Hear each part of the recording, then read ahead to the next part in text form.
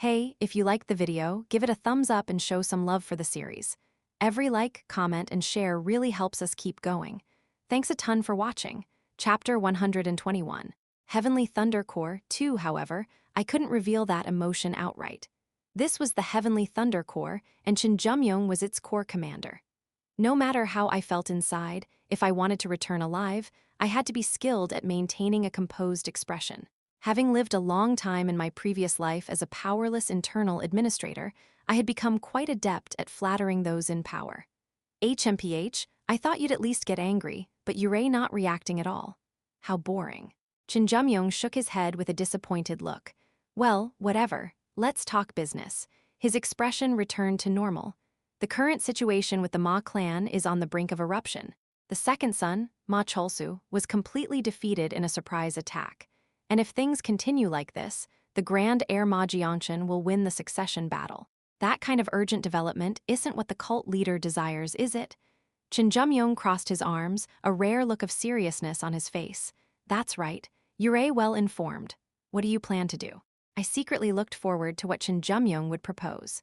After all, he was the so-called demonic brain of this generation, so I believed he would come up with some ingenious solution. However, regrettably, we have no choice but to give up on the Blood Dragon demonic clan. Excuse me? There's no way to intervene in the current situation. You won't interfere like you did during the incident with the Sa clan. At my question, Jin Yeomyung let out a scoffing laugh. That time, the Thunder Essence Fiend was cornered politically, so we were able to exploit that gap. But it's different now. Surely, the Sword Demon is observing the entire situation from deep within the Blood Dragon demonic clan. Clan Lord of the Blood Dragon demonic, Clan Sword Demon, Ma Xianghun. To be honest, if he had intervened, Ma Jiangchen's ambush would have been resolved in an instant, but he didn't seem inclined to move at all. That sly serpent is surely reconsidering the situation whether to end the succession issue now or let it drag on. I see. Indeed, if the Sword Demon was watching with sharp eyes, even someone like Jin Yeomyung had no room to maneuver. If you clumsily tried to meddle, you'd definitely suffer huge losses. At that moment, Jin Yeomyung muttered regretfully. It's unfortunate. Ma Jiangchen is close to the old folks of the Jin clan, so he'll surely become a political rival during the young cult leader's reign. What do you mean by that? Must I repeat myself? I've never heard that Ma Jiangchen was close with the elders of the Jin clan. It's a recent development. Jin Yeomyung smiled brightly and shut his mouth, clearly indicating he wouldn't give more information. Seeing that sly look on his face made my insides boil with frustration. Who's calling who a sly serpent, huh? Anyway, if Ma Jiangchen had joined hands with the Jin clan, it was no trivial matter. He originally had a timid personality that didn't match his overbearing demeanor, wasn't someone who would make such a bold move. Jin Yeomyung continued to stare at me with an unshakable smile, a look full of expectation waiting for something from me. Since I was the one in need here, I eventually let out a deep sigh and raised my white flag. If I manage to resolve this situation, what can you offer me in return? As if he had been waiting for this, Jin Yeomyung asked back, Is there something you want? Something I want? Of course there was. I want the personnel registry of the Heavenly Thunder Corps. Oh, that seemed to catch him off guard. His eyes widened. If it includes detailed personal information and not just names, all the better. The personnel registry, do you believe Yura qualified for that? I'll soon be officially affiliated with the Heavenly Thunder Corps, won't I? Our gazes met in the air. It's not like I planned to leak the registry somewhere else. The reason I wanted the registry was simple. First, to establish my position within the Heavenly Thunder Corps as quickly as possible. Second, to swiftly identify and gather information on the elders from the Jin clan who were on the young cult leader's side, my primary objective. And lastly, the personnel registry. Haha, the registry. His sarcastic tone cut into my thoughts. His eyes had turned cold and sharp. You're truly someone I can't let my guard down around. Elixirs, martial arts manuals, money, promotions, no. Instead you ask for a personnel registry. None of those other things really matter to me right now. Well, I suppose that makes sense if you're the grand heir of the Jin clan. Perhaps still conflicted, Jin Yeomyung tapped his desk lightly with his index finger and fell silent. After some time had passed, I can't give you everything. When you say everything, even within the Heavenly Thunder Corps, there are secret units directly under the Corps commander. No matter who you are, I can't reveal their existence lightly. I smiled inwardly. So he's admitting that such units exist. If they really existed, even if they weren't listed in the registry, I could find them another way. As long as the profiles of the Cheon clan elders are included, that's fine. I made it clear that this was my only concern. Jin Yeomyung nodded. All right. If you handle this matter well, I'll grant you the personnel registry you want and appoint you as a mid-level scribe. Thank you. Interestingly, members of the Heavenly Thunder Corps used the title scribe for their positions. Being a mid-level scribe wasn't a bad start at all. After the deal was made honestly, I am curious. How do you plan to handle this? Jin Yeomyung asked with clear intrigue on his face. The moment the clan lord finds out about our junior brother's existence, he'll try to eliminate you. That won't happen. Oh, and why is that? Because the clan lord of the Ma clan is the type of person who sees making external allies as a skill. Ally? Between you and Ma Cholsu? I shrugged my shoulders. The point is that as long as it doesn't become public, it's fine. I am not mobilizing the power of my clan, just moving on my own as a post-stage cultivator. The clan lord of the Blood Dragon demonic clan was, after all, a strict meritocrat. As long as the conflict didn't escalate into a full-blown clan-to-clan matter, he was someone who would tacitly allow it within reasonable bounds. Besides, it was the Grand Heir Ma Jiangchen who broke the rules first. What do you mean by that? You said it yourself, didn't you? That Ma Jiangchen has joined hands with the elders of the Cheon clan. I did, yes. The Ma Jiangchen I know isn't the type to act so recklessly without covering his rear. He clearly made a move because he has a solid backing. And you believe that backing is the Cheon clan elders? At the very least, it's not the Ma clan elders. They wouldn't dare move without gauging the clan lord's mood. A firm backing from the Cheon clan. And if he could crush Ma Cholsu in a matter of days, then it was a gamble worth taking for Ma Jiangchen. We have to rescue Ma Cholsu and somehow bring him back into the clan. If we can find evidence of the Cheon clan elders' involvement and present it to the clan lord, it would be ideal. HMPH, easier said than done. He wasn't wrong. It did sound easy. But how many hills would I have to climb to make that a reality? More importantly, Ma Jin Yeomyung, that guy, is the biggest variable in all this. The one who went berserk after the demonic chi soaked into his very bones and then disappeared. He might have done it to protect Ma Cholsu, but if he truly lost his mind in the process, I had no way of predicting how that variable would manifest. Very well. I'll be looking forward to your performance. Clap. Jin Yeomyung clapped his hands to give me a morale boost. I'll do my best to live up to your expectations. I bowed respectfully with a feigned expression of gratitude, but unlike my posture, my mind was racing. There's no way that's the whole truth. From the moment Jin Yeomyung approached Ma Jin Yeomyung and passed on some major technique, it was certain that he had directly or indirectly influenced this incident. I didn't know why he was putting on such a sly act in front of me, but depending on how he intervened, my entire strategy might need to change. Jin Yeomyung, there's no way you're simply following the cult leader's orders. After leaving his office, I stood for a moment, staring at the closed door. A late-night sky, not a single cloud in sight, lit by moonlight and stars. Despite the beauty above, the atmosphere in the Lesser Demon Hall remained wrapped in a bitter coldness. The training grounds were illuminated by torches on all sides. In the center of the grounds sat the young cult leader, Cheon Yura, gazing blankly up at the sky.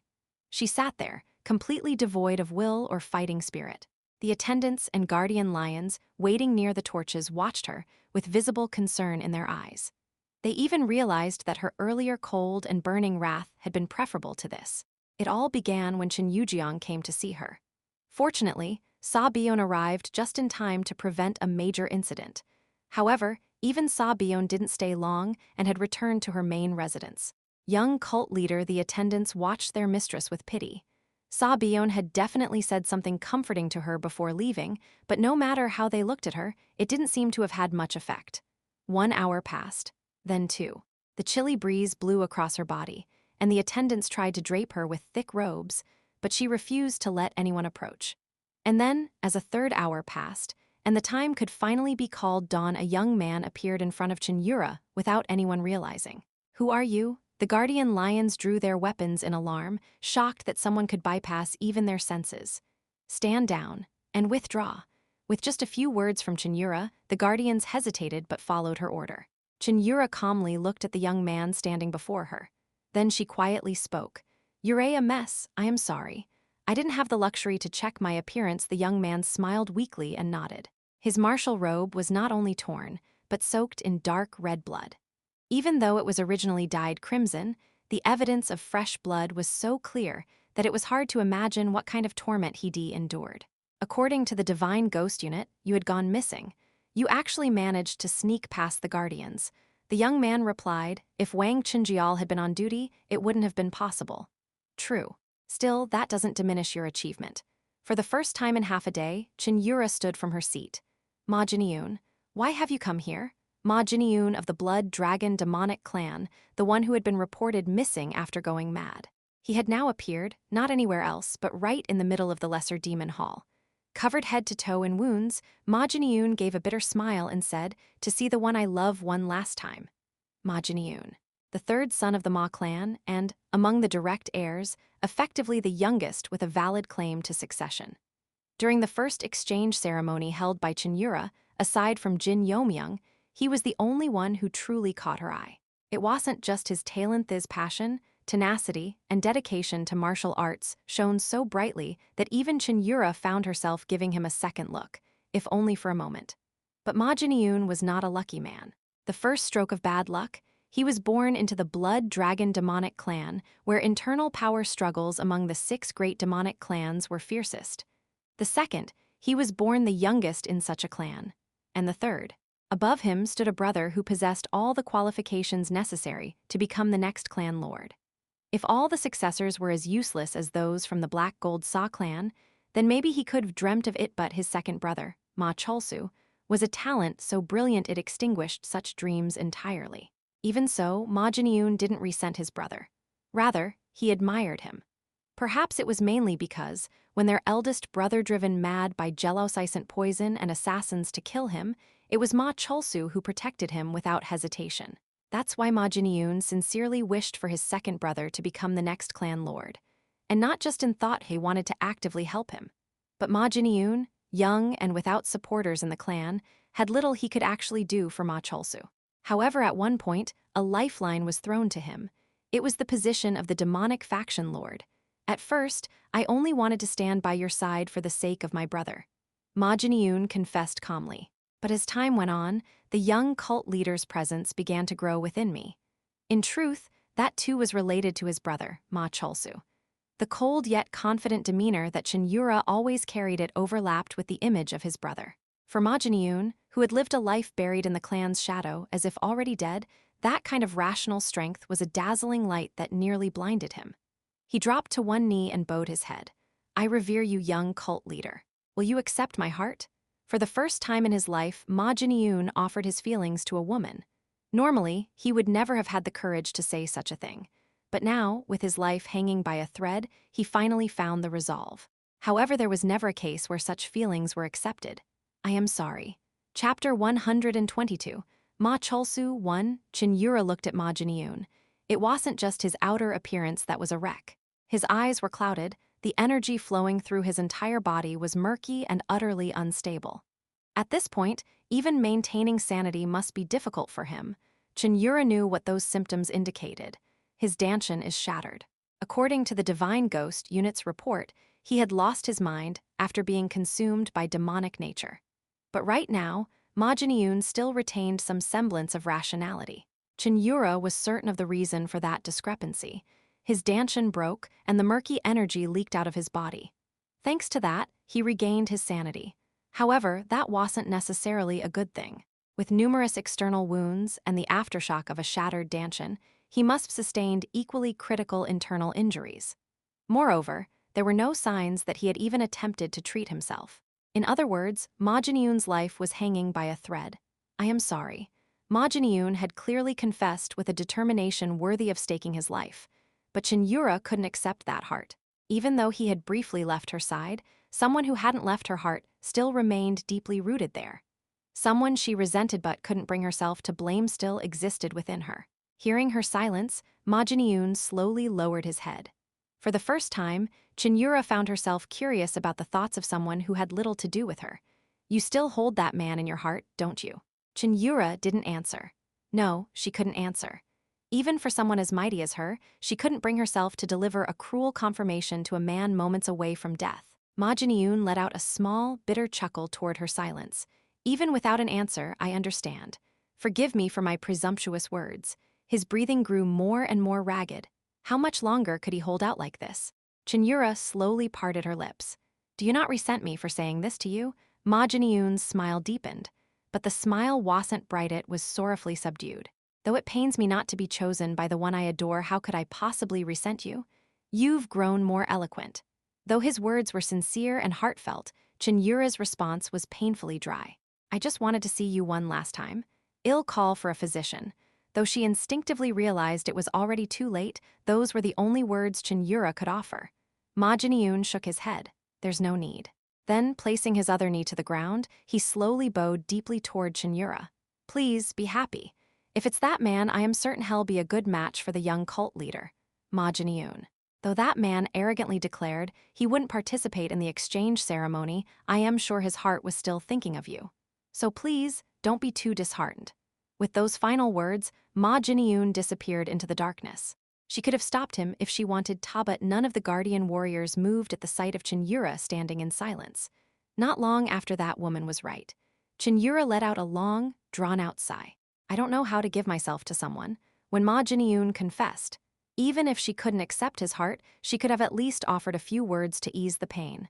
When Ma Jin-yoon faded away, to someone who was about to burn their last spark, she could have given a few words of encouragement. But Cheon Yura said nothing. No, she couldn't say anything. She was still too immature and foolish to respond to another's heartfelt feelings. If only I'd ever been loved, maybe I'd know how to give love in return. Jin Yeomyung, what am I supposed to do in moments like this? No answer returned to her question. As soon as my deal with Jin Yeomyung concluded, I took Gu Chil with me and set out to find Ma Cholsu. Gu Chil asked nervously, will we be able to find him in time? In this vast expanse of the 10,000 mountain range, we have to. No matter what. The 10,000 mountain range, said to hold a full 10,000 peaks. Even if there weren't literally 10,000, the place was so vast that it could swallow up an entire nation. Looking at the endless forest of peaks and mist stretching before me, I couldn't help but groan inwardly. If the Underworld King's unit had already been rebuilt, this is exactly when I'd use them. What a shame. At least 5 more years are needed before they'll be trained enough to be useful. Thanks to my full support recently, Myung-oh had managed to rebuild the Underworld King's unit. We scouted for talented individuals from the lower ranks of the Hidden Shadow Valley and the cult. Several retired assassins were tracked down and hired as instructors to train them rigorously, day and night. That was why Myung-oh couldn't accompany me now. Finding him is one thing, but doing so without clashing with the Ma clan is practically impossible. The Ma clan won't be here. What? How can you be so sure? Because Ma Jiangchen's victory condition doesn't require killing Ma Cholsu. Gu Chil's eyes widened. What do you mean? I kindly broke it down for the still confused Gu Chil. As long as Ma Cholsu doesn't return to the Ma clan, Ma Jiangchen wins. There's no reason to send search parties far and wide. All he has to do is tightly guard the area around the clan. Ah, and this is just my speculation, but I paused for a moment, then continued. Even if he wanted to kill Ma Cholsu, Ma Jiangchen can't blatantly mobilize the Ma clan's forces. The Ma clan's internal power struggle wasn't over yet. When Ma Jiangchen ambushed Ma Cholsu, the force he used consisted solely of his private soldiers. Not a single elder or combat unit what could be called the Ma clan's true power had been mobilized. Seeing how Ma Cholsu had collapsed so blatantly, it was possible the Jin clan had secretly lent him help, but that was something to ask Ma Cholsu about later. Anyway, even if the Ma clan isn't here, I can't just openly unleash Jin clan martial artists. But if we can find Ma Cholsu, it'll still be a winnable fight. All right, but the problem is, how do we find him? Well, in that regard, I did get a bit of help. Help! Surprisingly, the Lord of the Heavenly Thunder Corps offered to lend us some people. Honestly, even as I said that, I couldn't shake off a sense of unease. Jin Yeomyung wasn't the kind of man to offer favors to others without a hidden motive. Clearly, he was scheming something. I don't know what he's thinking, but if he's offering help, well, take it. We're in no position to be picky. Please be cautious. If it's Jin Yeomyung, I am sure he's plotting something wicked. Gu Chil, who had been burned by Jin Yeomyung in the past, clenched his teeth and radiated hostility. I sighed in agreement. Who anyway, the meeting point with the people he's sending isn't far. Let's head there first. Understood. He hadn't said how many people he'd be sending. He'd only said that they were quite capable and interesting. Interesting people, huh? It wasn't like him to describe his own subordinates as interesting. Who exactly are these people he's sending? This was something I'd only understand by meeting them. With those complicated thoughts in mind, I eventually reached a hidden clearing nestled between mountain valleys. And then, it's an honor to meet you for the first time, young Master Jin. A man completely wrapped in white cloth from head to toe greeted us. Is he a germaphobe? He was so white, it was the first thing that came to mind. Are you the envoy of the Lord of the Heavenly Thunder Corps? Yes. I was ordered by the Lord to temporarily assist you, young Master Jin Yubasta. The man's words never reached their end. Gu Chil suddenly erupted with fury and charged at the masked man like a man possessed. What the? You traitorous bastard. How dare you show your face? Gu Chil, what the hell are you doing? I urgently tried to stop him, but Gu Chil had already lost all reason and swung his blade at the white-masked man. But then clang. The opponent blocked Gu Chil's swift sword strike, which was fast enough to surprise even Mew without even moving an inch. Clang, clang. Gu Chil's blade was completely blocked by the other man's sword. The masked man, called Yeo-myung, smirked faintly at Gu Chil.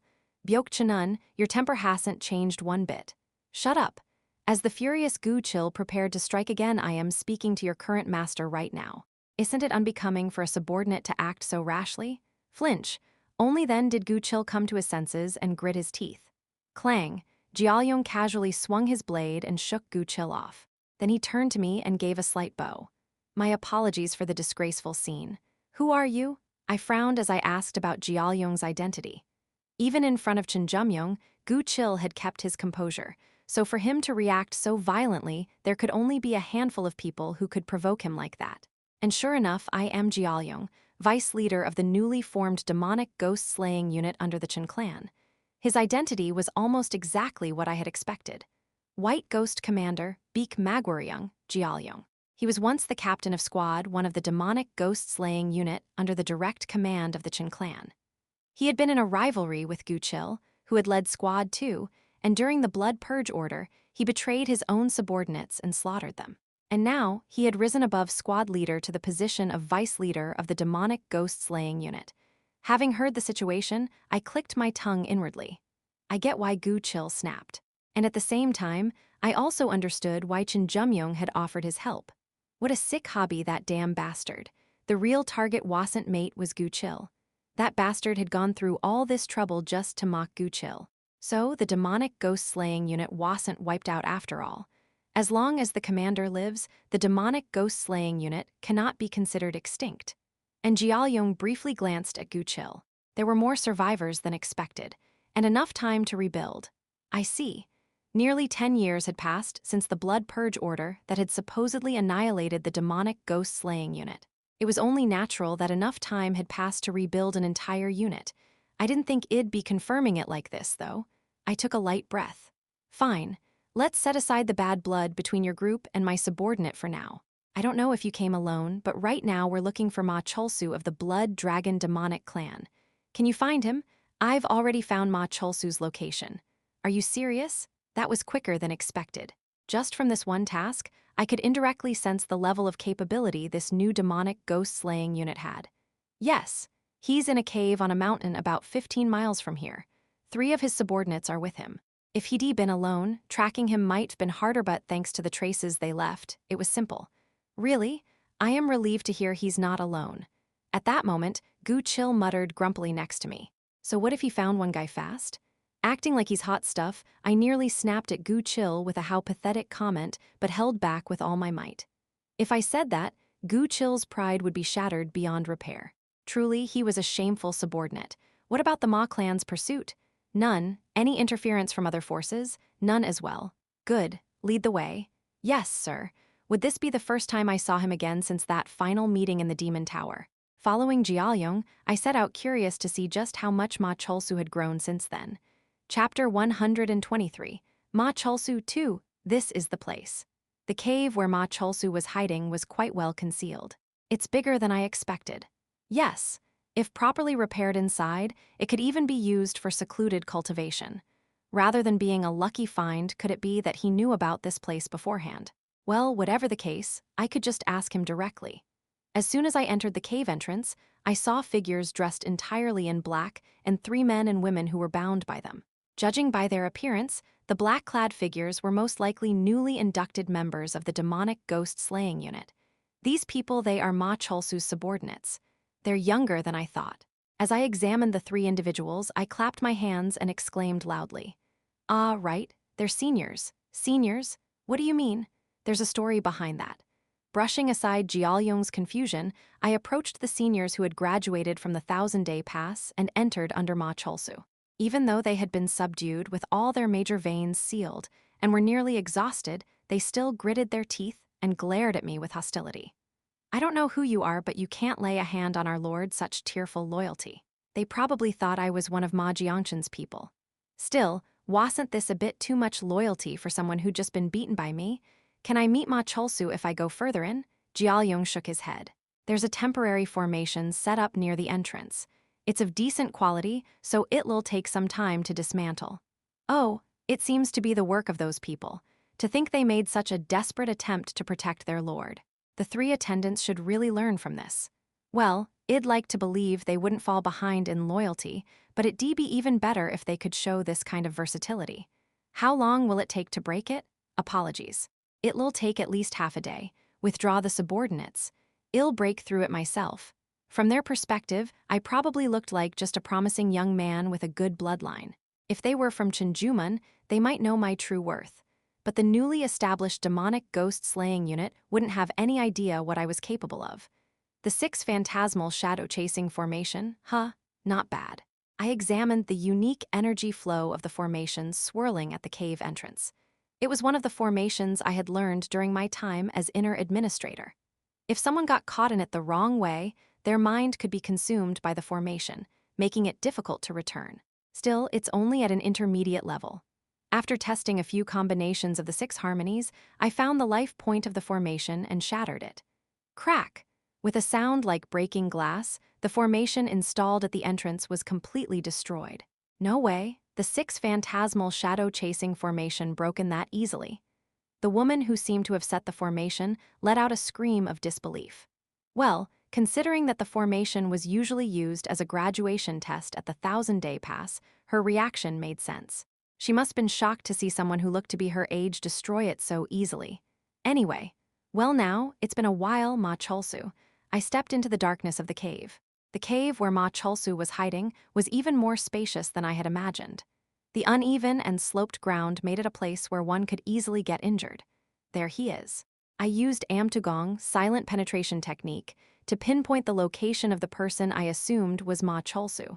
He's crouched down and resting. Is he hurt? Just by looking at him, I could tell he had the posture of someone who'd lost confidence. Flinch. As I deliberately made my footsteps louder, Ma Cholsu finally sensed my presence and reached toward the sword beside him. And the moment I called out to him, "Hey!" Flash! Ma Cholsu suddenly launched a surprise attack. And this guy's supposed to be the hope of the Ma clan? I could have ended this in a single move, but I decided to go along with it for a bit to see how much he had improved. Clang. His first ambush was nullified by a quick draw of my sword, and immediately, Ma Cholsu unleashed a crimson sword chi, attacking with fierce momentum. Oh, Blood Dragon Heaven-Slaying Sword Art. A good choice.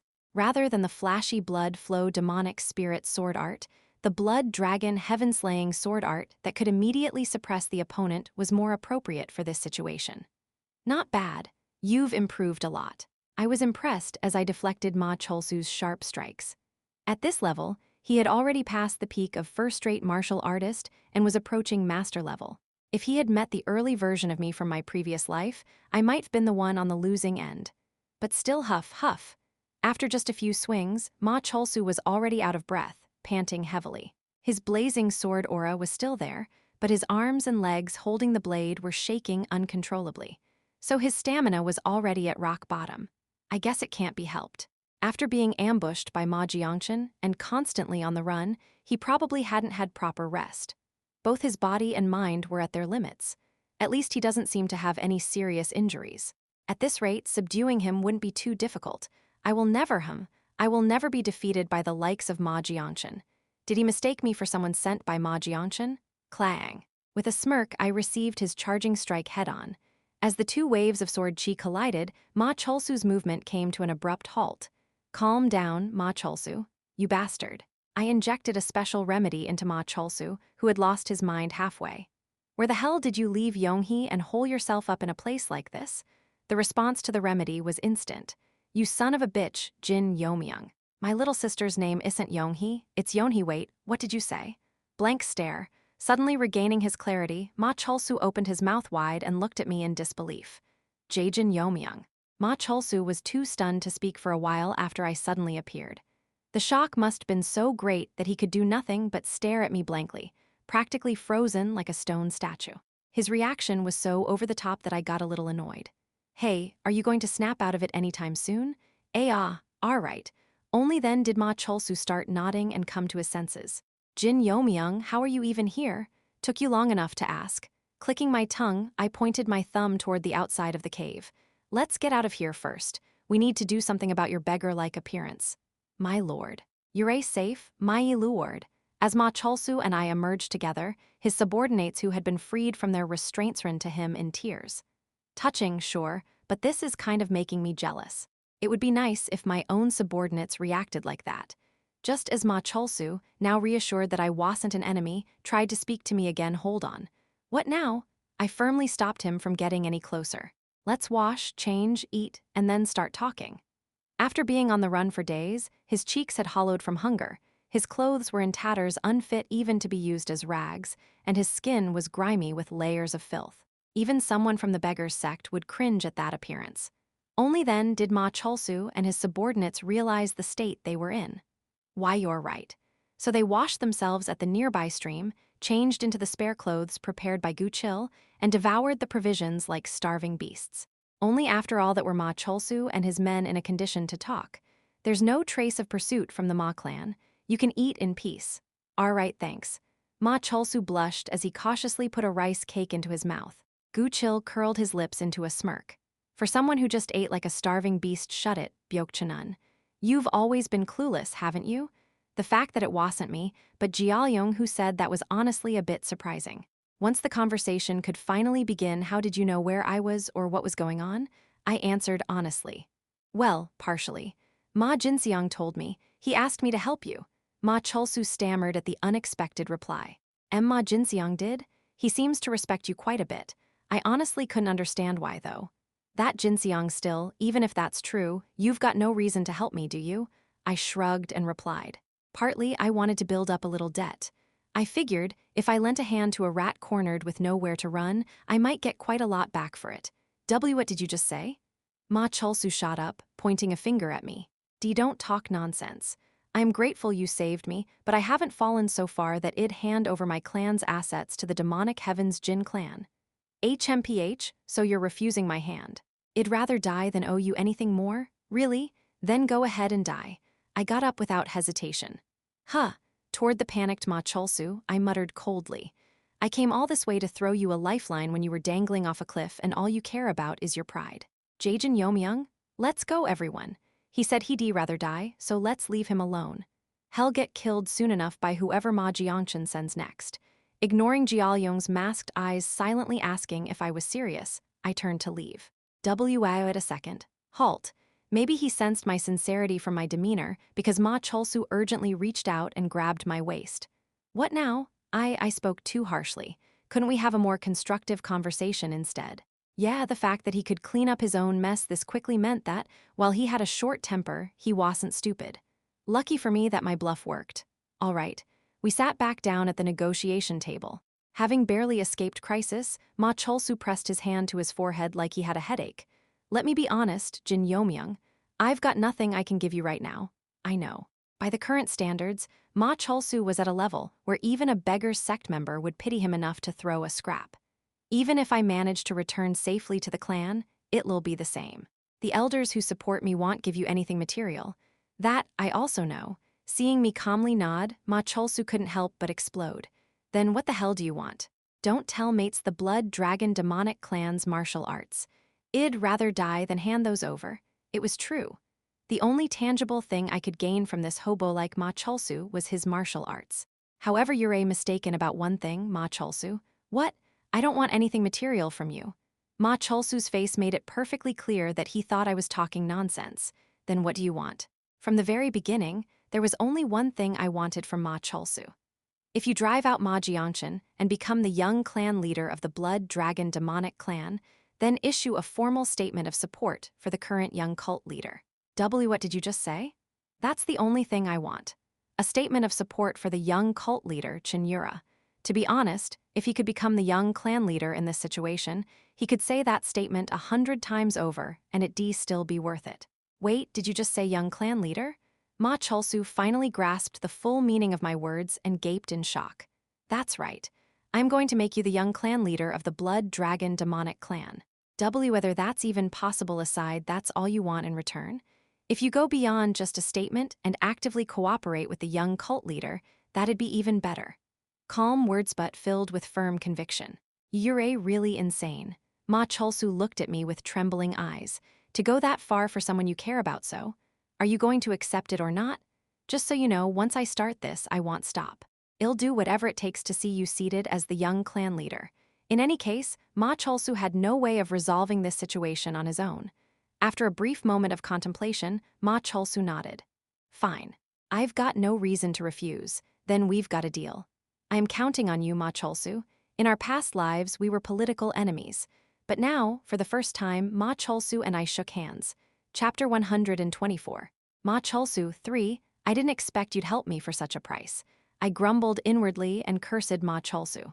What do you mean, such a price? I was desperately holding myself back from asking for something in return too. Whether or not I could get anything from Ma Cholsu was beside the point right now. I was in no position to receive any compensation. I have to hide my identity while helping him. If I take anything material, it leaves evidence. If that happened, the Ma clan could easily accuse me of meddling in their internal affairs and break the agreement. Suppressing my simmering frustration, I pulled out a piece of paper from my sleeve. All right then, stamp your blood seal on this. At my words, not only Ma Cholsu but even his subordinates were startled. Wait a second. A blood seal? What are you talking about? We can't leave such an important agreement with just verbal confirmation, can we? Of course we need proof. Proof? That's hey, Ma Cholsu. I did my best to suppress my expression into a cold glare. As you said, compared to what I am doing for you, what I am receiving is laughably small. So is it really too much to ask that I at least get that tiny reward with proper proof? Ma Cholsu's voice immediately shrank. And no, it's not too much. Right? Then stamp it. Gu chill, give me a dagger. Here it is, sir. Was this what it felt like to make a deal with a devil? Ma Cholsu looked at the prepared contract and tightly shut his eyes. Still, I shouldn't be losing anything from this deal, right? But the atmosphere made it feel like he was taking a huge loss. Still, Ma Cholsu had no other choice. Here, it's done. Good. Seeing the blood seal stamped with his thumb, I let out a sly chuckle inwardly. You're not getting out of this now. This would be a powerful weapon in case Ma Cholsu ever failed to keep his promise. Even if he became the clan head, if this contract ever got out, he wouldn't be able to make a move against me. Good. Since the contract is established, let's move on to the serious talk. Ma Cholsu, in your current situation, what do you think is your winning condition? Ma Cholsu thought for a moment before giving a conclusion almost identical to what I had previously said. To overcome all obstacles and reach the clan head. Just as I thought. Ma Jiangchen ambushed me, violating the family rules. That's not fair competition, it's a breach of the bloodline regulations. If I can get to the clan head and report him, I can turn things around. Even if it was too much to expect Ma Jiangchen's complete downfall, Ma Cholsu could at least gain an edge in the race for the successor position. Then how much time do you think is left? This time, he answered more quickly. 6 more days, so 10 days in total. 4 days had already passed since the initial ambush. According to Ma Cholsu, he needed to return to his position within the remaining 6 days. I fell into thought for a while before speaking up. Ma Cholsu, was the Cheon clan involved in this? How did you know? Because you collapsed too easily. There were 3 graduates from the 1,000-day pass guarding Ma Cholsu, but they weren't the only ones he had recruited. They were people limited by their birth, but with talent good enough to be useful, right? The main reason Ma Cholsu had managed to drive out Ma Jiangchen was thanks to the efforts of these people who didn't care about working in either light or shadow. He wouldn't have prepared so sloppily as to collapse in a single ambush. What exactly happened? Well, it was when I was checking the Ma clan's internal businesses and returning that's when Ma Jiangchen ambushed us with about 30 subordinates. How many were with you at the time? About 15. That should have been enough to escape, as long as it wasn't a head-on fight. But then, some old men suddenly blocked our retreat. Old men? I had a rough guess as to who they were. They were all wearing masks. They said they were there to ensure a fair fight, then surrounded us and refused to let us go. Did they use martial arts? Ma Cholsu shook his head. No, at least not outwardly. Outwardly. No matter what we tried, none of my men could break through and get past them. I stroked my chin, imagining the situation. An invisible formation, or perhaps a type of mental manipulation? Maybe. They were definitely masters beyond the wall. What weapons were they carrying? None. They all fought barehanded. I see. Only the Chin clan could mobilize experts of that level. If Jin Yeomyung hadn't broken through the encirclement, by now Jin Yeomyung.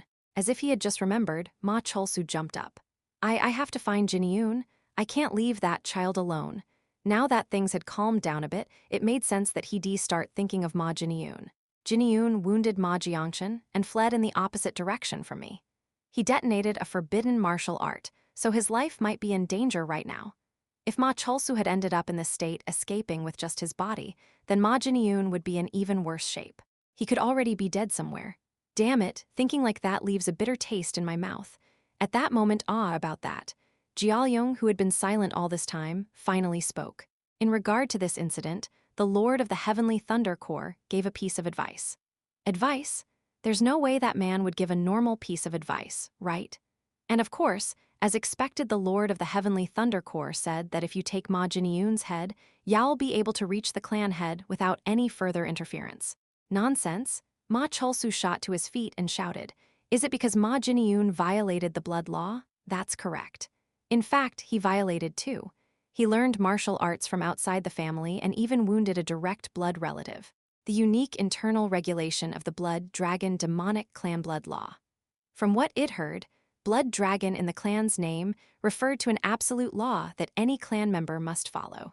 Apparently, this blood law was established after some massive incident when the clan was founded by the first heavenly demon. Wasn't the first clan head a woman? Maybe that has something to do with it. I shook off that random thought and turned my gaze to Ma Cholsu. As expected, he responded with intense resistance. You want me to do something that filthy? It's the most certain way to turn the situation around, regardless of how close their brotherly bond was. If Ma Cholsu just informed the Ma clan that he'd be bringing the head of Ma Jin Yeomyung, who broke the blood law, could immediately eliminate all obstacles and reach the clan head. Say yes. Deep down, I hoped Ma Cholsu would choose that option. Regardless of what scars it left him, why take the long way when there's a faster route? But I can't do that.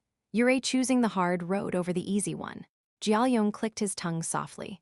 How could I abandon my brother? I can't do it.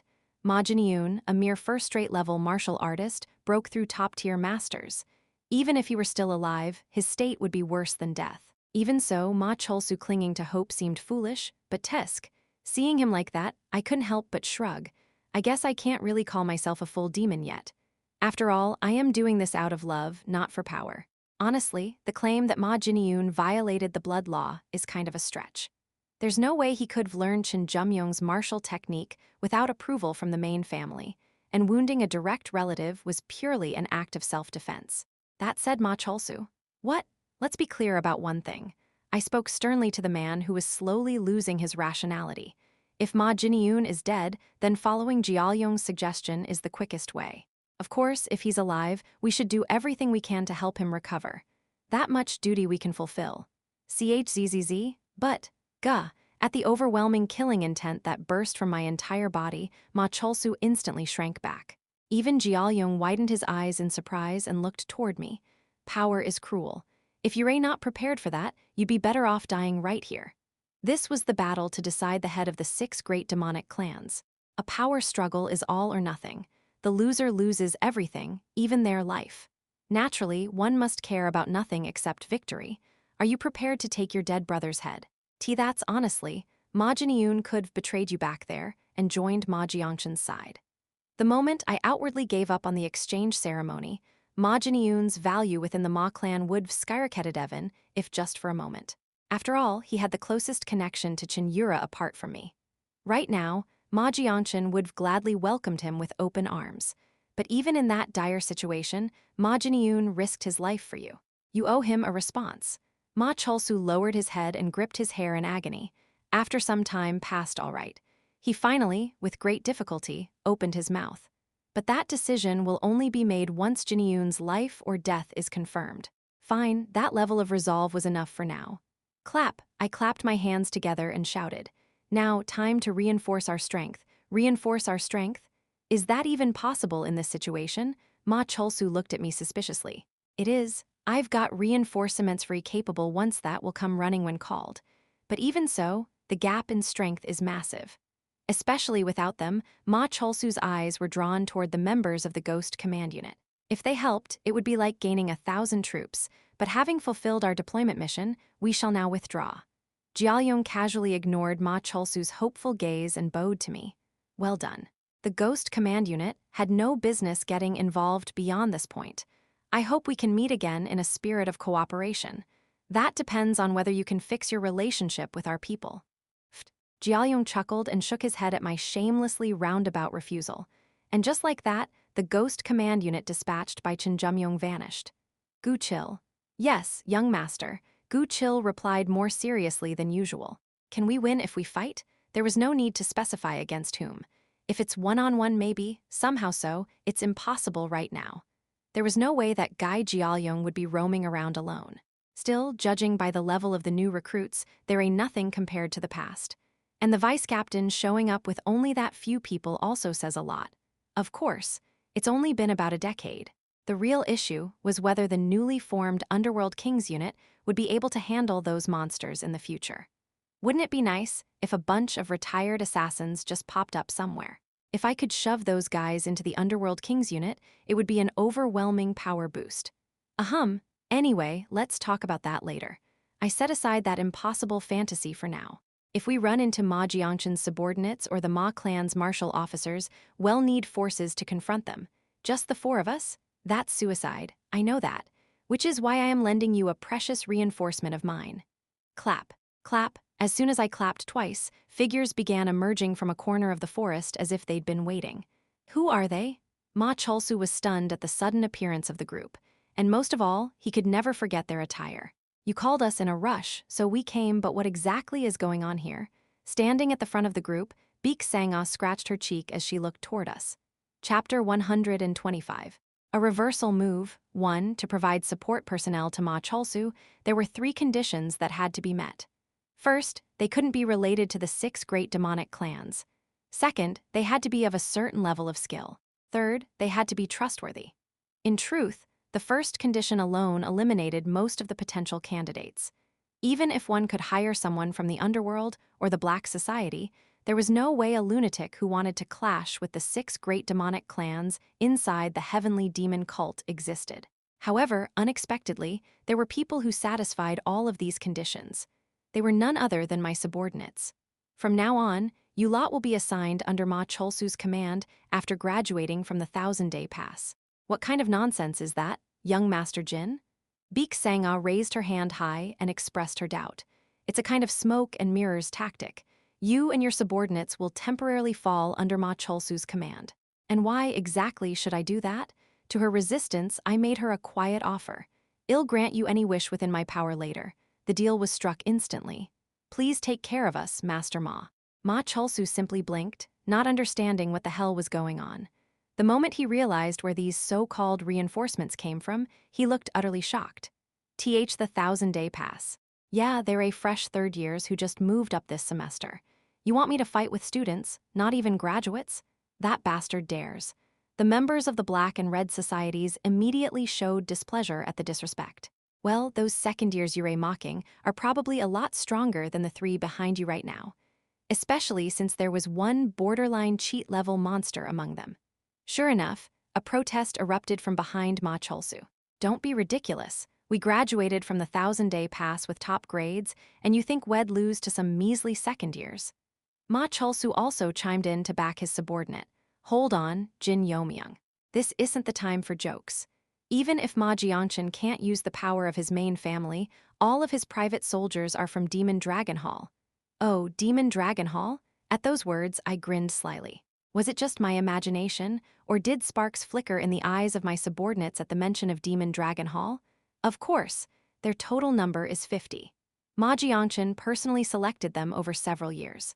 All of them are between the master level and first rate. I stroked my chin and asked, master level to first rate, huh? Any chance there's a transcendent among them? What kind of bullshit is that? Of course not. Ma Cholsu truly treated my question as complete nonsense. Even if they graduated from Demon Dragon Hall, given Ma Jiangchen's age, his people would be in their late 20s to early 30s at best. To reach master level at that age already meant being called a genius. Tusk, looks like my standards have become way too high. Considering someone like Pa Yongyong, who was around that age, still hadn't reached transcendence, my question had definitely been nonsense. Well, it's not like such a cheat-level existence would pop out so easily. My eyes briefly brushed past Beek Sangha. She was now fidgeting with her sword hilt, clearly riled up just from hearing the name Demon Dragon Hall. The woman once called the sword flower, how did she end up like this? My karma with Beek Sangha really ran deep. Well, whatever. If you're that skeptical, then why don't we confirm their skills first? How about a light spar? This is not the time for games. If my subordinate loses, I'll grant you any request, no matter what it is. Flinch, Ma Cholsu's expression hardened as I came at him with full force. Are you serious? I am serious. Though he probably couldn't afford to waste even a minute if he wanted to go save Ma Jinyun right away, he had no choice but to take this deal. I am Gabyuk. Yes, my lord. Show the 1000-day pass juniors the difference in skill. By your command. The one called Jang Han, who had previously been subdued by a member of the Ghost Command Unit, stepped forward. He had been completely drained earlier, but now he was close to full recovery. Immediately, my subordinates including Beek Sangha started glowing with anticipation, begging to be sent in. Now then, who should I pick? Present here were Beek Sangha, the 3 attendants, and even San Dojionfiv in total. Sending Beek Sangha or San Dojian would guarantee an easy win, but my choice was Beeksa. Yes, my lord. Beeksa, leader of the 3 attendant, leapt forward with excitement. If you lose, you die, of course. I shall dedicate the glory of victory to my lord. Beeksa drew his sword, practically trembling with excitement. After pouring rare medicine and teaching him the supreme tyrant art along with a whole bunch of martial arts, it's about time for a midterm test. If the opponent was a graduate of the 1000-day pass, it would be a fair comparison. A second-year junior, the one called I am Gabyuk, who had remained by Ma Cholsu's side until the end, seemed to have the best skills among his group. My lord is in a hurry, so let's finish this quickly. TSSSSS, a reddish sword chi began to form on his blade. Judging by the color, it seemed he had inherited part of the Blood Dragon demonic clan's martial arts. I am Gabyuk shouted confidently at Beeksa. A brat who can't even use sword chi dares to step up. Wait, what? I'm Gabyuk's eyes widened in disbelief. From the sword of the junior he just looked down on, brilliant black sword chi was surging forth. Moreover, even at a glance, the purity of that sword chi was clearly far superior. What is this? Not even from Demon Dragon Hall how does a second year from the 1000-day pass have sword chi? Senior ready to get humiliated? Beeksa charged at I am Gabyuk, wielding the supreme tyrant art. Caught off guard by the unexpected turn of Avenchi's mental defense crumbled. Beeksa, who knew the nature of backalley fighting better than anyone, relentlessly pressed his opponent, not allowing even a sliver of opportunity to show off any skill. And the result T10 seconds flat. Beeksa, a full head shorter than his opponent, had gone absolutely wild, overwhelming I am Gabyuk and forcing him to surrender. Since he constantly carried black iron balls on him, he could easily overcome ordinary differences in external energy. More than anything, the amount of resources I've poured into him is on another level. It's only natural. With his own desperate effort added to that, the result was obvious. I casually reviewed the match between Beeksa and that whatever fellow. This can't be happening. Ma Cholsu stared blankly at his subordinate's defeat, his eyes filled with disbelief. I am Gabyuk was his only dependable card in this situation, and he had lost so easily. So, do you get it now? The rest of them are all at that level too. I can't believe it. Yeah, want to try again. Ma Cholsu nodded and sent out another subordinate. I shrugged and sent out San Dojian. In just a single second, Ma Cholsu's subordinate was sent flying by San Dojian's puncha, result even more brutal than before. After my subordinates had thoroughly soothed the seniors from the 1,000-day pass, I turned to the still stupefied Ma Cholsu and began explaining the general plan. No matter how many private soldiers Ma Jiangchen has, the truth is not what matters. I sketched a rough image of the Ma clan's main estate with a twig as I spoke. The real threat is the elders behind him. Considering the scale of the Ma clan's main house, it wasn't feasible to maintain surveillance with just a few dozen people. But the moment Ma Cholsu attempted to infiltrate the estate, his movement would be instantly detected by the eyes and ears of those elders. Even a little interference would result in immediate failure. Only then, snapping out of his shock, Ma Cholsu let out a frustrated groan. Then what the hell am I supposed to do? To be honest, even with this force, the odds of you breaking through to the clan head's quarters are slim. And if Ma Jiangchen goes all in with his forces, you're finished. Even if Beek Sangha could break through Ma Jiangchen's private army, there was no way to also defeat the elders operating within the main house. Then there's no way. I shook my head. No, there is a way. Among the 36 stratagems in military strategy, there's one called luring the tiger away from the mountain. You're not going to the clan head's quarters. The core of this method is you draw the clan head out. The clan head of the blood dragon demonic clan, the heaven-piercing demonic sword, the sword demon, the number 1 sword of the demonic faction. All of these referred to one mana middle-aged individual named Ma Xiangwen. He had built the blood dragon demonic clan into one of the strongest forces among the 6 great demonic clans, rivaling even the Pa clan. Accordingly, his prestige and power were immense. Despite seemingly lacking for nothing, Ma Xiangwen had recently begun to think that he had failed in raising his son properly. I am disappointed. In front of Ma Xiangwen lay his eldest son, Ma Jiangchen, bowing in apology. I'm sorry to think that I would ever feel envy toward the Jin or Pa clans. Flinch, tremble. His tone was calm, but the comparison to none other than the supreme leader of the Pa clan made the message clear. Ma Jiangchen understood just how enraged his father truly was. You weren't given little. Even if you'd done nothing, you were already the next head of the blood dragon demonic clan. That is, and yet, what were you lacking that you dared bring in the Qin clan bastard 7 going so far as to violate the blood law? The involvement of the Qin clan elders during Ma Jiangchen's ambush on Ma Cholsu had long since been exposed. Even if he hadn't relied on them directly, trying to cover the sky with his palm was something Ma Xiangwen would never tolerate. Fine, let's say if I were being extremely generous that bringing in the Qin clan could be overlooked. If the process and the result turned out well, even outside help could be forgiven. But because of your stunt, our blood dragon demonic clan now looks like it's playing both sides within the Qin clan. The problem wasn't the outcome, but the fact that the process had become a tangled mess. That was the real issue. You do understand that Jin Yeomyung is currently the closest to becoming the demonic faction lord, filling the spot left by the fallen son of the demonic heavens Jin clan? Why yes, I do. Even if he doesn't become the lord, by simply supporting Jin Yeomyung, we've already made our stance clear in support of the young cult leader. And yet, this grand family strategy had been arbitrarily altered by a mere acting heir. The Qin clan elders you sided with are the ones trying to install someone else as the young cult leader. If the cult leader finds out about this, what do you think he'll believe about me? About our blood dragon demonic clan. If you're going to switch sides, you might as well do it decisively. The current cult leader was absolute. At least until the end of his reign, it was suicide to bare one's fangs. Everyone in 10,000 Mountain will call us fools. That will never happen. Do you want to end up like the eldest son of the Black Gold Sa clan? Ma Jiangchen's face twisted in fear as he remained prostrated. The story of Sa Bihwen, eldest son of the Black Gold Sa clan, being utterly outdone by his much younger sister, was currently well known within the 6 great demonic clans. What the clan head was saying was a veiled threat. Do you want to be discarded? And no, I won't let that happen. Ma Xiangwen's voice suddenly turned gentle. Jiangchen, yes, father, you are the eldest son. Because of that, he had been entrusted with much even before officially becoming the successor. Because of that, he had yet to be punished, despite violating the clan's code. Ma Xiangwen's favoritism toward his eldest son ran deeper than one might expect. This is your final chance. His voice drilled into Ma Jiangchen's ears. Erase all evidence within 2 days, and bury all traces of your wrongdoing. Erasing the evidence meant cutting all ties to the Chen clan.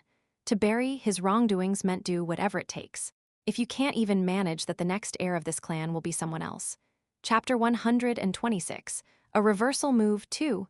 Yes, I will keep that in mind. Ma Jiangchen hurriedly bowed his head. Since the clan head had spoken this directly, failure would mean his own destruction. Go. Yes, sir. Unable to hide his conflicted thoughts, Ma Jiangchen hesitantly exited the clan head's hall.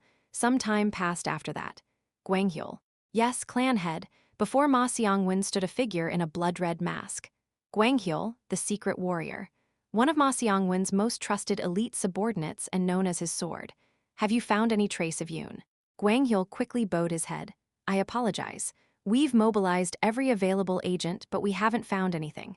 Keep a close watch on Cholsu's surroundings. He must be found. If capturing him alive is impossible. Yes, I understand. There was no need for him to finish the sentence. Guanghyul already knew what it implied. A chilling, killing intent glinted in Ma Xiangwen's eyes. We must also find the fiend responsible for this chaos. It must be one of the elders of the Chen clan. Even if it was the Chen clan, it was unforgivable. His favoritism toward his eldest son was one matter, but he would make them pay for daring to toy with the bloodline of the Ma clan. Suppressing his emotions, Ma Xiangwen let out a deep sigh. If only that child had followed Jiangchen, my heart might have been at ease. Guanghyul said nothing in response to Ma Xiangwen's lament. He was a secret warrior who followed only the will of the clan head. A figure akin to the Ma clan's version of Jin clan's 10 demonic secrets. Because of that, he shared most of the clan head's secrets and weaknesses, but also, because of that, he could never speak lightly. This time, you must bring back results. I obey.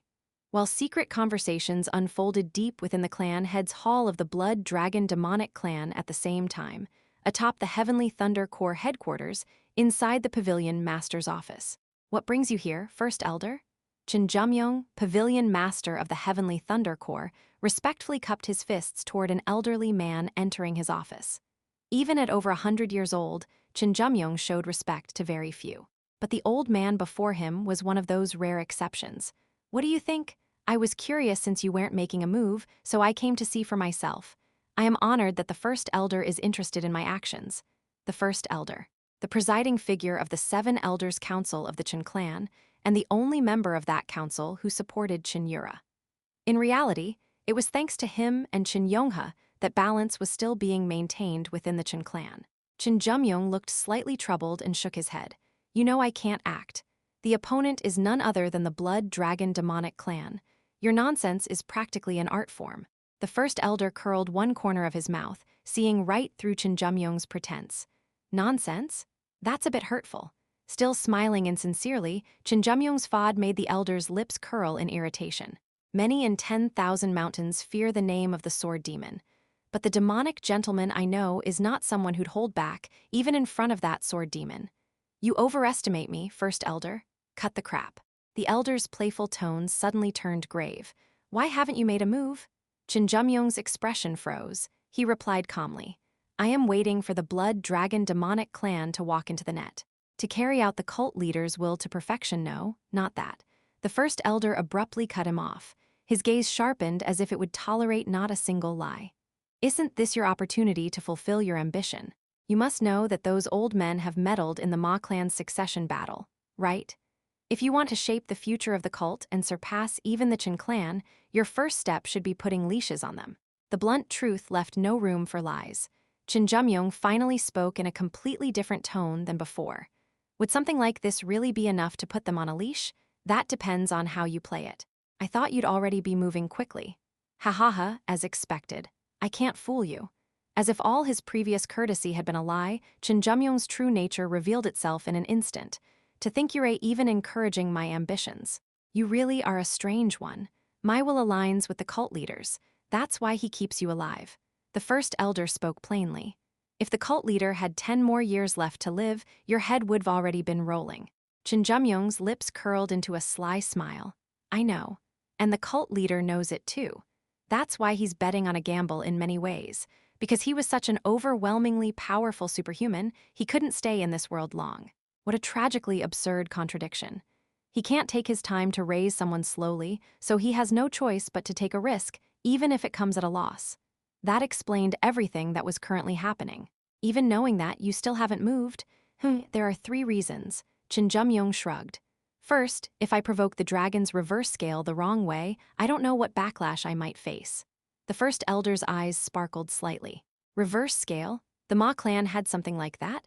Within the Ma clan, probably only the clan head himself knows about it. How can you be so sure? Because he would have killed off anyone in the clan who knew about it. I found out purely by chance. And that reverse scale is related to the current situation? Yes. With the disappearance of the Ma clan's second son, Ma Cholsu, there are signs that reverse scale is awakening. Not planning to tell me what it is, are you? Hee, not even you get that for free. The first elder stroked his beard and shook his head. HMPH. Fine, what's the second reason? I want to confirm it for myself. Confirm. Whether that brat can really take my place. Take your place? The first elder gave him a look of utter disbelief. You're clearly talking about the Jin clan's eldest son, right? You can't possibly mean handing over the position of Heavenly Thunder Pavilion Master. Jin Yeomyung did not deny it. That's right. From my perspective, the cult leader is testing him, to see whether that brat is capable of replacing me. The implication in those words was by no means light. And the fact that Jin Yeomyung himself brought it up meant the possibility couldn't be ignored. From what I've heard, that brat has fallen out of favor with the cult leader. Outwardly, yes. But from what I can tell, that's not the case. If the cult leader truly found his existence unpleasant, he would have killed him Jin clan or not. That makes sense. The first elder nodded quietly. It was something the cult leader was fully capable of. So, if the Jin clan's child is really that remarkable, what do you plan to do? Well, what should I do? Jin Yeomyung spoke ambiguously, withholding a proper answer. Care to make a guess? His tone had returned to polite formality, as though concealing his true thoughts. No thanks. The first elder waved him off with a weary expression. There was no reason to waste mental energy on something that wouldn't be revealed anyway. So, what's the third and final reason? Jin Yeomyung grinned. The first elder felt like he was looking at a devious court eunuch with that smile. I already planted the seed long ago. Right now, I am simply watching that seed sprout. You're saying we should lure the clan head outside. Ma Cholsu looked dumbfounded after hearing my plan. Yeah.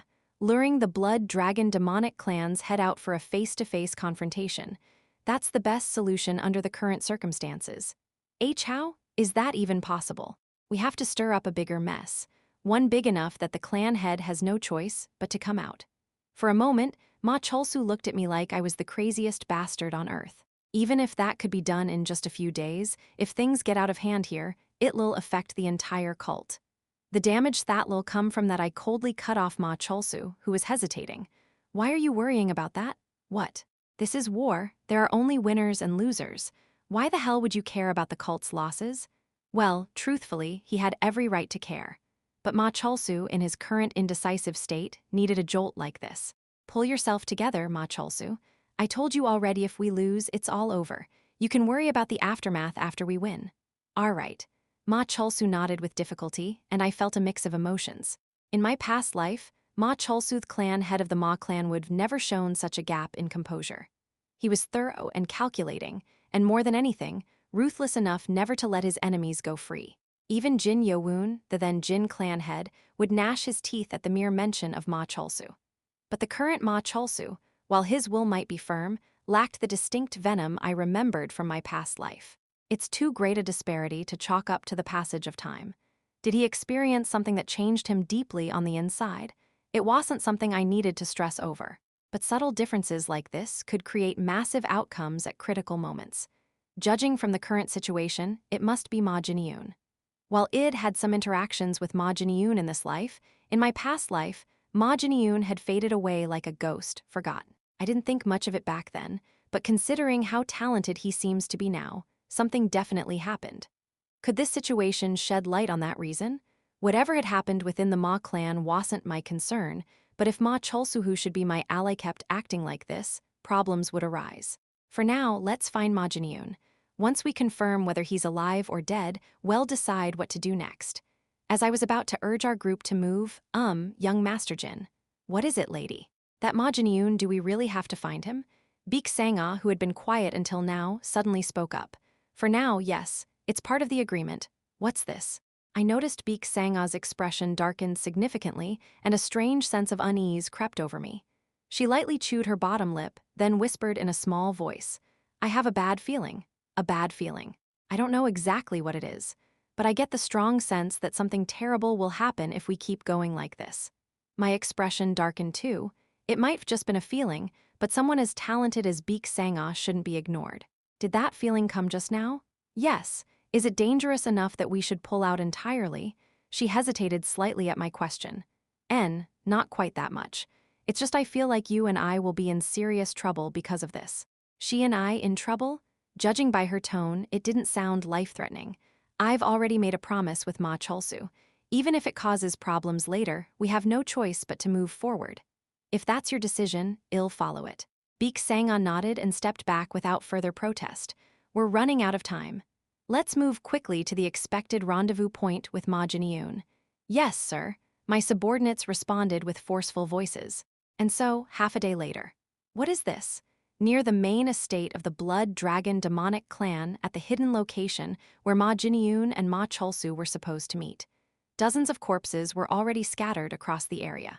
We're too late, and standing amidst those bodies was a familiar figure. Lady Cheon Yura, the rival of Cheon Yura, the one who had declared she would make me hers, Cheon Yura, had suddenly revealed herself. Chapter 127. A Reversal Move 3. Why is Cheon Yura here? And what exactly is this situation? Yet even in this strange and gruesome scene, my mind remained remarkably clear and aware of reality. Lady Cheon Yura. Even amidst this blood-drenched carnage, Cheon Yura responded to my words with calm grace. It feels like it's been a while. Have you been well? Our relationship and the current situation are both far from appropriate for such greetings. That's true. Cheon Yura nodded without resistance. Even as we exchanged words, my mind and eyes were desperately trying to assess the situation. It was then that Ma Cholsu, who had been inspecting the corpses, gritted his teeth and shouted, "These bastards, it's the Blood Flow Sword Squad. Blood Flow Sword Squad? They're the personal assassins of Elder Ma Gawun. Their level rivals the 34 demon squads. Elder Ma Gawun? I had vaguely heard the name before. Yeah, he's one of the elders of the Ma clan and one of Ma Jiangchen's most fervent supporters. I felt my mind beginning to tangle with complications. Even if Ma Gawun was an elder of the clan, meddling like this would be hard to cover up afterward. Ma Jiangchen's crossed the line, but that wasn't the real issue. Is this Ma Jiangchen's will or the clan head's will? Depending on which it was, the difficulty ahead could differ immensely. As the thoughts crowded my head, I lightly shook it with a faint sigh. If they had just been waiting here from the beginning, the situation would have been clearer.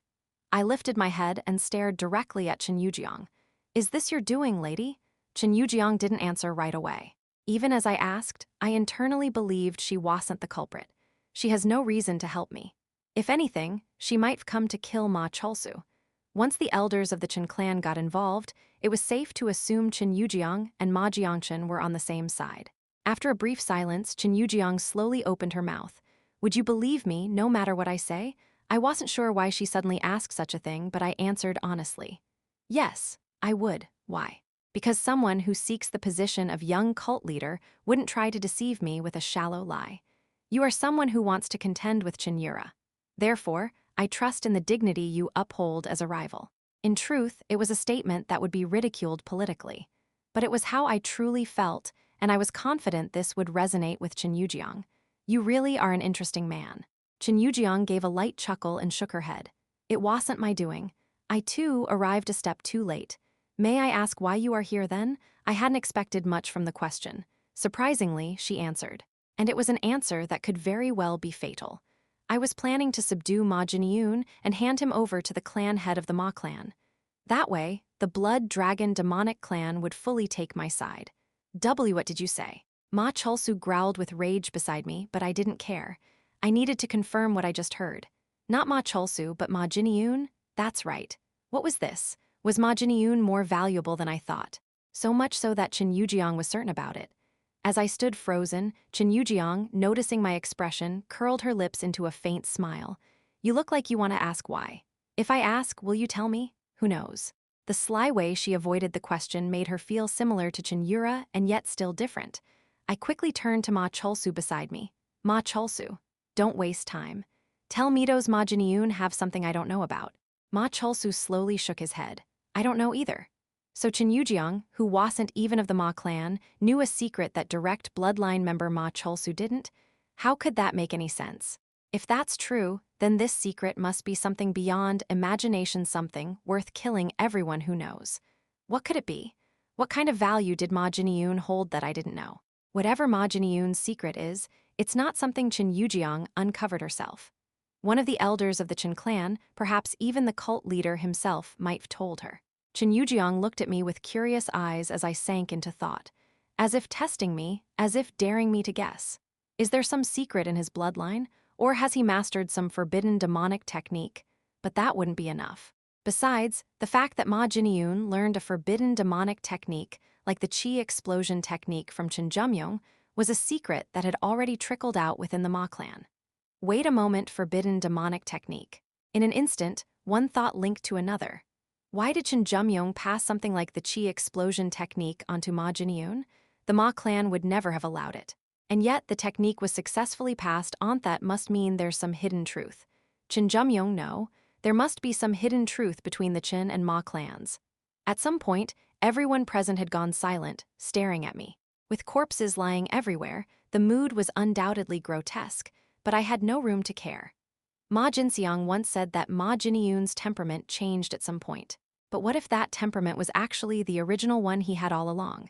Instinctively, my gaze turned to the corpses strewn across the ground before me. Even while staring at the dead, my thoughts continued. Ma Jin-yoon broke through the encirclement of the Jin clan's high-ranking elders. If he used the chi explosion technique to forcefully ignite his latent energy, then even if he survived, his martial career should have ended right there. But this carnage before my eyes, and Jin Yeomyung says it wasn't her doing. By the process of elimination, unless a third party intervened, the only conclusion was that Ma Jin-yoon was the perpetrator of this massacre. Is that even possible? Normally, no. It would be impossible without infinite internal energy, an extraordinary innate constitution, or a condition like severed meridians. Disposition, constitution, severed meridians. And yet something that must absolutely be hidden from the public, a forbidden demonic technique. No. What if it was a type of mental cultivation technique meant to awaken one's true nature and potential? If so, then ultimately the tangled clues began connecting to a single outcome. My lips parted slightly as I reached a conclusion. No way. The heaven-slaying star? The moment those words left my mouth, that's correct. Jin Yeomyung's expression grew even heavier. The heaven-slaying star. Broadly speaking, it resembled the severed meridian syndrome, but unlike that condition, there was very little known about the heaven-slaying star constitution in medical terms. But more than anything else, what made it a serious issue within the heavenly demon cult was Jin Yeomyung is a heaven-slaying star. Ma Chol-soo's eyes filled with shock. The heaven-slaying star isn't that an immediate execution-level threat in the cult. Beek Sanga also stared at me in disbelief. Yeah, this kind of reaction was expected. The heaven-slaying star was famous even in the Central Plains, but within the heavenly demon cult, it was absolutely not tolerated. Wasn't it hundreds of years ago? The legend of a martial artist born with the heaven-slaying star killing the cult leader of that era. Jin Yeomyung nodded, having overheard Beek Sanga's muttering. It's true. Ever since then, those born with the heaven-slaying star have been absolutely rejected by the cult. I shook my head and continued. On the surface, that is, there was no such thing as absolute in this world, especially not among the special classes like the 6 great demonic clans or the Chinclanthy always made exceptions. But what's the connection between Ma Jin-yoon being a heaven-slaying star and gaining the support of the Blood Dragon demonic clan? Beek Sanga's question was something I could answer. The Blood Demon Dragon Trampling Sword formula. Oh, you knew about that? It was knowledge I'd picked up during my time as inner administrator. It's one of the Ma clan's greatest desires. It's said that only someone born with the heaven-slaying star can master that sword formula. The Blood Dragon demonic clan's signature sword technique was the Blood Dragon heaven-slaying sword art. But the true pinnacle of the Ma clan was this Blood Demon Dragon Trampling Sword formula. Only those born with the heaven-slaying star could learn it, and it was considered the only secret art in the cult capable of rivaling the heaven-slaying demonic sword. As I realized the truth, I trailed off in disbelief. Yeah, to the clan head of the Blood Dragon demonic clan, Ma Jiangchen or Ma Cholsu didn't matter at all. Looking at the situation, it seemed like they'd lent Ma Jiangchen more support, but it likely didn't matter much to them.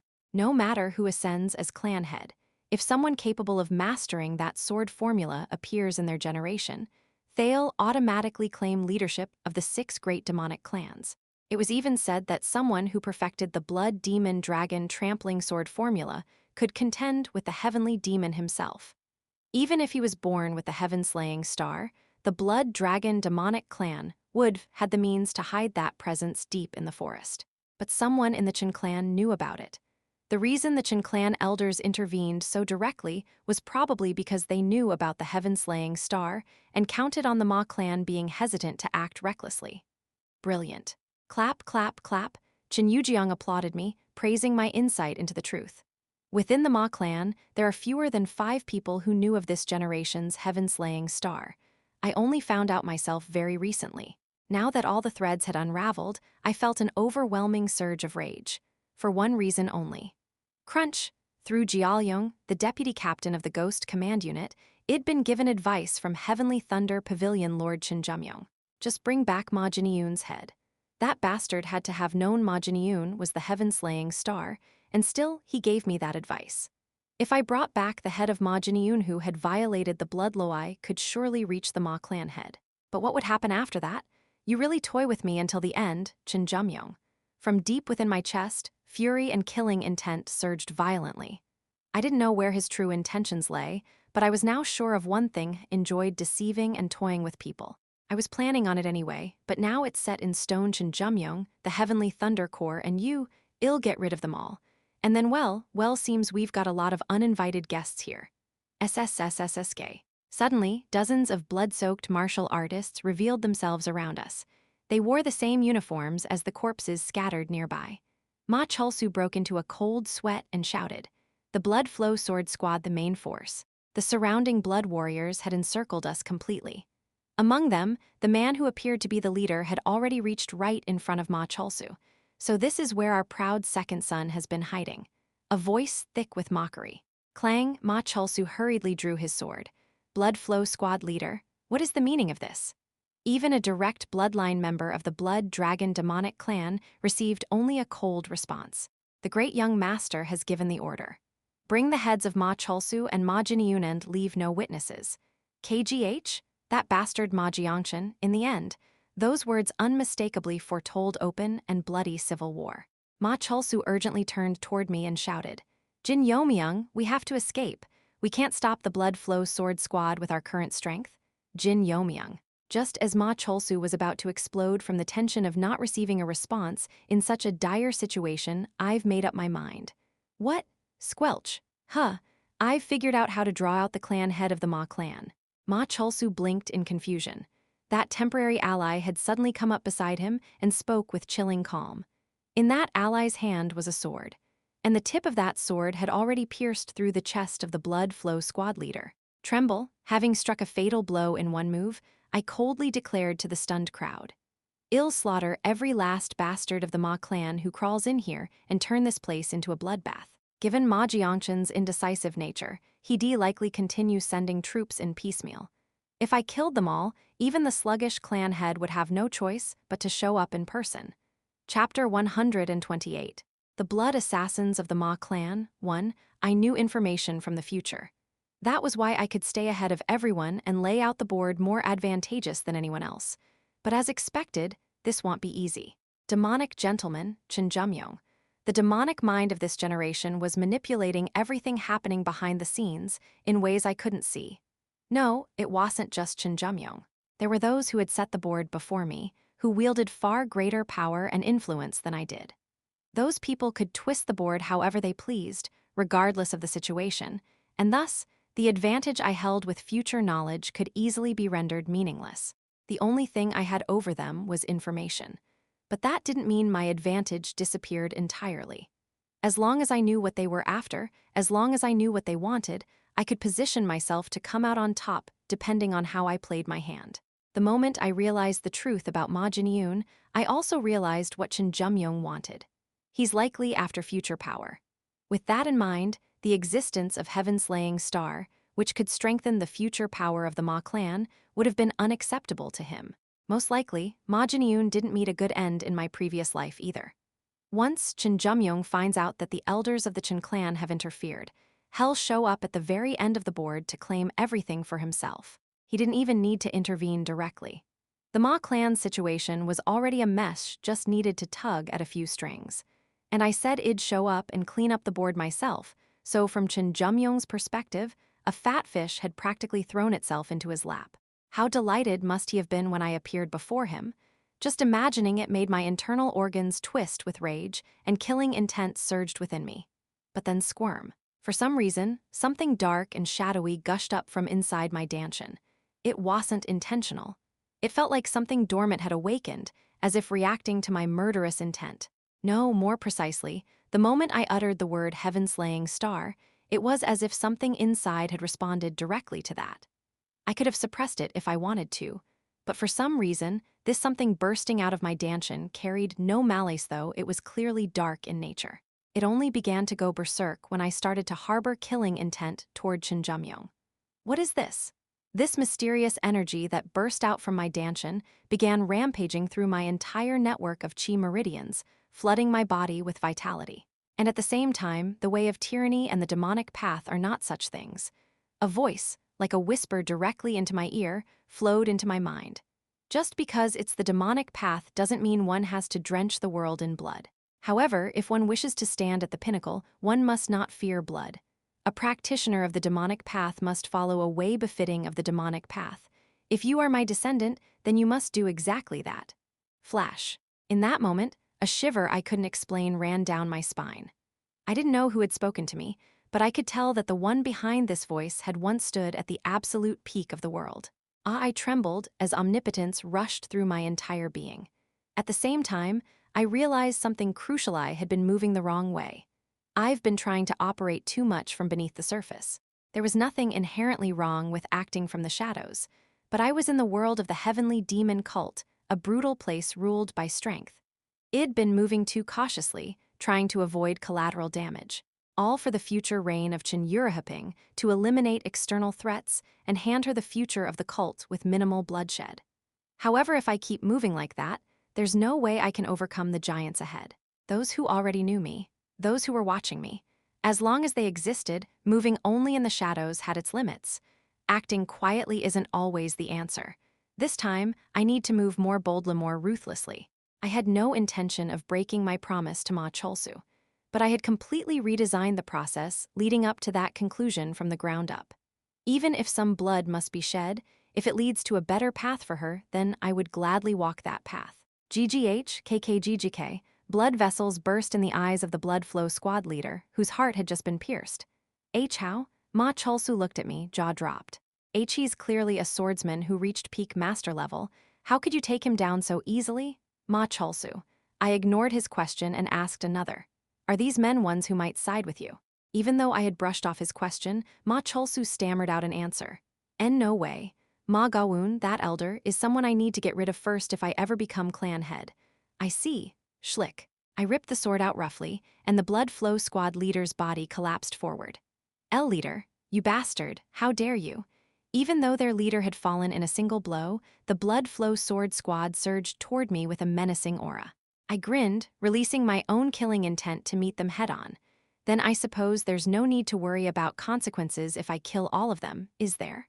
Oh, of course not, but these guys are the main force of the blood flow sword squad. What the hell are you going to do against those killing ghosts? Being directly under one of the elders of the 6 great demonic clans, they were undoubtedly elite. Which meant that if I killed them all, the Ma clan's main house would be turned on its head. Ma Cholsu, we're going with a 3-part strategy. 3 parts. First, we slaughter every last Ma clan bastard crawling toward us. Since Ma Jiangchen was the one who crossed the line first, I had nothing to hesitate about. Second, we track Ma Jin-yoon as originally planned. After all, the core of this incident was still Ma Jin-yoon's was only natural. Third, we sniff out the Chen clan rats likely lurking near Ma Jin-yoon. No doubt, if I understood Jin Yeomyung correctly, he would have orchestrated everything this way to harvest the final prize for himself. Upon hearing my plan, one of the blood-robed swordsmen sneered with a sinister grin. leaking killing intent. Hehe, you assassinate the squad leader with a cowardly ambush and now you've lost your damn mind. Vice leader, what should we do? The blood-robed swordsman, called vice leader, shouted to his subordinates. The plan hasn't changed. Kill them all. At his order, the blood flow sword squad members all charged at us simultaneously. Among the ones they pointed their swords at was Jin Yeomyung. Jin Yeomyung let out a dry laugh. How absurd. You dare raise your sword even against me?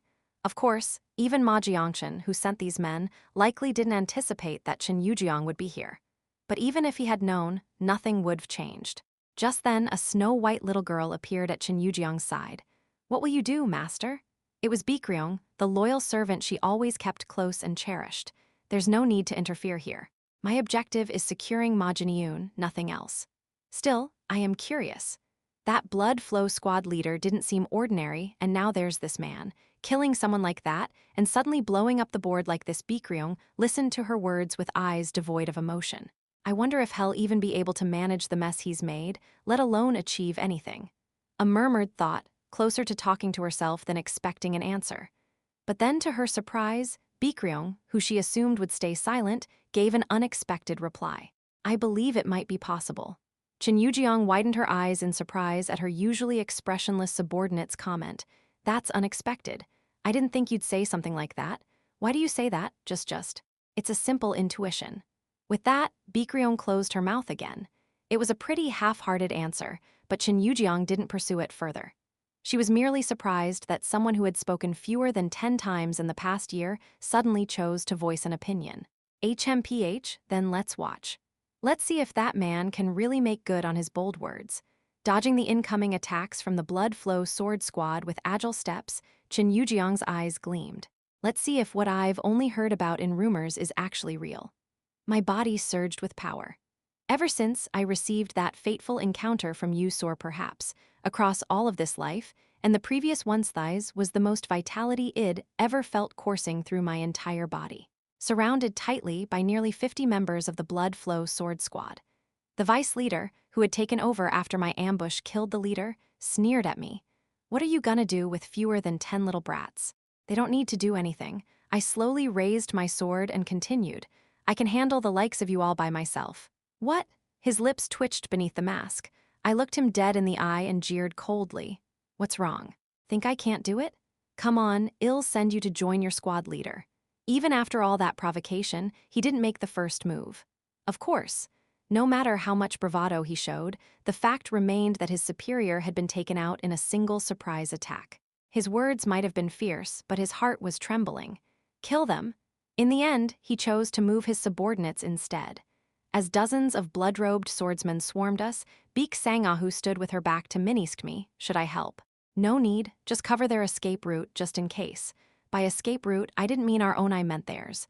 Baek Sang-ah looked stunned. Are you serious? You're going to take on all of them by yourself? That vice leader Tuovan, if he looks like a coward, yes, I know. He's at peak master level. If the unit rivaled the 34 demon squads, it would be strange if the vice leader wasn't at peak master level. And just look at their numbers. Not a single one among them lacked the skill to manifest sword chi. But even so, don't worry, Lady Baek. Right now, with unprecedented confidence, I unleashed my internal energy. I think I can kill every last one of them by myself. Blood Dragon demonic clan residents of First Young Master, Ma Jiangchen. The Blood Flow Sword Squad has been annihilated. What did you say? Squad leader of the squad, shore-breaking Venom Sword Ha Jincheng, and Vice Leader Bloodthirsty Sword Wu Manseng, along with the entire 50-man main unit, are all dead. Nonsense. Bang. Ma Jiangchen slammed the table, furious, trying to confirm whether what he heard was real. Unless a transcendent-level martial master joined in, how the hell could that happen? The Blood Flow Sword Squad had been one of his trump cards. The clan head had told him to use any means necessary but not to accept losses this severe. To lose the Blood Flow Sword Squadron of the main combat forces of the clan was an unthinkable blow. Who the hell did this? We're still investigating, but according to the subordinates dispatched to the site, it appears to have been done by a single person. And it seems highly likely the person is a sword master at peak master level. Ma Jiangchen's face contorted into something monstrous. A sword master capable of annihilating the Blood Flow Sword Squad. Even if he included the clan head, the sword demon, There were fewer people than he could count on 10 fingers who matched that description. Could it be one of the clan elders has sided with that bastard? Nearly half of those rare individuals resided within the Blood Dragon demonic clan itself. What are your orders? His subordinate pressed him to decide. Ma Jiangchen deliberated. I need to move boldly. He had to gather what forces he could and attack without hesitation. But if I fail, even after deciding to kill his own blood brothers, Ma Jiangchen still hesitated. Indecisiveness. A habit born of jealousy and lack of talent, nurtured over the years as he compared himself to his more gifted siblings. Even though this was a mission he had to succeed in, Ma Jiangchen ultimately chose to take a step back. Contact Elder Ma Gawun. Send in the White Horse Sword Squad. The White Horse Sword Squad was evaluated as slightly superior to the Blood Flow Sword Squad, though their combat strength wasn't vastly different. Yes, first young master. Normally, any decent advisor should have talked him out of that decision, but all he had were empty sycophants of the Demon Dragon Hall, men chosen only to make him look good. Unlike Ma Cholsu, he had no tacticians of his own age around him. Thus, Ma Jiangchen made the worst mistake possible. Chapter 129. The blood assassins of the Ma clan, too, the principle of martial arts, generally speaking, is simple. Strike faster, strike stronger, and strike first. To make that happen, countless martial artists wield their weapons, study sword forms, and hone their internal cultivation techniques day after day. Overwhelm him? Even if we just take out one of his limbs, we have a chance. Toward the wave of blood-robed men rushing and the tip of my sword danced. Scarlet blades surrounding me came all at once, trying to pierce my body. But not a single one of them touched me. Clang, clang, clang. Don't fall back. Block the retreat and stab him all at once. Even if you die, take at least an arm or a leg with you. The group blocking my path, known as the Blood Flow Sword Squad, were truly bloodthirsty killers. Each of them, with their swordsmanship alone, could probably sculpt stone with intricate detail. They could behead an average person before they even realized what was happening. And above all, the fanatical way they stepped over their own comrades' corpses to close in just witnessing, it was enough to chill even the nerves of seasoned experts. But even such men, they couldn't instill fear in someone like me, who had survived countless battlefields. They couldn't shake the composure of someone who had stood face to face with a god. At least in matters of combat, my mind harbored but one thought: to kill the enemy. All other thoughts erased. Whoosh, I did it. Kook, one of them managed to graze my arm or leg with a blade. But that moment marked the end of his life. Demon. 10 died, then 20, then 30. The Blood Flow Sword Squad may have once been feared as demons by others. But now it was their turn to utter that word to their enemy. Are they not coming anymore? When the number of visible survivors in front of me dropped below 5, only then did the remaining ones start to flee. My gaze fixed immediately on the one who ran first, the unit vice leader. Even if I let the others go, y'all kill you for sure. While I fought, the others had thoroughly blocked all escape routes. Not a single one of them would leave this place alive. Spare me. You're the so-called vice leader, and that's what you say after sacrificing all your subordinates. I thrust my sword into the back of the fleeing unit leader. Ma Cholsu swallowed hard as he stared at Jin Yeomyung's back ahead of him. Is that guy really the same age as me? The dark, sticky blood staining the white martial robe wasn't only his. Most of it belonged to the main force of the Blood Flow Sword Squad, whom he had cut down. I definitely gave up on surviving back then. He could admit that the juniors from the 1,000-day pass were stronger than expected, but they couldn't compare to real sword demons who had seen countless real battles. So when Jin Yeomyung single-handedly wiped out the Blood Flow Sword Squad, Ma Cholsu had been so shocked that he couldn't even speak.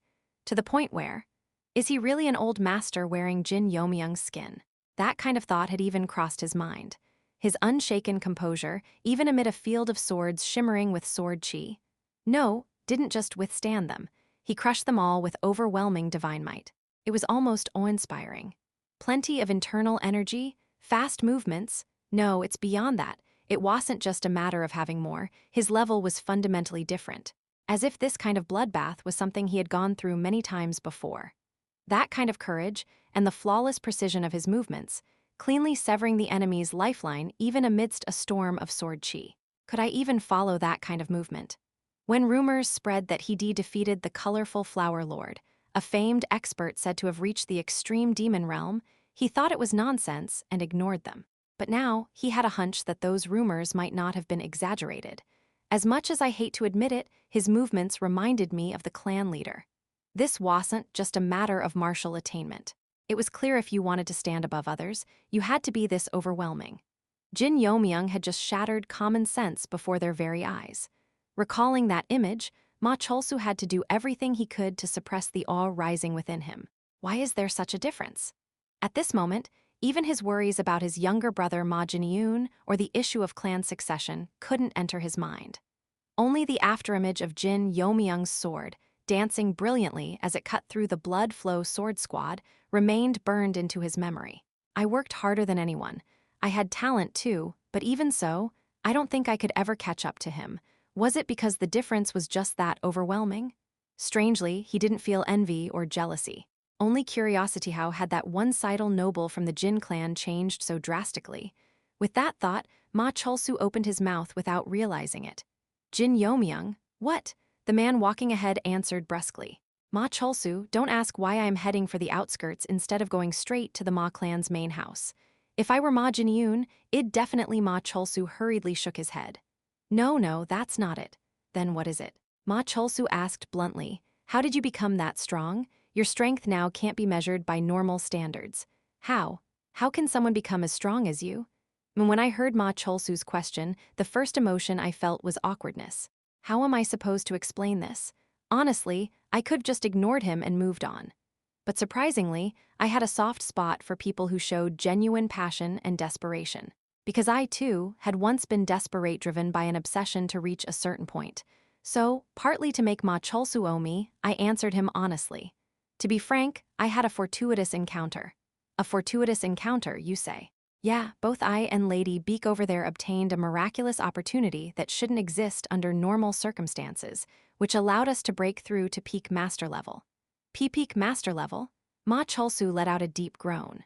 To someone who hadn't even fully reached the master level, that stage in that only the chosen few with talent and grueling effort could achieve must have felt infinitely distant. But I gave a faint smile and patted his shoulder. Don't be in such a rush. What?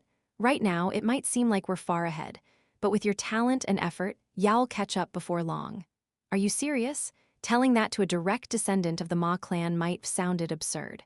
But when I was mocked in my past life, as the weakest among the leadership, Ma Cholsu had already reached extreme mastery in his late 30s and proudly held the position of elder in the cult.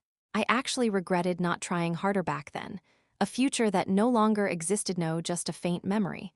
How can you be so sure? You overpowered me so easily. Back then, and even now. Seemed like the memory of getting hit in the groin was still embarrassing. His face flushed red. Watching that, I gave him a serious piece of advice. One thought. I stopped climbing the mountain and lightly perched myself on a rock. This wasn't the kind of conversation to have while moving. How should I put this? My eyes met Ma Cholsu's. After living through enough, I came to realize one thing. What is it? No matter the era, those who reach the pinnacle all share one thing, a madness driven by a singular purpose, a one thought. From what I could tell, Ma Cholsu had that one thought in his past life. How long have you even lived to say that? Beek Sanga, who had walked up beside us, murmured a quiet jab, but I ignored her gently and continued speaking. Only a small number of people are born with talent, but those who actually realize their talent, there are even fewer. I've seen plenty of geniuses, but the ones who push their gifts to the extreme, even in an era overflowing with talent, can be counted on one hand. Ma Cholsu in my past life had been one of those few. Then I have one more question. What now? What's your one thought? My one thought? Yeah, or more precisely the motive behind your one thought. From what I've seen, you're not someone who pursues martial perfection like a monk. Yet you exhibit the same kind of unwavering will. That kind of resolve doesn't exist without an overwhelming motivation. Ma Cholsu had struck right at the core of who I was. As expected of someone who would one day become head of the Ma clanven if he was still immature, his instincts were sharp. He swallowed nervously and cautiously asked, "There's some kind of principle behind your obsession." "I want to know what it is," I responded quietly. "Why do you want to know? You stood before a swarm of the blood flow sword squad and swung your sword without a hint of hesitation. Honestly, even if I reached peak master level, I am not sure I could have shown such resolve." He admitted his own shortcomings with composure. "The you I knew just a few years ago, you weren't like this at all." "True." I agreed readily. Telling this to a Jin clan member might sound strange coming from someone of the Ma clan, but I want that unwavering mental strength you showed. Not just Ma Cholsuev and others nearby were now looking at me. Please tell me your secret, I hesitated. Even though I had already answered, Ma Cholsu was asking again with genuine sincerity, so I reminded him once more. You made a promise with me, didn't you? My goal is just one thing. Your goal, don't tell me. Ma Cholsu's eyes widened as he realized something. The source of your mental strength and composure, is it really because of the young cult leader? That's right. I answered with a meaningful smile. Because I like her, I want things to go well for us. A ridiculously absurd, yet incredibly simple answer. Is that seriously it? Yeah, that's all. The shock must have been immense. Ma Cholsu just stared at me blankly for a while. Then suddenly, he pointed at me and shouted, "You're more insane than anyone I've ever met." For some reason, a few people around us nodded in agreement with him. Hey, Ma Cholsu. I looked at him with pity in my iceberg soul, not knowing the greatness of love. Do you have someone you're planning to spend your future with? I expected a no in response. I do. A woman I've been engaged to since childhood. Oh, really? I was suddenly hit with the urge to punch him in the jaw. Are you radiating killing intent all of a sudden? And what's with that lady over there? Beek Sanga, too, seemed to be sending killing intent toward Ma Cholsu for some reason. Anyway, but you've never loved her so much that you could give her everything, right? Of course I have. Why do you ask? As expected, he gave the textbook answer. Truthfully, his response was a reasonable one. Mine was the irrational one. He was the heir of a great clan. Naturally, he was bound for a political marriage that benefited the family more than love. That's the difference between you and me? What nonsense. Ma Cholsu was furious at the idea that such a thing could make a difference. But I wasn't talking about romantic feelings. Your one thought is probably to become head of the Blood Dragon demonic clan. That's right. To achieve that, would you be willing to kill your brother, use your younger sibling, and turn the entire cult against you? Ma Cholsu's presence faltered, and his expression turned cold. Jin Yeomyung, you don't mean I could do all of that. I could still see it in my mind, Cheon Yura, dying, pierced by countless blades. And me, embracing her as we faced the end together beneath the charred rafters of the heavenly demon hall. Even without that tragic ending, I would have fulfilled my vow from my past life: destroy the heaven-defying society, make all enemies of Cheon Yura kneel, and build an era of peace. Could you do the same, Ma Cholsu? Could you, with one thought, pursue your goal of becoming clan leader no matter what the situation without hesitation? Ma Cholsu said nothing.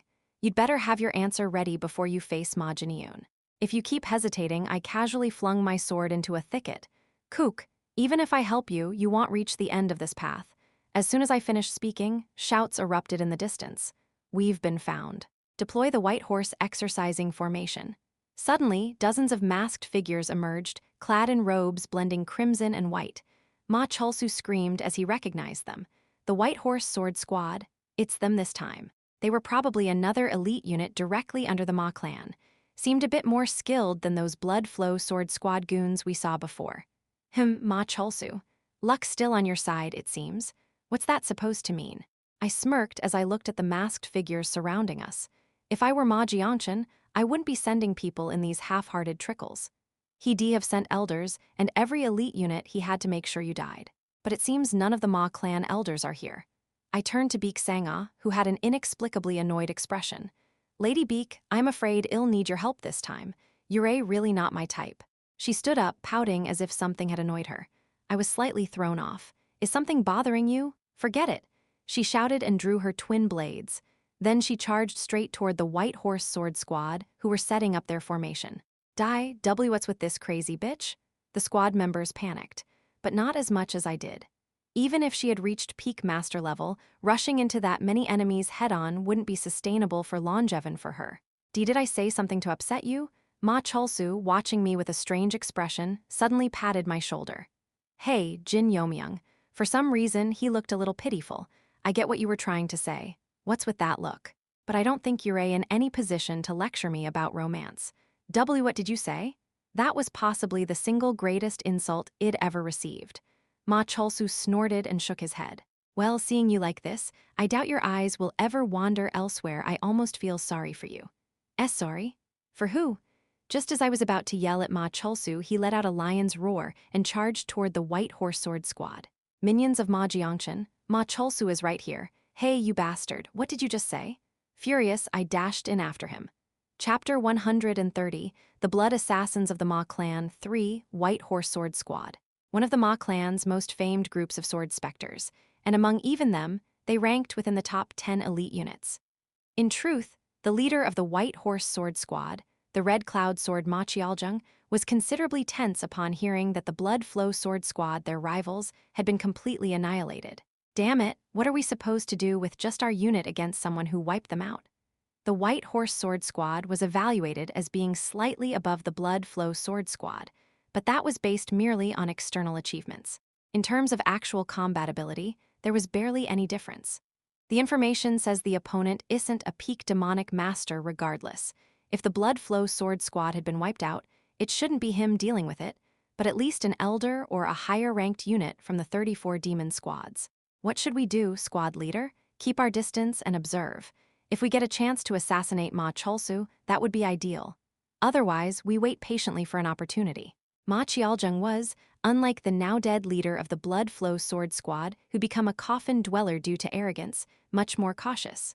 That caution was one of the reasons the White Horse Sword Squad was rated higher. However, today, Ma Chialjung was simply unlucky. Puck, the moment he realized that the opponent he had been tracking had sensory perception exceeding even that of a peak demonic master. How. In a single strike, the chest of the subordinate beside him had been pierced through. Ma Chialjung instinctively shouted, "Form the White Horse exercising formation." Regardless of whether the opponent was peak demonic or not, if they were on that level, they had to be dealt with accordingly. That was the judgment Ma Chialjung made. However, before the formation could be fully deployed, a girl wielding twin swords broke into the ranks, brandishing black sword chi. Young? No, a child. That was the extent of his thoughts about the enemy. No het does that even matter. Young or old, seeing the quality of sword chi bursting out like strips of taffy, the opponent was at least in the early stage of the demonic master level.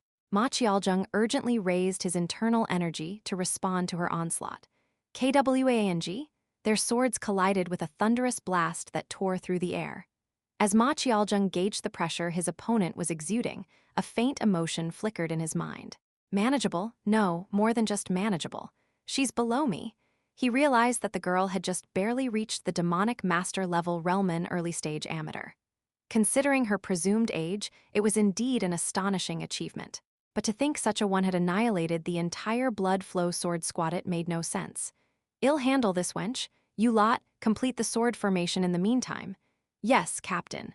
As the members of the White Horse Sword Squad urgently moved into their formation positions, Gyuhyok, they began to fall helplessly under the sudden ambush of a young man who charged in after her. What the hell? What is that monster? He didn't wield sword chi as dazzling as the witch-like girl before him, but he was even more lethafaster, deadlier. Slashing his sword with terrifying precision, he mowed down Ma Chialjung's subordinates. That bastard. He must be the mysterious sword specter who wiped out the Blood Flow Sword Squad.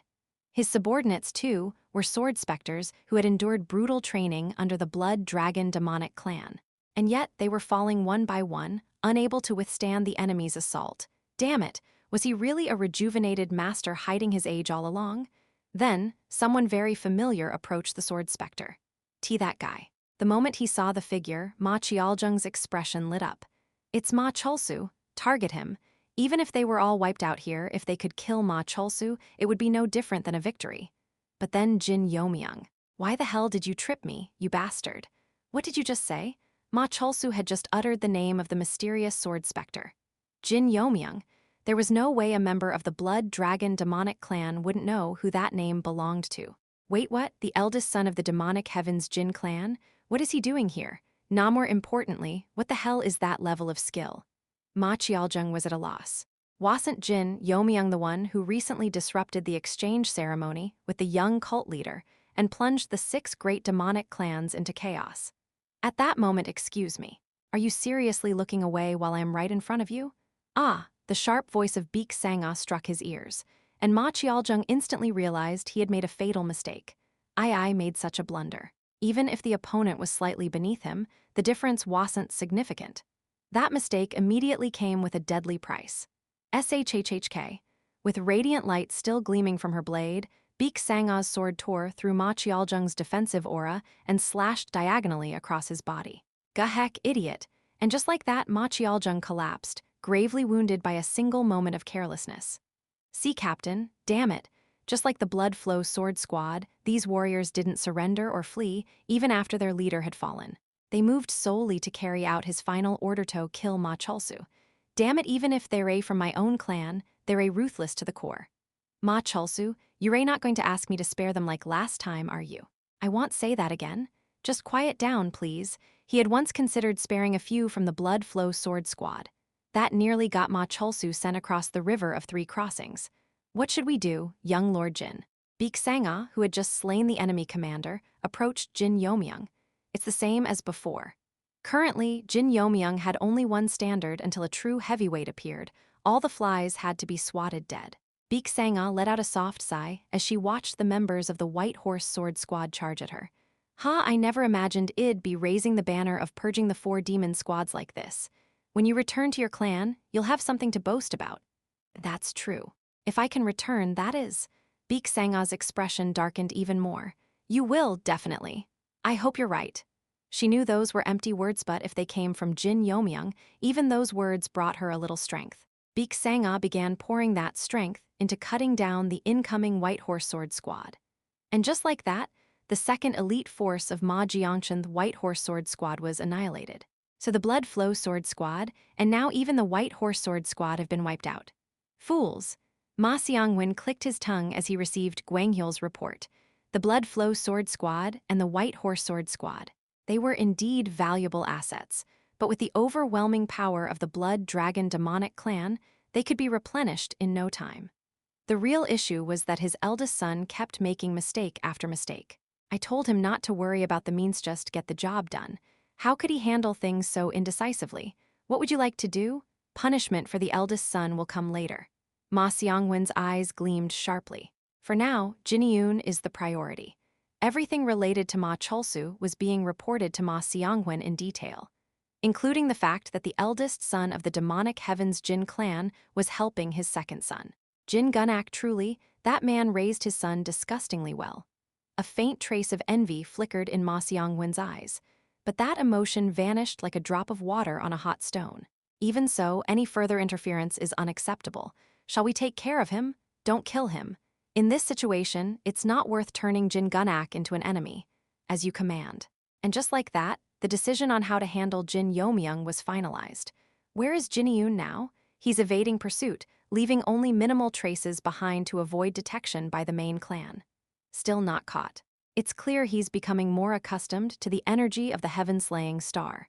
Otherwise, his current actions wouldn't make sense. Gwanghyul had deployed his secret martial agents without hesitation to catch Ma Jin-yeomyung. But even so, they hadn't produced any results. The problem is that the young master's expected movement route is a bit strange. Strange? Ma Xiangwen's expression stiffened slightly, and Gwanghyul continued. Yes. He keeps leaving just enough of a trail it feels as if he's trying to lure the second son somewhere. A lure? Gwanghyul had compiled intelligence from his subordinates. If my guess is right, that path leads to the Forbidden Demon Cave. Thud. Ma Xiangwen, who had been relatively composed until now, suddenly shot up from his seat. Lord? His reaction was so intense that even Gwanghyul looked flustered. Ma Xiangwen's face had gone completely blank as he opened his mouth. Gwanghyul, yes, my lord. I'll go myself. Prepare for departure. The Forbidden Demon Cave. One of the most heavily restricted zones under the heavenly demon cult, originally established to imprison criminals. But there was no way the clan head of the Blood Dragon demonic clan would react so violently to such a mere location. At that moment, Gwanghyul instinctively realized something. There was definitely something there. Something even his secret martial agent didn't know about. Even after wiping out the White Horse Sword Squad, we continued to pursue Ma Jin-yeomyung. We've found a trace, young master. Gu Chil had gone ahead of us to track Ma Jin-yeomyung's location. But I've seen some of our clan's people lurking around too. Are you sure it's okay? I understood Gu Chil's unease. Don't worry about it. They'll only be watching. At this point, it was foolish to think the other 5 clans wouldn't notice what was happening. Since they'd only be observing, It was better to stop worrying about it altogether. Looking at the projected path Gu Chil brought back, I fell into thought. Ma Jin-yoon, what the hell are you planning? We had thought he would die soon, with the heaven-slaying star raging within him. But instead, he was moving more actively than ever, constantly shaking off his pursuers. He knows Ma Cholsu is part of our group, but rather than joining us, he's deliberately trying to lure us somewhere. The issue was, if we kept following this path, it would lead straight to the forbidden demon cavea, place even members of the 6 great clans weren't allowed to enter. If we actually enter the forbidden demon cave, things will get complicated. And he should know that. That place was under the direct management of the Cheon clan. Even though I was a direct descendant, entering without permission would definitely mean punishment under the clan laws. I bit my lip slightly. It feels like Ma Jin-yoon is trying to show us something. I don't know what it is yet, but if we follow to the end, I might find out. Hopefully, it would be something I could handle. Just then, well now, where are you all rushing off to in such a hurry? An old man's voice rang out by our ears. Flinch! At that voice, not just me and Beek Sanga, but the whole party instantly drew their weapons. A master. And a tremendous one. No matter how distracted we were, for someone to approach this close without any of us noticing his opponent was no ordinary man. Instead of ordering an attack, I respectfully asked the stranger's identity. May I ask who you are, elder? This old one is called Jin Yeomyung. The old man who appeared so suddenly calmly revealed his identity. However, the real issue was that his surname was Chin. More than anything, I felt a strange familiarity from that name, and unintentionally, I blurted out the name of one group. 7 Elders Council. The 7 Elders Council, a council of elders who currently held sway over the Cheon clan. And most of them supported Jin Yeomyung, not Cheon Yura. The very people responsible for igniting the internal strife within the Cheon clan faction I was trying so desperately to stop. Chapter 131. An Unnecessary Truths. 1. An unexpected moment where a figure from the Cheon clan appeared. Oddly enough, I had a feeling things might actually go well. I pay my respects to the one-eyed poisonous demonic warlord Saro. Jin Yeomyung, the one-eyed poisonous demonic warlord, let out a soft whistle. Who, you know who I am? How could I not know one of the pillars supporting the Cheon clan? Heh heh, well, I suppose if you know about the 7 Elders Council, then it wouldn't be strange to know my name. One of the 4 elders of the 7 Elders Council. He was not listed in the official hierarchy of the cult, but was an elite martial artistone of the Cheon clan's secret weapons. And, as far as I knew, during this time, he was the caretaker of Iron Steed Prison Cave, the prison that held the cult's high-level criminals. What brings you, Noya, the caretaker of Iron Steed Prison Cave, to such a remote place? You even know I am the caretaker of Iron Steed Prison Cave. If his mood up to this point had suggested not bad, his current reaction was one of genuine surprise. How did he know that? Shouldn't the man destined to marry into the Cheon clan know at least that much? I heard you withdrew from the exchange ceremony. Stepping back from the exchange ceremony doesn't mean I gave up. Ho. Jin Yeomyung stroked his beard, tilting his head. You might think it's strange that I say this, but are you sure you should be telling me this? It doesn't matter. Everyone knows we're just pretending not to see what's obvious anyway. In truth, it did matter. I was throwing myself into this game of chance, pretending I had no choice but to play the role of the demonic faction lord. That was the bait I had tossed to the other 6 great demonic clans. But if I exposed my inner thoughts like this, that bait would lose its effectiveness. Jin Yeomyung was pointing that out, but I showed my hand precisely because it was him. If my hunch was right, he was definitely Yura, quite the entertaining fellow. Jin Yeomyung swept his gaze over my body with the deep eyes unique to the elderly. After a brief pause, he spoke. The things you've done these past few days have been quite impressive. I'm glad to hear you enjoyed them. Well, how could I not enjoy it? A mere late-stage energy cultivator massacred the elite of the 6 clans. His tone made it clear he didn't care at all about the relationship between the Cheon clan and the Ma clan. In that spirit, I'd like to make a suggestion to you, junior brother. I'll respectfully listen. How about stopping here and going back? Jin Yeomyung let out a small sigh. I admit, those old bastards are greedy and shameless. But rotten as they are, they're still the pillars of the Cheon clan. Even if you borrow the power of the 6 clans, if you clash with them, y'all get nothing out of it, neither porridge nor rice. Surprisingly, there was a tone of goodwill in Jin Yeomyung's voice. What happens if we go back now? At the very least, y'all survive. You and the Ma clan's second son. Who? In other words, if we backed off here, he was saying he intervened to spare Ma Cholsu's life. Then what happens if we push forward? You might get attacked by someone terrifying. For example, Jin Yeomyung gave a meaningful smile. Who's to say a righteous faction master imprisoned in Iron Steed prison cave won't suddenly escape and show up before you? In short, if we kept going, he would release such a martial artist to finish us off instead of acting himself. If I turned back now, I'd gain nothing. I might save my life, but I'd lose too much. In that case, I'd rather die. Knowing that, I placed my bet here.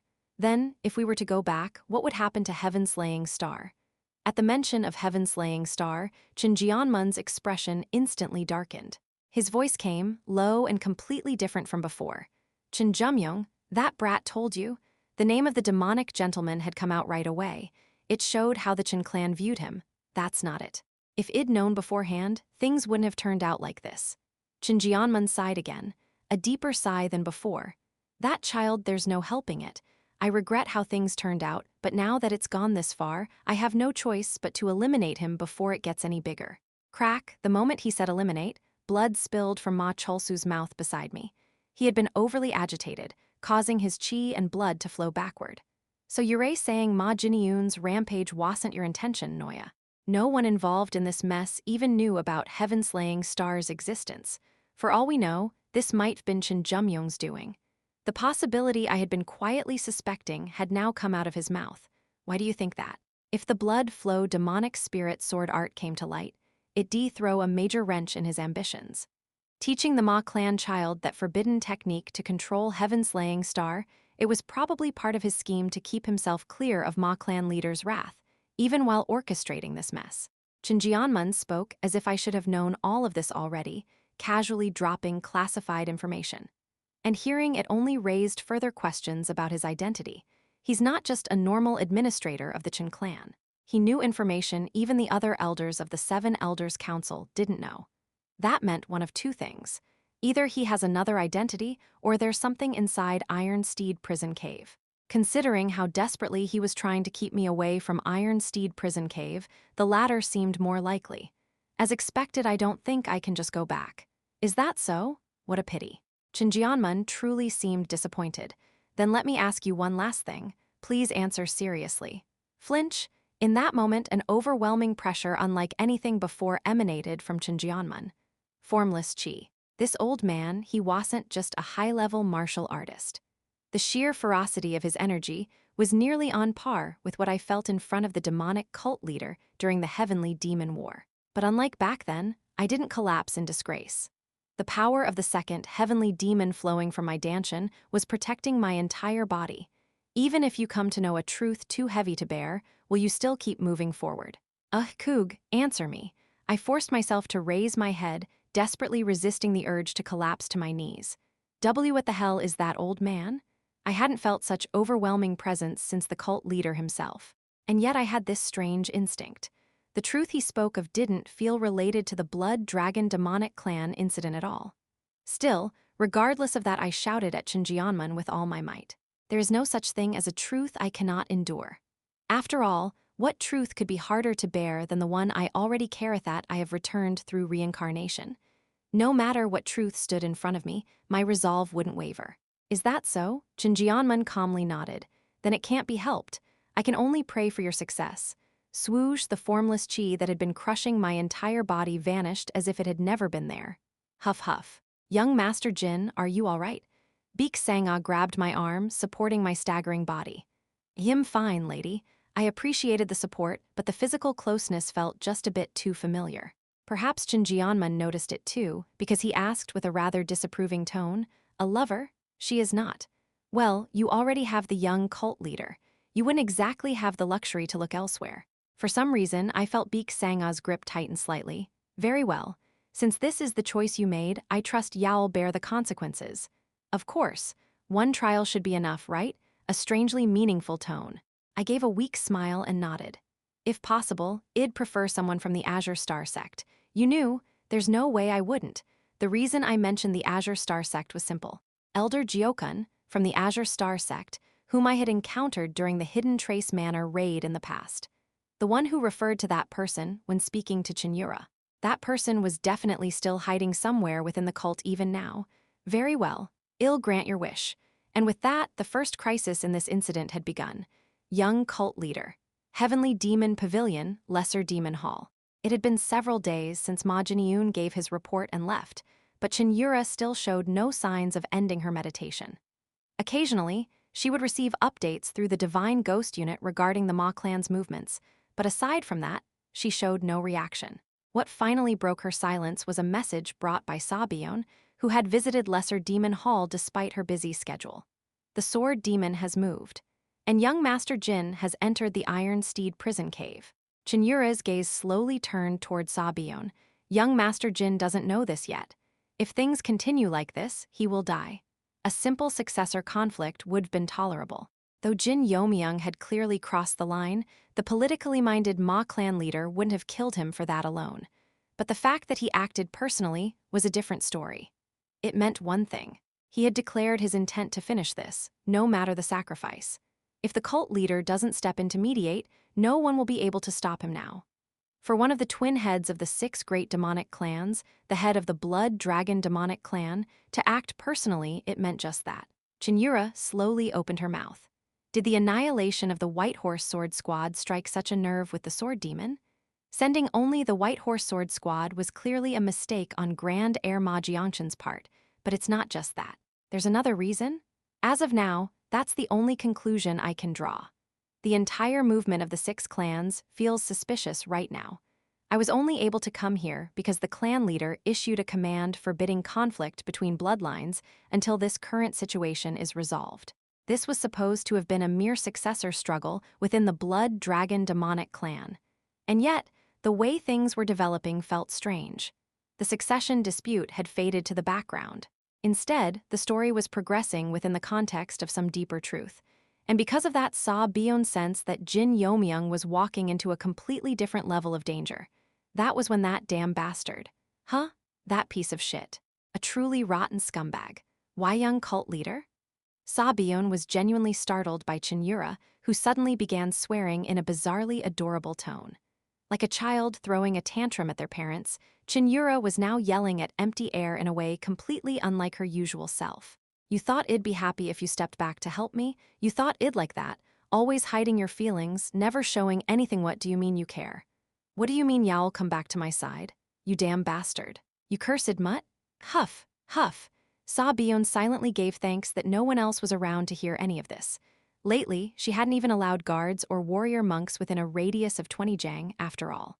Then Cheon Yura suddenly muttered something incomprehensible. So Iron Steed prison cave, I see. The cult leader gave him a choice. A choice?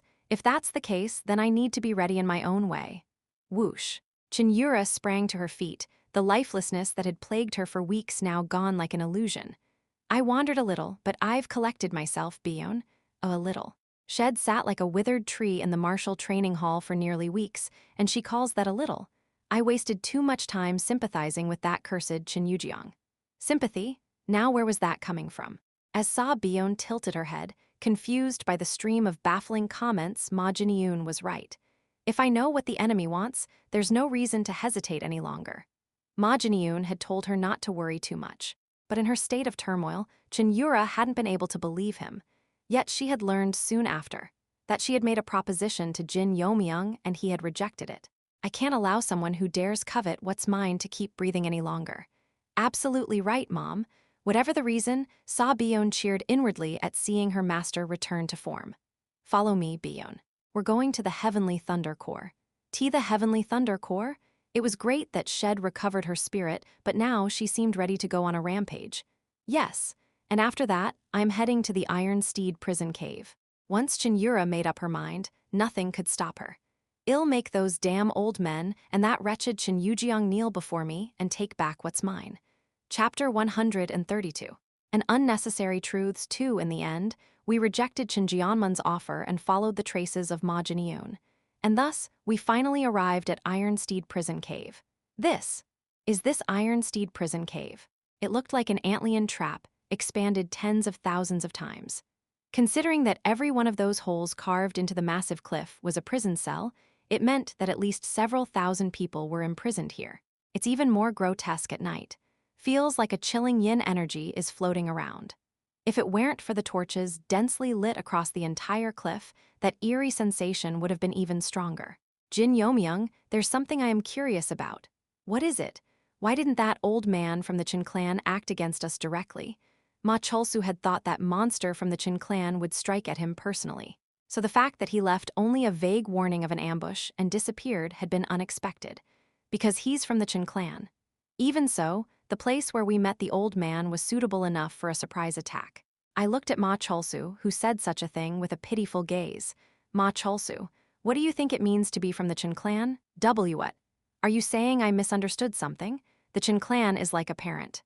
The parent of everyone under the roof of the heavenly demon cult. Even the 6 great demonic clans aren't exempt from that. No matter how incompetent a child may be, a parent can't easily betray the natural bond of blood. Ma Cholsu responded with a sour expression. Then what about those elders from the Chin clan who attacked me? Haven't I already told you? Those old men are being overly greedy. The fact that they didn't make a move and only applied pressure, perhaps, that was their way of compromising. Well, this is all a metaphor, of course. Think of it as a kind of restriction. Restriction. Just like the Blood Dragon demonic clan has its laws of blood, the Chin clan has something similar, or so I've heard. It was precisely because of such laws that the heavenly demon cult had not fallen to internal strife during the 1,000 years of its existence, but had flourished instead. In any case, what matters now isn't the Chin clan, but what lies ahead. The traces of Ma Jinyeon continued to stretch onward. No guards perhaps due to Chin Jeonmun's intervention, the guards that should have been stationed at Iron Steed prison cave were nowhere to be seen. Instead, what greeted us was Huahaha. Look at this, a bunch of fluffy little cubs. Come here, I'll give you a good rub. Where's a woman? Isn't there a woman? It was obvious from a glance why these demonic beings had been thrown into Iron Steed prison cave. They greeted us with twisted laughter. Not exactly a pleasant place, is it? San Dojian grimaced as he scanned the surroundings. Seeing the prisoners gripping their iron bars, hurling curses and lewd remarks, I felt like my mind would be tainted in less than a day. If you felt pleasant looking at a prison, that'd be more disturbing. Especially since he used to be a mountain bandit perhaps, he had an even greater aversion to such a prison environment. But more importantly, why in the world did Ma Jinyeon come to a place like this? While Iron Steed Prison Cave was certainly a forbidden place in the cult, it was hard to believe it held any particularly special secrets. Compared to sacred sites like the Shrine of the Priestess or hidden chambers within the heavenly demon hall that only the cult leader could enter, Iron Steed Prison Cave was relatively mundane. Maybe I think that way because even during my time as inner administrator, there weren't any problems here at any rate. If we followed the trail to the end, we'd surely find a reason. And then thump, thump, what is this? Without any reason, my heart began to race. My blood circulation quickened, and my whole body was suddenly tingling with excitement. Fear? No. Anticipation? Something close. To put it precisely, yes, it was battle intent. But toward what? Toward whom? Ever since the power of the second heavenly demon suddenly burst forth, my senses had begun to run wild. And that surging battle intent reached its peak due to the presence of someone walking out from one of the caves. Clank, clank, a disheveled man, limbs bound in iron chains. But his aura couldn't be hidden by mere shackles. More than anything else, at his waist was a single ancient longsword with a green pine scabbard green pine ancient sword. I instantly analyzed his condition and frowned. His tendons are severed, but his internal energy hasn't been sealed. He merely looked like a prisoner on the surface. In truth, he was still a highly dangerous opponent. Is this man the trial that old man left for us? If so, he certainly wouldn't be an ordinary expert. Then, with a melancholic gaze, the disheveled man introduced himself to us. I am Song Yangja of Azure Star Sect. Song Yangja. Song Ya distribution? Beek Sangha, from the Orthodox side, was the first to understand what he meant and gasped. Song Ya distribution referred to the current 3 disciples of Azure Star Sect. But there was no way that such an old man could be one of the current top 3 disciples. That could only mean his lineage dated back beyond even the current head disciples, and elders a truly distant senior of the martial world. Beek Sangha, shocked, pointed at him and cried out, "Why is a Song Ya-level elder, who should have retired long ago and be building his coffin, here? Heh, quite the candid tongue you have, young lady." I'm sorry. She instinctively bowed her head and apologized. Unlike us, who were members of the heavenly demon cult, she was strictly from the orthodox faction. To offend someone of such mythic seniority from the orthodox side, her reaction was only natural. There is no need to apologize, Lady Beak. But in terms of distribution. If it truly followed the hierarchical distribution, there wouldn't be more than 10 people in the entire Orthodox world who wouldn't bow their heads before this man. That's assuming he really is a senior who devoted his life to the martial world. What do you mean? I forcibly pulled Beak Sanga behind me and addressed Song Yangja. Azure Star Sex Jiokan Jawa's he your disciple. For a brief moment, the old man's eyes glinted with a murderous light. Jiokan, you know that child? As I thought. I didn't answer directly, but nodded slowly. Jiokan of Azure Star sect the elder and peak-level master who had cornered me and Cheon Yura during the Hidden Trace Manor incident in Nine Stream City. Back then, he referred to someone as that person when speaking to Cheon Yura. I hadn't paid much attention at the time since the situation had gotten out of hand. But now, the chances that the man before me was that person Jiokan had referred tower very high. I heard Jiokan was defeated in a joint attack by the young cult leader and some brat, so that brat was you. Song Yangja seemed to have treasured Jiokan quite a bit. The look in his eyes as he stared at me was anything but ordinary. No, more importantly, if you've infiltrated the cult, I expected you to appear more discreet and composed. Your current state is surprisingly unkempt. There's no way someone of his level was merely pretending to be a prisoner. In an instant, Song Yangja's gaze grew shadowed. Before I met that person, I believed I could stand equal to the three supremes.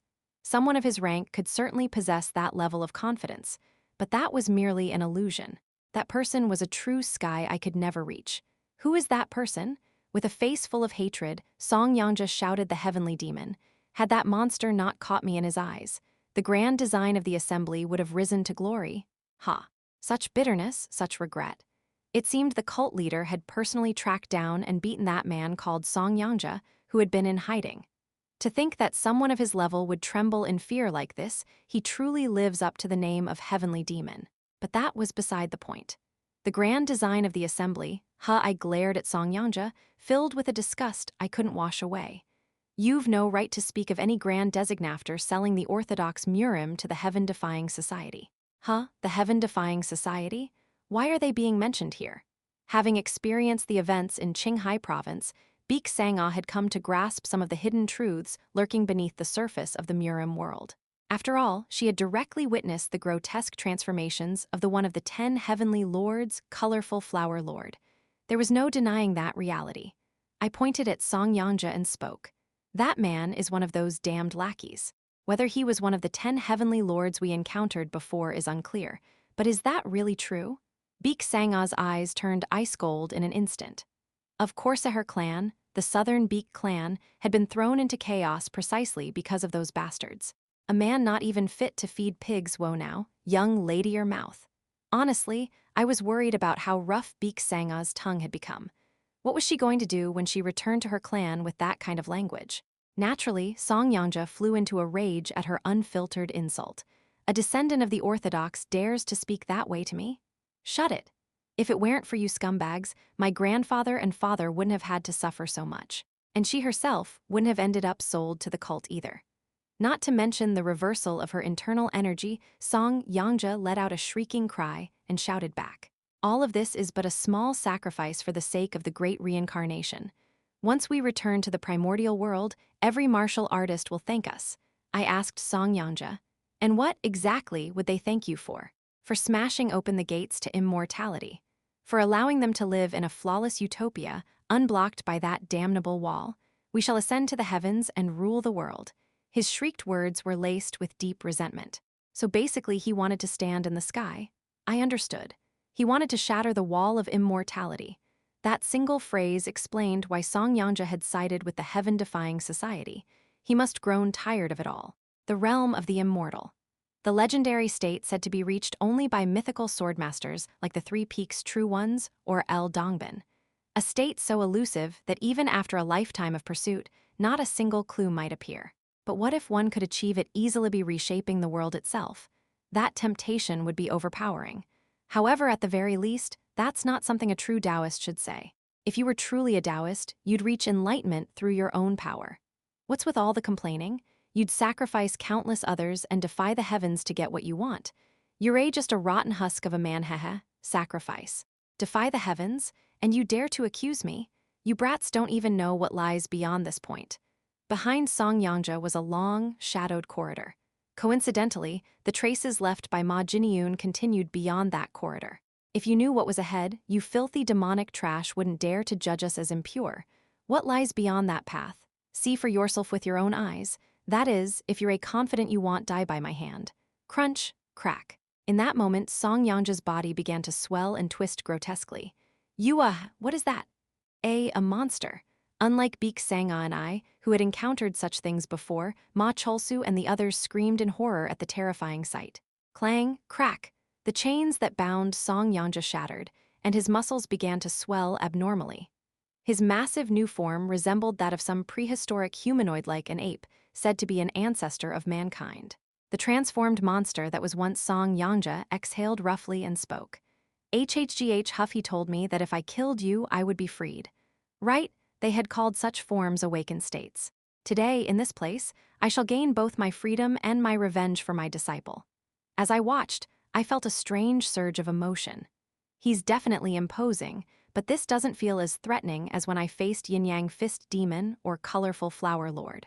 In other words, Song Yangja was not a bloodline inheritor of the mythical era like the 10 heavenly generals of the heaven-defying society, but more akin to a test subject like Myung-oh. Looks like I'm a lucky man. What are you saying? You're choosing to face me not as a swordsman, but as a monster. To be exact, Song Yangja's life as a swordsman had already ended cut short by the cult leader. Now, he had no choice but to face me in this grotesque form. And that fact alone was something I very much welcomed. I might not be good at dealing with people, but I'm plenty confident when it comes to smashing monsters. With a sinister smile, I drew the sword from my waist. From deep within my body, the second heavenly demon's power surged forth. Chapter 133. An Unnecessary Truths 3 had Song Yangja, now turned into a monster, grown to about nearly 9 feet tall. He had become massive, but it wasn't a transcendent size like the awakened ones of the Colorful Flower Lord. Huff, huff, this sense of liberation, it's the best. In Song Yangja's relieved expression, beast-like fangs were visible.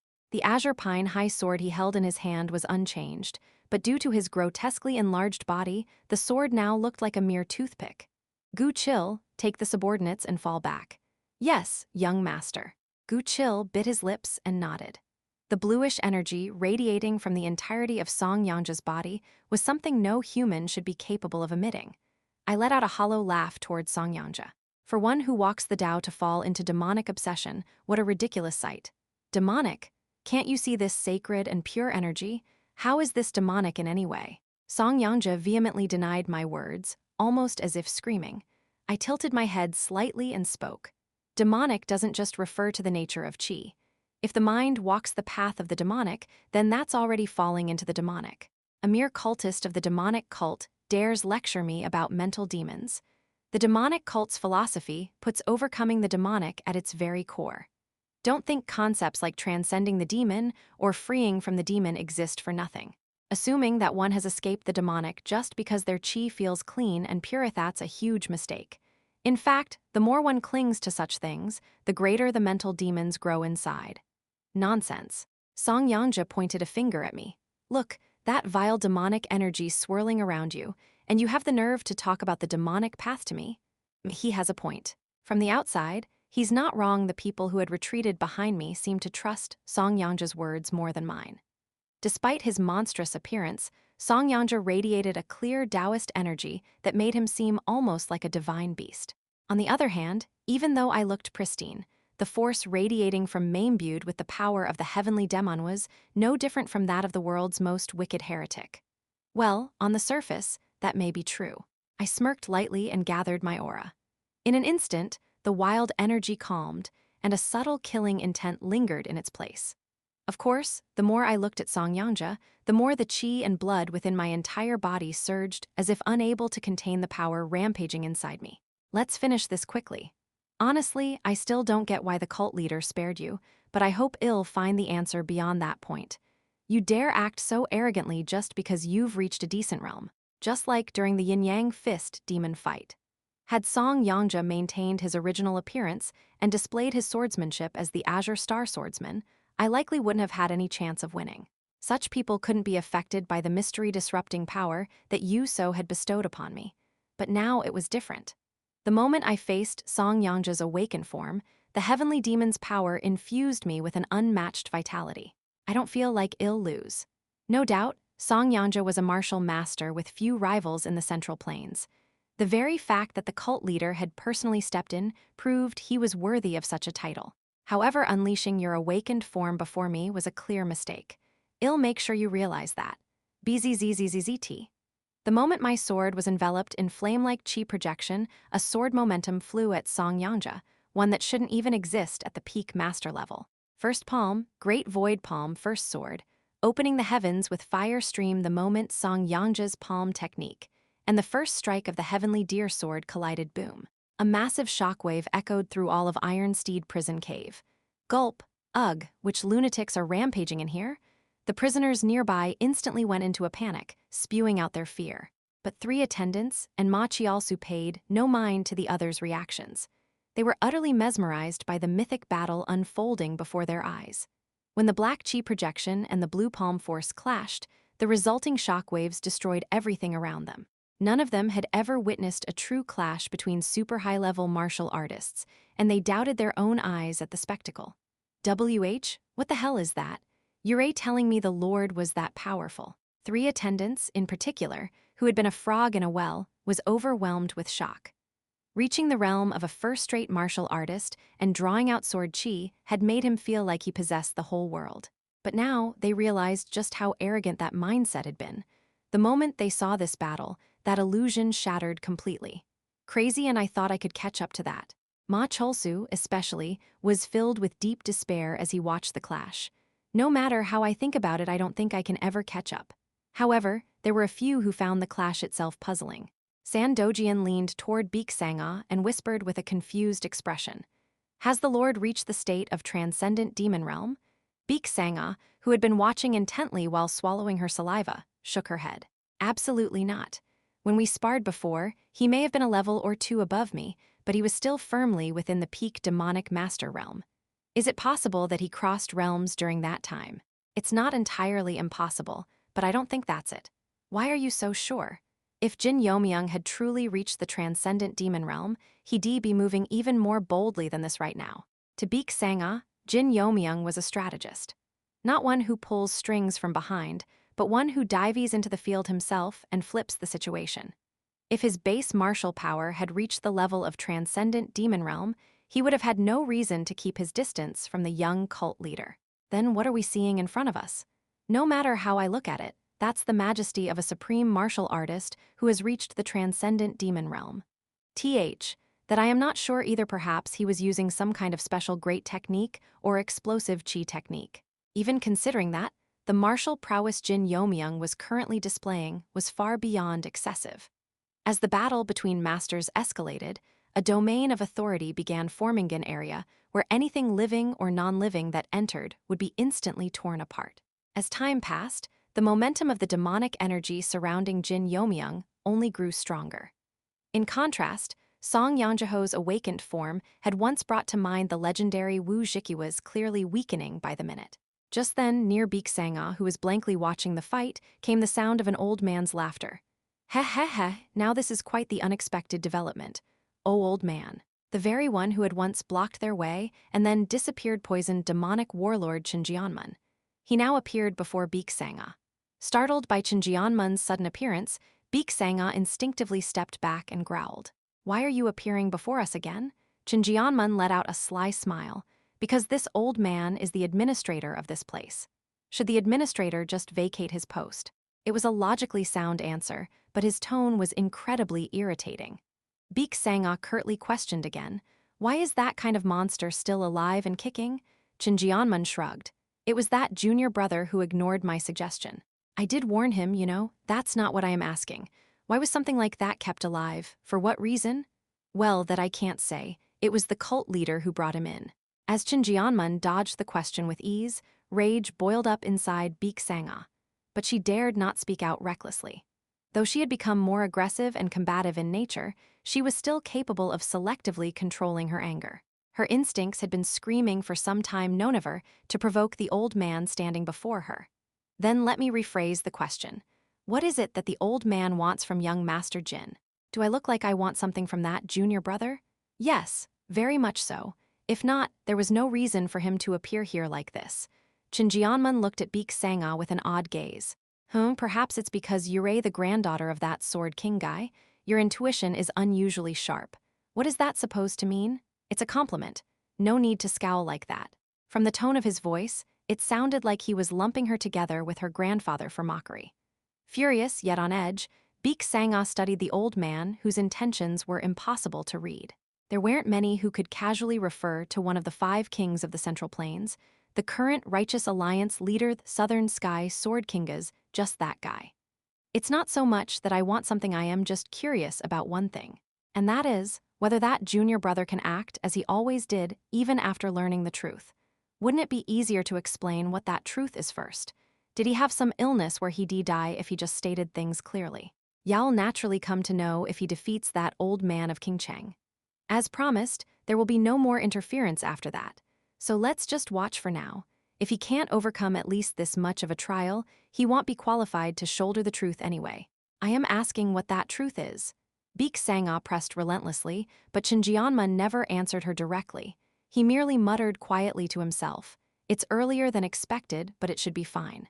If he's going to stand by her side, it's something he'll have to know eventually. Baek Sang-ah scowled deeply. She badly wanted to shut the mouth of this damn old man who kept babbling things only he understood. You there, lovely young lady? What is it now? Her voice was laced with thorns. Had he not called her lovely, she probably wouldn't have responded at all. There's something I am curious about. Will you answer it? Before Baek Sang-ah could even respond, Jin Yeomyung abruptly threw out an odd question.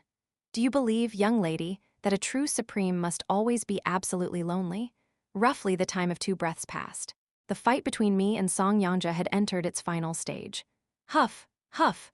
Song Yanja was panting heavily, gritting his teeth, clearly struggling to breathe. As expected, he wasn't at full strength. Only 2 breaths had passed, and yet a martial master of that level was already exhausted. The likely cause was the aftereffects of his fight with the cult leader. While his awakened form certainly brought explosive chi power beyond the ordinary, it still hadn't been able to fully regenerate his severed limbs. More importantly, the longer the battle dragged on, the more Song Yanja was losing his sense of self. Just like Myung-oh before him, his human body couldn't handle the power of myth. Kwagwang. The chi projection unleashed through the sword form of the Boundless Realm Demon Art Tour through Song Yanja's chest. Graag. As time went on, Song Yanja's movements grew more and more monotonous. Only the instincts of a wounded beast remained, flailing his limbs mindlessly. Of course, even those wild swings contained such terrifying force that getting hit directly would be incredibly dangerous. Kwagwagwang. One of his palm strikes swept across a nearby cliff, instantly pulverizing a group of Iron Steed prison cave prisoners. Graag, spare me. Song Yanja clearly had no intention of stopping. I widened the distance and quietly observed his rampage.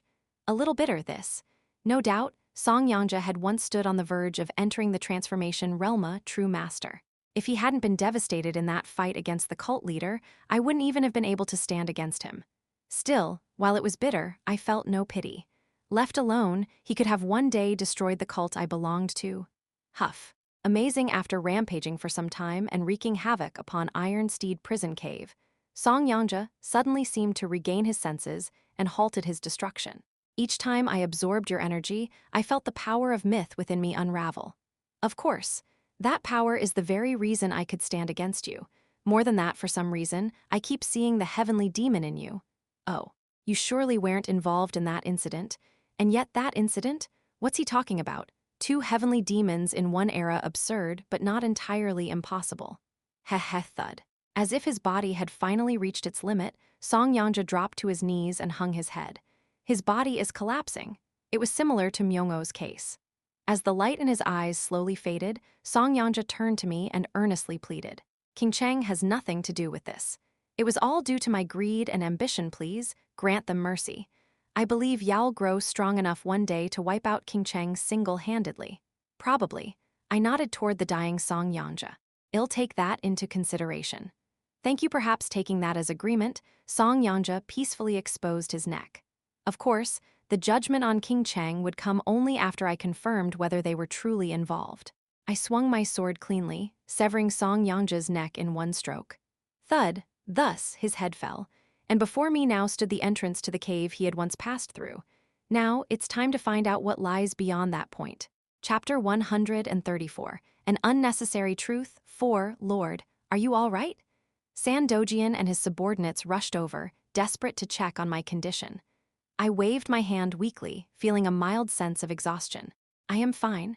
The flow of my internal energy is a bit unstable, but nothing worth worrying about. The moment Song Yangja died, the furious storm of the second heavenly demon's power, which had been raging like molten lava, subsided as if it had been a lie. I need to be able to use this power freely, of course. If I tried to accept the second heavenly demon's power in its entirety as I was now, it'd probably explode and die from not being able to handle it. I could instinctively tell. The power I had just manifested wasn't even a tenth of its full strength. This selective manifestation of power was likely due to So's arrangement. She did seem deeply versed in sorcery and techniques. Well, that's that. Now it's time to make a decision. I turned my gaze to Jin Yeomyung, who had somehow returned to stand beside Baek Sang-ah. He was looking at me with a rather strange expression. He hadn't expected me to take care of Song Yangja so easily either. So before he could say anything, I spoke first. I trust you won't go back on your word, Elder. Did I say anything otherwise? I figured you might if I kept my mouth shut. Would I? I always keep the promises I make. Judging by his deflated expression, that didn't seem entirely honest. Jin Yeomyung pointed toward the cave from which Song Yangja had emerged. Go ahead, I've disarmed all the mechanical formations. I looked toward the gloomy cave. May I bring some subordinates with me? I'd advise against it if possible. I had planned to take at least 1 or 2 people with me, but I changed my mind. There were truths in this world so dangerous that merely knowing them could be a crime punishable by death. No matter what lay beyond, I couldn't risk dragging my subordinates into a burden they didn't deserve. However, there was one person I absolutely could not leave out of this situation. Ma Cholsu. All right. Ma Cholsu nodded and stepped forward. He was at the center of this situation. Especially since there was a high chance that Ma Jin-yoon was waiting beyond that cave, I had to take him no matter what. The rest of you, wait here. Do not move until Ma Cholsu and I return. I glanced briefly at Jin Yeomyung. In case something happens, stick close to the elder. The subordinate's eyes immediately turned toward Jin Yeomyung. Fortunately, he shrugged and nodded. Sure, I can do that much. Just don't expect anything from me if you leave Iron Steed Prison Cave. That's more than enough. Who knew what Ma Jianshan might try next? At the very least, I had to prepare a basic safety net. I couldn't rely on Baek Sang-ah alone. Let's go. I took the lead and stepped into the cave. Ma Cholsu swallowed nervously, clenched his fists, and followed closely behind me. And just like that, the two of us disappeared into the darkness. By the time Jin Yeomyung and Ma Cholsu reached the end of the path, Ma Jin-yoon had led them down Heavenly Thunder Core Hall. One of the 5 great halls was thrown into confusion by an unexpected visitor, none other than the young cult leader, Cheon Yura. The young cult leader is here. Cease all activities. Prepare to receive the young cult leader. Where's the hall, Lord? Hurry up and send a message. In truth, Cheon Yura had never visited Heavenly Thunder Core Hall until now. No matter how much of a political ally Heavenly Thunder Core Hall might have been, Cheon Yura never held it in high regard. But this time was different. Ha ha ha, for you to come here, you must be in quite a hurry. It's been a while, Elder. Cheon Yura bowed politely to First Elder, who had come to greet her. Even for her, the young cult leader, there were certain formalities to observe when facing one of the Cheon clan's senior elders. This is unexpected. If you were to make a move, I'd have thought you'd rush straight to the Jin clan brat. I won't deny that, but there's something I have to do first. Something to do, and what might that be? Her previously polite demeanor vanished in an instant, and Cheon Yura now stood as the young cult leader. I am here to reclaim what was taken from Mebi my own hand. Ha ha ha. And while I am at it, I intend to deliver a warning to the Lord of Heavenly Thunder Core Hall. A warning? A warning, you say? For some reason, First Elder seemed rather pleased by Cheon Yura's words. You do realize he's your strongest supporter, don't you? Cheon Yura didn't hesitate. Supporter or not, if he crossed the line, he has to pay the price. Ha ha ha, that's more like it. And I also have a favor to ask of you, First Elder. First Elder, who had been laughing heartily, tilted his head at her sudden statement. Oh, a favor from me? Would you grant it? That depends on what it is. But seeing the way you are now, I feel like I could grant most things. First Elder was quite pleased with the spirit Cheon Yura was showing. Until now, she had stayed holed up in the Lesser Demon Hall, focused solely on martial arts, causing many within the Cheon clan to question her qualifications as young cult leader. So much so that most of the 7 Elder Council had already shifted their support to Cheon Yeomyung, who showed more promise. Although truthfully, that shift was likely more due to her bloodline than anything else. Please summon the 7 Elder Council. What? I will make every one of them submit and mend the rift within the Cheon clan. First Elder was so stunned, he asked again. Y'all make those old men submit. Do you even have the political skill for that? Cheon Yura's current path was an all-or-nothing gamble, to forcibly subdue the 7 Elder Council. Given the current volatile state, it might indeed lead to the best outcome. But if she failed to subdue them, in that moment, her authority as young cult leader would be completely undermined, and the Cheon clan would descend into even greater chaos. You are correct, young cult leader. That was quite a hasty statement just now. Before Cheon Yura could even respond, a handsome man holding a folding fan stepped out from deeper inside.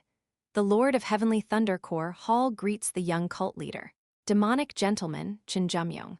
As the Lord of Heavenly Thunder Corps Hall, he had come to personally greet Cheon Yura. With his signature fan partially covering his mouth, he wore a slight smirk.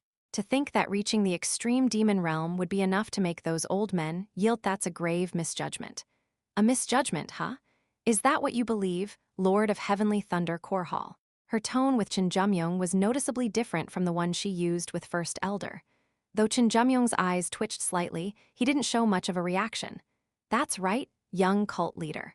Including your intention to retrieve that junior brother of yours who crawled his way into Heavenly Thunder Corps Hall for a moment, their eyes met in midair.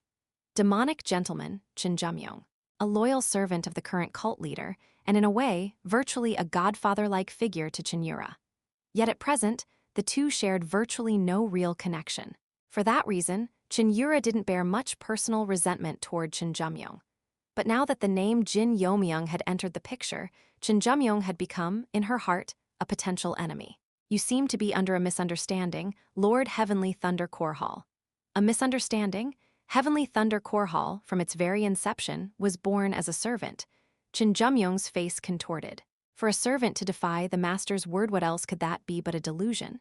It was an extreme analogy, but not inaccurate when considering Heavenly Thunder Corps Hall's founding background. A servant who does not heed their master's command should be discarded. I am sure even the cult leader would permit it. Though Jin Yeomyung held immense power within the cult at present, that power came entirely from the legitimacy of supporting the cult leader and his daughter, Cheon Yura. Even if it didn't come to outright expulsion, if Cheon Yura pushed this far, it would undeniably deal a heavy blow to Jin Yeomyung as well. Must you really go this far? For once, Jin Yeomyung lost his composure. Taking in Jin Yeomyung was something permitted by the cult leader himself. I expected as much. The reason Jin Yeomyung had suddenly resigned from the exchange ceremony and joined Heavenly Thunder Corps Hall, the fundamental reason was likely Cheon Yeomyung. But the fact that he chose Heavenly Thunder Corps Hall in particular probably meant the cult leader's influence played a part. But you, Lord of Heavenly Thunder Corps Hall, pushed a newly arrived Jin Yeomyung straight into the jaws of death. That was the conclusion Cheon Yura came to after compiling the reports from the Divine Ghost Unit. Jin Yeomyung didn't deny the accusation that he had driven Jin Yeomyung into a deadly situation. But he volunteered that, boy, I heard he's in Iron Steed prison cave right now. Jin Yeomyung flinched. The hand holding his fan hesitated. Could it be had she figured something out? As far as Jin Yeomyung knew, Cheon Yura didn't know the truth about the secret of her birth hidden somewhere within Iron Steed prison cave, and that fewer than 5 people in the entire cult were aware of it. Whether she knew or not, Cheon Yura showed no further reaction after mentioning Iron Steed prison cave. I won't take him right now, but let this be a warning. Cheon Yura made a quiet yet resolute declaration. If anything happens to that boy, I'll dismantle Heavenly Thunder Corps Hall myself, no matter the cost. I'll bear that in mind. The reason I came to Heavenly Thunder Corps Hall today isn't because of you, Lord Yeomyung. My business is with First Elder, so well end it here. Turning her gaze away from Jin Yeomyung, Cheon Yura looked back at First Elder. First Elder glanced between the two of them and let out a hearty laugh. I like your spirit. But I'm afraid I can't grant your request to summon the 7 Elder Council. And why not? To make them submit, you'd need the help of that fellow you just humiliated Lord of the Heavenly Thunder Core Hall. No matter how influential the 7 Elder Council was within the Cheon clan, Jin Yeomyung backed by the cult leader was no less powerful. But now that shed embarrassed him so publicly, would he really be willing to help? Cheon Yura shook her head at First Elder's reasoning. First Elder, I have no intention of maneuvering the 7 Elder Council through politics. Oh, then how do you plan to convince those old men? With force. Kwa kwa kwa kwa. Heaven-slaying power. From Cheon Yura's entire body, the heaven-slaying Kaith very symbol of the heavenly demon began to surge forth. A black domain, like the incarnation of a demon, enveloped Cheon Yura. Everyone who laid eyes on her felt a pressure on an entirely different level. HMPH. Even First Elder and Jin Yeomyung both at extreme demon realm had not anticipated such a power. First Elder was stunned by the unexpected martial prowess she now displayed. You've reached the brink of mastery in the heavenly demonic divine art, an unprecedented level of achievement in the entire history of the heavenly demon cult. A single tear fell from First Elder's eye. At this rate, the birth of the next heavenly demon is all but assured. To witness 2 heavenly demons in one era, it was nothing less than a blessing upon the cult. While First Elder, thrilled by Cheon Yura's display, was boasting that he would personally take the lead with the Elder Council Jin Yeomyung, who had faded from the center of attention, quietly muttered a single word to himself, unheard by anyone. Divine Demon Physique. At the end of the cave, I picked up a worn-out book stained with blood. Divine Demon Physique Restoration Record? What is this supposed to be? Chapter 135. Divine Demon Physique 1. After Jin Yeomyung and Ma Cholsu entered the cave Beek-sanga, and the subordinates left behind were blankly resting. So, are you ready to answer this old man's question now? Beek-sanga shot a cold glare at Jin Yeomyung, who had tossed out the sudden question. What do I get in return for answering? Well, not much changes, really. This old man is just asking out of curiosity. You, young lady, are of a bloodline that supports the orthodox faction like a pillar, so I thought I might hear something fresh. Though Beek-sanga had suspicions about his intent and identity, she soon let go of those thoughts. He wouldn't answer even if she asked anyway. You asked whether the true supreme must be absolutely alone, right? That's right. Beek-sanga pondered for a moment, then nodded. Yes, I think they must. Jin Yeomyung widened his eyes. Oh, now that's unexpected. Why is that? Beek-sanga replied curtly. Because it's the position of the true supreme, isn't it? It's a place where no one can be allowed to cross the line. If such a thing must exist in the first place, then it means the world around them is already abnormal. That meant anything that could shake the seat of the supreme was unnecessary. That was what Beek-sanga was saying. But is there even a need for something like a true supreme to exist at all? And why not? Well, it's not like they're some emotionless, inanimate object, whether they're a supreme or not, they're still human.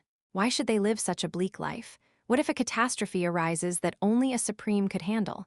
Then we might as well let the world fall. What? Beek-sanga scoffed coldly at the dumbfounded Jin Yeomyung. If it's a world that has to rely entirely on one person, then it's better off ruined. Besides, that assumption is wrong from the start. And why is that? You can't handle 10 hands with just one. Sure, an extraordinary individual might manage 100, even 1,000. If they're someone worthy of being called the true supreme, maybe they could even handle 10,000. And you still say that. Because rather than nurturing one extraordinary being who can handle 10,000, it's just better for 10,000 to gather together and resist. If 10,000 aren't enough, make it 100,000. If that's not enough, then 1,000,000. And if that's still not enough, gather all of humanity to resist. There's no need to rely on a single person. Well, I do think a leader who can act as a central figure is necessary, but that doesn't mean it has to be a flawless true supreme. Even if they're a bit lacking, the people around them can help. Jin Yeomyung slightly parted his lips and looked at Beek-sanga. I believe there is no such thing as an uncontrollable catastrophe. You say that even after experiencing part of the heaven-defying society's true nature? You know quite a lot, old man. Yes, that's right. They were nightmarishly powerful. And I've learned there are beings far stronger than them within the heaven-defying society. But still. No matter how many monsters like that exist, if the world truly can't withstand them, then it would have already fallen. That's what I think. That is certainly a fresh opinion. A young one, too. Does that answer your question? Jin Yeomyung nodded. It does. Not the answer I wanted, but a rather impressive opinion nonetheless. For a brief moment, Baek Sang-ah wondered what answer the old man had truly wanted, but she couldn't continue pondering after his next words. The price for your answer will be paid right now. Huh, what do you mean? Your life should suffice. Chill, in that instant, a cold sweat rolled down her back. It wasn't because of Jin Yeomyung himself. It was the horrifying killing intent that felt like hundred snow, thousand soft blades were aimed right at her. Not just Baek Sang-ah, but everyone in the hall felt it. Jin Yeomyung looked off toward the entrance of Iron Steed Prison Cave and murmured, "Well, now, an unexpected guest has arrived." Everyone's gaze turned simultaneously. A vivid blood-red dragon crest embroidered in flamboyant fashion. A middle-aged man, clad in an imperial-looking robe, was walking toward them with only a single sword at his waist. Though he was a handsome middle-aged man with a chiseled jawline and neatly trimmed beard, Baek Sang-ah had no time to admire his appearance. Shiver, her instincts screamed at her. Run, now, a M-monster. Baek Sang-ah desperately fought the urge for her knees to buckle. If Jin Yeomyung was unfathomable in a mysterious way, this middle-aged man was a clearly identifiable monster at a glance. Colorful Flower Lord? Peak master level. He couldn't be compared with such beings. He was at the true summit. Gigi. One of Ma Cholsu's subordinates tried to scream, more out of terror than anything. But Jin Yeomyung cut him off and spoke first to the middle-aged man. Who would have thought a man of your level would come running like a dog with diarrhea? Is this for love of your son?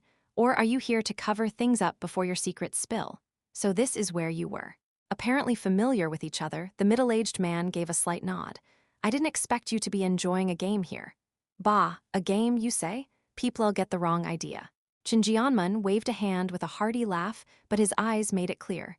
No nonsense would be tolerated from this point forward. The middle-aged man didn't show much reaction to that gaze. Well, it doesn't matter. I only came here for one reason. His eyes turned toward the cave where Jin Yeomyung had entered.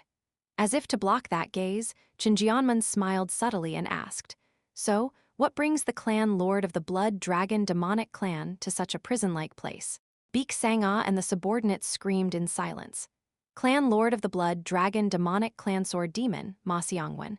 A supreme master known as the greatest sword of the demonic faction, he had come to this place, Iron Steed Prison Cave.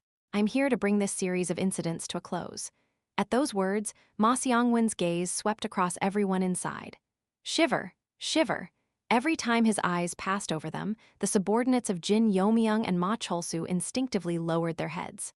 Even meeting his eyes for a moment sent a terror through them so intense, it felt like their entire body would be torn into thousands of pieces. For someone of your caliber to be scaring children, that's quite a wicked thing to do. Still, I promised to protect them, so I'd appreciate it if you didn't glare like that. At that, Ma Seong-wen's face briefly showed surprise. Do you intend to break your promise? A promise. Is protecting those not even involved considered breaking a promise? In that case, I assume there's no problem if I handle those who are involved myself. No, you can't. Baek Sang-ah instantly realized who Ma Seong-wen meant by those involved. Jin Yeomyung. For reasons unknown, Ma Seong-wen had just declared his intent to kill Jin Yeomyung, who had entered the cave. I won't stop you if you insist, but I'd advise you to choose wisely. Jin Yeomyung chuckled heartily, and then issued a warning. I'd rather not witness the fall of the Blood Dragon demonic clan, which has lasted 1,000 years. After a moment of silence, Ma Seong-wen spoke. I thought you hated us. I still do.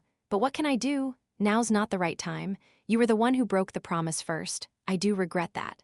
I'll make sure you're compensated accordingly. Compensation? Promise? Baek Sang-ah was frustrated at the cryptic conversation between the two. But no matter how annoyed she was, this wasn't the time to voice complaints. But I still need to see him in person. I must know whether he's truly worthy of you breaking your promise for. That's true. Since your second son also went in, go ahead and take a look. If you're lucky, you might even meet your third son alive. Ma Seong-wen didn't say another word. He simply turned and began walking into the cave. Young Master Jin, even if he claimed he only wanted to see his face, it was wishful thinking to believe nothing would happen upon meeting a giant like the Blood Dragon demonic clan lord. Baek Sang-ah clenched her teeth and desperately prayed for Jin Yeomyung's safety. The cave was quite long. So long, in fact, it was almost comparable to Yuso's tomb located beneath the Eastern Sea Fortress. How far does this thing go? Ma Cholsu groaned at the seemingly endless path of the cave. With no light, they had to rely on shadow techniques, and their senses to precede it was incredibly uncomfortable. If there had been traps or mechanisms, we'd have been in trouble. Fortunately, they had deactivated the mechanisms beforehand. If deadly traps had been set in a place like this, Ma Cholsu would have surely deed if not me as well. Still, we're almost there. Is Jin Yeomyung over there? Not sure. I don't sense any presence. Both Ma Cholsu and I were unsure, but we eventually reached the end of the cave. And at the end, a research annex. A massive annex that looked clearly abandoned long ago came into view. But what is this horrifying place? The state of the research annex was far from normal. What the hell was this place used for? I silently agreed with Ma Cholsu's reaction. Inside the abandoned annex, dried remains what appeared to be human or animal entrailshung here and there. Bloodstains were scattered across the floor, and there were even surgical tools left in a sinister-looking state. Most of all, glass tubes? Most were shattered, but there were clean, transparent glass tubes, scattered or round so pristine they were rarely seen in today's age. Ma Cholsu seemed to recognize this too, picking up a shard and marveling at it. Amazing. Even among imported goods on the Silk Road, I've never seen glass this refined and transparent. I agreed with him. These were the kind of glass tubes you'd only see in my first life, crafted with perfect curvature and clarity. There's also an ominous yin aura lingering. What was this place? I murmured quietly, trying to grasp the nature of the place. Human experimentation, what? This place was used for human experimentation. What? Are you serious? I am about 90% sure. Aside from the overly large size of the annex, this was a textbook human experimentation facility. Disgusting place. Ma Cholsu frowned and spat on the floor. Still, he didn't seem overly disturbed. After all, factions like heaven-revering Hwan clan still manufactured corpses for Jiangxi in remote parts of their territory. Even aside from that, there were several clans that conducted human experiments to improve their physical enhancement arts. Looks like all important documents were either destroyed or taken. Ma Cholsu, and I spent quite a while searching the archives, trying to find traces of what Ma Jin Yeomyung might have left behind. Eventually, restoration records of the divine demon physique's body. Amidst the annex, where all other books had disappeared, I found a single, blood-stained, old manuscript that could be called the only surviving text. No way could this be it? The truth that Ma Jin Yeomyung, or maybe even Jin Yeomyung, was looking for. I hurriedly opened the book and began skimming the contents. The restoration records had no author's name listed. Only diary-like entries were written. The 14th year of the Jiajing era. At the command of cult leader Jin Yeomyung, the experiment began. Experiment? Since the second heavenly demon passed away, our cult had failed to produce a third for hundreds of years. While the orthodox factions grew in strength each day, our cult kept cannibalizing itself due to conflicts between the 6 great demonic clans, so it was understandable that the cult leader grew increasingly impatient. This is if it was the 14th year of the Jiajing era, that would be at least half a century ago. That was the time our cult was in crisis, according to the stories. The conflict among the 6 clans was said to have reached its peak back then, and the Qin clan's influence had significantly diminished. The young cult leader gave us an order to determine whether it was possible to artificially create the divine demon physique, said to be naturally born with the first heavenly demon. In other words, he meant for us to create a new heavenly demon by our own hands. Chapter 136. Divine Demon Physique 2. Create the heavenly demon of a new era? A chill crept over me. It felt like a forbidden taboo was being touched, something that should never be tampered with. But I couldn't stop myself from reading. What are you doing, Jin Yeomyung? What's with that blank booklet? Blank booklet? I doubted my ears at Ma Cholsu's words. With our own hands, we were to create the heavenly demon of a new era. The passage I had just read was still vividly visible to my eyes. Ma Cholsu, what? You can't see the writing? Ma Cholsu looked at the restored record book I had opened and tilted his head. It's completely blank. Are you messing with me? At that moment, I realized this book wasn't ordinary. A spell. It must have been treated with a spell that only revealed the text under certain conditions. This book was clearly placed here with intent. Who could it be? Who orchestrated things so I would read this? The Heavenly Demon Pavilion was the first to come to mind, but I couldn't be certain. For now, I need to keep reading. While Ma Cholsu continued digging through the martial arts repository, I resumed reading the contents of the record. But even after several years, the research showed no progress. Physicians and Qigong experts from the Central Plains were either invited or kidnapped for consultation, but we couldn't even come close to creating the divine demon physique, let alone a prototype. Of course, if it were that easy, the heavenly demon cult would have unified the Central Plains long ago. That's not to say there were no results at all. We did manage to develop treatments for partial meridian blockage and incurable diseases. But after 5 years of research, I fell into despair. Treatments for meridian blockages and incurable illnesses, wasn't that quite impressive in its own right? Whoever the author was, I could tell they were a pretty damn unlucky genius. Then one day, the cult leader suddenly gave me a stack of 10 books. They weren't just about the human body covered various fields, and I was horrified the moment I opened them. The knowledge they contained was so transcendent it was impossible to realize it in our current era. The books contained not only anatomical knowledge, but also astronomy, sorcery, qigong, and foreign arts. The knowledge within was so unfamiliar I even suspected a quack had written them. The cult leader said he paid a great price to acquire them. When I asked what they were, he told me they were knowledge from the mythological Iran unbelievable claim. But I had no choice but to believe him. The knowledge in those books was that unreal. A chill ran down my spine. Knowledge from the mythological era. The moment I read those words, one particular group naturally came to mind. And that guess was confirmed by what followed. From that point on, our research advanced at a rapid pace. Though we were still far from creating the divine demon physique, we had at least grasped the basic direction to take. The books the cult leader provided contained methods for awakening the body by injecting a special power forged through foreign arts. The foreign arts required the body parts of spiritual beasts from the mythological era as ingredients, but obviously we didn't have access to such things. Do they even exist in the first place? After reading up to this part, I let out a quiet sigh. The awakened bodies. That absurdly powerful technique used by the heaven-defying society to grant its members unimaginable strength. It didn't yield great results unless one had a deep lineage tied to the mythological era like the 10 heavenly lords, but regardless, it was a cheat technique that could shatter the world's balance. Somehow, the cult leader managed to obtain the true relic of the first heavenly demon and gave it to us. From that, we gleaned a clue, and full-scale human experimentation began. 5 more years passed. After tens of thousands of sacrifices, we finally completed a rudimentary version of the technique.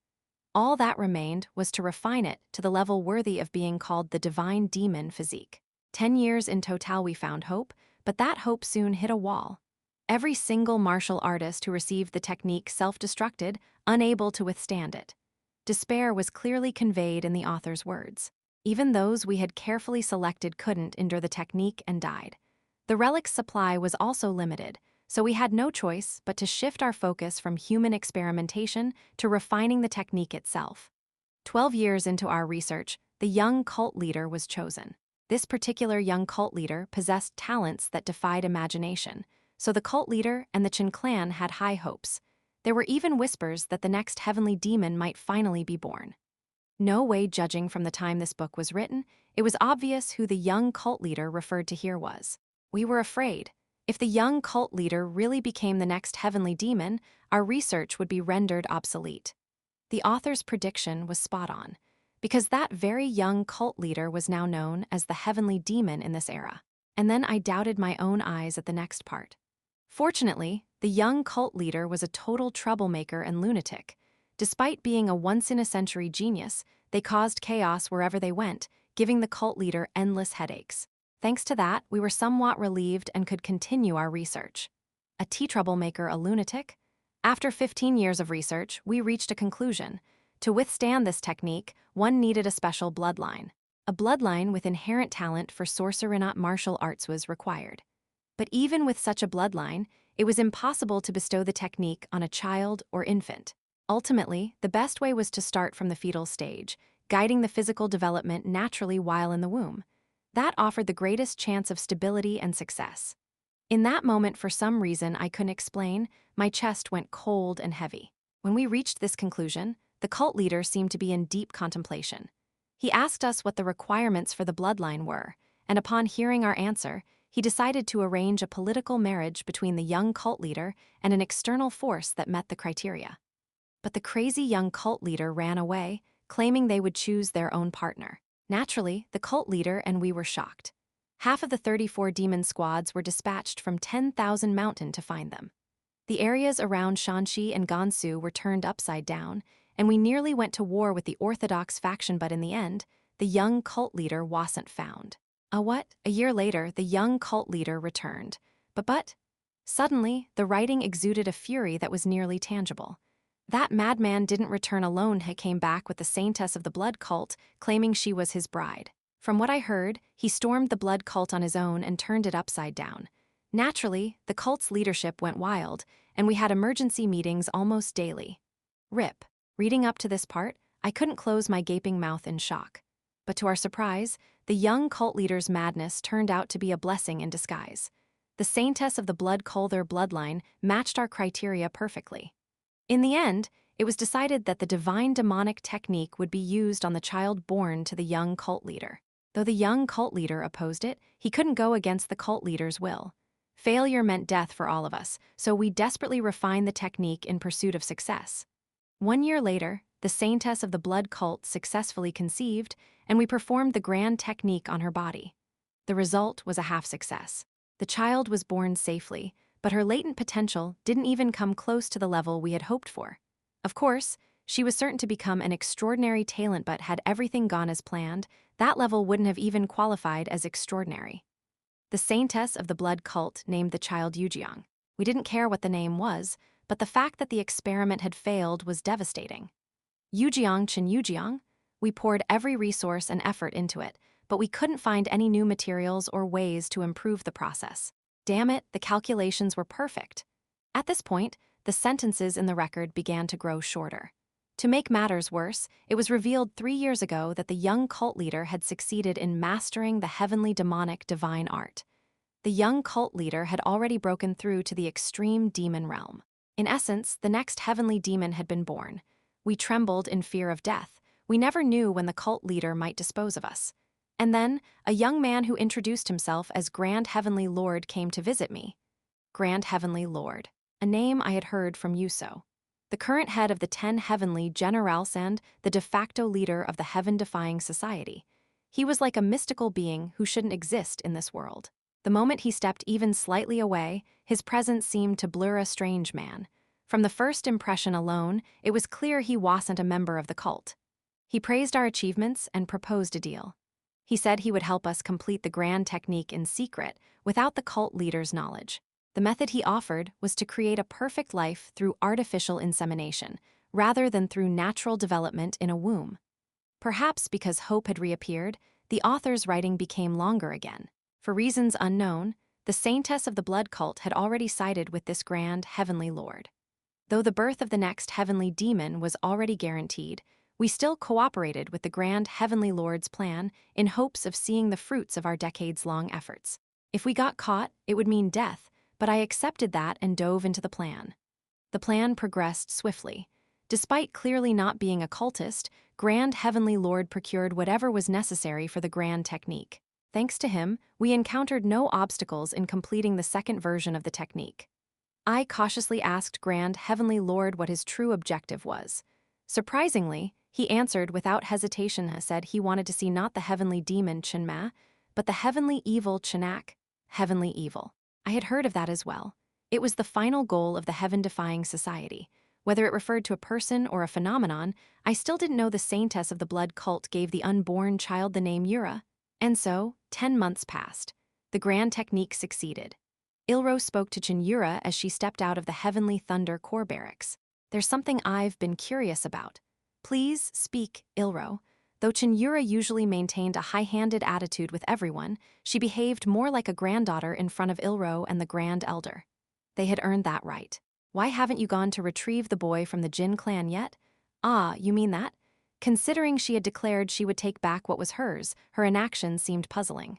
Cheon Yura chuckled softly. It was a smile so rare that anyone familiar with her would have gaped in shock upon seeing it. I want to give it to him as a gift. To whom? And what exactly? Ilro had already grasped the situation upon hearing the word gift, but still asked out of courtesy.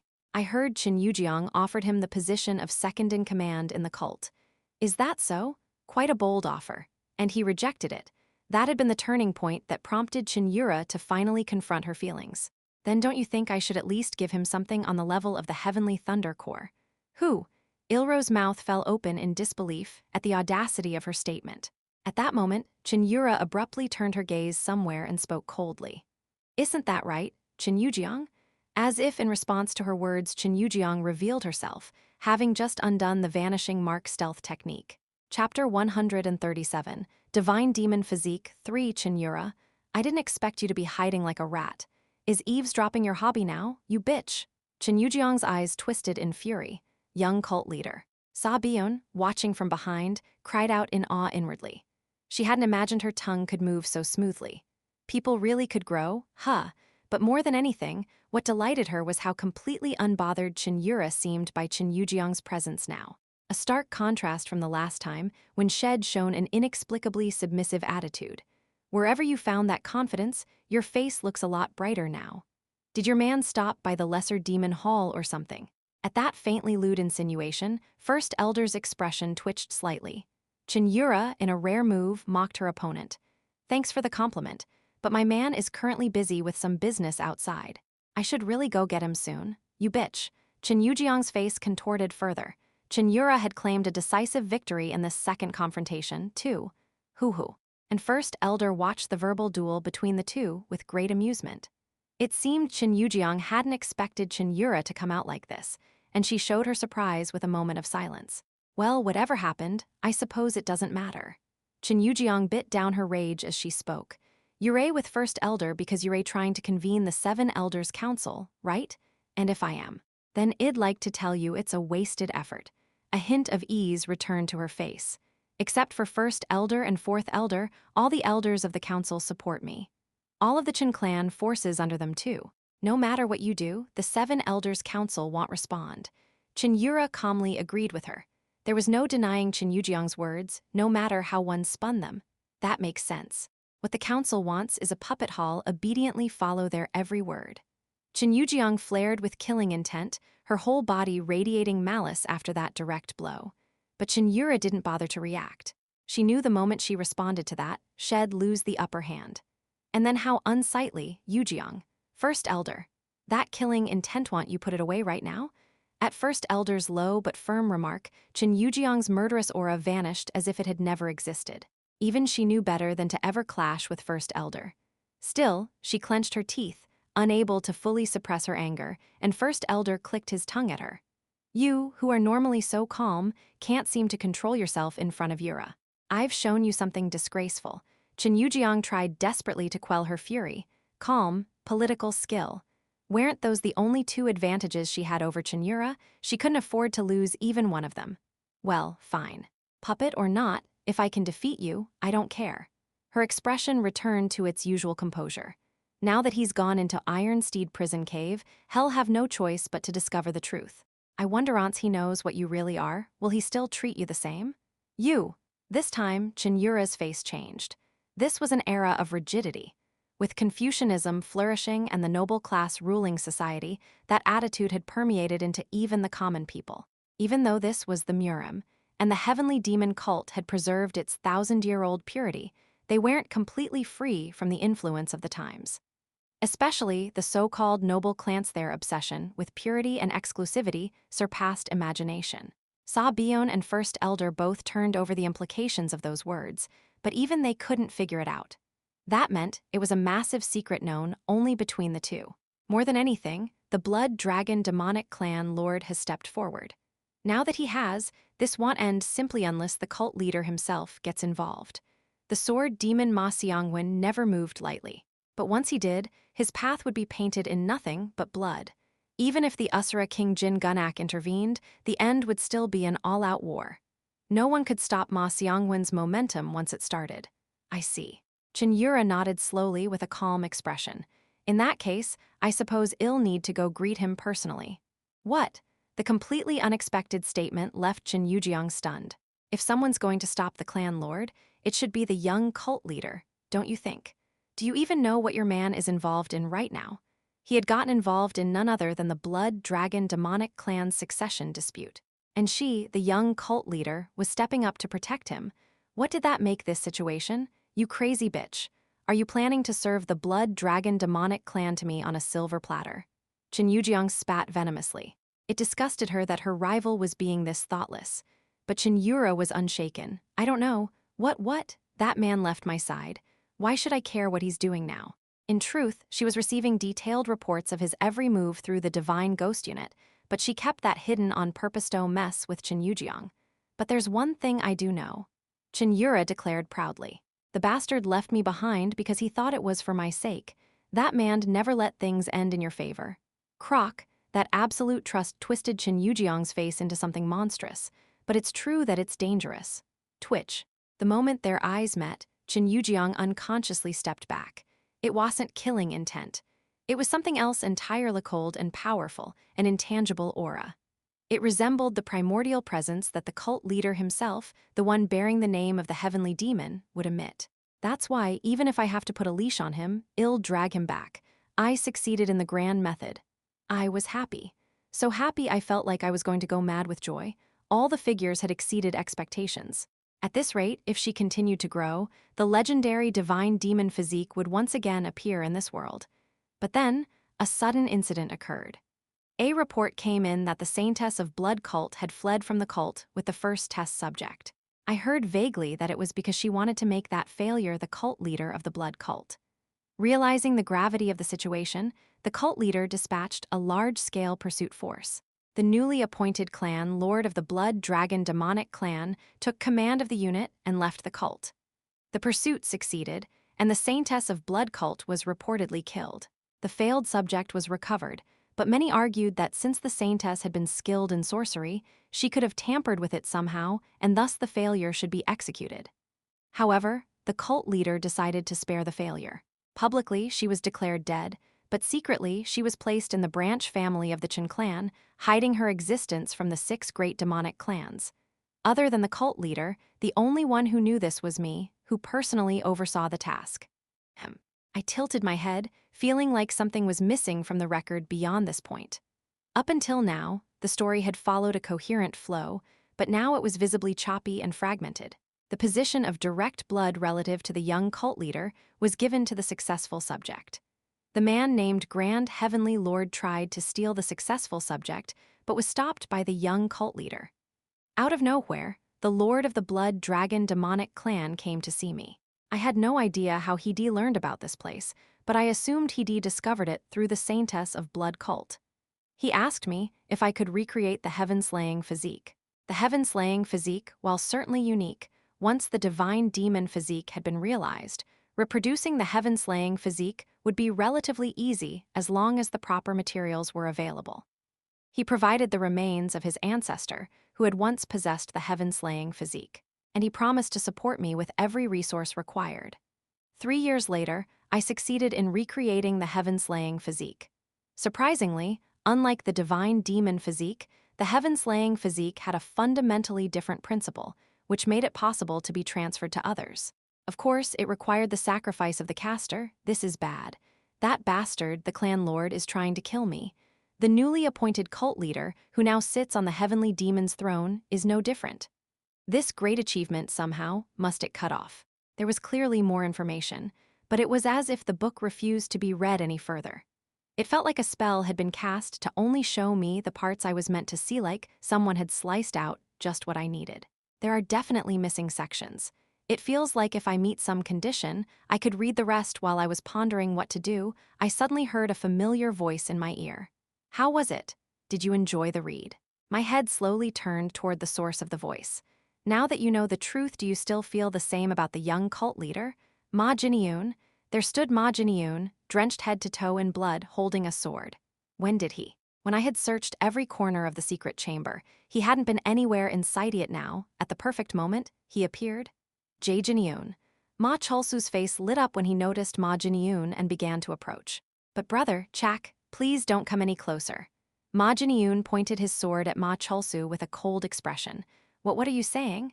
Ma Cholsu was bewildered by Ma Jin-yeon's completely different demeanor. Right now, I am desperately holding back my killing intent. If someone comes too close, even if it's you, brother, I feel I might lose my sanity and thirst for blood.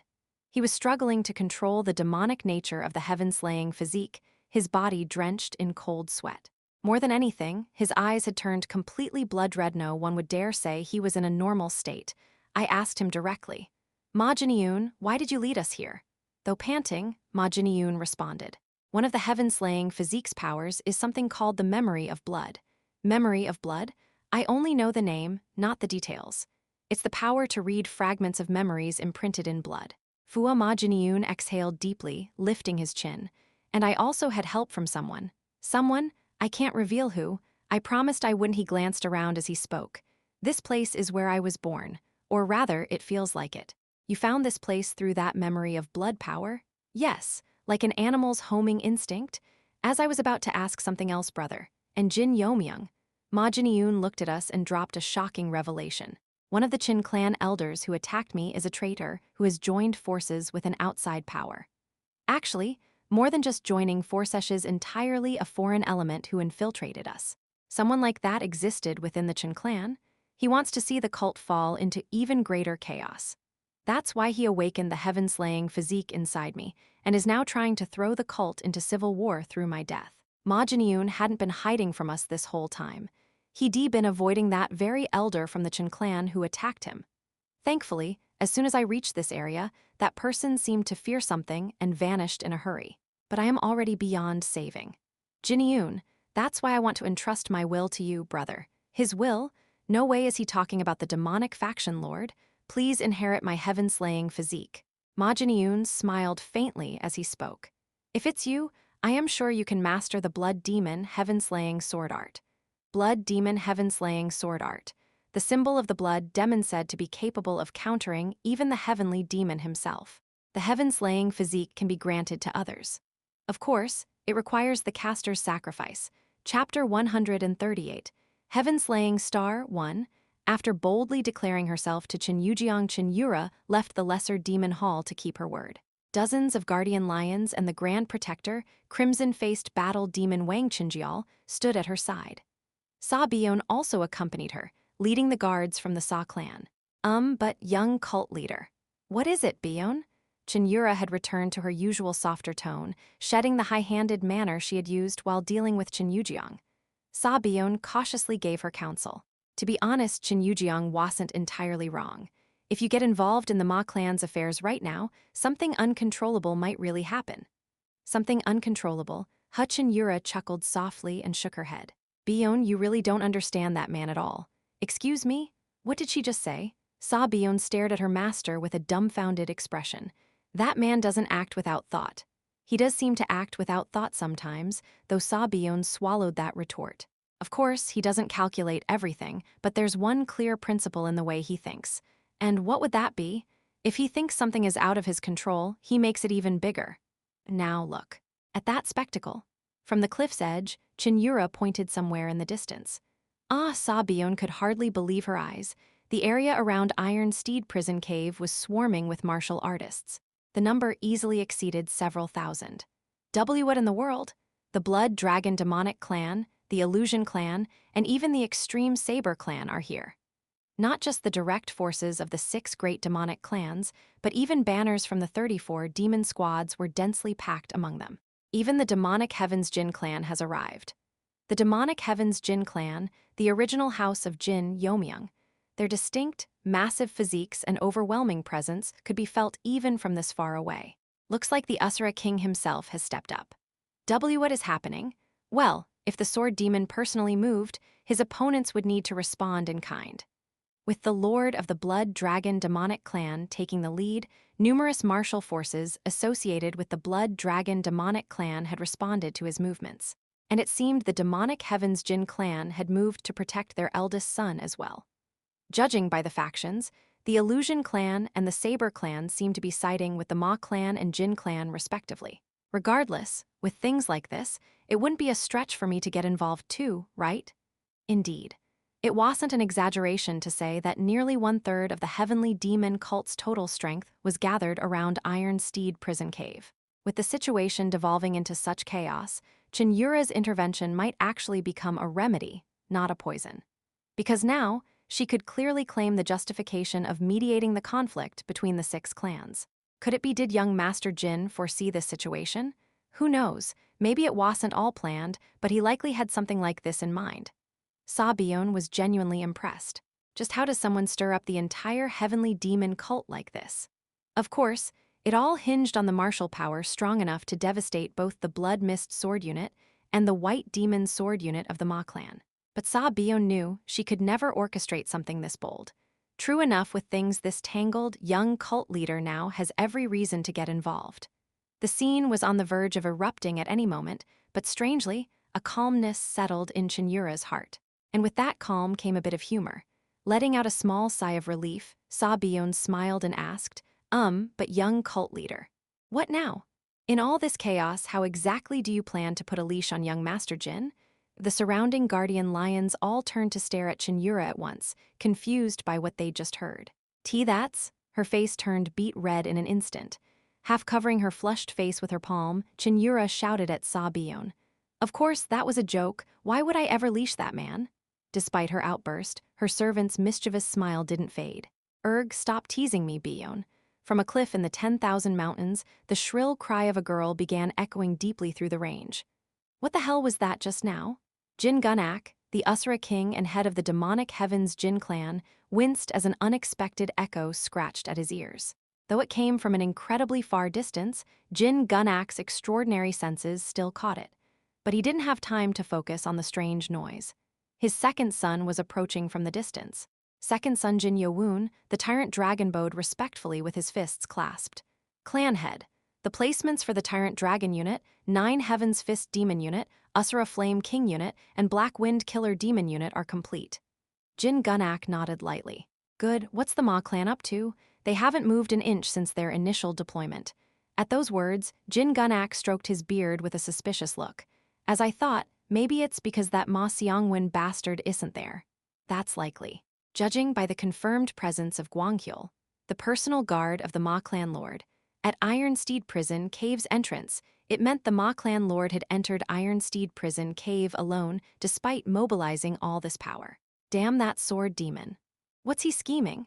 He was tempted to enter Iron Steed Prison Cave himself, but if it weren't for that damned Heavenly Demon Order, since the sudden activation of the Heavenly Demon Order by the cult leader, all access to Iron Steed Prison Cave had been strictly prohibited. Even someone like Jin Gunak couldn't defy a direct order. Just then, a voice called from outside the tent. Clan head, the young head of the Saber clan has arrived. What? Bring her in at once. Hearing that the young head of the Saber clan had arrived, Jin Gunak's expression lit up. Composing himself quickly, he opened his arms wide as Yeo-myung entered the command tent. Oh ho, isn't this the young head of the Saber clan? I greet clan head Jin. Ha ha ha, is this our first meeting since your birthday last year? Seems so. Yeo-myung forced a smile as she accepted his greeting. Seeing how visibly unwell she looked, Jin Gunak gently asked, is your body still not fully healed? Your son's chi was incredibly fierce. Honestly, it's hard to believe that young Master Jin isn't the young head. Ha ha ha ha, even such a pointed remark made Jin Gunak laugh heartily. After all, it was still praise for his son. Meanwhile, Pa Seolyung, who had followed behind Yeo-myung, glanced over at Jin Yeomyung. To her surprise, Jin Yeomyung remained utterly unfazed and silent. Not even a flicker of emotion. Pa Seolyung quietly admired how composed Jin Yeomyung looked while standing beside the clan head. According to the intel, he's supposed to be impulsive and brutal. But if he wasn't reacting, then it could mean one of two things: either Jin Yeomyung had a tight grip on his younger brother, or Jin Yeomyung truly respected his older brother from the bottom of his heart. Maybe it's both. Just as Pa Seolyung was quietly moved by the moment "thank you for joining the war." It's nothing. Since the Illusion clan stepped in, it only makes sense for the Saber clan to balance the scale. Truly if it wasn't the illustrious Saber clan, who else would be bold enough to act so decisively? Jin Gunak made no effort to hide his genuine gratitude. When Ma Seongwon mobilized an enormous force and marched out sensing the danger, Jin Gunak likewise mustered the warriors of his main house in response. He had staked everything on his eldest son. At the very least, he had to prevent his death. However, just when things seemed secure, the Illusion clan, who seemed entirely unrelated to the affair, suddenly raised an army in support of the Ma clan. throwing Jin Gunak into a tight corner. Even for someone like him, a 2-on-1 fight between members of the 6 great demonic clans was practically suicide. Damn you, So clan. Ignoring my request like that in desperation, Jin Gunak had reached out to the hidden shadow So clan, the nearest to the Jin clan, seeking aid. But for some reason, the So clan turned him down and firmly shut their gates.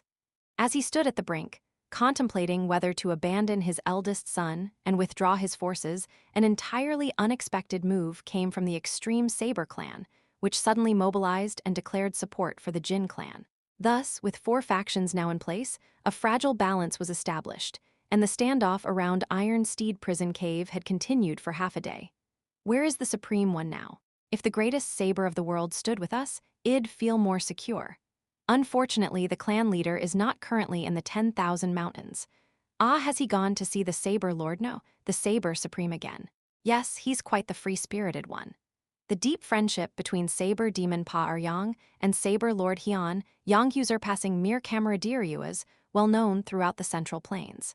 North Heaven isn't far from here, so he could have stayed close, especially since the young head was injured, but Tesk. Pa Yongyong and Pa Sealyong gave subtle nods of agreement, smiling slightly. Their bond was famous, sure, but when the clan leader vanished on a whim, it was always the subordinates left to clean up the mess. Clan leader Jin. Oh, acting head Pa Sealyong.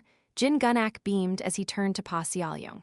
Though Pa Yongyong held the title of young head, the true power in the Saber clan was none other than Pa Sealyong. Jin Gunak even went so far as to formally call her acting clan head a sign that he dared not take her lightly. Especially now, when the Saber clan had mobilized in the absence of their official leader, it meant the decision came from none other than the woman standing before him. With a serious expression, Pa Sealyong met Jin Gunak's gaze. This may seem sudden, but I heard that before the clan leader left the mountains, he sent a letter to you, clan leader Jin. Sealyong. Pa Yongyong quickly tried to stop her, sensing the implications. Sister, this concerns the clan. Pa Sealyong silenced her elder with that one phrase. You mean that? Yes. It concerns the marriage pact between young Master Jin Yeomyung and the Saber clan's young head, Pa Yongyong. Jin Gunak's expression twisted subtly with nuance. While conflict stirred among the 4 clans outside in the deepest part of Iron Steed Prison Cave, inside the sealed Jade Cave, events were unfolding at a frantic pace. What are you saying? You're going to give me heaven-slaying star? No, before that you need treatment first. Ma Chulsu reached out in alarm, trying to approach Ma Jinyun. I forcefully held Ma Chulsu back. Let go, Jin Yeomyung. Listen to me. Do you want to die together with your brother? Charging toward someone overtaken by demonic nature without preparation was the same as asking to be killed. Ma Jinyun gave me a faint nod of gratitude and spoke. Jin Yeomyung, if you've read the records, then you should understand what I am saying. Yeah. Unlike the divine demon physique, which one must be born with, heaven-slaying star can be transferred but only once. I let out a deep sigh. I don't like you, not one bit good. I feel the same. Seeing how maturely Ma Jinyun was handling things now left me with mixed feelings. There really isn't a way to fix this. Ma Jinyun silently shook his head. From the moment the great art given by the Lord ran rampant, it was over. Don't you think that was Jin Yeomyung's trap? I still didn't believe Jin Yeomyung had passed on that art out of goodwill. But Ma Jinyun remained unmoved. Even if that were true, I was able to save my brother. That's enough. Is that so? Ma Jinyun looked again toward Ma Chulsu. Brother, you don't need to worry too much about the danger of heaven-slaying star. Because of the great art, its energy is currently very stable. The state Ma Jinyun was in now was only due to his shattered Danshin. There was a high chance that the power of heaven-slaying star, once inherited, would be entirely safe. But Ma Chulsu didn't budge. I can't accept it. Ma Chulsu? Even now, Ma Chulsu was being indecisive, and I couldn't help but shout at him. He still couldn't acknowledge his brother's end, still turned his face away from reality. Even after all I said, I seriously considered whether I needed to force it down his throat myself. Just then, Ma Jinyun said something that struck like lightning. Brother, the clan lord is coming. If you refuse heaven-slaying star will end up in the clan lord's hands. No way. I had been skeptical about the possibility of it being transferable, but could this have been the blood dragon demonic clan leader's true objective? Ma Jinyun voiced a truth no one wanted to hear. And then, having lost your value, Yao'll be eliminated by the favored elder brother of the clan lord. If you want to avoid that, there's only one path. Chapter 139. Heaven-slaying star. 2. You already know, brother. The clan leader favors eldest brother. I know, but if you inherit the heaven-slaying star, everything can be overturned. Once the heaven-slaying star had been granted, it could not be taken back. Even if the head of the Ma clan desired it, once it was already granted to Ma Cholsu, it couldn't be reversed. In that moment, I realized how things had gone in my previous life. So, in my past life, Ma Cholsu inherited the heaven-slaying star from Ma Jin Yeomyung. Was the power he attained in that life due to the heaven-slaying star? I had believed it was purely achieved through Ma Cholsu's own effort and talent, so the shock and disbelief were immense, but regardless. This is the greatest plea of my life. Please, elder brother, ascend to the peak of the Ma clanth path you've long pursued. Ma Cholsu couldn't bring himself to speak. As time passed, Ma Jin Yeomyung's breathing became erratic, and a murderous aura began to rise from him. It meant his body was slowly reaching its limit. At this rate, Ma Jin Yeomyung's body would collapse even before the Ma clan leader could arrive. And then Kekek, that won't do. Who's there? From beyond, a hoarse, aged voice rang out. I've put in so much effort for this day. You think I'll let someone else take it? Flash. No sooner had the words left his mouth than a massive hand-shaped light rippled through the air in front of us. A tremendous force beyond imagination. Dodge, quagwagwagwang. The blast surged out for dozens of feet, and everything inside the cave shattered into fragments. KHK. It wasn't a sword aura, but palm for Siso. It wasn't the Ma clan leader who had arrived. But the level of the one who had appeared now was beyond anything we could handle. Another monster? Fortunately, since we weren't his target, we didn't suffer major injuries. Still, it didn't mean the situation was good. Lying on the ground, I shouted forward. Which elder are you? Reveal yourself. Kekek, the little brat of the Jin clan, has quite the luck to survive. With a click of the tongue, an old man stepped into view. To withstand the heaven-opening Great Palm Seal, even if it was a glancing blow, impressive. Heaven-opening Great Palm Seal? I hadn't experienced it myself, but I knew the name. It was one of the Chen clan's secret martial arts, which meant Thai's old man standing before us was one of the elders of the Chen clan. If you want my name, ask Yama when you meet him. You coward. Normally, when someone asked for your name, it was courtesy in the Murim world to answer. I quickly glanced behind me. Ma Cholsu and Ma Jin Yeomyung? I had seen Ma Jin Yeomyung throw himself to shield Ma Cholsu at the last second when the palm force came crashing down. As expected, ha. Thankfully, both Ma Jin Yeomyung and Ma Cholsu were alive, but the cost was devastating. Ma Jin Yeomyung, already a mess, was now in a state so ruined it was hard to even look at him. Before I could ask if he was all right, Ma Jin Yeomyung raised a trembling finger and pointed at the old man. Jin Yeomyung? Huok, that bastard is one of the three who ambushed me. He wasn't the one chasing me, but he's definitely a peak master. Indeed, unleashing such a wide-range force wasn't something someone at master level could do. The elder who ambushed us clicked his tongue softly. I plan to knock you out and drag you away quietly, but you keep forcing me into massacres. The old man turned toward me. I saw how you fought Song Yangja. Quite impressive. So he had been watching us ever since we arrived in the Iron Steed prison cave. But it seems that mysterious power of yours isn't something you can wield right now. Hehe, he had quickly realized the power I used against Song Yangja was an external force. The second heavenly demon's power isn't responding.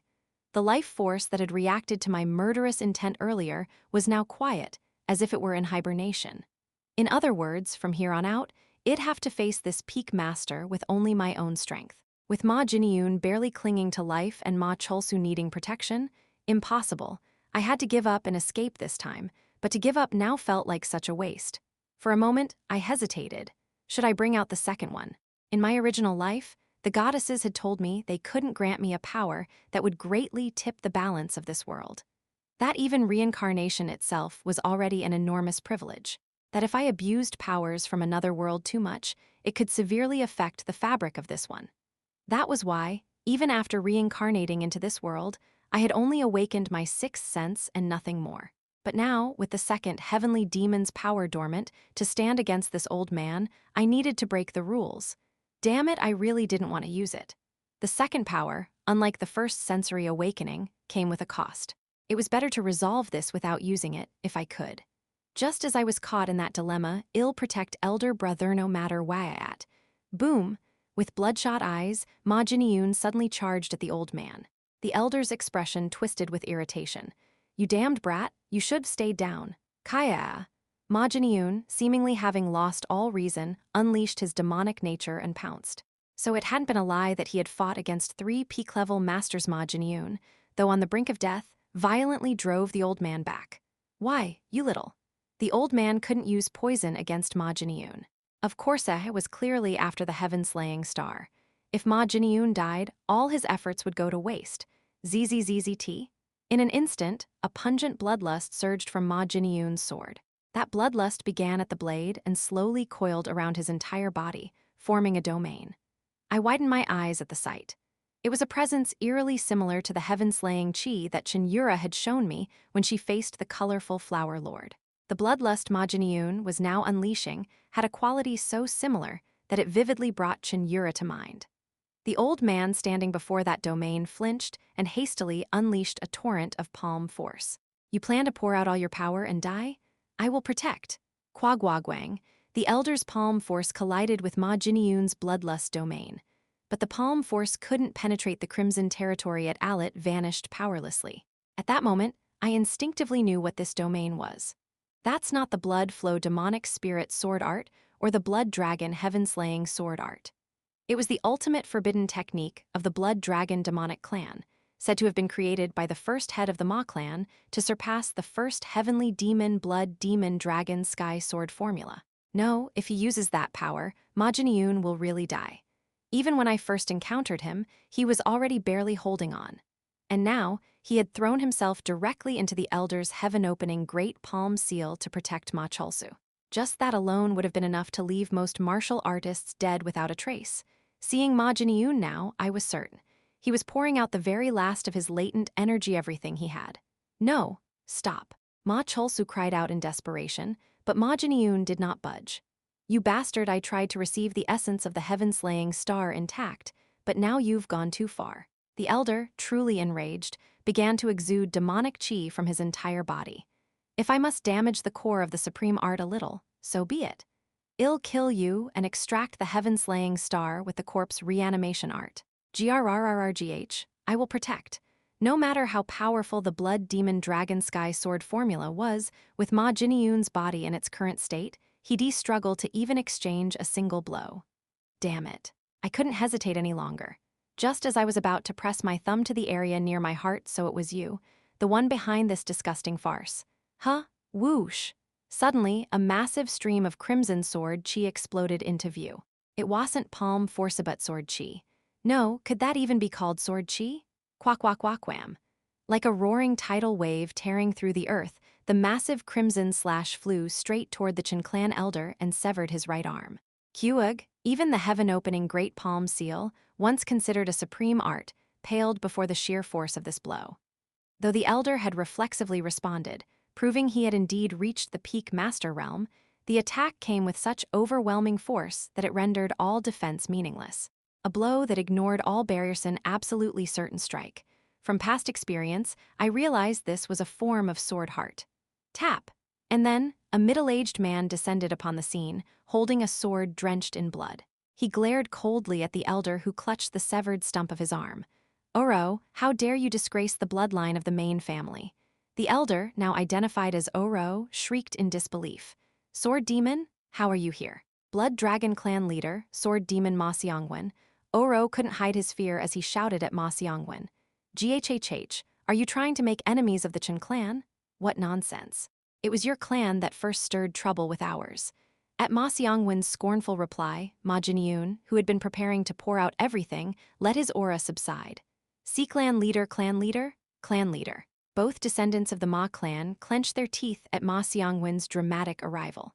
They were grateful for the rescue, but they knew all too well that his actions were not born out of love for his sons. After a brief glance at his 2 children, Ma Seongwon spoke. Let's deal with that one first. What? Oro opened his mouth in disbelief. Yurei going to kill me? A Cheon clan elder? A member of the 7 Elder Council. Yurei the one who crossed the line. You coveted the heaven-slaying star, which rightfully belongs to the Ma clan. Now face the consequences. Lies, Yurei the one who crossed the line. You coerced a Cheon technician to artificially create the heaven-slaying star, didn't you? That's right. Ma Xiongwen raised his sword without hesitation, which is exactly why you die now. I don't know how deep the Elder Council's involvement is, but the fact that you came alone means, at most, one or two others are aware. Ghhhk, struck where it hurt, Oro grimaced without a word of protest. More importantly, Ma Xiongwen's eyes gleamed icily. The very fact that I was able to enter this place means he has consented to your death. Understand? Lies, as if he would ever overlook the death of a bloodline member. Slice. A single blow. Ma Xiongwen's slash so swift no one even saw him move a severed Oro's head clean off. With a dull thud, the head fell to the ground. I was momentarily dazed by the scene. Incredible, completely overwhelming. To produce such a one-sided result against a peak master. So this is the power of the man known as the greatest sword of the demonic path. Now then, having finished off Oro in a single strike, Ma Xiongwen turned his gaze toward me. Flinch. There wasn't any particular emotion in his ice butt for someone of his caliber. Hiding killing intent was child's play. No way is he going to kill me too? Fortunately, Ma Xiongwen didn't swing his sword at me right away. You, son of the Jin clan, you've crossed many lines. I forced a smile and replied quickly. Cross the line? What do you mean by that? What? If not for me, the heaven-slaying star would fallen into the hands of the Chin clan. I've done a service for the Ma clan. I deserve praise, not punishment. If I hadn't interfered, Ma Xiongwen wouldn't have come out of hiding. Ma Cholsu would have been crushed by Ma Jiangchen before ever meeting Ma Jin Yeomyung. Though this outcome avoided that scenario, yeah, there's no way he's buying that. Especially since I had annihilated two of the Blood Dragon clan's elite units, it made my excuse feel a bit hollow. Judging from Ma Xiongwen's sardonic smile, he knew it too. Shameless, just like your father. Thank you for the compliment. Coming from Ma Xiongwen, that was the closest thing to praise I'd get. Prepare yourself. For what? Then Ma Xiongwen's next words made my expression freeze. To see whether you deserve to live, even after learning the truth of this place. Ah, I'd forgotten for a moment. Ma Xiongwen, too, was one of the key figures mentioned in the record book 1 involved in the forbidden art of defying the heavens. Chapter 140, Heaven-Slaying Star 3, The Right to Survive. The truth. The moment I heard those two words, I realized how Ma Xiongwen had reached this point. He may not have been involved from the beginning, but as someone connected to it, there's a high chance he knows the truth. Indeed, even from my perspective, the truth surrounding Cheon Yura and Jin Yeomyung was something that justified killing anyone who knew it. Now if I were the one involved, I definitely would have done just that. As expected, I did manage to draw out the sword demon, but I didn't expect to encounter him like this. If Ma Jin Yeomyung hadn't led us to Iron Steed Prison Cave, we would have met in some other way. But there are no what-ifs in history. Yurei saying Yurei giving me a chance? That's right. And to add one more thing. Ma Xiongwen glanced briefly at his two sons. Let's make a bet. A bet? Eldest son of the Jin clan. I acknowledge that you prevented Heaven-Slaying Star from flowing into the Chin clan. What's with this guy suddenly? Why is he acting like this? Sure enough. But I also acknowledge that you arrogantly intervened in the Ma clan's successor competition and acted beyond your authority. You don't need to acknowledge that part, which is why I am giving you a chance under the name of a bet. Ma Xiongwen brushed off my words and continued. Originally, Heaven-Slaying Star was supposed to belong to me. Twitch. Ma Cholsu and Ma Jin Yeomyung's shoulders flinched slightly. But now that things have turned out this way, I might as well yield it to Cholsu. Jin Yeomyung, pass on Heaven-Slaying Star to Cholsu.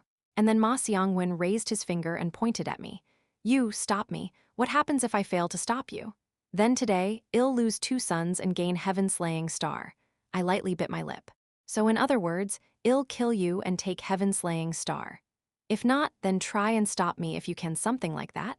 Against a man who had supposedly surpassed even the peak of extreme demonic realm. I instead let out a crooked smile. How entertaining. I'd been lucky up until now. The first formidable foe, Jiokun, had been taken down thanks to Cheon Yura's presence. The second, the yin-yang fist demon, had been weakened by the counteracting nature of the awakened state, and the friendly technique had already half-killed him.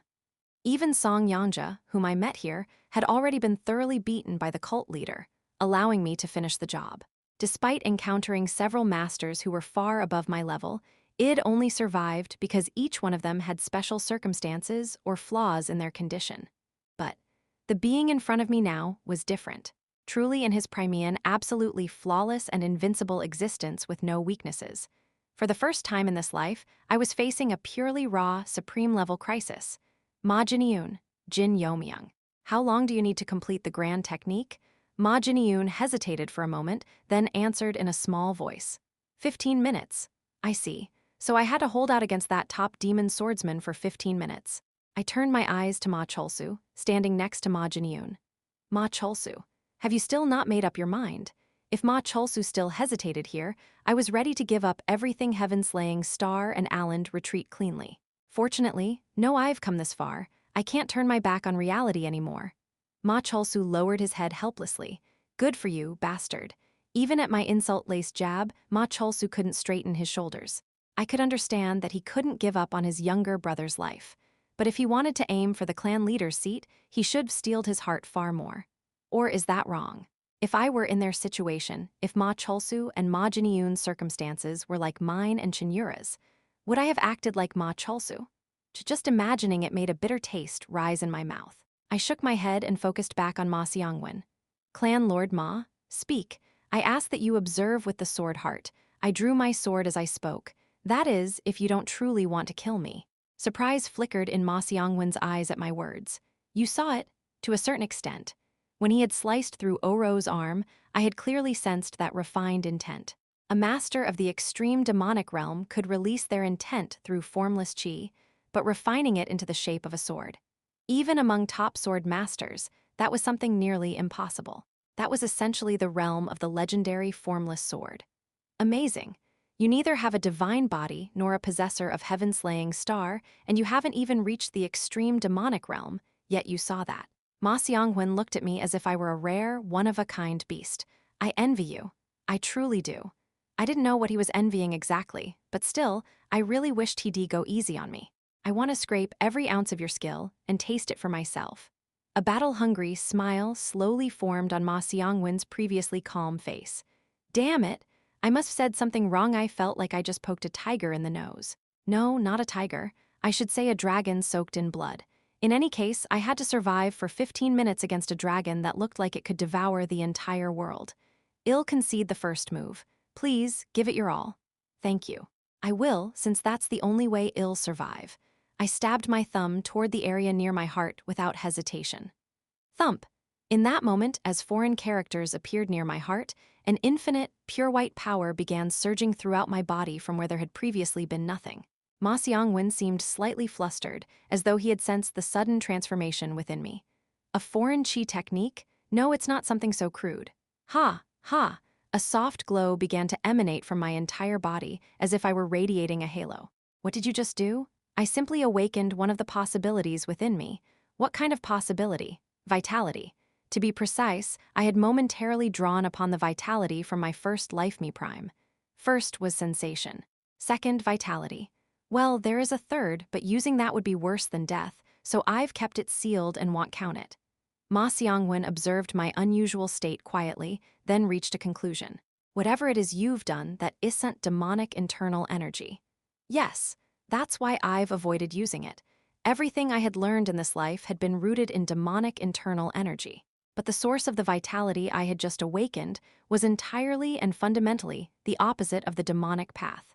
No, perhaps this power might be fundamentally similar to the divinity those heaven-defying society bastards use. I see. So you did have something you were counting on. Ma Seong-won didn't ask me about the source of my internal energy. He was only interested in what this power could do. I am coming.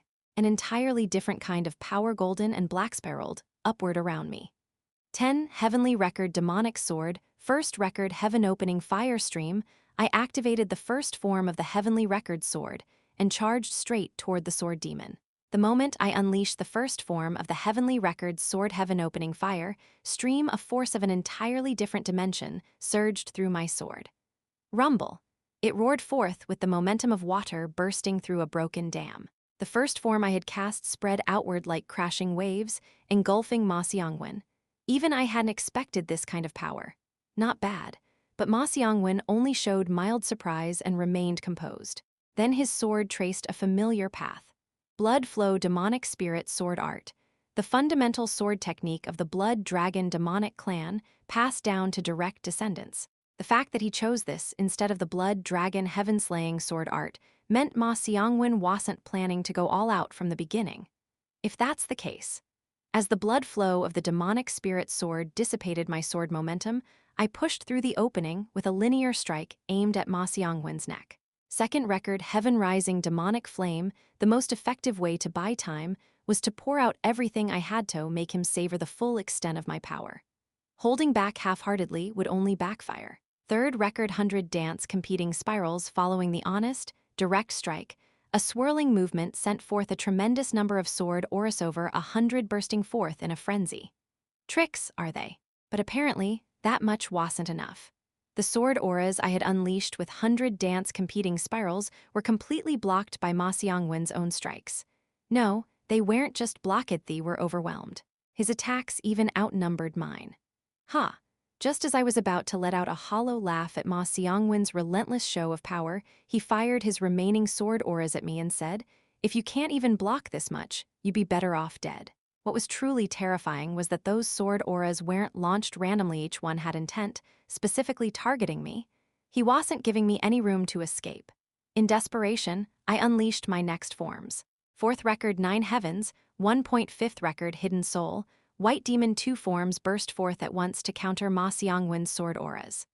9 Heavens, 1 point, was a defensive form that created a sword barrier, and Hidden Soul, White Demon, served a similar purpose. The blood rain that poured from the heavens struck the barrier I had created. Rumble. Normally, no amount of defense would have prevented me from being turned into a pincushion sturdy. At this moment, even the vessel of my body was on an entirely different level. I had brought forth a fragment of my first life me prime.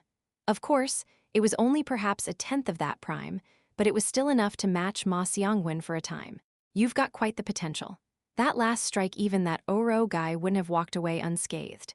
Despite the fact that his blow had been completely blocked, Ma Seong-won smiled faintly instead. A simple sword aura couldn't be taken lightly. A martial artist of Ma Seong-won's caliber could sever even the sword force of a top-tier master using just sword aura. I had long since discarded the idea of stalling with defense alone. Sixth record, Boundless Realm, Demon. A stream of black gold chi flew horizontally, aiming at Ma Seong-won, taking the initiative. A good decision. Ma Seong-won seemed quite pleased with the way I was actively engaging him. Not as if giving guidance to a junior, but as if enjoying a battle with a worthy rival. Ever since becoming the head of the Blood Dragon demonic clan, due to his social status alone, it must have been difficult for him to engage in combat above a certain level. Each of your sword forms flows as if drawing a circle. I see. Is that the Heavenly Record sword? You knew, of course. That sword art originally belonged to the Ma clan. Right. The secret manual of the Heavenly Record sword had originally been kept in the Blood Dragon demonic clan before being passed to the demonic Heaven's Jin clan. Fascinating. I'll go along to the end to see just how much potential a sword art aiming for the heavenly demon can hold. The blood hue in the sword held by Ma Seong-won deepened. It was a sign that he had begun truly using his chi. Blood Dragon Heaven-slaying sword art ultimate. First kill, a crimson strike burst forward at a blinding speed, like a beam of light. It didn't just neutralize the force of Boundless Realm Demon, it pierced straight through it. An overt, brazen attack that seemed to dare me to block it. I gave a bitter grin internally. Seventh record, Heaven's Net. Vast and wide, the defensive form of Heaven's Net desperately swept away Ma Seong-won's chi. A defensive form. Then you must be stepping back to reorganize next? Exactly. I raised my sword upright and answered. Eighth record, 100,000 Samadhi. The eighth form of the Heavenly Record sword was neither offensive nor defensive, but a form for concentration. A technique rarely used unless facing a foe completely beyond one's ability, but standing before me now was exactly such a foe. A form that forcefully manifests the domain of a supreme master. Intriguing. Then receive this. Twitch. In a flash, I felt as though my vision twisted into a crimson haze. That, a type of heart sword, the same that had blown Oro's arm off. You bastard. I had begged him not to use that. If you try to block with a sword barrier like before, you won't make it out alive. A strike guaranteed to hit, flying in while ignoring defenses. Just like he said, I must not block it. I had to counter it. SHHHHHH, just like when I countered Pa Yong-young's Tyrant Meteor strike before. A spiral airflow formed, centered on the tip of my sword. Oh, for the first time, Ma Seong-won's face showed intense curiosity. Ironically, as I dealt with his sword technique, my understanding of the heavenly record sword deepened even further. Hold it together. This wasn't ordinary Kithais was a sword refined to its limit, fused with sword intent. If I lost in this clash of will, it wouldn't just be an arm that I'd lose. Here it comes. The moment I sensed the crimson sword twisting my vision, I squeezed every ounce of strength from the muscles in my arm. Ninth record Heavenly Earth Reversal, Ma Xiangwen's Heart Sword, and the counter-strike of Heavenly Earth Reversal collided, each trying to consume the other. And the result was my victory. Flash. The Heart Sword mixed with hues of black, gold, and crimson was reflected straight back at Ma Xiangwen. Magnificent. Even as his own strike was about to hit him in return, Ma Xiangwen's expression finally showed genuine emotion. FWOSH. Centered around Ma Xiangwen, a massive domain of sword intent erupted, receiving the blow of Heavenly Earth Reversal head-on. And then BOOO. The resulting shockwave was so powerful, the entire massive underground chamber was destroyed beyond recognition. Rumble, a tremor shook so violently that my inner ear almost lost balance as aftershocks erupted from all directions. Once the artificial earthquake finally subsided, I confirmed that my opponent was completely unharmed. Though he had been pushed back several steps, Ma Xiangwen stood tall up ahead, legs firmly planted, staring straight at me. This is insane. That man isn't just some ordinary extreme demonic realm master. No, was definitely beyond that. Ma Xiangwen bared his teeth in a broad grin. That last strike was truly splendid. There are probably no more than 5 people in the entire cult who could take that strike head-on. I can guarantee it. Even if there are no more than 5 who could endure it, one of those 5 was standing right in front of me. 9 forms coming together into a single law, achieving perfect harmony. Truly, it deserves to be called a peerless divine art. Just as Saber Demon Pa Aryang was known to never compliment swordsmen, it was said that even Ma Xiangwen, the sword demon himself, rarely praised any sword art not belonging to the blood dragon demonic clan to this extent. However, if I recall correctly, the Heavenly Record sword has one final form left, doesn't it? Am I wrong? I let out a quiet sigh and affirmed his words. No, you're right. The final form of the Heavenly Record sword that I hadn't used yet, or more accurately, couldn't use. I could imitate the form, sure, but to actually bring out its full power would be an enormous gamble. Can you show it to me? Gladly. I nodded and readied my stance. Still a ways to go before the 15 minutes are up. Because the side effects were significant, I had avoided using Eitvin with a body that had reached peak demonic master level. But now I could. 10 Heavenly Record Demonic Sword Final Record Skybreaking. Just as I was about to draw my sword and release the final form flinch, I abruptly stopped mid-motion at the sudden shift in Ma Xiangwen's expression. The anticipation that had just moments ago lit up his face vanished completely. His eyes widened, his jaw clenched tight, and his grip on the sword tensed. In that moment I instinctively realized that Ma Jin Yeomyung, behind me, his life had come to an end. Chapter 141, Heaven-Slaying Star 4, Step. Amidst the quiet yet menacing atmosphere, thousands of elite martial artists surrounded Iron Steed Prison Cave. Cheon Yura and her followers slowly made their way between them. Young cult leader. It's the young cult leader. Countless martial artists held their breath as they fixated on the young cult leader's group. Depending on her actions here, a significant ripple effect could unfold. What will she say? She wouldn't take anyone's side, would she? If the young cult leader were to take a side here, the cult would plunge into civil war. But then, without saying a single word, Cheon Yura walked straight through the crowd and made her way directly to the entrance of Iron Steed Prison Cave. Don't tell me she plans to ignore the Heavenly Demon Order. The murmured words of one person were silently agreed upon by many. No matter how high her status as young cult leader, she was not free from the Heavenly Demon Order issued by the cult leader himself. Young cult leader, are you sure this is all right? Most likely it will be fine. Though Sa Byeon voiced her concern, Cheon Yura remained unmoving. Originally, her intention had been to visit each family's formation, urging them to stop the confrontation and disperse. However, rumble, the tremor that had been shaking all of Iron Steed Prison Cave from earlier unsettled her heart with growing urgency. Step aside. At the entrance to Iron Steed Prison Cave, Gwanghyul, the bodyguard of Ma Xiangwen, blocked Cheon Yura's path. You may not pass. How dare you? Wang Chenjial, who had been guarding Cheon Yura's rear, revealed his quiet anger. But Gwanghyul stood firm. he had his reasons for confidence. According to the Heavenly Demon Order, even the young cult leader is forbidden from entering Iron Steed Prison Cave. HMPH, is it because you're worried I might get in your master's way? If that weren't the case, then no matter the Heavenly Demon Order, Gwanghyul would have no real reason to block Cheon Yura's path. Even the Heavenly Demon Order does not apply to the young cult leader, unless the cult leader himself names her directly. Such a law does not exist, Wang Chinjial. Wang Chinjial stepped in front of Cheon Yura, clenching both fists tightly. Gwanghyul also flared his aura, preparing to counter Wang Chinjial's advance. Just as the two elite martial artists were about to clash, let them through. A commanding voice came from deep within. Recognizing the speaker, Gwanghyul swiftly stepped aside. Please go ahead. Wang Chinjial, who had been about to charge forward, looked disgruntled at Gwanghyul's sudden change in attitude.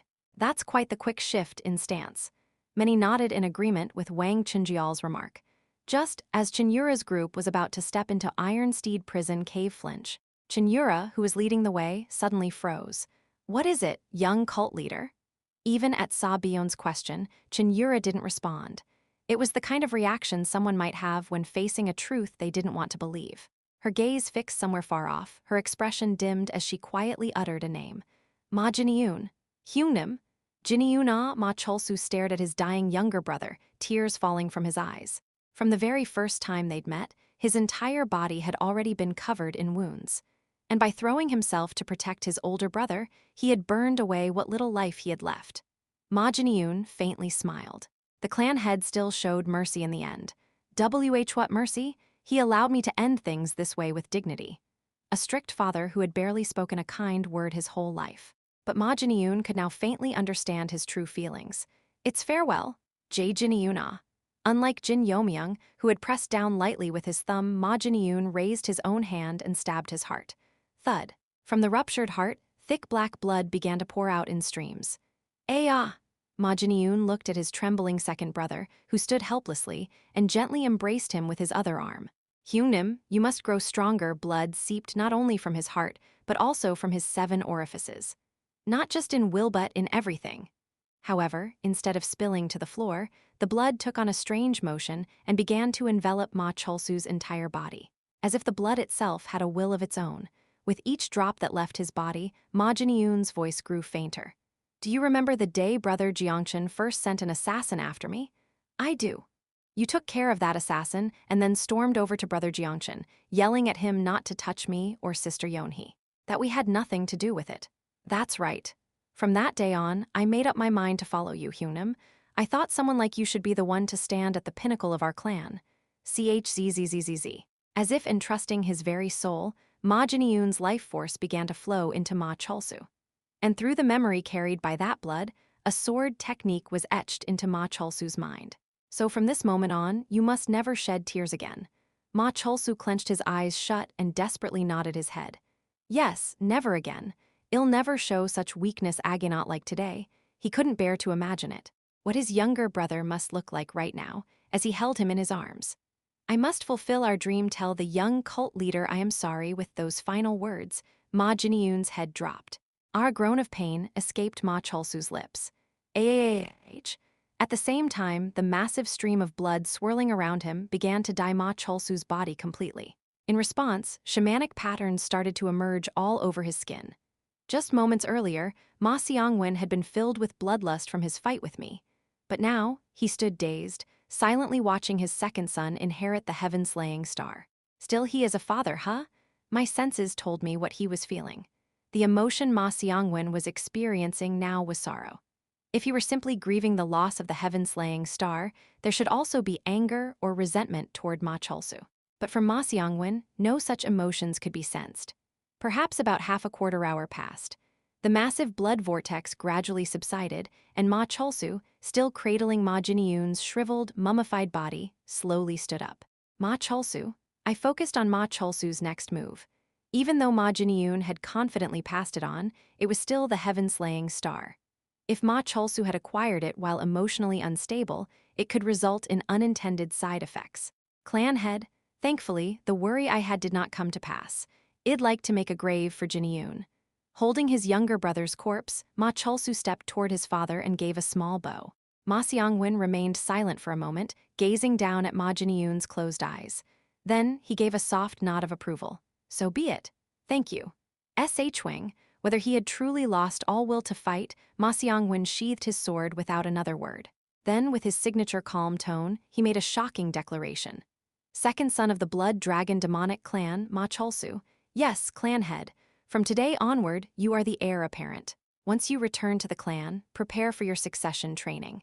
Even though much had already been invested in the eldest, Ma Jiangchen, it didn't matter. In the blood dragon demonic clan, Ma Xiangwen's word was absolute. Understood, clan head. I was stunned by Ma Xiangwen's sudden declaration, but Ma Cholsu, having finally achieved his goal, did not seem particularly joyful. Well, that makes sense. He had climbed to this position not through his own efforts, but over the sacrifice of his family. Even I wouldn't be able to truly rejoice in that. Let's return. I don't think we'll have any more reason to come here. Just as he said, the once grand research cavern had been utterly destroyed by my brief fight with Ma Xiangwen beyond recognition. Still, I suppose, I survived and gained some recognition. I tucked the archive scroll, the only tangible reward from this placente, my robes. I hadn't read all of it yet. Even if it didn't contain any unnecessary truths, there might be valuable information about the heaven-defying society that I didn't know yet. And with that, one incident came to an end. A wave of exhaustion washed over me with it, a sense of longing. I want to see Cheon Yura. Young Master Jin? The moment I stepped out of the cave with Ma Cholsu and Ma Xiangwen, Beak Sangha practically charged at me, nearly shrieking. Lady Beak W, what happened to you? What's with this state? Haha, let's just say something happened. Something akin to an infernal difficulty boss fight, really. I thought something terrible had happened to you, Beak Sangha looked on the verge of tears. I suppose if Shed seen the true form of the sword demon, Shed certainly have thought so. It's over now. Don't worry. I gently patted her head, then turned my gaze to Jin Yeomyung of the Four Elders. He was currently speaking with Ma Xiangwen, who had just exited the cave. You kept your promise. I told you I wouldn't kill him, didn't I? Still, I thought you'd at least take an arm. The entire Iron Steed prison cave was shaking. I thought for sure you'd broken our agreement. Jin Yeomyung asked with a faint, teasing smile. So, now that you've experienced it, how was it? To this, Ma Xiangwen narrowed his eyes and responded with a loaded statement. I can't shake the feeling that I made a foolish promise. Ho, is that so? He used some kind of unknown external force. If he hadn't stuck to his sword techniques, until the end I would have been cut down. Even Ma Xiangwen had not fully grasped the nature of that force. Despite its overwhelming power, it somehow felt sacred, rather than demonic. Jin Yeomyung stroked his beard with visible amusement. For someone of your caliber to speak so cautiously about a mere late-stage cultivator, the world truly is changing. Ma Xiangwen's gaze turned for a moment toward someone. Well now, should we really still be calling him a mere late-stage cultivator? Indeed. Since you reached the state of demon shedding, you haven't had such a satisfying fight, have you? So much so that you didn't even notice the wound on your arm? At those words, Ma Xiangwen's eyes widened as he lifted his left arm. There, he suddenly saw traces of blood that had flowed along the back of his hand. When did only then did he realize when the injury had occurred. That technicuher his sword strike was rebounded back at him in a massive spiral. It was practically a self-detonation move. Because of the following Avenchi's son's death, the appointment of a new heir had failed to notice it until now. Truly remarkable. He had thought he'd already been surprised enough today, but this, he admitted, was genuinely astonishing. We'll have to keep a close watch on the Jin clan from now on. Do you intend to reject their outstretched hand? If not, then we might as well go together. If it's Cholsu he won't fall behind. Of course. You worked hard enough to commit such a forbidden act, after all. At the mention of a forbidden act, Ma Xiangwen's eyes twitched slightly. You would have preferred if it had been your eldest son in that role. Let's end that line of talk here. If he allowed him to keep speaking, there was no telling how deep the wounds would be pried open. Ma Xiangwen hurriedly turned his body away. I'll be taking my leave. I'll handle the aftermath properly. Leaving already. This prolonged standoff must be uncomfortable for you as well. Besides, I need to return and build my son's grave. Jin Yeomyung's eyes widened slightly. Anyone who knew the usual Ma Xiangwen would have reacted the same way. I didn't think you were such an emotional man. Fine, but before you go, pay a visit to that Jin brat. If you don't clear things properly, more cracks could form. I will. As the figure of the demonic sword of the demon path walked away, it seemed far too small to be that of a giant. Jin Yeomyung looked after him with a slightly complicated expression. My condolences for your son. I've no intention of ending this with the head of some lowlife like Oro. Everyone involved will have to be prepared to bear the weight of my wrath. Yes, Yura, one of the few people with the right to say such things. It was, in effect, the moment the blood dragon demonic clanon of the dominant clans among the 6 great demonic clans took Cheon Yura's side. Chapter 142. The True Identity of the 4 Elders 1 Master. Gwanghyul, the secret warrior of the Ma clan, hurriedly approached his lord as he exited Iron Steed prison cave. Then he was struck with shock. That's. Following behind Ma Seongwon with a sunken expression was Ma Cholsu, and in Ma Cholsu's arms was an emaciated corpse. There was no way Gwanghyul wouldn't recognize who the corpse was. Gwanghyul, yes, master, withdraw the forces. Before he could even understand what was going on, Gwanghyul's head bowed instinctively. Your command is my will. And from the moment we return to the main house, your assigned protection will no longer be me, but the second son, Ma Cholsu. Gwanghyul's eyes twisted in shock. Master, that means. From now on, the grand heir of the main clan is Ma Cholsu. I will be making the announcement accordingly, so keep that in mind. You understood. Gwanghyul instantly sensed a storm of blood brewing within the main house.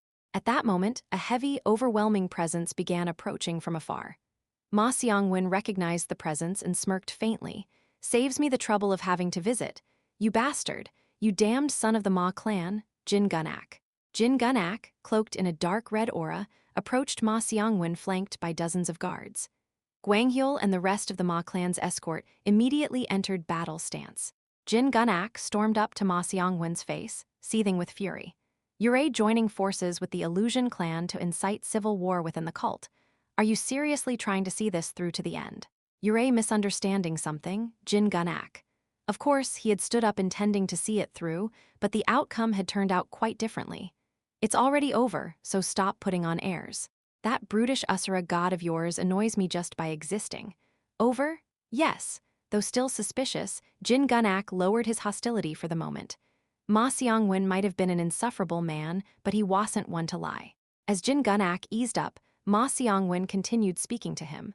I didn't anticipate the Illusion clan joining in on their own. Of course, I was planning to punish your eldest son for interfering in the affairs of the main house without permission. Ma Seongwon deliberately left out everything regarding Heavenly Slaying Star. Naturally, Jin Yeomyung, who didn't yet know the whole story, had nothing to say. Ma Seongwon stepped closer and gently patted him on the shoulder. But the situation has changed. Changed? Looks like we'll be on the same boat for a while. The Ma clan, the Pa clan, and the Jin clan. With this lineup, your eldest son's plan might actually be feasible. HMPH. It's the Jin clan, the Pa clan, and the Ma clan. Jin Yeomyung childishly asserted his pride, but Ma Seongwon didn't show much reaction. Even he acknowledged that Jin Yeomyung's eldest son was currently at the center of everything. Of course, due to the succession issue, the main house won't be able to move for a while. Same goes for the branch and side houses. HMPH. With the Ma clan on their side, the outcome was virtually decided. But they couldn't let their guard down. Their opponent was none other than the Cheon clan. Depending on how the remaining 2 clans are swayed in the short time we have, and how we fend off the Cheon clan's assault on the young cult leader, the future could change entirely. Are you serious? Jin Yeomyung stared at Ma Seongwon, his expression unreadable. The Ma Seongwon he knew was someone who always tried to steer things in his own favor. He wasn't the type to hand over control so easily. I'd prefer to see your smiling face next time. With those parting words, Ma Seongwon turned away with his subordinates, as if he had no further interest in conversation. Jin Yeomyung felt an odd emotion stir inside him. He couldn't believe it, but the back of that man, the infamous sword demon, looked somehow lonely. Damn, maybe I'm getting old. Jin Yeomyung ruffled his hair roughly. Cheon Yura looked into the distance where Jin Yeomyung lay sprawled. Jin Yo. Just as she was about to call out his name, she suddenly shut her mouth and held her breath. Young cult leader? Cheon Yura stared at Jin Yeomyung from afar and muttered softly. He's badly hurt. Sabion saw her expression and nodded. I see. I don't know who he fought, but it must have been a fierce battle. Beside Jin Yeomyung, Beek Sang-ah was changing his golden medicine compress and wrapping fresh bandages. As soon as Sabion saw that, she quickly watched her master's reaction. From past experience, it wouldn't be strange if rage flared up in her master's eyes. However, her master, whom she had expected to erupt in fury, simply watched in silence. Strangely, there was even a trace of sorrow in her gaze. Young cult leader, shall we go to young Master Jin? But for some reason, Cheon Yura hesitated to respond. Young cult leader. In a very small voice, she said, wasn't it me who pushed him away first? Her voice was so quiet, it could have been mistaken for the hum of an insect. I told him to get lost, too. Yes, she certainly did. And after getting that angry, approaching him first feels a bit, so you went through all that knowing full well what you were doing. Yeon quietly sighed, silently cursing her master with her eyes. Though it was refreshing to see her normally straightforward master act so bashfully, this was simply frustrating now. That's not the real issue, is it? Flinch. Yeon pierced straight through the truth with her sharp insight. Is it about that truth that Jin Yeomyung spoke of? Cheon Yura answered with silence, which was as good as a yes. To be honest, Yeon didn't think that whatever that truth was would change Jin Yeomyung's feelings toward her. Even now, when he was covered in injuries like that, it was clearly for Cheon Yura's sake, not anyone else's. That's why Yeon boldly shouted, Young Master Jin, are you all right? Yeon, what are you doing? Young Master Jin. Cheon Yura glared at her servant, filled with betrayal, but young Lady Chen? The moment Jin Yeomyung turned to look this way, that emotion completely vanished, as if it had never existed. She couldn't even feel the presence of Baek Sang-ah looking disapprovingly from the side. Only Jin Yeomyung entered her world. Cheon Yura felt afraid. If that man had learned she was a created being, if he now looked at her with contempt, because of it could she really endure that? Cheon Yura quietly lowered her shoulders and stared straight at Jin Yeomyung. Though her face remained cold and composed, her mind was in utter turmoil. There was no way Jin Yeomyung wouldn't notice the fear leaking through the cracks in her broken mask. And that man, covered in wounds, silently walked up to her clench. He said nothing at all and simply embraced the woman before him. In that moment, Cheon Yura's entire world turned white within Jin Yeomyung's arms. Cheon Yura. Why is she here? The moment Yeon called my name, I noticed Cheon Yura standing right beside me. Get lost. Disappear from my sight right now. The memory of her coldly pushing me away came to mind the moment I saw her. But I knew that wasn't her true intention. No, to be honest, I didn't care what her real feelings were anymore. I didn't have the mental capacity to overthink it. I am a little tired. Maybe because I unleashed the second stage again, my mindance as tough as iron had gone a little soft. Even as I approached, Cheon Yura continued to glare at me with her usual coldness. But so what? With all the guardians and subordinates watching Wump, I just hugged her. Jin Yeomyung. Cheon Yura called my name with a trembling voice. Just for a moment, just let me stay like this a little longer. In the stillness, as if the world had stopped, I could feel Cheon Yura's disordered breathing. Had she also just come from a fight like me? Chrysanthemum said it didn't suit someone like her, a born martial artist, but still it was nice. I just want to stay like this. If she were the cult leader, the heartless demonic empress show, would she have acted in this situation? That random thought popped into my mind, but before I could answer it, a voice cut through my ears. If you two get any closer, y'all be kissing next. The voice of an old man, clearly displeased. It was Saro Cheon Yeonmun who had appeared between me and Cheon Yura, glaring at us. I slowly took Cheon Yura by the shoulders and gently stepped back. I am sorry, young cult leader. Cheon Yura didn't respond. Her head was bowed, so I couldn't see her expression. Then she abruptly turned around and marched off, walking away from me with heavy steps. Is she mad? Ha ha ha, how bold. Very bold indeed. I didn't know if Cheon Yura was angry, but it was clear the old man before me was. If someone had seen that, they'd have torn you apart. I scratched my cheek and shrugged toward the old man. Well, regarding that, there's something I'd like to say. Something? Would you allow me a private conversation? Surprisingly, Cheon Yeonmun accepted my request. A private talk? It's practically just the two of us already. Was there really a need to dismiss the others? I have an urgent matter to ask the poisonous demonic warlord. HMPH, I am not exactly in the best mood, but let's hear it. I clenched my fist slightly at the sight of Cheon Yeonmun. He still wasn't planning to take off the mask, then I'll tear it off for him. Poisonous demonic warlord Cheon Yeonmun. No, cult leader. Cheon Yeonmun tilted his head. Cult leader? What nonsense is that? Even as he tried to evade, I continued speaking. I believed until now that everything I experienced was part of a framework created by the Cheon clan elders. But in truth, that wasn't the case. I stared straight into the wrinkles on Cheon Yeonmun's face. It's true that the elders of the Cheon clan first set this in motion. But somewhere along the way, someone else intervened and twisted the entire board. Heh, is that so? I'm quite curious who that could be. There's only one person in this heavenly demon cult who could pull that off. A being who reigns above all others, looking down upon all from the sky. Heavenly demon, Jin Yeomyung. I don't know why someone like the cult leader, who clearly dislikes me, would give me this kind of opportunity. You consider that an opportunity? Jin Yeomyung, who had been feigning ignorance, suddenly asked in a low voice. Of course. Whatever secrets her birth may hold thee have nothing to do with me. I am not bound by the values of this era. Even if I live in this world, my origin is not from this time. Whether she was born through artificial insemination or even alchemically created as a homunculus, I would still love her. Heh. Jin Yeomyung, hearing my resolve, nodded as if it had nothing to do with him. You should say that directly to the cult leader. He'd quite like it. So he's dodging it until the end? Then I've got no choice. I took out the record of the divine demon physique id obtained from the research archives. The moment Jin Yeomyung saw the document, his expression subtly stiffened. You can't be surprised just yet. I opened to the most shocking passage in that record and began to read aloud. Fortunately, the previous young cult leader turned out to be a lunatic troublemaker.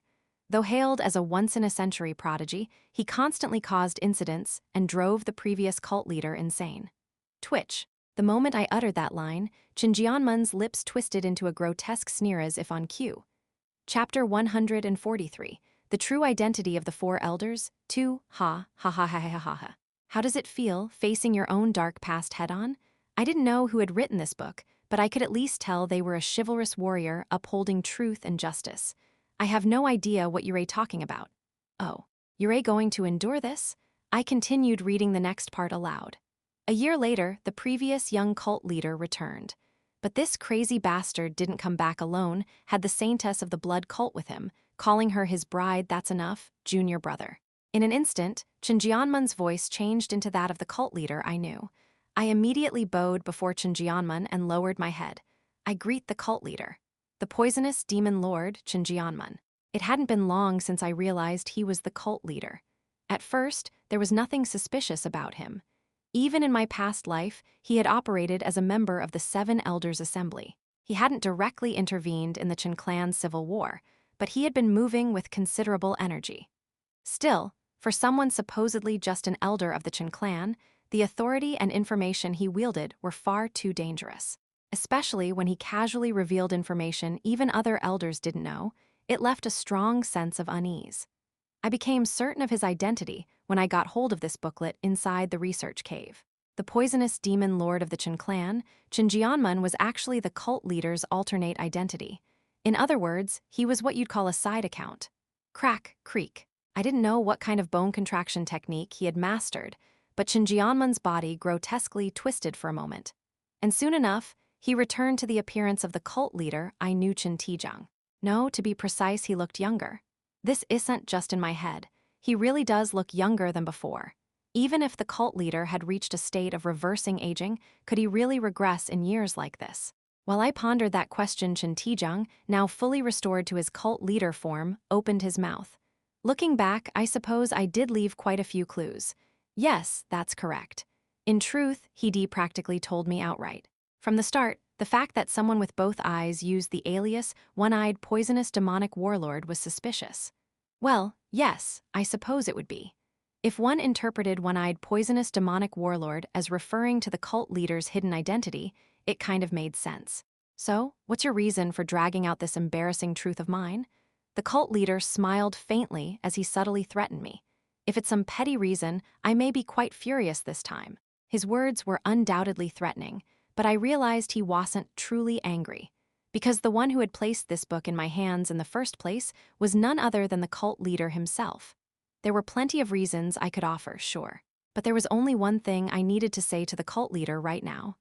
Thud, cult leader, speak, junior brother.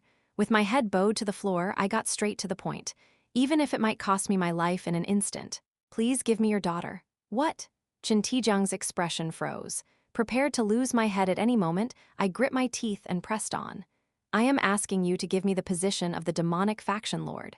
The cult leader had no intention of marrying Cheon Yura off to me. But for some reason, he changed his mind and gave me a chance through this incident. He hadn't said it directly, but since I had seized that opportunity, I had to firmly seal it now. You wish to become the demonic faction lord. I raised my guard to endure the pressure I knew would soon come from the cult leader. My condition was poor, and my dantian was nearly empty. If I faced the cult leader's presence barehanded like this, I really could die. However, surprisingly, the cult leader didn't show any anger. He simply looked curious as he asked me, "Why are you so obsessed with Yura?" "What do you mean?" "What you've done up to this point goes beyond mere ambition." Of course it did. I didn't want Cheon Yura for power. I turned against the Cheon clan, stormed the Pa clan's territory, and risked my life against the strongest demonic swordsman. Even after learning the truth, I hadn't backed down from my feelings. Obsession, madness, love, and hate. Those are the emotions you've shown toward Yura thus far. I quietly listened to the cult leader's words. Looking at how you're risking your life now, just to gain her, it's clear. Yes, I am risking my life to make this request of you. That's why I'm curious. What sort of relationship did you form with Yura to make you so obsessed? Of course, I couldn't tell the cult leader about my past life, but I could at least clearly state the feelings I held now. I love her. I do not intend to make her into a solitary, supreme ruler. I will make her a cult leader loved by all, even if that goes against your will, cult leader. At the ruins of the former Nine Heavens mystic maiden, Han Mayan of the Second Order once rebuked me. He said what I was doing was treason. He warned that if the Cheon clan found out, they'd tear me to pieces. And now I had revealed that treacherous heart before the peak of the Cheon clan cult leader himself, before the absolute being who sought to mold Cheon Yura into the next supreme ruler. A supreme being of compassion, is it? I didn't know what expression or thoughts the cult leader was wearing right now, but in the same calm tone as always, he continued speaking. If I were to interfere, what then? I would dare to defy the heavens. In that moment, I gave up on surviving. Even if the mongrels of the heaven-defying society come charging in the 10 heavenly lords or whatever I will slaughter them all with these hands and raise the heavenly demon cult to solid ground. I raised my head and met the cult leader's gaze. So please, trust me and give me your daughter. I didn't know anymore. I'd made plenty of impulsive decisions before, but never had I thrown myself into something so completely swept away by a surge of emotion like this. How would the cult leader respond? My desperate plea, made at the cost of my life, Kyuhyuha, was answered with the cult leader's laughter. Kehahaha, yuahehahaha. No, this wasn't laughter, it was a full-on outburst of mad laughter. Rumble, can the mere sound of a person laughing make the heavens and earth tremble? Right now, the answer was right before my eyes. Gra, aog. From every direction in the Iron Steed prison cave came screams and groans of agony. Even the guardian warriors and my subordinates in the distance were crouched on the ground, covering their ears and shaking violently. Tremble, tremble, I had expected it, but the cult leader's presence was still far beyond what I could withstand. Note this point, I wasn't even sure that I could face him even if I were at my peak. The cult leader's wild laughter lasted for nearly a full minute. Yure, interesting. Truly interesting, junior brother.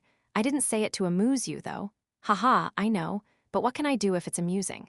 Puha, surprisingly, the cult leader didn't seem displeased. But I couldn't lower my guard. That expression could turn at any moment like flipping a hand.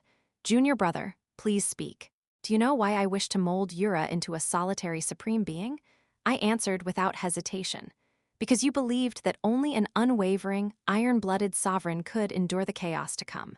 You know me well. And yet, despite that, you still intend to defy me? Again, I didn't hesitate, because I know it's the wrong answer. For the first time, the cult leader's expression changed. The wrong answer? Indeed, it was the greatest mistake in the world. To create a lonely supreme sovereign, the cult leader had chosen Han Murim Yura had never even met as the demonic faction lord. That alone was maddening. He had destroyed the support base that should have stood behind her through the civil war within the Cheon clan. Above all, Cheon Yura's nature itself didn't suit that image of a ruler. Seeing something in my eyes, the cult leader let out a rare sigh. You truly believe that? Now this was the turning point. If the cult leader stuck to his will, I would lose my head. If he accepted even a sliver of my resolve, then I would live. And the result, you really are a harmful creature to Yura. So I failed? While I closed my eyes, bracing for the cult leader's judgment, he spoke unexpected words. The reason I want to shape Yura that way, your explanation is part of it. But more than that, it's because I don't want her to repeat the flow of history. I slowly lifted my head at that. What do you mean? Historically, every heavenly demon met a tragic end because of their romantic relationships. What was that supposed to mean? As I blinked in disbelief, the cult leader continued with a bitter expression. The second heavenly demon and the 9 heavens mystic made in Yuso. Myself, the third heavenly demon, and that woman from the blood cult. And even the first heavenly demon and the great commander of that era. What? Did he just drop something impossible to ignore? I feared Yura would follow the same path, especially because she has the qualities to succeed the name of the heavenly demon. Even if it sounds like some ridiculous fate theory, I can't help it. Honestly, looking at it from a result-oriented perspective, the future history had indeed unfolded just as the cult leader predicted. The demonic faction lord he had paired with her hand Mubi ultimately destroyed Cheon Yura's life. On top of that, I hope your ending will be different from ours. Back when I was training in the demonic soul-spirit merger flow, the 9 heavens mystic maiden Yu so had said those words to me. I hadn't thought much of them at the time, but now they weighed heavily on me. So Yu So and the second heavenly demon didn't end well either. I mean, if she remained as a lingering soul for hundreds of years in that distant eastern sea fortress, you could definitely piece things together. Above all, the fact that Yurei learning the heavenly record demonic sword made my resolve even firmer. My eyes widened. Huh, the sword created to slay the heavenly demon. That sword art, reappearing after centuries, what clearer sign could there be? This came back to bite me like this. Master, Masti Year. I found myself cursing my master, who had taught me the heavenly record demonic sword. Well, I wasn't truly blaming him after all, it was my own choice. Still, but it's true that your words have stirred something in me. Was this deceit? Or sincerity? While I was still pondering that, the cult leader dropped a bombshell of a statement. If you don't cross the line with Yura, I won't particularly interfere with whatever else you do. But if you truly wish to be with Yura, if I wish to? The cult leader didn't speak right away but paused for a moment. Why stop in the middle of a sentence like that? My heart sank. Then prove your worth to me. If you say worth, I had already proven my martial prowess by standing against the sword demon. But this worth he was referring to now was clearly not about martial strength. The worth that you want repeat the tragedy of the previous generation. The worth to lead the next generation of the heavenly demon cult. And the worth to make Yura happy. I could feel the will behind his words would allow no room for compromise. The deadline is 5 years. Can you do it? It was disgustingly abstract and terribly difficult to prove. But I had to do it. That's what my reincarnation had been for. I assume refusal won't be tolerated. Of course not. If I said I couldn't do it here, I'd lose my head on the spot. I knelt on one knee and placed my fists together. I will prove I am worthy no matter what. I'll be watching. With those words, the cult leader turned around. Surely, today's events had been an enormous concession on his part. But if I may, what now? I've felt this for a while, but you do tend to add unnecessary comments. My apologies, but this is something I must ask. With a solemn expression, I called out to my future father-in-law's back. If I do cross the line with Lady Yura, what happens then? The moment the cult leader mechanically turned his neck at those words, I learned, for the first time, that the cult leader could wear the expression of a wrathful demon. Do you want to know? Shall I tell you? I'll decline. The killing intent laced with the heavenly demon's sincerity was simply too horrific and terrifying. Chapter 144. Fiery confrontation. The tension around Iron Steed prison cave was on the verge of exploding. Many predicted a civil war would erupt within the heavenly demon cult. However, that prediction was proven wrong, almost absurdly off, as the heads of the Jin clan and the Ma clan reached a mutual agreement. When both the Jin and Ma clans simultaneously withdrew their forces, the Pa clan also retreated to their main house in response to the Jin clan's movement. Yet, there was one clan that alone resisted this outcome. This makes no sense. Our main house risked so much by siding with the Ma clan. Once the sword is drawn, you must see it through to the end. It was Cheon Yura, an elder of the Illusion clan who had led the troops of the heaven-revering Illusion clan, now storming into the Ma clan's command tent, shouting angrily. It was the clan head's order. But the Ma clan's leadership all uniformly responded with that single line, refusing to engage further. The Illusion clan, which had secretly hoped for a clash between the two houses, was left fuming. Cheon Yura persistently tried to persuade the Ma clan's leadership. Naturally, it was to no avail. Faced with the Ma clan's unwavering stance, Hwan Japyong eventually crossed the line. To think the Blood Dragon demonic clan would retreat with the Jin clan right in front of them. Imagine how the rest of the 6 great demonic clans will mock you. What did you just say? The moment the warriors of the Ma clan heard those words, they all drew their swords in unison. How dare a clan like the Illusion clan insult our main house? And no, I didn't mean. A slip of the tongue, triggered by a surge of anger. But spilled water could not be gathered again. No one from our main house ever asked for your help. You barged into our affairs uninvited and now have the audacity to spout nonsense like that. Get lost. Before we decide to return your head to the Illusion clan. Even if Hwan Japyong had reached the peak of the master level realm, there was no chance against the Ma clan's elite gathered around him. Faced with real intent to draw blood, Hwan Japyong panicked. It was a slip of the tongue. I offer my apologies. Only after the Illusion clan retreated did the state of emergency within the cult come to an end. Of course, many didn't believe the situation was truly over. After all, it had been an unprecedented crisis that even mobilized the 34 demon squads and direct combat forces. It was naive to think that a rift among the 6 great demonic clans fostered over 1,000 years could be patched up with a few words. For now, the typhoon had passed, but a stronger storm was sure to sweep over the heavenly demon cult in the days to come. Is probably what someone's thinking right now, I muttered as I walked along a garden path somewhere. The Jin clan unexpectedly played little part in this incident, most likely because the cult leader intervened from behind the scenes. Not only the Jin clan, but also the someone I was now visiting had been conspicuously silent. Thanks to the silence from the 2 most dangerous factions, this unprecedented situation of multiple clans mobilizing their forces fizzled out anticlimactically. Ma Jin-yoon's death was certainly regrettable, but considering the expected casualties, Wed practically managed a bloodless resolution. Still, he can rest in peace now. The Ma Chulsu he so desperately wished for has become the young cult leader. I arrived at a pavilion located at the end of the path. Mid-level scribe, Jin Yeomyung, reporting, "Come in." A voice filled with dissatisfaction called out from inside the pavilion. I stepped up onto the pavilion where the voice had come from. Inside, Jin Yeomyung, Lord of the Heavenly Thunder Corps, was drinking wine. Judging from the rising aroma, it seemed like quite the fine liquor. "Sit. Will you have a drink?" Gladly, I happily plopped myself down across from Jin Yeomyung and held out an empty cup without hesitation. Jin Yeomyung stared, round-eyed, as if surprised by my response. It's been quite a while since I've had a proper drink. The grand heir of the Jin clan hasn't had a drink. 1,000-day pass generally prohibits outside goods. As he filled my cup, Jin Yeomyung let out a dry laugh. "And you call that an excuse? What a noble saint you've become." Well, the restriction was more of a convenient excuse. The real reason was, as you know, I've been rather busy up until yesterday. The stream of liquor stopped slightly past the brim of the cup. Judging by how he's dropped even his usual half-hearted politeness, he must be really pissed. Which made this all the more satisfying. Why else did I go through all that hell? Well, that was that. I carefully lifted the cup and downed it in one go.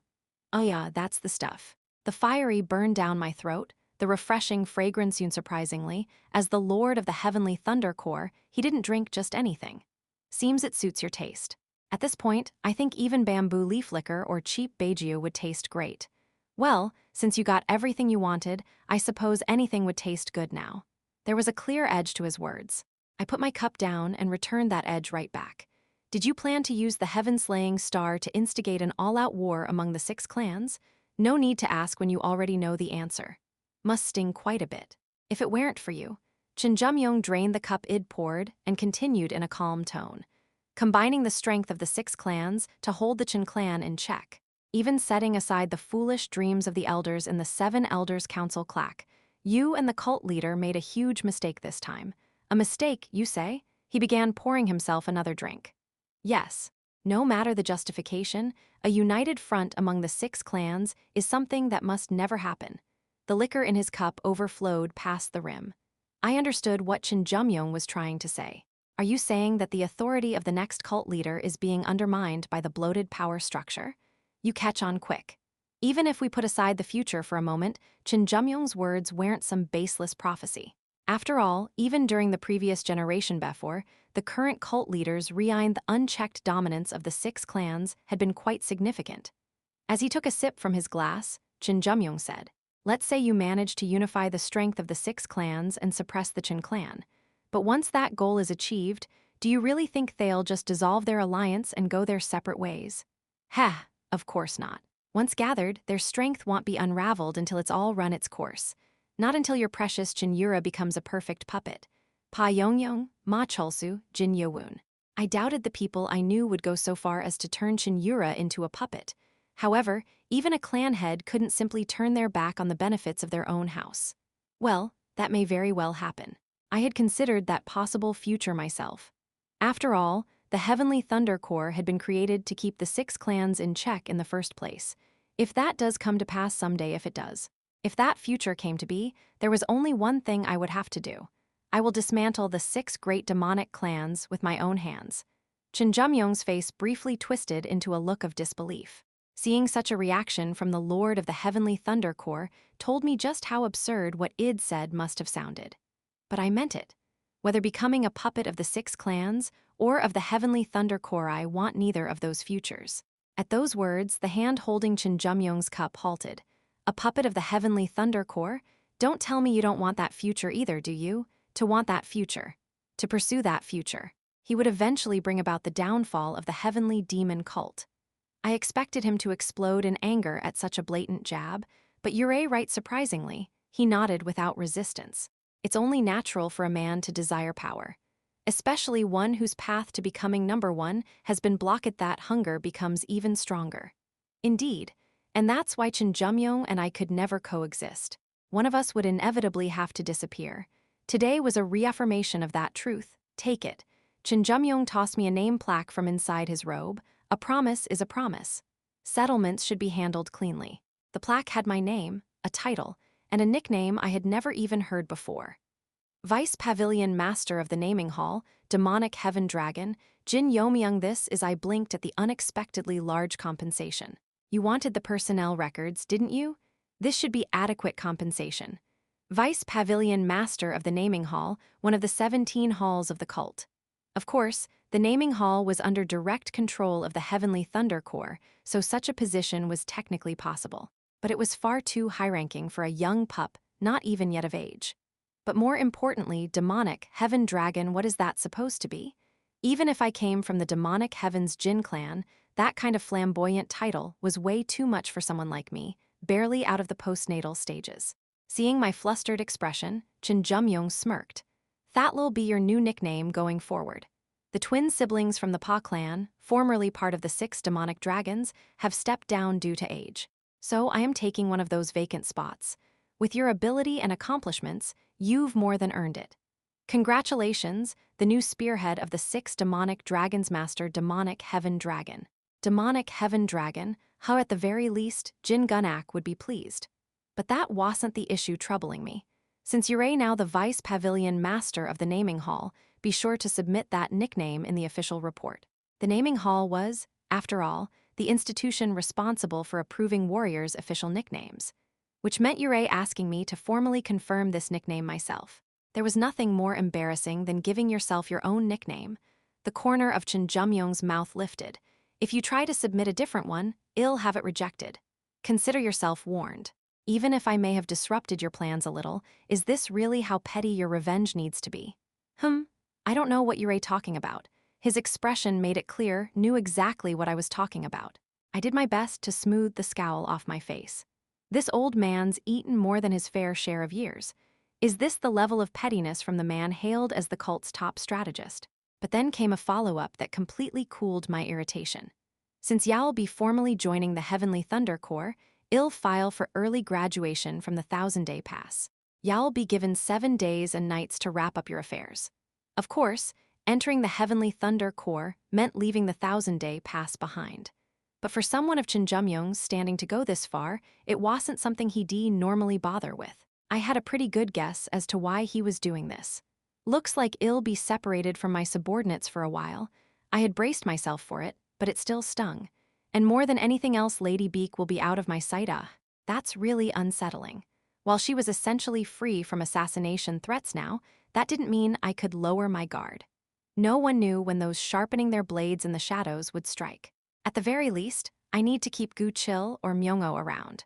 Myung-oh was busy with training the newly formed Underworld Kings unit, so Gu Chil would likely have to handle it. Most of all if it's Jin Yeomyung, he might try to sever my limbs while I am tied up in the Heavenly Thunder Core. This part might actually call for enlisting the help of the main house, even if the cost outweighs the benefit. You seem deep in thought. Jin Yeomyung smiled knowingly, as if he'd seen right through me. I was simply choosing the right words to thank you for your consideration, Lord Chin. Is that so? How very thoughtful. His expression relaxed a little as he took another small sip of liquor. This was only the beginning of the second round between Jin Yeomyung and me. Lord Chin, speak. What drives you to reach for the pinnacle of power as its simple ambition? Or something more? He chuckled softly and gave his reply. Do people like us really need a reason? I suppose not. The only reason I asked was to find even the smallest opening in Jin Yeomyung. Honestly, whatever drove his hunger for power didn't concern me in the least. But if I could find even a sliver of space to drive a blade into that alone was enough. There is a reason. I didn't know exactly what fate had befallen Jin Yeomyung in my previous life. But the one thing I knew for certain had never betrayed the cult, not even in the end. Whether he desired power or simply survival, I was certain there was more behind his ambition than mere greed. Chapter 145. Naming Hall 1. Naming Hall. One of the 17 halls of the cult and a direct agency under the Heavenly Thunder Core. It was one of the upper institutions that countless cultists dreamed of joining. Its external prestige alone, by virtue of being one of the 17 halls, was absolute. However, those who knew the reality were extremely reluctant to enter the naming hall. This was because its duties were considered the worst and most avoided, right up there with the medicine hall, among all of the 17 halls. Ha Guak-ho, in his third year since entering naming hall and holding the lowest rank of document officer, let out a deep sigh. He had been invited to join naming hall right after graduating from the 1,000-day pass. Back then, even though his grades weren't particularly outstanding, the mere fact that he was joining one of the 17 halls had made him so happy he couldn't sleep that night. I must been out of my mind, Guak-ho mocked himself, thinking that if he could just go back 3 years, he'd slap his past self across the face to stop himself from joining. I was out of my mind to come to a place like this with a deeply troubled look. Guak-ho pushed open the door before him, marked Civil Petitions Office. And then a giant man with a face full of scars stood at the door, glaring down at Guak-ho with bulging eyes. The first words out of the giant's mouth were, "Hey, get me the person in charge." Facing the bloodthirsty aura of the giant head-on, Guak-ho attempted to speak calmly. Master.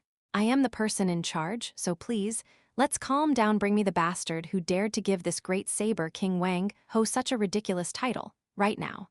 Wang Ho roared with a lion's fury. It goes without saying that a grand title like Saber King wouldn't actually be granted to a brute like the man before him. Wiping his cold sweat with a towel, Guak-ho replied, "I am sorry, Master Ghost Dog Blade, but once a title has been assigned, it cannot be changed unless 3 years pass or the cult specially acknowledges a notable achievement." Did you just call me Ghost Dog Blade? Bang! Wang Ho, known as Ghost Dog Blade, slammed the counter with a thunderous crash. I really hate this. This reception desk, made of expensive hardwood, wouldn't be covered for repairs by the naming hall. In this damn heavenly demon cult, if property was damaged, the cost would be charged to the person in charge under the pretext of improper handling. In other words, his monthly salary would get docked. Listen well. If you don't change my title to Great Saber King right now, I'll split that pretty little neck of yours in two, you hear me? Even if you say that, Sir Guak-ho felt a dangerous impulse to gouge out Ghost Dog Blade's eyes.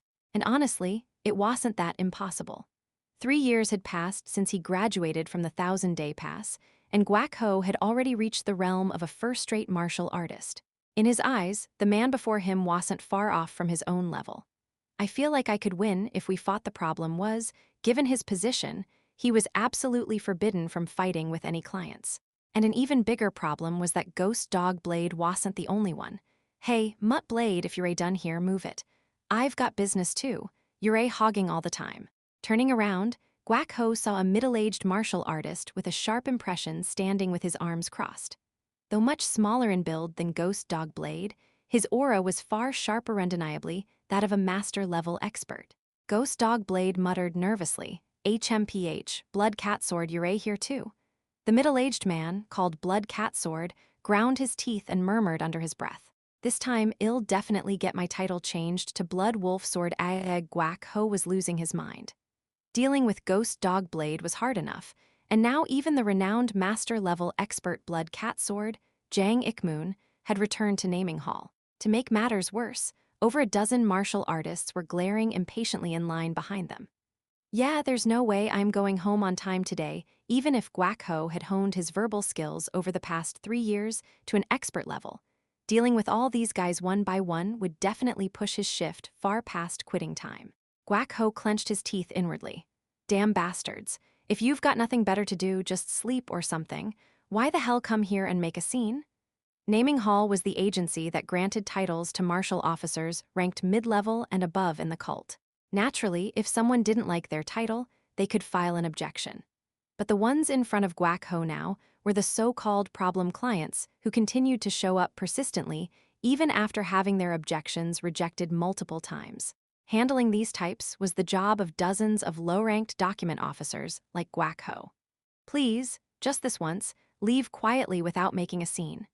Even though Naming Hall had a perfectly clear set of regulations, these guys came to throw tantrums every single day, which is why the resignation rate at Naming Hall was consistently one of the top 3 among the 17 halls. Just then, Guak Ho, what's going on here?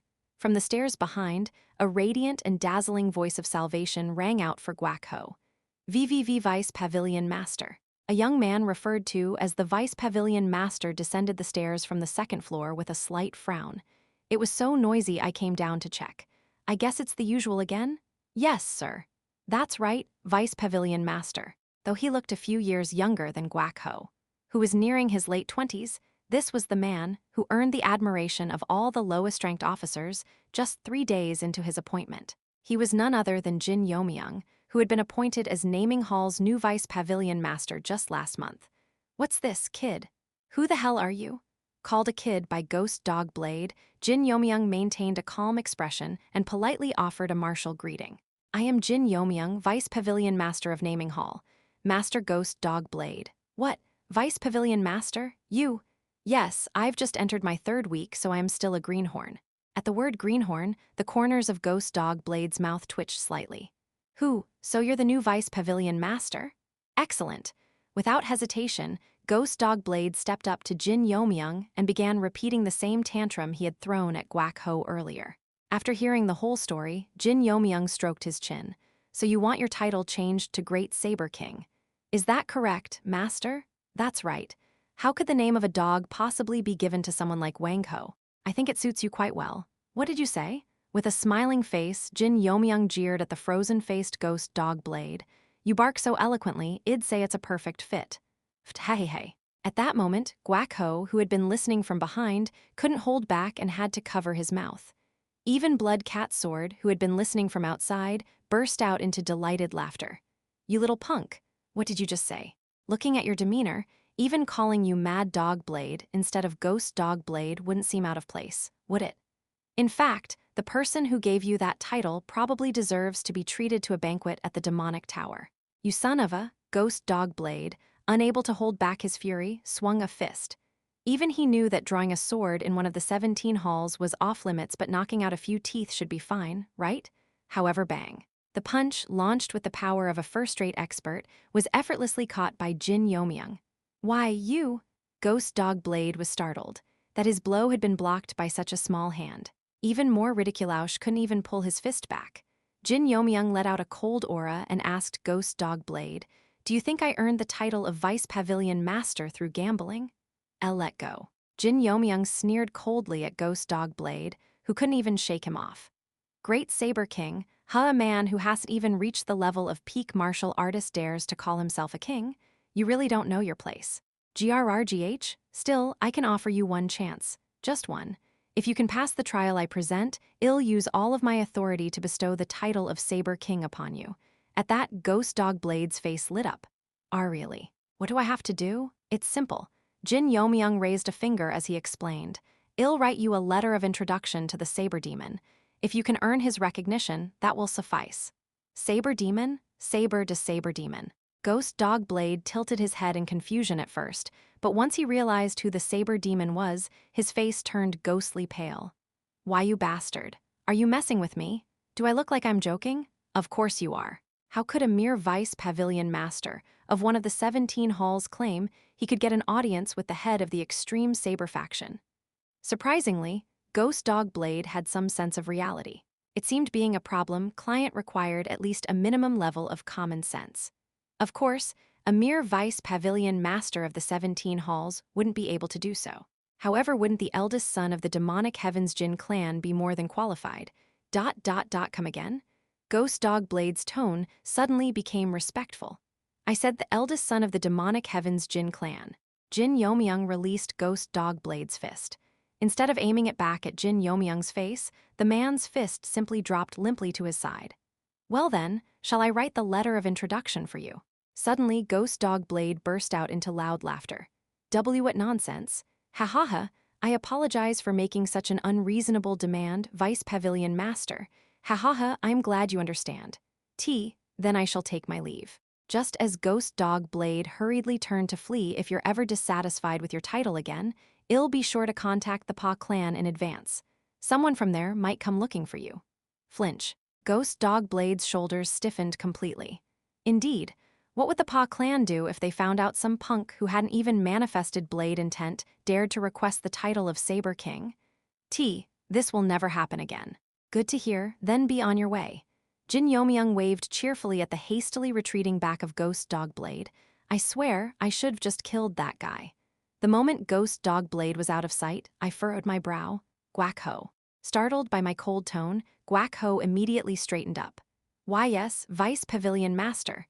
From now on, if someone like that shows up Somyeon who doesn't even know their place, send them straight to me. I'll handle them.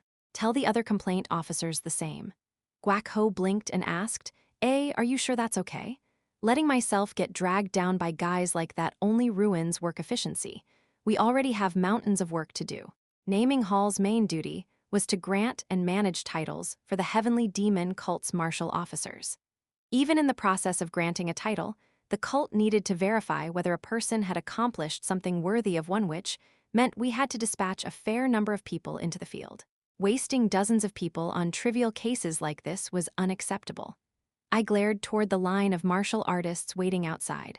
So, does anyone else have a problem with their title? I'd be happy to resolve it personally. At those words, the waiting martial artists frowned and turned away. We're leaving, let's go. Of course. After seeing someone like Ghost Dog Blade get shut down so thoroughly, they knew it would be stupid to press the issue.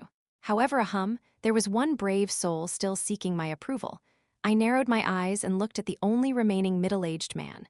Master Blood Cat Sword. That's right, Vice Pavilion Master Jin. Jang Ik-moon, also known as Blood Cat Sword.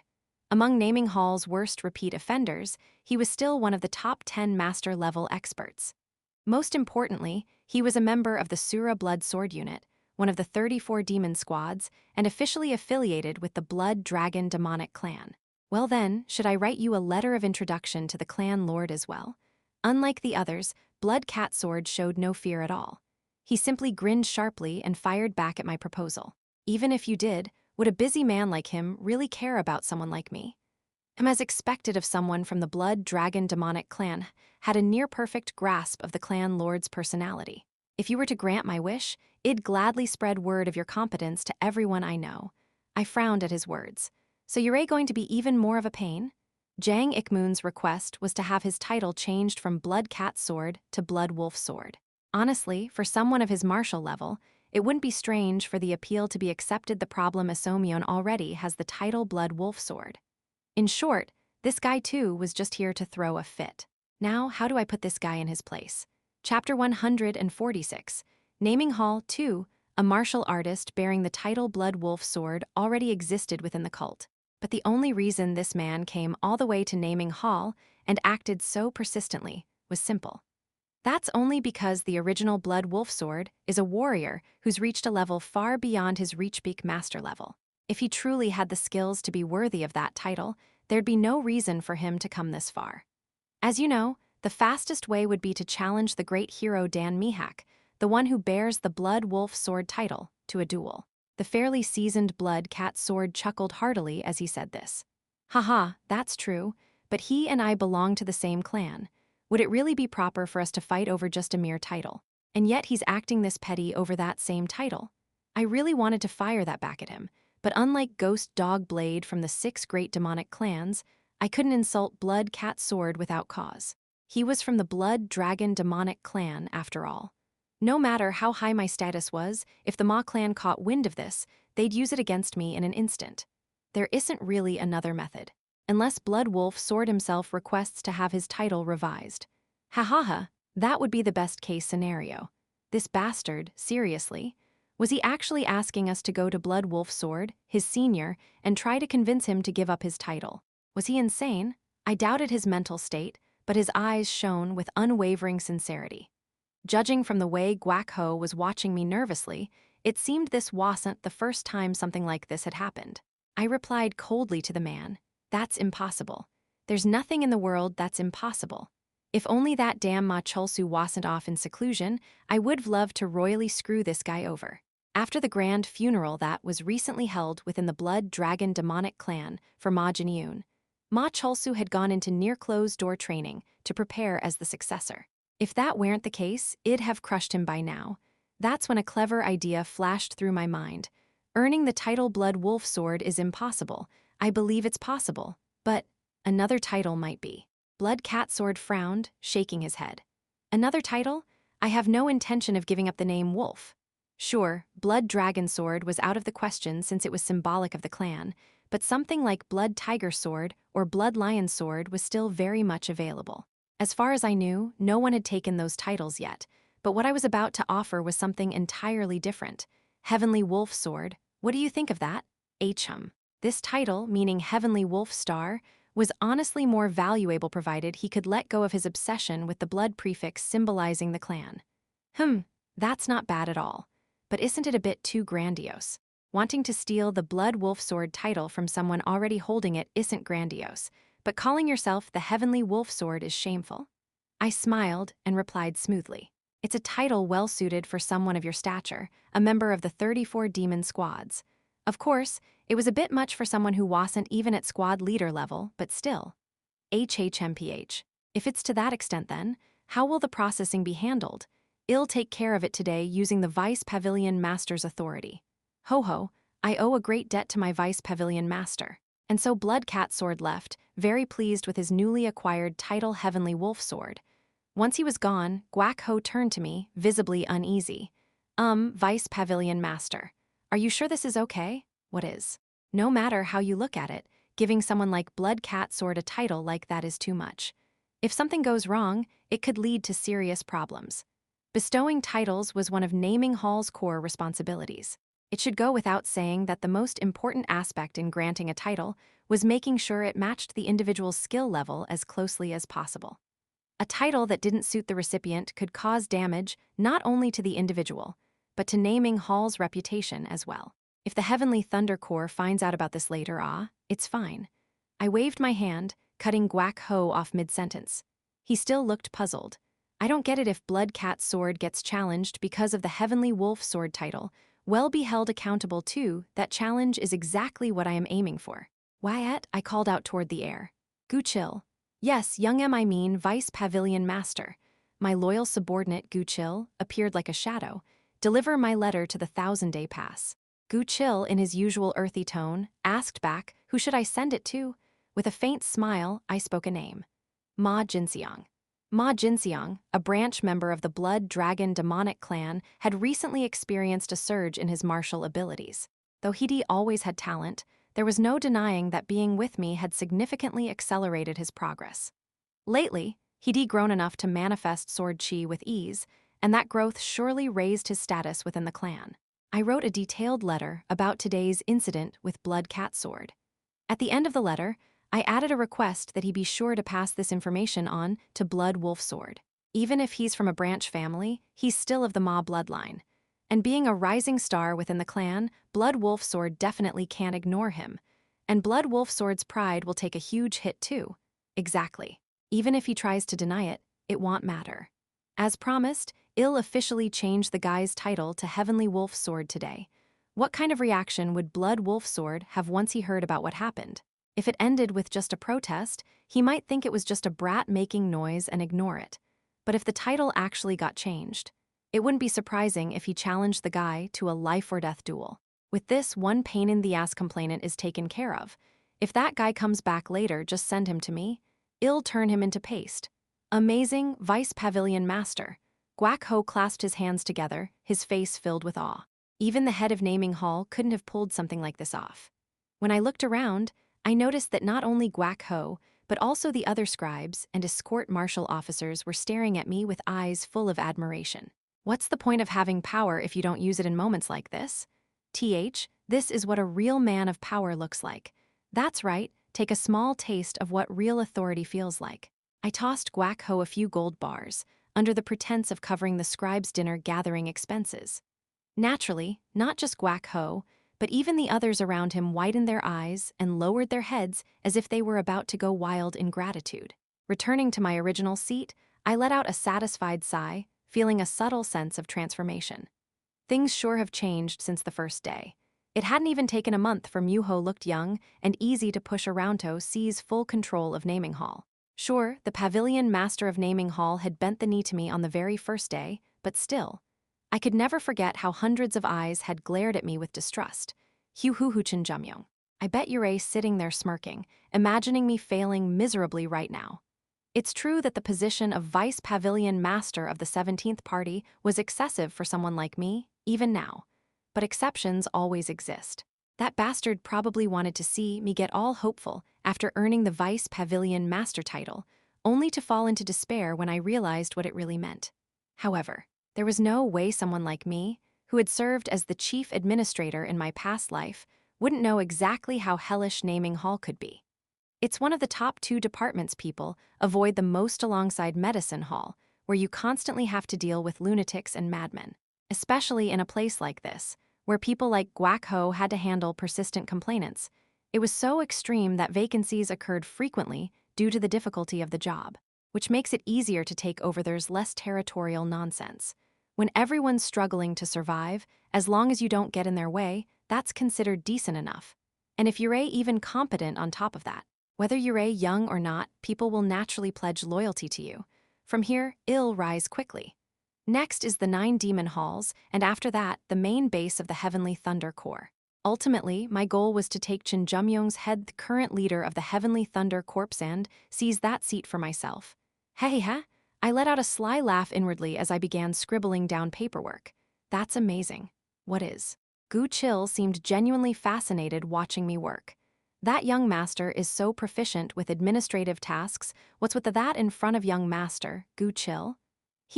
Forget I said anything. But really, where did you learn all this? Where else? I learned while getting strangled by the Grand Elder and abused by the Outer Chief Administrator. This is just how I am. Normally, I'd call that obnoxious, but honestly, it just looks cool, so I have no comeback. I let out a light chuckle at Gu Chil's comment and turned my gaze back to the documents.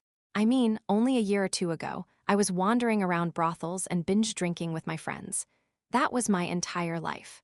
From Gu Chil's perspective, it was as if I'd done a complete 180. Anyway, that aside, most of today's work is done, so now it's time to get into the real stuff. The Vice Pavilion Master seat in Naming Hall was merely a bonus that came along. The real reward I was after began now. The Heavenly Thunder Corps roster, due to its nature, Naming Hall held information on all martial artists of the Heavenly Demon Cult who possessed titles. Even the Chin clan couldn't escape this, and unless someone like the 10 demonic prohibitions had completely given up their public title, there was no slipping out of this personnel record. The pinnacle of the Chin clan is the 7 Elders Council, but there are plenty of master-level elders who don't belong to it. The problem was that these individuals were extremely passive. They support Cheon Yura and entered the Heavenly Thunder Corps by the cult leader's order, but have no intention of doing anything proactive. My next task was to gather these people and form a proper faction. How should I approach this? How could I approach them? And in what way should I present myself to get them to listen? I folded my arms and dove deep into thought. That's why I didn't notice right away. That Gu Chil had been staring at me with an expectant look. What is it? Why are you still here? Gu Chil, who was supposed to deliver the letter I gave him to Ma Jinseong, was still standing there. He hesitated for a moment. Well, what is it? Gu Chil wasn't the type to hesitate, so this made my stomach turn cold for a moment. Don't stall, spit it out. Young master, it's about the Underworld Kings unit. Underworld Kings unit? What about them? Weren't they supposed to be in the secret base of the Yin-Yang Fist Demon, swallowing up my precious gold and undergoing intense training by now? It seems well need to recruit more instructors. More. I told you not to be stingy with the recruitment budget. Gu Chil frowned as he responded. There are major issues with quality. This isn't something money can solve. I temporarily set aside my thoughts about the Heavenly Thunder Corps and unfolded my arms. I see, so that's how it is. To be honest, this had been one of my concerns ever since I first considered rebuilding the Underworld Kings unit. The quality of the instructors. The Underworld Kings unit, I envisioned, wasn't just a regular squad like the 34 demon squads. It aimed to be the strongest assassination unit in the Kultanpar with the Divine Ghost unit. Naturally, the instructors in charge of their training had to be of the highest caliber in the cult. Are we really that short? At this rate, their level will be 3 steps below expectations. That won't do. The best option would be to recruit retired members of the Ghost Command unit. But damn that Massacre Spirit Command. Due to the Massacre Spirit Command, which wiped out all current-day ghost executioners, even the retired assassins from the previous generation had gone into hiding. It had already been over 10 years since that happened, so trying to find retired top-class assassins now was like trying to pluck stars from the sky. Gu Chil. Right now, if we want instructors at the level we need, where's the best place to look?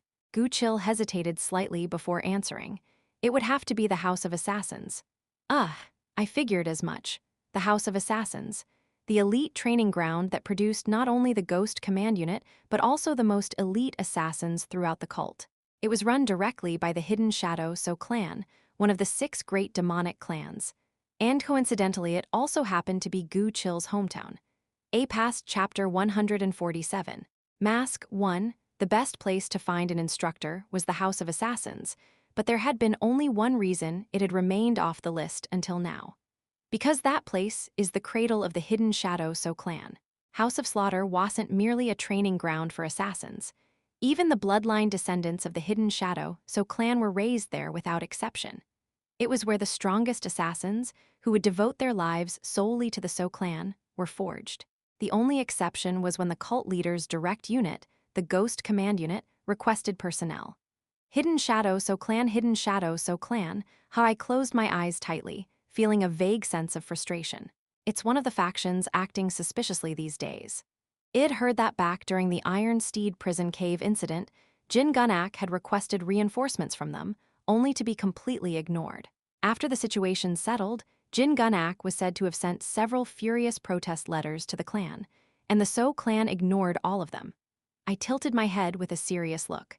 Is something happening inside the So clan that I don't know about? That I am not really sure. I shot a flat look at Gu Chil, who was pretending to be ignorant.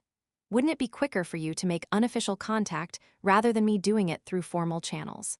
To be honest, that seemed far more likely to work. Because Yura, the disciple of the murder demon. The 10,000 killer murder demon, So Maniac. Alongside the left guardian Mujeong, known as the 1,000 kills a day, he was one of the cult's 2 most fearsome assassins. Gu Chil shook his head with a bitter expression. That relationship was already severed. Really? Well, I suppose originally, Gu Chil wasn't meant to end up in the Ghost Command unit. He should become the son-in-law of the So clan and lived a completely different life. Now, of course, he was my subordinate, getting dragged around, but in truth, he used to be hold on. Son-in-law, Gu Chil? Yes. Now that I think about it, wasn't there a girl who came at you with a sword, saying she'd marry you? Yeah, her name was So Soryu, right? Young Master. Right, now I remembered. It had been such a wild incident, it was impossible to forget. Not long after I took you in, that little thing came at me with a poison-coated dagger, demanding I hand you over. You still remember something from years ago? Honestly, it's not the kind of memory you forget, is it? I think she was a few years older than me. After being subdued by Gu Chil, she was swiftly taken back by people from the clan, wasn't she? Because of that, the head of the Hidden Shadow So clan personally visited the Jin clan to apologize. It was a memory from my past life, more than 30 years ago, but it was definitely unforgettable in many ways. She's a direct line of the So clan, right? With succession rights, too. That's true if you ask her. Wouldn't it be easy to get a few instructors at the Ghost Command unit level? Gu Chil made a thoroughly displeased face. No, it was more than that. He looked like he was about to cry. And no way. Not her, no way. You're not thinking of selling me out, are you, young master? His teary-eyed expression actually tugged at my conscience a bit. Well, if they offer instructors, it's likely they'll want to drag you back to the clan as payment. Exactly, then maybe I need to try a different approach. Just then, Gu Chil glanced at me, cautiously suggesting, what about asking the young cult leader? Flinch. This time, it was my face that froze. If it's the young cult leader making the request, even the So clan wouldn't be able to refuse. Yua. I let out an awkward groan. Only after a brief silence did I stammer out a response. Well, thing is, for some reason, Lady Chen seems to be avoiding me. Huh. The young cult leader is avoiding you? Yeah, my voice trailed off weakly. She probably hates me even more because of what happened back then. Back when we emerged from the cave, Cheon Yura had clearly recognized me, but I had impulsively embraced her. And right after my talk with the cult leader, Shed immediately returned to the Lesser Demon Hall. When I made time to visit her again at the Lesser Demon Hall, I was told she wasn't there. And the one who delivered that message had been none other than the Grand Protector, Wang Qinjiao. That alone made it certain she wasn't just absent, she was avoiding me. Damn it, all I did was hug her because I liked her. It's not like I did anything that wrong.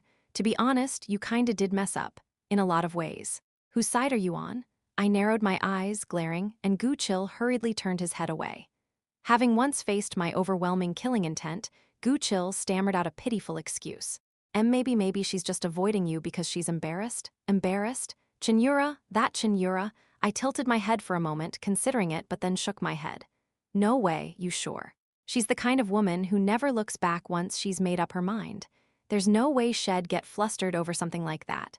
For some reason, Gu Chil looked at me with a strange expression full of doubt. What's that look for? Well, I mean, it's kinda hard to say, but then how about not saying it? Honestly, when you were playing as the noble flower player and frequenting pleasure quarters, you often misread women's hearts. There was even a time people called you the flowery eunuch Shi-ying. I drew my sword with genuine murderous intent. This bastard, did he really just dig up my dark past? I'll be off to the 1,000-day past now. Gu Chil bolted without even considering the consequences. That rotten bastard. He'd better be ready when he comes back. Mornings at the Lesser Demon Hall were always hectic. Its mistress began her training at dawn with a blank face as always, and unless they were on rotation, the maids and guards followed her routine without exception.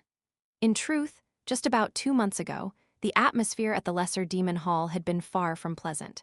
That was because their mistress, the young cult leader, had been stood up by a man. Of course, no matter how generous their mistress might be, if she ever heard those words, they'd all be in serious trouble, but at the time, she had been too mentally shattered to care about anything.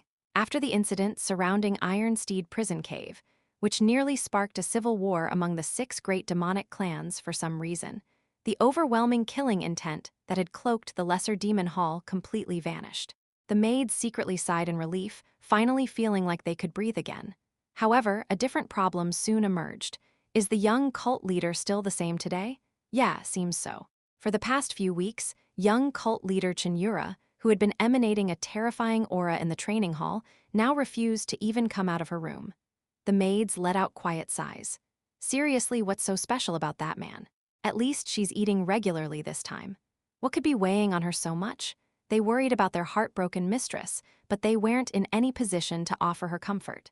As far as they knew, there were only 2 people in the entire cult who could console her, and one of those 2 had just arrived at the Lesser Demon Hall. Heaven's Return, 10,000 Demons Bow, all hail the great cult leader. The maids, guards, and even the Grand Protector knelt down in respect as the cult leader appeared at the hall. Is Yura inside? Yes, she's still lying in bed today.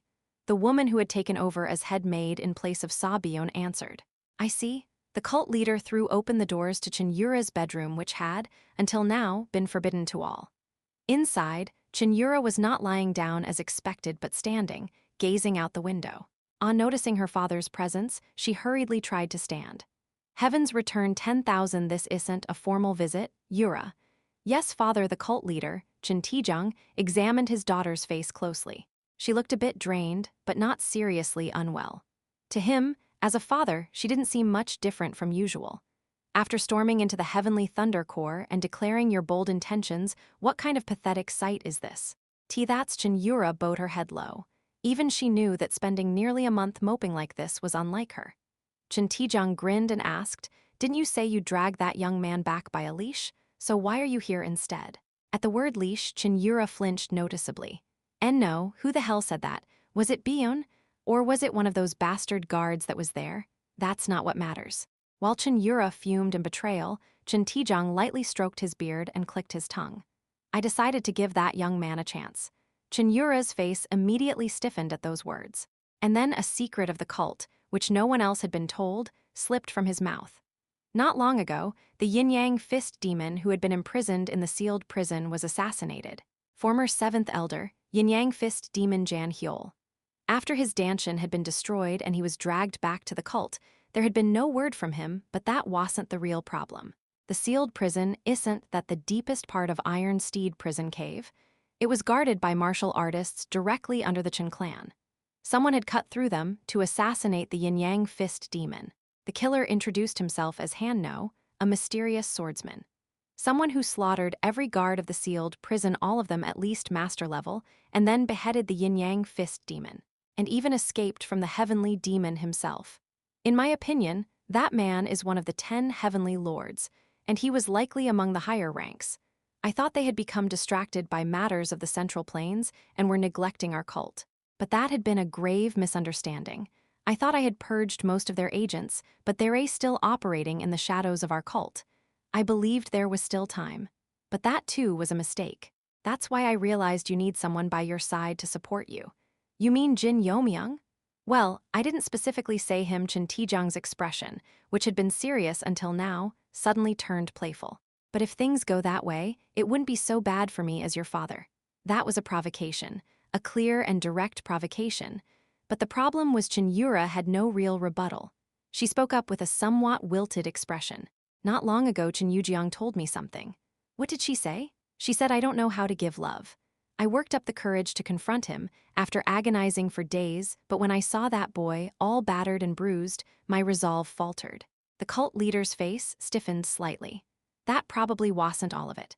The moment Jin Yeomyung embraced her without a word, whatever vague feelings Cheon Yura had likely solidified into something real. I don't know how to approach him. Back then, it felt like I could treat him more casually. Cheon Taejong sighed inwardly. It was like counseling a lovesick teenager. Feelings like these were usually experienced and resolved in youth, but given the environment she was raised in, it was only natural such side effects had developed. "Do you want to have an honest talk with that young man?" "Yes." Cheon Yura lowered her head and gave a small nod. Even if she wanted to approach Jin Yeomyung, the weight of her duties and pride held her back every time. And that experience in truth was something Cheon Taejong himself had gone through in the past. There is one way. What is it?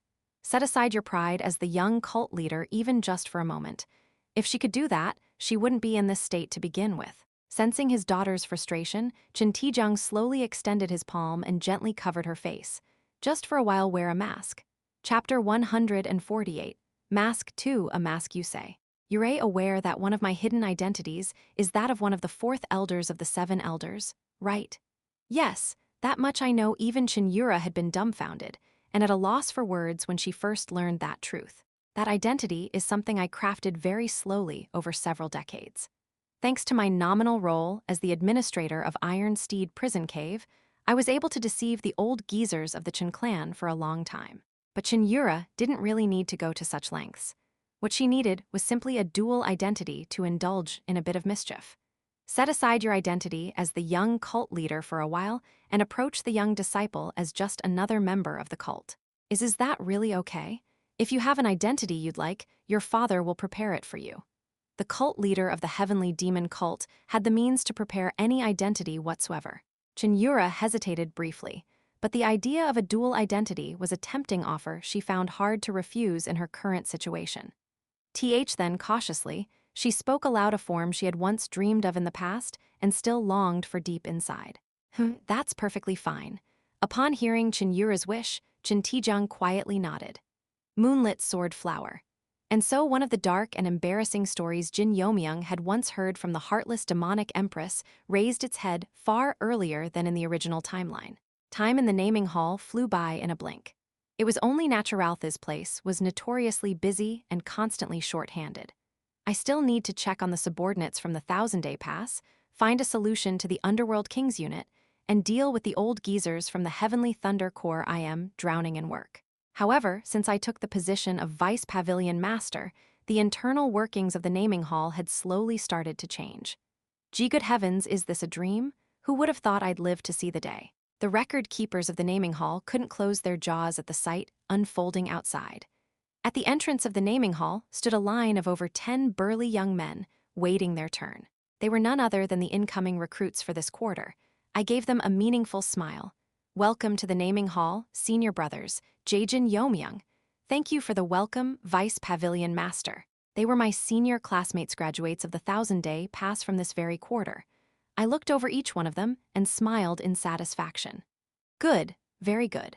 Our senior brothers who graduated with honors from the 1000-day pass, to think that you would volunteer to join the naming hall, this Vice Pavilion Master, is truly overjoyed. The gazes of the graduates who looked at me were starting to rot. But regardless of what they were feeling inside, the overworked record keepers of the naming hall lit up with excitement. They are all from the 1000-day pass. Just thinking about how good they'll be at their jobs makes my heart race.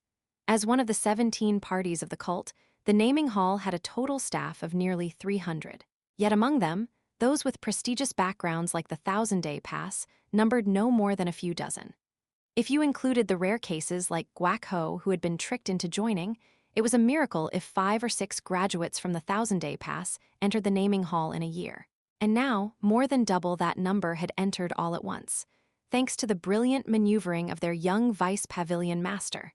At this rate, I should be able to put out the worst fires. Of the 26 total graduates from this quarter at the 1000-day pass, I managed to pull 12 into the naming hall. Naturally, the Pavilion Master of the 1000-day pass angry over being robbed blew his top and demanded to know what the hell I thought I was doing, but that was his problem to deal with. Young Master, what kind of sorcery did you use? Gu Chil, who was kneeling beside me with his head bowed, asked cautiously. Sorcery? No offense, but those guys were seniors in their final year, weren't they? You're not in the same cohort, so it's not like you had many opportunities to talk to them. How did you persuade them? I smirked and lifted my nose with pride. There's always a method. But hey, your hands are touching the ground again. Loyalty, the servant who once dared to insult and flee from his master, was, once again, paying the price. All right, Senior Snow, I should now call you official record keepers of the naming hall. Gulp. Tension visibly tightened their shoulders as I calmly reminded them of their new place. If you wish, you may transfer to another department. No one will stop you if you think the work here is too tough. However, gulp. If you do transfer, you'll have to explain to the other departments why you joined the Ji-woong Society in the first place. At that, a thunderous response erupted from the seniors. We'll never transfer. We will devote ourselves utterly, with all our bones and flesh. The Ji-woong Society, a private faction within the 1000-day pass, originally centered around the Second Order Han Mayan. After Han Mayan was exiled for treason, everyone associated with the Ji-woong Society faced utter ruin. Forget safe graduation, they were treated like walking corpses. Those on the brink of execution, I had saved them all using the power of the Jin clan. I, for one, dislike seeing someone's future completely blocked because of one poor decision in the past. That's why I am giving you this chance. Of course, that wasn't it at Alit was just the easiest way to secure elite manpower with minimal effort. Still, there will be consequences for your choices. Anyone who underperforms will personally learn from me what a living hell is. Understood? Why, yes, sir. I was satisfied with how disciplined they looked. Good, Guak Ho. Yes, Vice Pavilion Master. Guak Ho, who had somehow become my devoted follower, stepped forward, full of spirit.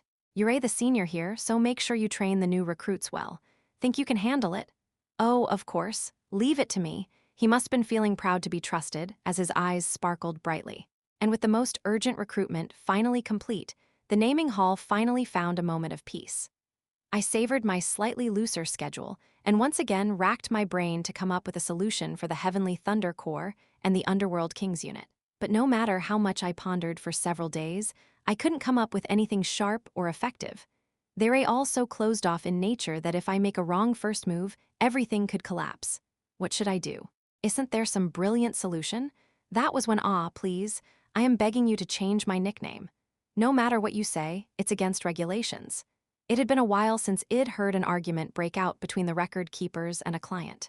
What the hell is that about now? Normally, if someone was being a nuisance, I would have just had them sent upstairs. But this one seemed to be dragging out longer than expected. I am seriously begging here. Think of it as saving someone's life and just fix it for me. How could a nickname possibly endanger your life? I'm telling you it can. In my family it can. Curious, I made my way down to the first floor. Even the most difficult petitioners didn't usually throw tantrums while talking about their own lives being at stake. What's going on here? Ah, Vice Pavilion Master. Well, Jin Yeomyung, one of the 12 new recruits who had just joined, looked over with a troubled expression. I told you to send over anything significant, didn't I? Well, it's because of that petitioner's identity. What about it? If we mess up, it might bring trouble down on your head. They're worried about my well-being despite knowing my identity. That kind of consideration was praiseworthy, but just who the hell was the person they were dealing with? Just then, the disheveled young man who had caught my attention earlier lit up when he spotted me and dashed over. Ah, you're the Vice Pavilion Master? I am, yes, please, I am begging you. My clan head said he'd cut off my head himself if I don't get this nickname changed. Please, I am desperate. I stared at the young man's face, feeling a strange sense of familiarity. His hair was dry and ragged, clearly not cared for, but his face itself was quite handsome. If he'd gone to a courtesan house, he would have sparked a maternal instinct in the girl. She was decent-looking enough for that, and yet why did he seem so familiar? The realization suddenly hit me, and I was taken aback. Wait, you are Yuchin? At the same time, the young man's hand, which had been gripping my shoulder, froze. He seemed to recognize me too. Jin Yeomyung, the guy who had been staring blankly as he spoke my name, suddenly burst into tears and lunged at me. My friend, back off, you bastard. I scowled and shoved him off coldly. Sochin, a direct descendant of the Hidden Shadow So clan, and back when I still called myself the flowery young master, he had been one of my drinking buddies. Of course, the fact that he hung out with me at the time meant he was also considered a disgrace by his clan. What the hell have you been doing to end up looking like a beggar? He used to be a pretty clean-cut pretty boy. What the hell happened to him? Well, you see, it's a long story. Sochin tried to cling to me again, starting to cry. Hey, but knowing his true nature, I calmly formed a blade of sword chi with my hand and warned him. Unless you want your wrist cut off, get your hand off me. You still haven't kicked that nasty habit of yours, have you? About that I am gonna count to 3. 3-1. Hey, what the hell, why so sudden? He flinched and quickly backed off, and in his hand was my coin pouch, which he had somehow already lifted from me. Jingle! A deathly silence swept through the room in an instant. With a blank expression, I shouted toward the room. All martial officers of the naming hall heed the command of the Vice Pavilion Master. Yes, sir. Chang. In an instant, aside from the record keepers, all of the stationed martial officers of the hall drew their blades and shouted. They were in charge of the naming hall's Defensian elite unit, all first-rate or higher. The bastard who just stole the Vice Pavilion Master's coin pouch don't kill him, but subdue him. Sensing that this man's identity wasn't ordinary, the martial officers hesitated for a moment. I'll take full responsibility for what happens next. Yes, sir. With that, the officers charged Sochin. W8, I am a petitioner. A guest, I tell you. His feeble protest didn't work on the martial officers at all. Thwack, thud, smack, ga, gkkhkkk. Sochin, in my past life he had hung around with me and was treated as a disgrace, but in truth, he would later become an incomparably massive figure compared to myself. The problem was the direction of his fame was precisely the kind I never wanted to be involved with. I read out the title that had been registered under his name. Sochin, the Great Wind Demon Bandit. Twitch. Sochin, now beaten and subdued by the guards, trembled on his knees in front of me. It's been a while, and you've earned yourself quite the flashy title, huh? It's nothing compared to the great demonic heaven dragon of the world. Shut your mouth. Yes, sir. Sochin promptly closed his mouth. Now my head hurt trying to figure out how to deal with him. Since he's from the Hidden Shadow So clan too, I suppose this counts as an inevitable connection, but this was not how I wanted to reconnect with him. This bastard is a future king? I let out a sigh and shook my head. Obviously, nicknames like king among the 5 kings of the Central Plains were never given to mere nobodies. And yet this guy was the one exception. No, he really did become great, but Sochin, the bandit king.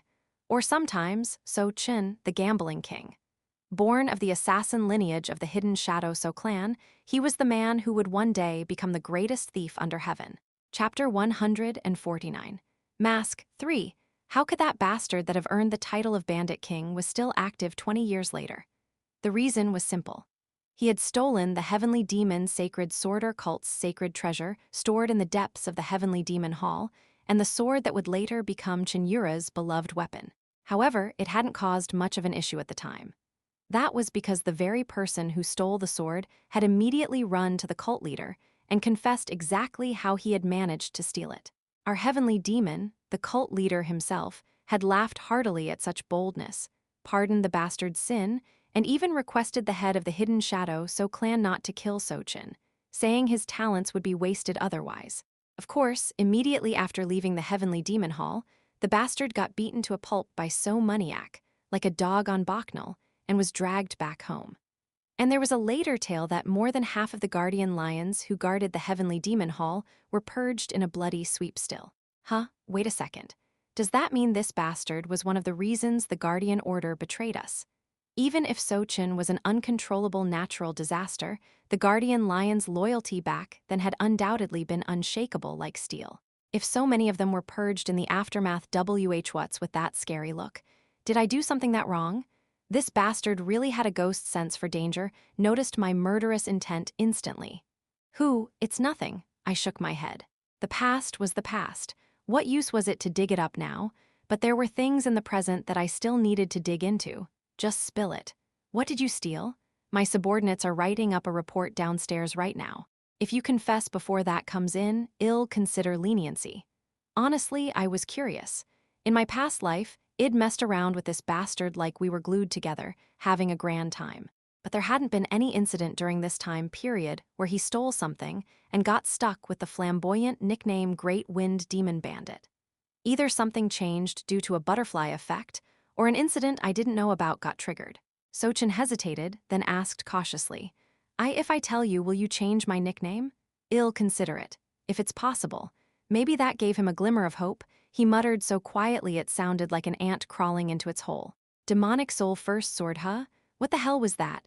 Just from the name, it didn't sound like an item, it felt more like a title or epithet. That was when someone else, more shocked than me, suddenly exploded. Have you gone mad, young Master Sochin? Ji Gu Chil? Suddenly, Gu Chil popped out of nowhere and pointed a trembling finger at Sochin. Oh, Brother Byok, it's been a while. Sochin recognized Gu Chil and bowed politely. But Gu Chil didn't bother responding and scolded him mercilessly. Do you have multiple lives? How could you steal that? No, it's a miracle you're still breathing. You actually survived and even got a nickname out of it, huh? Under that storm of scolding, Sochin could only lower his head deeply. But before that, Gu Chil, what's this demonic soul first sword? Even I, a former inner administrator, had no clue what that was. But Gu Chil did. Gu Chil glared at Sochin, let out a deep sigh, then turned to me. Young master, are you familiar with the demonic soul sword? I searched my memory for anything on the demonic soul sword. The regulation sword of the demonic ghost execution squad. I vaguely remembered it was rarely used, only to execute fellow members. Yes, that's correct. So what the hell is the demonic soul first sword? Gu Chil answered my question with a hardened face. The demonic soul first sword refers to the very first demonic soul sword ever made. Not only is it forbidden for regular members, even squad leaders can't possess it. Only the commander of the demonic ghost execution squad is allowed to own it. Wait a second. I was starting to piece it together. Don't tell me. Seeing my expression, Gu Chil held his forehead and nodded gravely. The current commander of the demonic ghost execution squad, Cheon Yura, the underworld king. It's his personal weapon. My jaw dropped open. I stared at Sochin in sheer horror. How are you still alive? He stole the personal weapon of the strongest man in the Cheon clan, second only to the cult leader. Now I fully understood why Gu Chil had blown a fuse, and why this bastard ended up with the nickname Wind Demon Blade Thief. Well, there were some circumstances. When did you steal it? About half a year ago. That would have been when I was still buried in the 1,000-day pass. You somehow survived and even cleaned it up, huh? If the incident had become public, I'd have heard about it even in the 1,000-day pass. Anyway, please spare me. The clan head is furious that a direct family member turned out to be a thief. How about you just commit ritual suicide?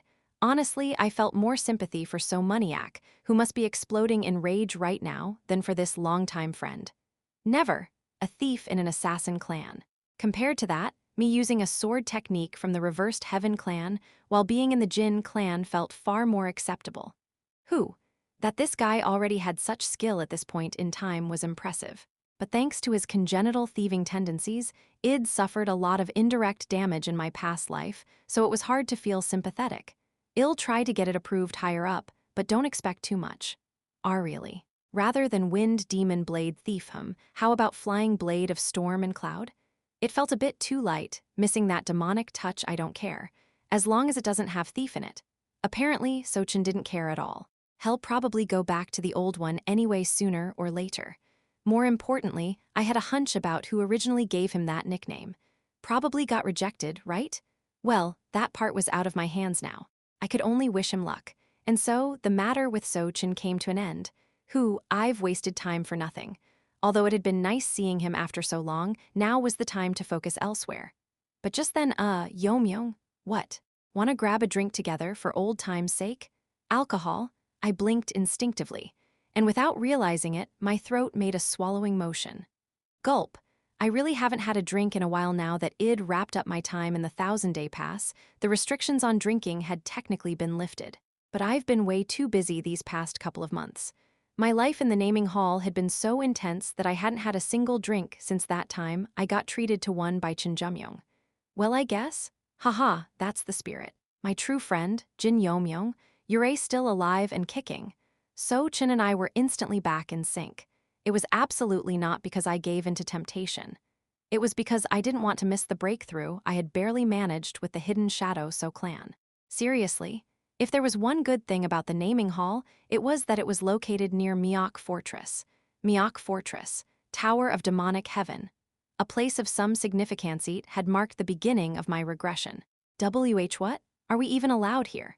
As direct descendants of the 6 great demonic clans, I figured we'd go to a high-end tavern, but even Sochin hadn't expected we'd go straight to the Tower of Demonic Heaven.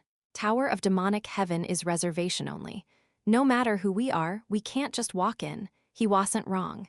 Even before, one had to book a few days in advance just to step foot in there. But don't worry about it. I had a card up my sleeve. As twilight fell, painting the sky in hues of orange and purple, we made our way to the Tower of Demonic Heaven while enjoying the sight of lanterns being lit throughout the bustling streets of Myeok Fortress.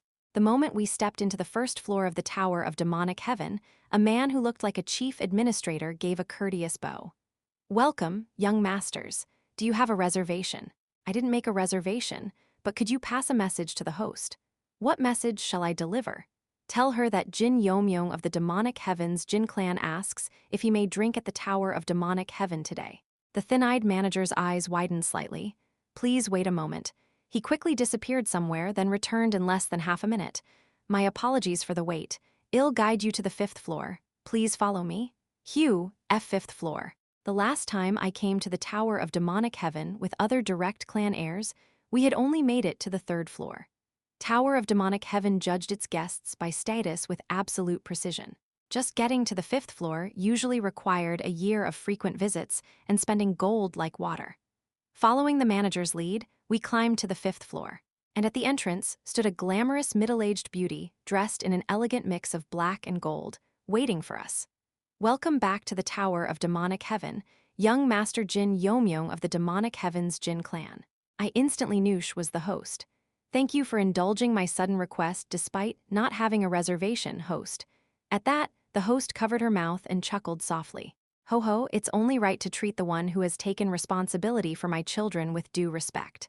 Children? So-chin, puzzled beside me, asked the question, but I had no intention of explaining. The 3 demonic youths. The very ones the host cherished like her own children and pushed into the 1,000-day pass. I invested so much into those geisets, only right she treats me like this. High-grade elixirs, the best martial arts, and even a fateful encounter at the 9 Moons Blade Hall. Even if she didn't know that the 3 were now cultivators who could manifest sword chi, she must have known that their lives had been completely transformed. If you have a preference, I'll send in any of the girls you like. Honestly, this kind of treatment wasn't something you got every day. Oh, then Sochin's face lit up as he was about to respond. We're fine. Just bring quality drinks and food. Sochin shot me a betrayed look, but it didn't matter. There would never be another woman in my life besides Cheon Yura. I had to eliminate anything that could become a disgrace in the future. You've changed. Where did the playboy of the Jin clan go? Well, the playboy of the Jin clan died once. He literally died. Skull smashed by a burning beam. Ho ho, what a shame. I was hoping to learn what kind of women our young lord prefers. The host smiled like Shed expected me to decline. And what would happen if you did find out? Who knows? Maybe a terrifying woman might come to know about your preferences. Could it be that terrifying woman's surname is? Well then, I'll bring out the table. Please wait a moment. The host completely ignored my question and turned away. Truly, she was a host not to be underestimated, worthy of running a top-tier brothel. As we sat surrounded by empty luxury bottles, Sochin spoke in awe. Yeo-myung, man, you can really hold your liquor now. With a pleasant buzz rising, I nodded while enjoying the aroma of the alcohol. Well, I've got internal energy now. If your internal energy was strong, you didn't need to get drunk off your face just to enjoy drinking. Can't believe the same guy who passed out after half a bottle of Beiju is now guzzling it down. What did you just say? Punk.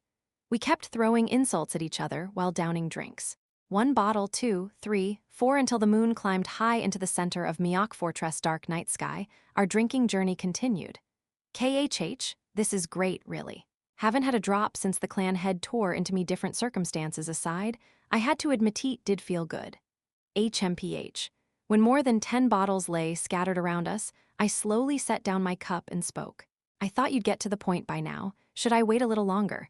With his cheeks flushed red and clearly tipsy, Sochin blinked and asked, Huh, get to the point? What do you mean? Don't play dumb after coming all the way here. I looked straight at Sochin. You didn't come to the naming hall just because of your nickname, did you? Your real target is me. Isn't that right? The moment I said those words, the cheerful mask Sochin had been wearing up until now began to crack as if it had never existed. Chapter 150. Mask 4, Yura saying Yura my goal. What do you mean by that? Sochin, I addressed Sochin, whose disguise was beginning to crack. It hasn't just been a year or two since we met, has it? Well, to be precise, it had been 3 years, but if you included my past life, Sochin and I had known each other for almost 20 years. Of course, it was a one-sided 20 yearsonly I remembered.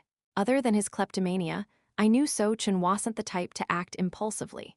No matter how much he'd been cast aside by his clan, he was still a direct descendant of the Hidden Shadow So clan. He was a top-tier killer of the cult who had survived the hell of that ruthless family of assassins. Are you here because you have business with me, or did someone from your clan send you to me? Or maybe did you come here to kill me? That's not it. Well, that's a relief. Then I can assume there's another reason? At my quiet yet sharp words, Sochin let out a sigh and scratched his messy hair. How you've always been sharp, but this is kind of scary. How did you notice? I thought I was being careful. Well, of course, you didn't ask me a single thing. Didn't ask? That's because I raised my hand to cut him off. I know, we were both discarded by our families. There was an unspoken rule not to pry into each other's situations. But Sochin's attitude today crossed the line. I don't mean to boast, but I've accomplished quite a bit in the past year. If it were someone who knew me, they'd have grabbed me by the shoulders and shaken me, demanding to know what had happened. Even if we had an unspoken rule, it would have been normal to at least hint at curiosity. So why did you ignore all of it?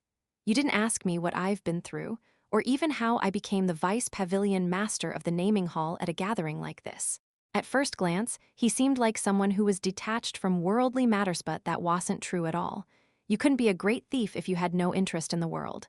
I see. So that's how it is. Sochin sighed and brushed his hair back. It became clear that the scruffy hair was just a disguise. Seth's was the Sochin I knew. No, even sharper than before this was Sochin the assassin. Yeo-myung, no, Jin Yeomyung.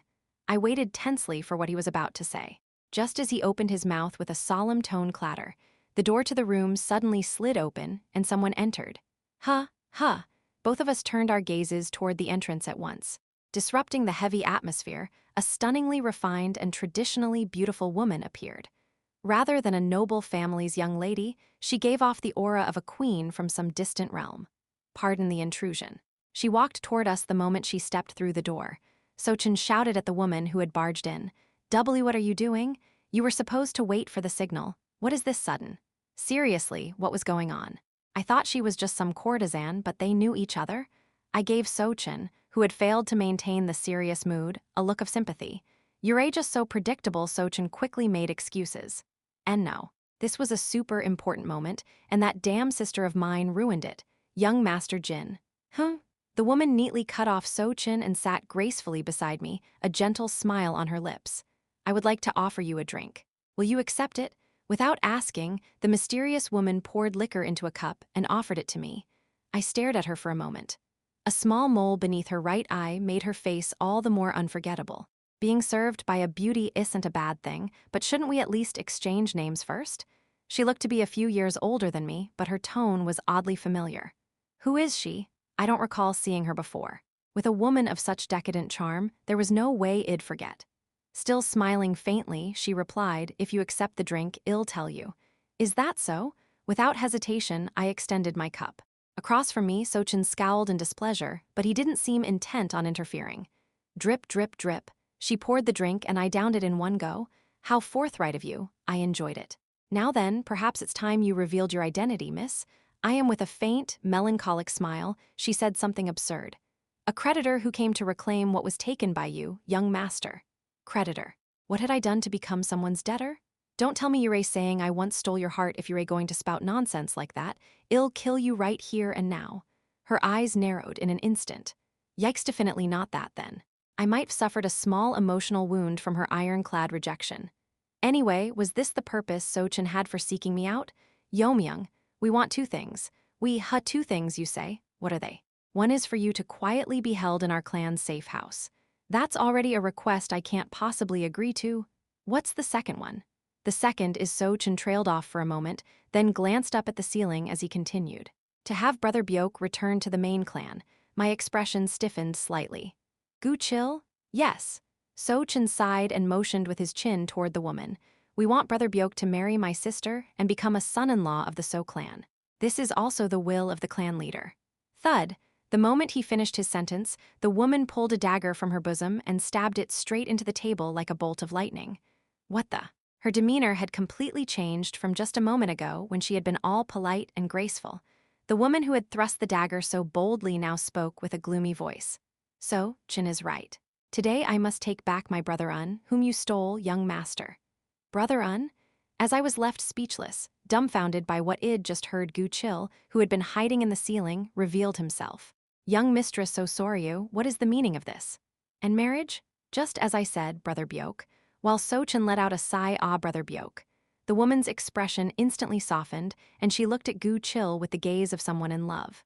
At that moment, Gu Chil and I realized the true identity of the woman standing before us. Why, you can't be Yao-Yur's sister. Chills, a cold shiver ran down my spine. And just like that, a memory from about 10 years ago flashed before my eyes like a lantern slide show. Give my brother back right now, you thief. A girl who had approached me innocently to lower my guard, then swung a poison-coated dagger at my throat. So Soryu, the crazy BTCH of the So clan, so you finally remember me. The moment she said that, So Soryu pulled the dagger from the center of the table and swung it at me. But before I could even react, clang. Gu Chil had already drawn his dagger and blocked So Soryu's surprise attack. As expected of you, brother, your skills haven't dulled a bit. SOU, what are you doing? Even while fulfilling his duties as a bodyguard, Gu Chil asked with a trembling voice. So Soryu replied with a calm smile. It's just as I said. Jin Yeomyung of the Jin clan will temporarily become a prisoner of the So clan, and Brother Un will become our clan's son-in-law. Aren't the So and Jin clans allies? Why would you kidnap the young master? That's F-whip. If you come quietly, I'll tell you. As soon as she said that, the lights that had been brightly illuminating the room went out as if it had all been a lie. And that wasn't the end of it. Boom, boom, boom, boom, somewhere a drum began to sound. The problem was that with each beat of the drum, one by one, the lights around us started to go out. Suddenly, chaotic cries rang out from different corners of the tower. What's going on? Who the hell did this? With every beat of the drum, not just the tower, but the nearby brothels and businesses were all losing their light. What a spectacular performance. In no time, the entire area was plunged into a world of pitch black, illuminated only by moonlight. And then shuffle, rustle, rustle, dozens of presences descended across the 5th floor in an instant. No, it's not just this place. Judging from how all the lights in the area had been extinguished, it wasn't just a handful of people that had been mobilized. 100, not 100. Whatever the number, one thing was certain. This was a thoroughly prepared trap. So will you come quietly now?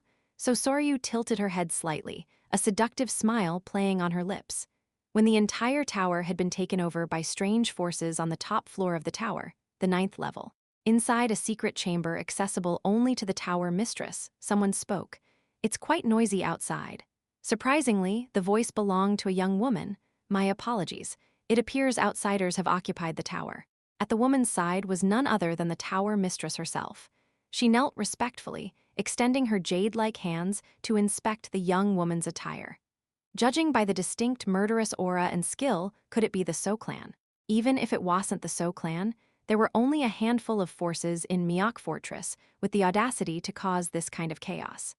If the So clan is indeed targeting us deliberately, then there's little the tower's martial officers could have done to stop them. HMPH, I told you to take some members of the Divine Ghost Unit with you, but you were so stubborn. At that, the tower mistress smiled and shook her head. How could I use such overwhelming force just for managing a humble tower?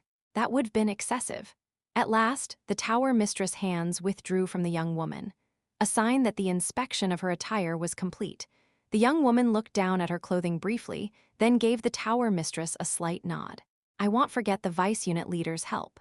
She was the vice pavilion master of the Divine Ghost Unit, a direct information-gathering force of the Cheon clan. It was a secret identity, one thoroughly hidden from the public. Such was the true identity of the tower mistress. The tower mistress bowed deeply in humility. Serving the Cheon clan and the cult leader's family is the honor of the Divine Ghost Unit. Such words are far too much for me. So he passed through here, did he?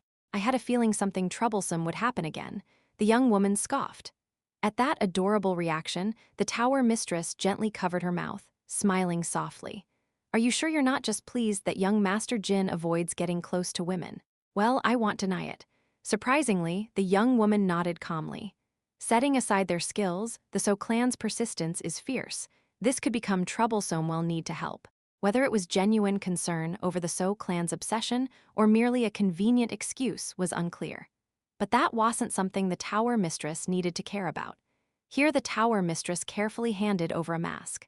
It was a smooth ivory mask with a crescent moon carved into the forehead. Here is your identification badge as well, Lei Dino. The moment the mask was worn, the young woman had to be addressed by a different name. Lady Moonlit Sword Blossom. Chapter 151. Mask 5, SHHHHHHH. The gentle drizzle turned into a downpour. In the back alley of Myeok Fortress, where the stench was masked by the heavy rain, a man lay bloodied and sprawled out. The sole survivor of the Ghost Command Unit, doom-wielding Ghost Commander Byok Cheon, looked down at something gripped in his hand. Ha, damn it. His subordinates, the demonic Ghost Execution Squad, nicknamed the doom-wielding Ghosts, had all been annihilated. He alone had barely survived and was barely holding on to life. Fucking parasite poison thought I was going to die ripping this out. Byok Cheon crushed the still-living, squirming parasite in his grip. In truth, extracting the parasite lodged in one's heart was typically the same as accepting death.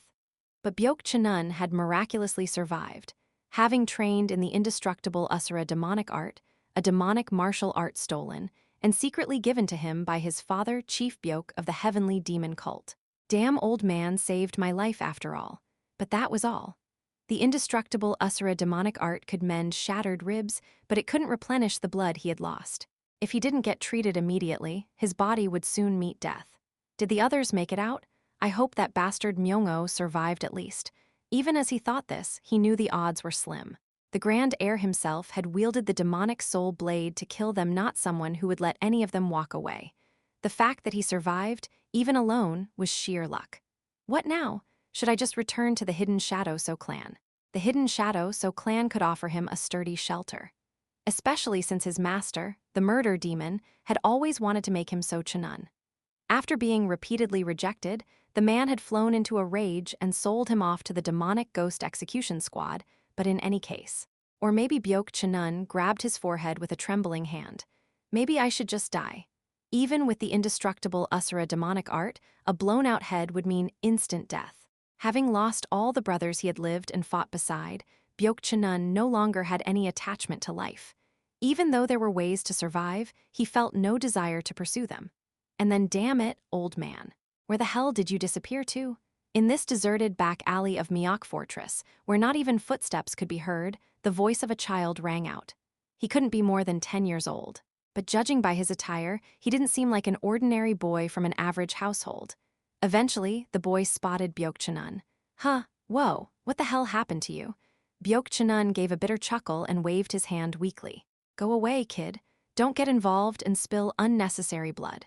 Most kids would run away in fear upon seeing a mangled man like him and hearing something like that. But this kid actually furrowed his brow and scanned him up and down. Then, out of nowhere, he muttered something bizarre. Damn, I guess I'm not fully corrupted by the cult yet. What the hell is this brat talking about? As Byok Chunun stared in disbelief, I owe someone today. Guess it's my turn to do a good deed. Just wait here. The boy ran off, shouting at someone, and soon returned with a group of burly guards who looked like escorts. What should we do, young master? He's badly hurt. Take him to the nearest clinic now. Yes, sir. Surprisingly, the kid seemed intent on saving him. Byok Chunun, still incredulous, asked the boy, What are you doing, kid? I am trying to save your ass, so shut up and get some sleep. Byok Chunun's lips parted slightly. The words coming from this 10-year-old were far too mature. So, what's your name, dying man? If you kick the bucket, I should at least remember it. His name? The name he had first received in the Hidden Shadow clan was number 97. He only learned of his father and his real name after leaving the clan, but for some reason, Byok Chunun didn't want to use that name anymore. So he gave a half-assed answer. Guchil what? Just call me Guchil. The boy raised an eyebrow in disbelief. That's your name? You're telling me. Though he didn't say it out loud, Byok Chunun silently admitted his naming sense was trash. And so, on a stormy night in Myeok Fortress more than 10 years ago, the first meeting between the eldest son of the Jin clan and a dying assassin took place. Soryu, what are you doing? In the still darkness of the 5th floor of the demonic tower, Gu Chil spoke first. So Soryu slowly rose from her seat and answered. What does it look like? I am here to take you back by force, if necessary. It's a bit too aggressive for something the clan leader would order. Whose idea is this? So Soryu's smile turned even more twisted. This was the clan leader's order. All of this is because of that young master of the Jin clan. What? Gu Chil's gaze briefly turned to me. Because of me, how it sounded absurd, but it wasn't exactly incomprehensible either. The chaos caused by my actions was likely driving Yeo-myung absolutely insane by now. They've surrounded the place with about 30 people. I looked directly at So-chin. So-chin, what is your true objective? What do you mean? Obviously, I came to take Brother Byok back, no, not that. I could guarantee it so Soryu might have that goal, but So-chin's objective was something else. You've got a different purpose. What is it? So-chin merely furrowed his brows slightly and said nothing in return. At that moment, So Soryu, standing beside him, cut into the conversation between us with a meaningful smile. Jin Yeomyung of the Heavenly Dragon, I'd prefer if you didn't show off so much. Show off. Did you think we wouldn't notice that your body isn't in a normal state? I blinked and replied. How do you know that? Not normal. That was, to some extent, true. Heh, don't underestimate the So clan's information network. The aftereffects of the vitality surge I had used during my clash with the sword demon in Hidden Cave of Iron Steed Prison Cave. I had already anticipated it, seeing how the energy had not properly harmonized and displayed the dual hue of black gold. But the aftershock had delivered a pain so transcendental it nearly broke me. I let out a faint chuckle. I thought I'd hidden it fairly well. Still, your intelligence gathering is certainly on par with the Sa clan. Well, I could look into where the leak came from after getting out of here. Come quietly. You were once my brother's lord, after all. Shouldn't you return with your limbs still attached? SHFF. SHFF SHFF. The assassins of the So clan surrounding the 5th floor of the demonic tower began to close in gradually, tightening the noose. I burst into a hearty laugh. Haha, that's scary. I had survived even before the blade of the demonic faction. Did they really think a few assassins from the So clan would make me flinch? I lightly raised my hand and spoke to the back. Byok Chunun? Yes, young master. Responding in a completely different tone from before, Gu Chil no, Byok Chunun answered. Take out the 9 heavens threads. Show no mercy. Yes, sir. Gone was the clumsy, foolish smile. Before we knew it, the face of Byok Chunun, former 4th-ranked member of the demonic ghost execution squad, doom-wielding ghost commander, emerged. A chill ran down So Chin and So Sorius spines the moment they saw his transformed expression. At the same time, pop, with a sound like something piercing through pap. Threads as dense as spider silk began to stretch out across the entire 5th floor of the demonic tower, starting from the room we stood in. N9 heavens threads, and that wasn't all. From the web-like lines filling the air, a cold mist-like aura began to seep out. It was the kind of chill that made you certain any slight movement would sever part of your body. Once called the one-man formation, this technique had once massacred over 100 disciples of the Zhongnan sect. It was Murder Demon's signature, forbidden martial art. Thunderous cry of the 9 heavens with both hands now wrapped in the threads, Byok-chunun stared at So-chin and So-soryu. Shall I kill them all? I shook my head. Spare the 2. Well, use them as hostages to negotiate with the hidden shadow So-clan, which meant kill everyone else. Yes, sir. With a slight nod, Gu Chil flicked his fingers. Immediately gok, kayag. I could feel the life signs outside disappearing one by one. Though he wasn't a native of the So-clan, Gu Chil had been one of the murder demon's direct disciples and the most faithful inheritor of his secret techniques. At least among his generation, there was no assassin more skilled in the art of killing. The metallic scent of blood soon wafted thickly from outside. As expected of you, brother, even amidst this situation, So Sorius' expression flushed with excitement, as if melting. Ha, amazing, Yura, truly amazing.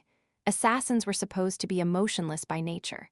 But oddly enough, So Soryu, though a direct descendant of the hidden shadow So clan, was the opposite, overflowing with emotion. No, to the point it could be called excessive. No wonder they call her the madwoman of the So clan. Even after hearing the words, "Shall I kill them?" her gaze toward Gu Chil didn't change. But Yura not the only one who can wield the 9 heavens threads, brother. Pap. Before I knew it, So Sorius' hands were also wrapped in silver threads similar to Gu Chil's, though not quite as numerous or as sharp as Gu Chil's. The very fact that she could handle the 9 heavens threads was enough to qualify her as one of Murder Demon's acknowledged successors. Before I realized it, So Sorius' threads had formed a perfect barrier around me. How about it? I practiced a lot, just so you would acknowledge me. A single movement, and a beautiful line of blood would likely trace across my skin. But I didn't bat an eye. Don't mind medial with the assassins first. Yes, young master, So Sorius' eye twitched slightly. You really should just surrender. Don't you know I can easily slice off a limb? As Gu Chil silently carried out my order, one of So Sorius' threads grazed my neck. A thin cut formed beneath my collar.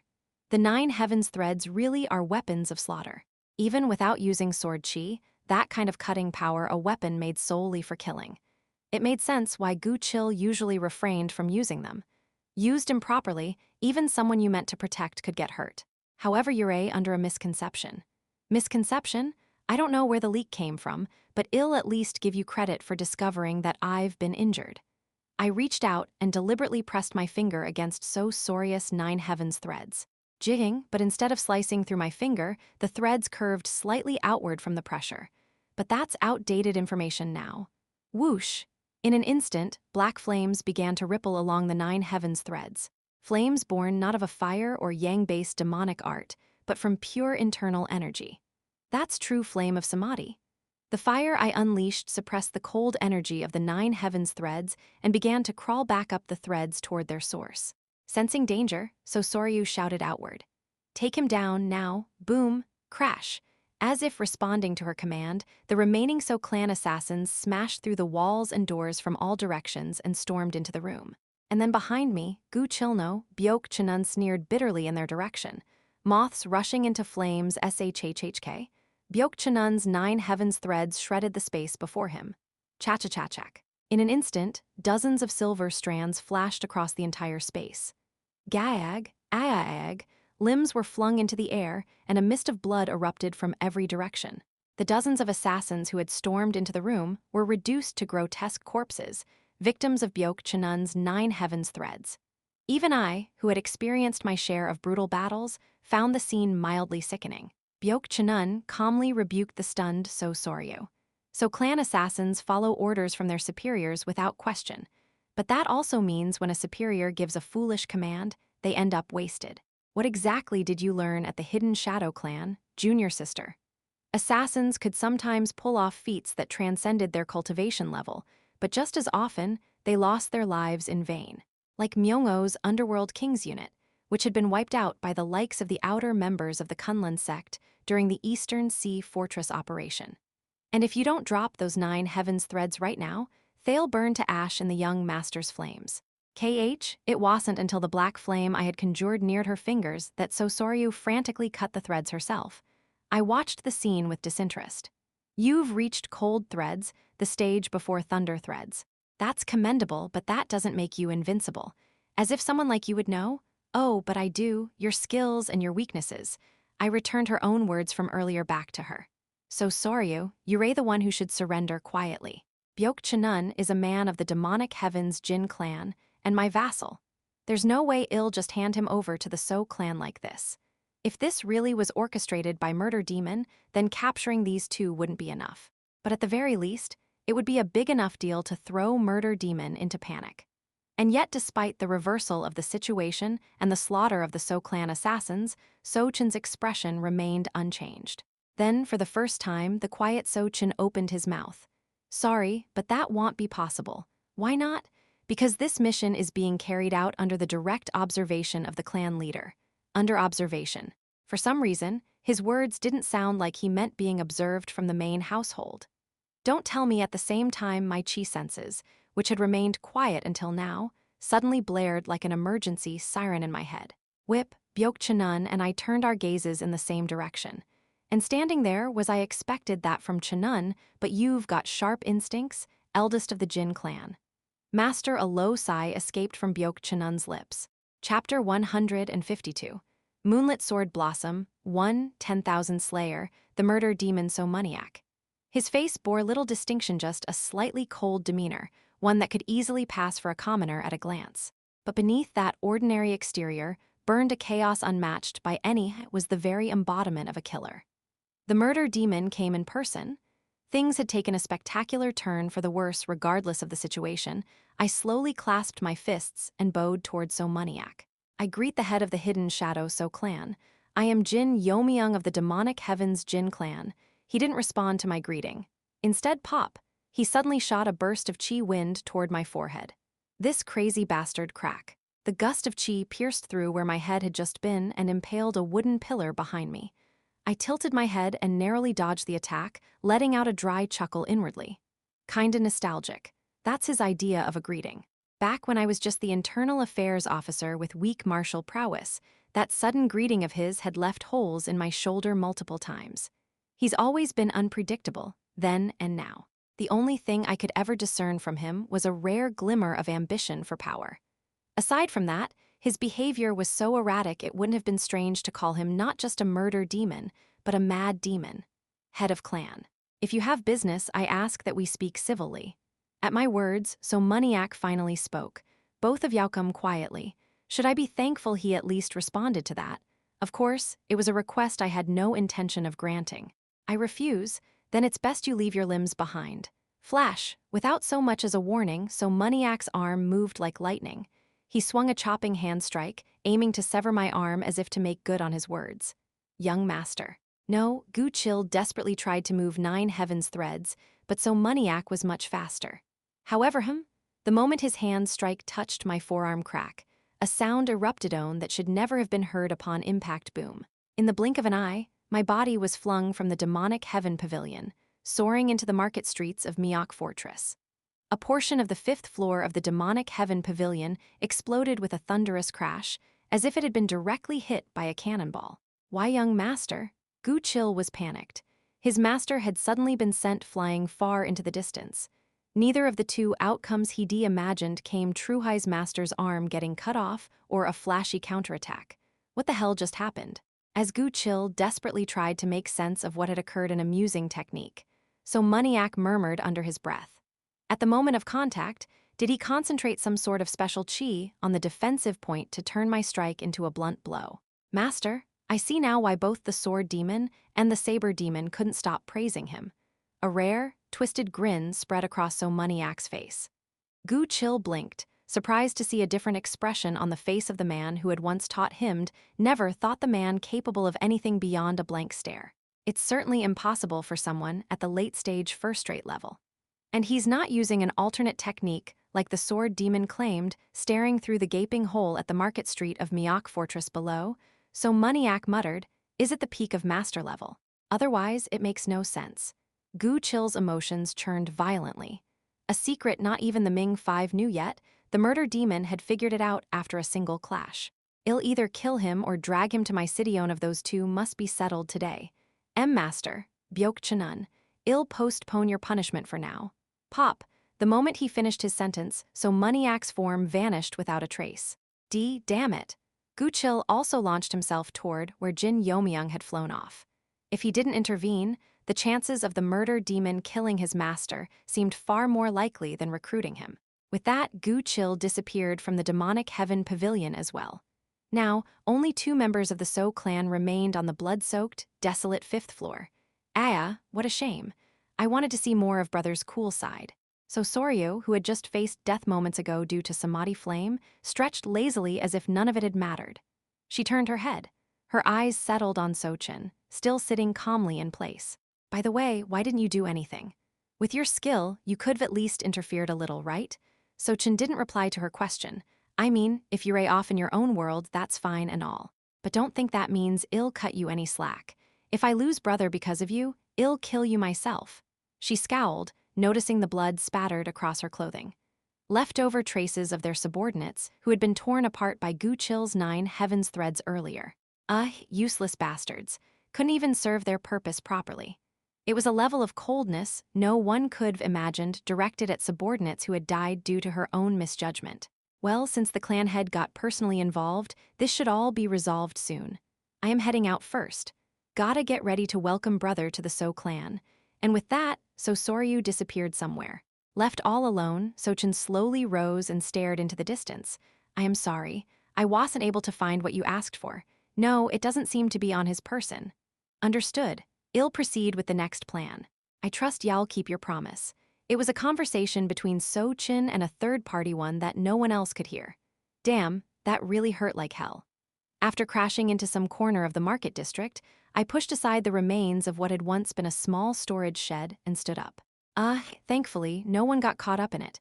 If any civilians had been swept up in that fall, it would have left a bad taste in my mouth. Well, I'd make sure to compensate for the destroyed shed later. Haven't used that technique in a while, but it turned out pretty well. The sharpness of the murder demon So Moneyack's hand strike easily surpassed the sword chi of most skilled masters. Not to mention the speed was utterly transcendental, way to respond normally to it. That's why I had resorted to something I often used in my first life. A combination of elemental transformation and chi dispersion. It works even against highly condensed slashes. It was originally developed to block the breath of a corrupted dragon race in my first life. Thankfully, I'd adapted it well. Honestly, fighting massive demonic beasts might be easier than this. Fighting masters in martial arts especially, those who'd broken through to the next realm was overwhelmingly difficult.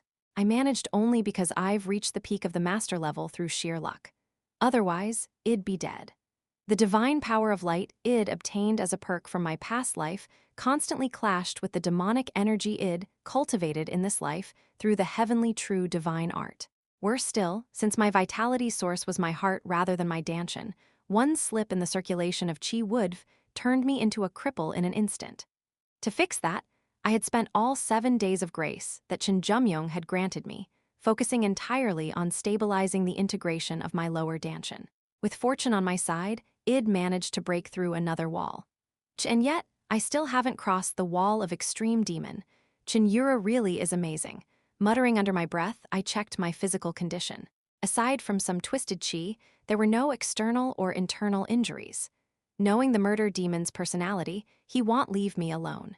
The reason I let myself get flung out of the demonic heaven pavilion wasn't random. If So Moneyack and I went all out in that place, it would have been completely obliterated in moments. And countless innocent believers in the vicinity would have been killed. So Moneyack was the type who absolutely wouldn't care about such trivial collateral damage. I swiftly used light footwork to escape from Myeok Fortress. He wouldn't have ignored me and gone after Gu Chil instead, right? A grim thought passed through me, but it was soon erased by the ominous killing intent I felt from a distance. Thus, I moved to a forest slightly outside Myeok Fortress. In less than a minute, So Moneyack landed before me. So, Yura not running anymore? There's no paradise to be found in the places you run to. At that, So Maniac tilted his head slightly. No paradise where you run, huh, not bad. Even if I fled to the Jin clan, it would only result in making enemies of the So clan. Besides, this kind of one-on-one meeting without interference was rare. By the way, are you sure about this? Causing such a bold disturbance you had, will the Chen clan and the other 6 clans say they won't say anything? So Maniac coldly cut me off. I frowned slightly. And what makes you so sure of that? They don't know which side it'll take. Sure, the cult leader or Jin Gunak might say a word or two, but it won't lead to anything serious. Of course, that's assuming things end quietly. True, the Chen clan factions, supporting Jin Yeomyung and Heavenly Illusion Hwan clan, absolutely needed the So clan on their side. And the Pa clan, Jin clan, and Ma clan wouldn't want the So clan to join the opposing camp in such a tense situation. So Maniac knew how to make use of his ambiguous position. So have you decided which side y'all stand with? Not yet. He pulled something from his robe, some kind of gauntlet, and slipped it on. Crackle, ZZZZT. Faint electric chi sparked along the gauntlet. That must be the 9 Heavens Thunderclap technique, a lightning-based martial art said to rival the celestial storm divine art of the Black Gold Sa clan. It had undoubtedly reached the highest level beyond great mastery, into the realm of perfection. So Maniac spoke to me. From what I've observed, you play a critical role in the 3-clan alliance. Meaning, if you die, the alliance collapses. If your potential were mediocre, it'd be better to take your head to the Chen clan. Indeed, if he presented my head to them, the Chen clan and the Hwan clan would welcome So Maniac with open arms. And if I died in this situation, the Pa and Ma clans would surely return to neutrality. With only the Jin clan left, reversing the situation would be near impossible. Mediocre potential, huh? I let out a faint chuckle. What level of talent would satisfy you, clan head? I am not sure. So, in other words, he didn't have a set standard, but he wanted me to impress him regardless? This isn't a test. It's a duel to the death. You'd best take it seriously. I was surprised by how kindly So Maniac offered that warning. The murder demon I knew would never have said something like that. Does this mean he likes me in some way? Can I interpret it that way? In any case, it was a chance hidden within a crisis. If things go south, I'll just go crazy and pull that out again. Although, if I drew upon that power again, there was a good chance I'd really die this time still. Better to leave myself an option than be definitely killed by So Maniac's hand. And then a duel to the death, huh? Then there's no need to make it one-on-one, is there? Step. Along with a low but clear voice, someone pushed through the brush and appeared. A luxurious blue outfit, similar to a palace robe. If it wasn't a man going out of his way to wear such attire, then the intruder was undoubtedly a woman. Judging from the sword in her hand, she seemed to be a martial artist, but a mask. A mysterious woman whose face was completely concealed by a mask engraved with a crescent moon on the forehead. Monster. Na maybe mysterious lady was more fitting. In any case, she suddenly appeared and stepped in between So Maniac and me. Who are you? Strangely, So Maniac didn't greet her with his usual courtesy, but calmly asked for her identity. The masked woman plainly introduced herself. I am called Moonlit Sword Blossom. So Maniac tilted his head slightly. Moonlit Sword Blossom? Ah, while I was struck by a familiar feeling from that nickname, how curious. Was there ever a female sword expert in our cult who wielded a blade like that? So Maniac gave the same ominous smile he had shown me earlier. I felt a slight sense of danger from that expression. This is bad. He's harboring killing intent. Though his face wore a smile, there was no doubt he was already thinking of how to eliminate this unknown intruder. Are you curious? Not particularly. The killing intent within So Maniac grew even denser. In that tense atmosphere, the one who had introduced herself as Moonlit Sword Blossom slowly approached and stood beside me. To take on the murder demon of the world, this much seems like a fair balance. 2 against 1. Interesting. Come at me. From So Maniac's entire body, a needle-like aura of murderous intent surged outward. In response, a pure silver sword chi began to flow from her blade. There's no doubt. That's definitely Moonlight Sword Chi, the symbol of the Moon Maiden Sword, a style said to have been lost from the Central Plains long ago. Regardless of what internal cultivation method one used, this technique had a distinct feature rate, always produced a silver sword chi that resembled moonlight. And more than anything, the Moon Maiden Sword belonged to none other than her. Can you match my rhythm? Breaking my thoughts, Moonlit Sword Blossom asked me calmly. I had no idea why she was standing here like this. In this form, at this placebut smiling faintly, I drew my sword and stood shoulder to shoulder with her, gladly wherever it takes us. Chapter 153, Moonlit Sword Blossom, 2, Murder Demon, so Maniac. One of the 6 elders of the Heavenly Demon cult, and as of now, one of only 2 killer origin warriors within the cult who had reached the extreme demonic level. It wasn't that the Hidden Shadow so clan lacked warriors of extreme demonic level, but as far as I knew, theirs had been invited from the outside. A killer at the extreme demonic level. A killer was someone who created unpredictable variables by surpassing the boundaries of their realm. Even if Shino, the Moonlit Sword Blossom, teamed up with me, we still couldn't guarantee victory. You've interfered with my fun, so I suppose it's only fair I leave your head behind, don't you think? Sure enough, so Maniac seemed more wary of her than me. If you can. K-Hess, good. I'll bring your head to the Elder's Hall and uncover who you really are. If he did something like that, it'd be hard for him to survive. I couldn't quite hide the disaster rising within me. Regardless of what I was thinking, it seemed so Maniac had no clue who she really was. Well, if I hadn't heard about that time, I probably would have thought she was just some unknown high-level martial artist. She must have trained in bone transformation. Technically, the overall impression she gave off was subtly different. Her attire, too, was far more extravagant than her usual simple martial robes, and she had perfectly concealed both her voice and her energy. Trying to find traces of her in the current Moonlit Sword Blossom before me felt like an impossible task, and yet, the moment I saw her like that, a distant memorino, a private one, belonging only to Messidonly, resurfaced. About 3 years before she ascended to the position of cult leader, she grew tired of training and ran away from the cult on a whim. She flipped both the Mount Hua sect and Zhongnan sect upside down in search of recluses and eccentrics from the Murim. Thanks to the unique traits of the Moonlight Woman's sword, her identity remained undiscovered. At the time, the elders of Mount Hua had called the masked woman Moonlit Sword Blossom. Cult leader, even at the very end, you still skillfully mix truth with falsehood. Well, I get it. Even at the last moment of life, it's hard to confess such a ridiculous piece of your past so easily.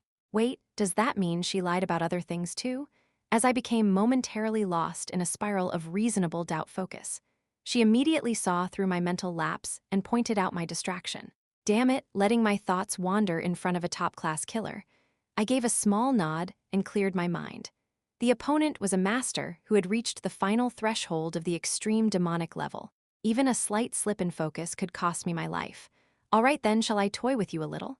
As soon as those words left So Maniac's mouth, his body vanished. From the very start, he was different from other extreme demonic-level martial artists who released an overwhelming, domineering energy. Papapapat. In an instant, thin silken threads spread around us, forming a dense web like a spider's nest. Sky thread trap. The fact that he had set it up around us instead of using it for a direct attack meant he's trying to seal off our mobility. How thoroughly unpleasant. He probably plans to trap his prey and cook it at his leisure. In my opinion, So Maniac's next move would be careful. Dark chaos flying knives might be incoming. Even before the words had fully left my lips, papapapapat, dozens of black throwing knives began flying toward us through the gaps in the sky thread trap. How troublesome. The sword chi of darkness own of murder demon's highest level skills. The very act of condensing that sword chi into flying blades spoke volumes about So Maniac's transcendental prowess. More than anything, the fact that they came from 4 different directions at once was simply unrealistic. However, I wasn't alone here. HMPH, our swords moved as one, as if we had planned it beforehand, forming a smooth and flowing circle. Heaven's net stretches wide 10,000 demons' bow. In reverence, it was like a manifestation of the Taoist symbol of the Taiji. The sword forms of the celestial deer sword and the heaven-slaying demonic sword blended into one perfect circle, deflecting the storm of flying blades So Maniac had unleashed. Kagagagakang, the deafening clash of metal rang out in all directions. At the perfection of our coordination, she glanced at me sideways for a moment. Jin Yeomyung, don't tell me you've broken through the wall. Hiding the numbness in my hand, I replied with feigned ease. Oh, the mysterious lady knows my name? The mysterious lady fell silent. Let's focus, shall we? How about we deal with this situation first and talk afterward? Very well. Though her face was hidden by a mask, I was certain her lips must have jutted out like a sulky child. This absolutely wasn't revenge for being turned away at the entrance of the Lesser Demon Hall. Really, they're coming again. So Maniac's assault wasn't over. Even though his first attack had failed, the top assassin of the demonic faction was already preparing his next move with perfect discipline. TSSSSS, the sky thread trap, which had shown no unusual signs until now, suddenly began emitting a chilling cold. A state of cold silicone that disturbed vision and disrupted the opponent's sense of energy. As mist began to enshroud the area on top of the midnight darkness, the sharpness of my senses gradually started to blur. Jin Yeomyung, as the fog thickened, even her figure, which had been shoulder to shoulder with mine just moments ago, started to fade. "Young lady," I called out to her urgently, but only the faint outline of her body was visible now, and even her voice no longer reached me. Despite being so close, the fact that even her voice was fading a formation. The moment I realized what was happening, so Maniac's dark chaos flying knives came slicing through the mist, seeking out gaps. A black, lightless blade scraped past my forearm. A few more knives came flying right after. I managed to deflect them, barely, by pushing my concentration to its absolute limit. It's only pushing my senses to the brink of chaos that the space itself isn't distorted. Proof of that came as I was parrying the dark chaos flying knives. Right beside me, her sword chi flared brilliantly and blocked the incoming blades from the opposite direction. She, too, was holding her position and playing her role. We have to synchronize. Now that even our sense of distance had been thrown into disarray, moving independently would be suicidal. One wrong step and we'd end up as food for the sky thread trap like the assassins earlier. Flash. At that moment, as if she had read my thoughts, her moonlight-infused sword chi blazed up from the hazy spot beside me. Her movements seemed to say, "Follow me." The moment I saw that, I ignited a flame along my own sword and mirrored her motion. It was only the second time we'd properly fought in sync. And yet, for some reason, I felt an unexplainable confidence that things would go well. To the ends together. In that instant, our swords began to dance as one. What is this? So Maniac, murder demon, felt a sudden shift in the tide of battle. Cold Silk Phantom Demon Formation. A demonic formation so dangerous that even an extreme demonic-level master caught in it would have to give up any hope of survival. In fact, so Maniac had once used this technique to butcher the former sect leader of the Zhongnan sect, a man who had reached the transformation realm. Even if both of them have reached the extreme demonic level, they can't possibly break this formation. There were, perhaps, no more than 5 people in the entire cult capable of breaking it. Excluding the cult leader, there were the Sword Demon and the Saber Demon, whose martial skills were believed to surpass even the extreme demonic level. Or perhaps Jin Gunak, whose body was so absurdly durable that even the sky thread trap's cutting power might not pierce it. Aside from those, there shouldn't be anyone else Clang. At some point, his once prized dark chaos flying knives had stopped being a threat altogether. How impudent So Maniac had always taken pride in being able to kill most extreme demonic-level opponents with his throwing knives alone. The dark chaos flying knives weren't just regular projectiles, they were a form of weaponized chi, a manifestation of his will, a part of the blade guided by intention school. They shifted and transformed endlessly with his Thoughtson ultimate killing technique. And yet, no matter how he altered their paths, his enemies perfectly complemented each other, plugging every opening and nullifying every strike. Even though the formation should have completely cut off communication, these two are perfectly matched. Could they be from the same clan? So Maniac, irritated, gave up on the knives and began controlling the sky thread trap directly. Kill the woman, take the man back with one arm severed. Even if they had miraculously fended off the dark chaos flying knives, there was no way they'd be able to resist the sky thread trap as well. But then, inside the Cold Silk Phantom Demon Formation, something strange began to happen, an abnormal amplification of chi, even beyond So Maniac's expectations. Rumble, rumble, rumble. It was too overwhelming to be the output of just one ordinary martial artist. The degree of that energy swell, it was like standing before the ocean. So Maniac instinctively realized what was causing that sudden surge of energy. Could it be chi synchronization? In the martial world, the most basic cooperative formation was known as the 3 talents formation. Therefore, when only 2 people combined their energy instead of forming a full formation, it wasn't called a formation at all, it was simply referred to as chi synchronization. The problem was that to perform true chi synchronization, one had to fulfill a number of near-impossible conditions. Yet somehow, this masked woman who had appeared out of nowhere, and the prey So Maniac had been targeting, were displaying a level of synchronization even a couple of 10 years would find hard to achieve. Absurd. The moment he said that, boom, a massive black shockwave erupted, instantly destroying the cold silk phantom demon formation. As time passed, So Maniac's throwing knives became increasingly lethal and precise. As expected of So Maniac, every single knives he throws carries serious weight. Still, she and I blocked every one of his fangs as though we shared the same mind and body. However this won't do. Now that our mobility had been sealed off, unless we could do something about this formation made of sky thread trap, we would surely be dried out and die here. Even if that didn't happen, once the sky thread trap started closing in on us, there would be no way to survive with ordinary means. BZZT, crackle, it's coming. Eventually, So Maniac seemed to lose his patience. The once silent sky thread trap began to tighten in with thunderous chi, seeking to crush us. Just then, clang. A brilliantly blazing sword crossed diagonally in front of me. At first, I was puzzled. But the moment I recognized her stance, I immediately understood what she was asking of me. Chi synchronization id once performed a cooperative attack with sword chi when I was far less accomplished, back with Jeokun of the Azure Star sect. But that technique had relied on flying straight in a linear formation, and with So Maniac's sky thread trap wrapping tightly around us now, that wouldn't work. Unless we could blast away the entire surrounding space with overwhelming firepower. Is it even possible? By normal standards, of course not. Even a territory, the hallmark of an absolute master, wouldn't be enough to clear out this sky thread trap. But what if it's chi synchronization? Thinking about how her heavenly demonic divine art and my mystic heaven divine art resonated, there might actually be a chance. The moment I realized that, I raised my chi and crossed blades with hers.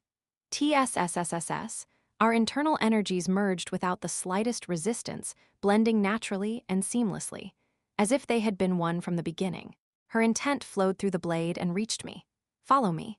We could barely hear each other, barely even see one another clearly, but in that moment, she and I shared a single will. Chi synchronization, heavenly demon resonance chi for some reason. I knew exactly what to call it. Our synchronized chi shattered So Maniac's cold silk phantom demon formation in a single blow. Chapter 154. Moonlit Sword Blossom 3. A remote peak near Myeok Fortress, where the terrain jutted out irregularly and people rarely passed.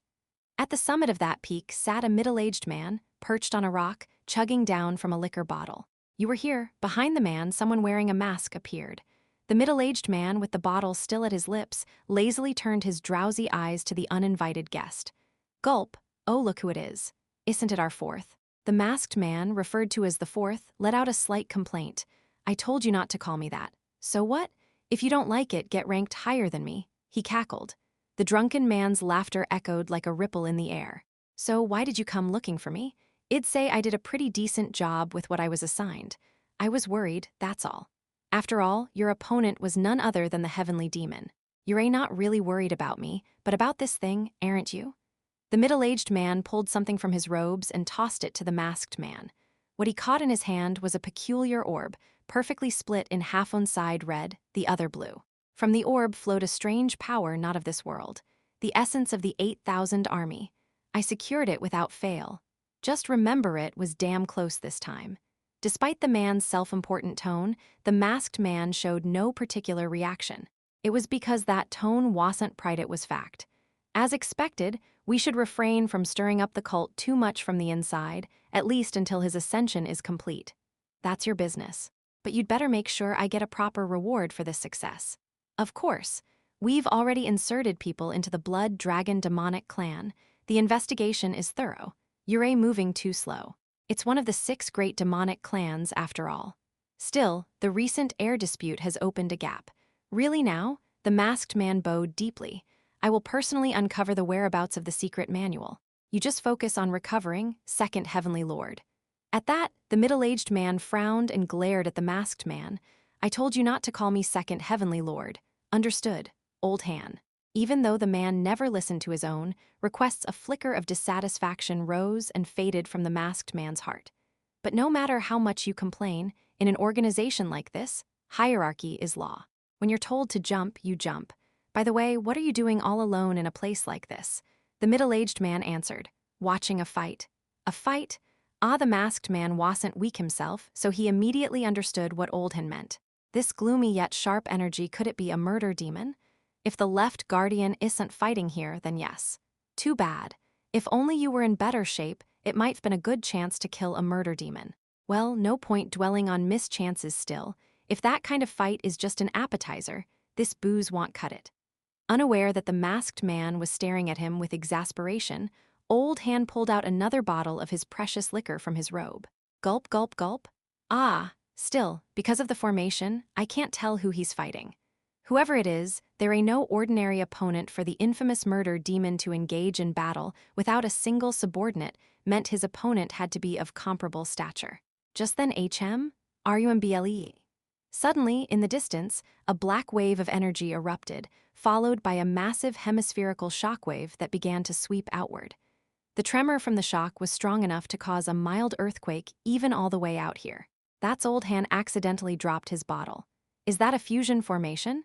It'd take at least a few extreme demon-level experts to produce that kind of force that's not a fusion formation. Old Han cut him off. His voice quivered faintly. That's resonance. Resonance? Before the masked man could ask anything further, what do you mean, resonance, ahi? Second no, Old Han, where are you going? Hey, wait, Old Han's figure was already far in the distance. I looked around at the ruined surroundings in awe. What the hell was that destructive power? With a single strike, everything in the vicinity had been blown away. It wasn't even a concentrated attack, it had simply spread out in all directions. What was even more absurd was that this level of destruction had been caused by just one extreme demon-level martial artist, and one just at the master level. If people beyond even extreme demon level were to perform this union technique, and if they could control that power freely, they might literally be able to kill even gods. If only id had this back when I was dealing with that fanatical bastard. Well, no use regretting the past. I shifted my gaze to the murder demon still standing firm before me. Despite the collapse of the cold silk phantom demon formation he was so proud of, the murder demon's expression hadn't changed much. Still, it must have shaken him. Normally, the murder demon would calmly prepare his next move, but the way he stood motionless, it was clear the impact had been great. Let's call it here. What did you say? Neither of us is in a position to keep fighting, are we? If we continue, we'll have to reveal everything we've got. We're not that deeply at odds, are we? The murder demon's cold silk phantom demon formation might have been one of his specialties, but it wasn't his final trump card. He likely had several more hidden techniques. More importantly, this incident has already caused a massive disturbance. I hope you haven't forgotten how close we are to Miyok Fortress. Yura telling a murder demon to back down. Since he was never the type to accept a loss lightly, I tossed him a juicy bait. I'll visit the So clan in the near future. Jin Yeomyung, what are you saying? She raised her voice beside me, questioning sharply, but I lifted a hand to stop her. If there's something you're dissatisfied with, or if there's anything you wanted, like to have an honest conversation at the So clan estate. Perhaps it was unexpected, as So Muniak narrowed his eyes slightly. Are you serious? Of course. But since outsiders aren't allowed into the So clan's main household, would it be all right if I visited the Branch family? Instead of answering, So Muniak scrutinized my face with piercing eyes. But he wouldn't find any deception, because my offer was sincere. After staring at me for a while, suddenly, he hurled a dark soul dagger like a bolt of lightning toward a direction. Boom! With an explosive sound like a bomb going off, Gu Chil revealed himself right where he had thrown the dagger. Gu Chil, now revealed, stared calmly at So Muniak while holding 9 heavens thread by the arm. Was he preparing a surprise attack? I had a feeling he'd followed, but he hadn't revealed himself until now. So Muniak turned his gaze back to me and said, "Bring that impudent disciple of mine, too." I clasped my fists respectfully and bowed. "I'll come with a fine bottle of liquor." In the end, So Muniak accepted my proposal and retreated without further resistance. Given that the situation had turned against him, and I said I'd come to his house myself, he'd likely felt he'd achieved his goal. HMPH. And so Muniak vanished. Thus ended the unprecedented surprise incident that had erupted in the heart of the Tower of Demonic Heaven. What are you thinking? Once things had settled, she asked me in a sharp tone. I simply shrugged my shoulders. So Muniak can't touch me, especially now, while he hasn't fully laid his cards on the table. Even so, if I hadn't intervened, you'd have lost an arm or a leg to that man. Maybe you're right. Her unexpected appearance had helped things go smoothly, but it had indeed been dangerous. Normally, I wouldn't have just risked a limit have had to bet my life. Still, things ended well, didn't they? I'd say it was a solid outcome. You really are something else. She sighed and touched the forehead of her mask. Was there really any need to drag the So clan into this, even at such risk? The more allies, the better. And above all, I paused briefly before continuing. The So clan is relatively easier to persuade. Easy, because what they want is crystal clear. What murder demon So Maniac wanted was power. To be precise, he dreamed of throwing open the closed gates of the hidden shadow So clan and openly dominating the other 6 clans under the daylight.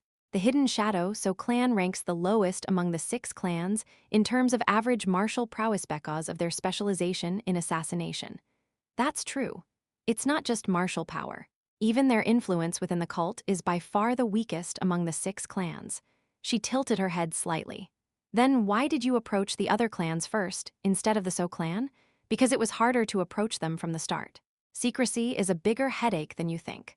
Moreover, So Maniac is someone who retreats and watches when the situation is unclear. If it weren't for this sudden collapse of balance, he would have been difficult to even meet. His repeated rejections of me and Jin Gunak's requests to meet were a clear example. Now that I've created a stage as a guest rather than being dragged in, it's as good as halfway there. Well, not that So Maniac is the real problem right now anyway. I see, seemingly convinced, her voice softened. I faced her and bowed politely. I won't forget your help today, Lady Cheon. What nonsense are you spouting? She responded bluntly. My name is Moonlit Sword Blossom. I am not this Lady Cheon you speak of. My cheek twitched slightly. Lady Cheon, I told you that's not it. She raised her voice angrily. Surprised by her stronger-than-expected reaction, I sighed and raised the white flag. Ah, so you're saying you're not the Lady Cheon I know, correct? That's right. Good grief. She wasn't even someone like Sabion, who blatantly claimed to be one of the 7 blackguards. Master and servant are they so similar in their antics? Well then, I'll just call you whatever I feel comfortable with. Since my past life, there had always been a name I'd wanted to call her by. Because of the massive aftermath that would follow, I had never dared say it out loud. But now I could. With a serious expression, I looked directly at her mask and said, Yura, flash. Like a bolt of lightning, her moonlight sword aura, wielded through the heaven-slaying demonic sword art, flew at my neck at lightning speed. Bang! I barely managed to raise my sword in time to block it. But as a result, I was sent flying, landing sprawled near where Guchil was. What are you doing? Don't ask. I'd prepared myself just in case a surprise attack came, but for her to actually do it. Should I be thankful at least that it was sword chi and not chi projection? Huff, huff. The great moonlit sword Blossom, who had blasted me away with a single strike, was now slightly bent forward, catching her breath. Whether she was angry or embarrassed I couldn't tell, thanks to her mask. In any case, I brushed off the dirt and approached her again, feigning nonchalance. It seems your way of expressing yourself is rather intense, lady. My apologies. I'll be more mindful of my choice of address from now on. That's not, I mean, she mumbled something hesitantly, clearly trying to speak. But the words just wouldn't come out. In the end, what she chose to do was whip. She spun around and attempted to flee. I'll be going now. If fate allows, let's meet again another time. Just as she was about to take off with her movement technique, I quickly reached out and grabbed her shoulder. Startled, she shouted. What do you think you're doing? Where do you think you're going? I have nothing more to say to you. Let go. Sorry, but I still have unfinished business with you, lady. The former pavilion master of the 1000-day pass once told me that he had made a mistake. That instead of embracing her when she needed it, he had let her run away. There's a night market nearby right now. I looked straight into her eyes through the slits of her mask and continued. Would you allow me the chance to repay your help? So now I will never make the same mistake again. Chapter 155. Confession, a night market, you say? She echoed the words, a hint of curiosity flickering across her face. I'd noticed it before, but she seemed to have a tendency to show interest in anything new. Yes, it's still before 9, so it's not too late to go now. Even though the tower had been attacked and the surrounding lights had gone out in that accident, Myeok Fortress was vast and expansive. That alone wouldn't be enough to shut down the night market. There's a lot of good food at the night market.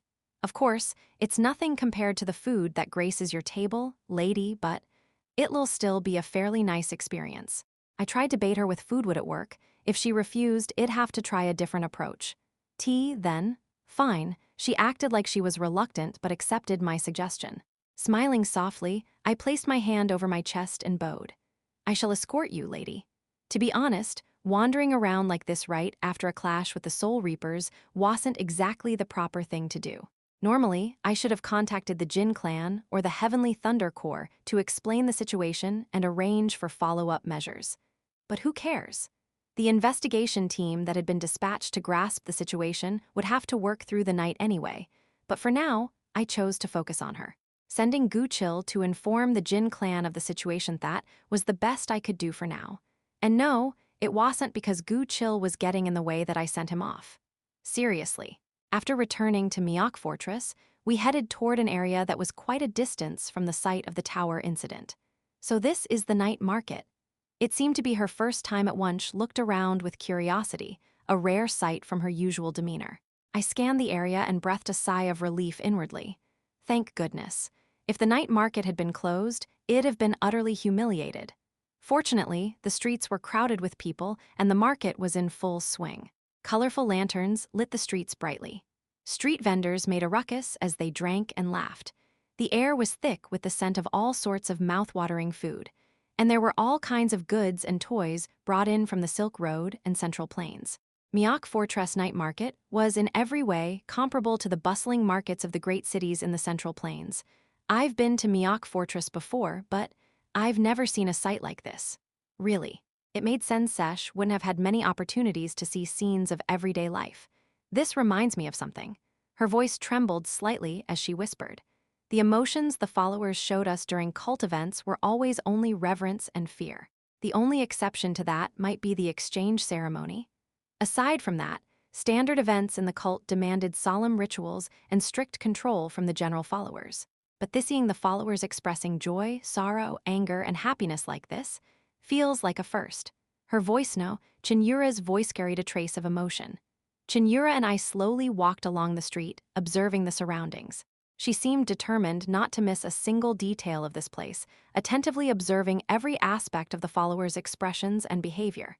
Then, she suddenly murmured, "It would be nice if our followers always looked at us with such bright faces."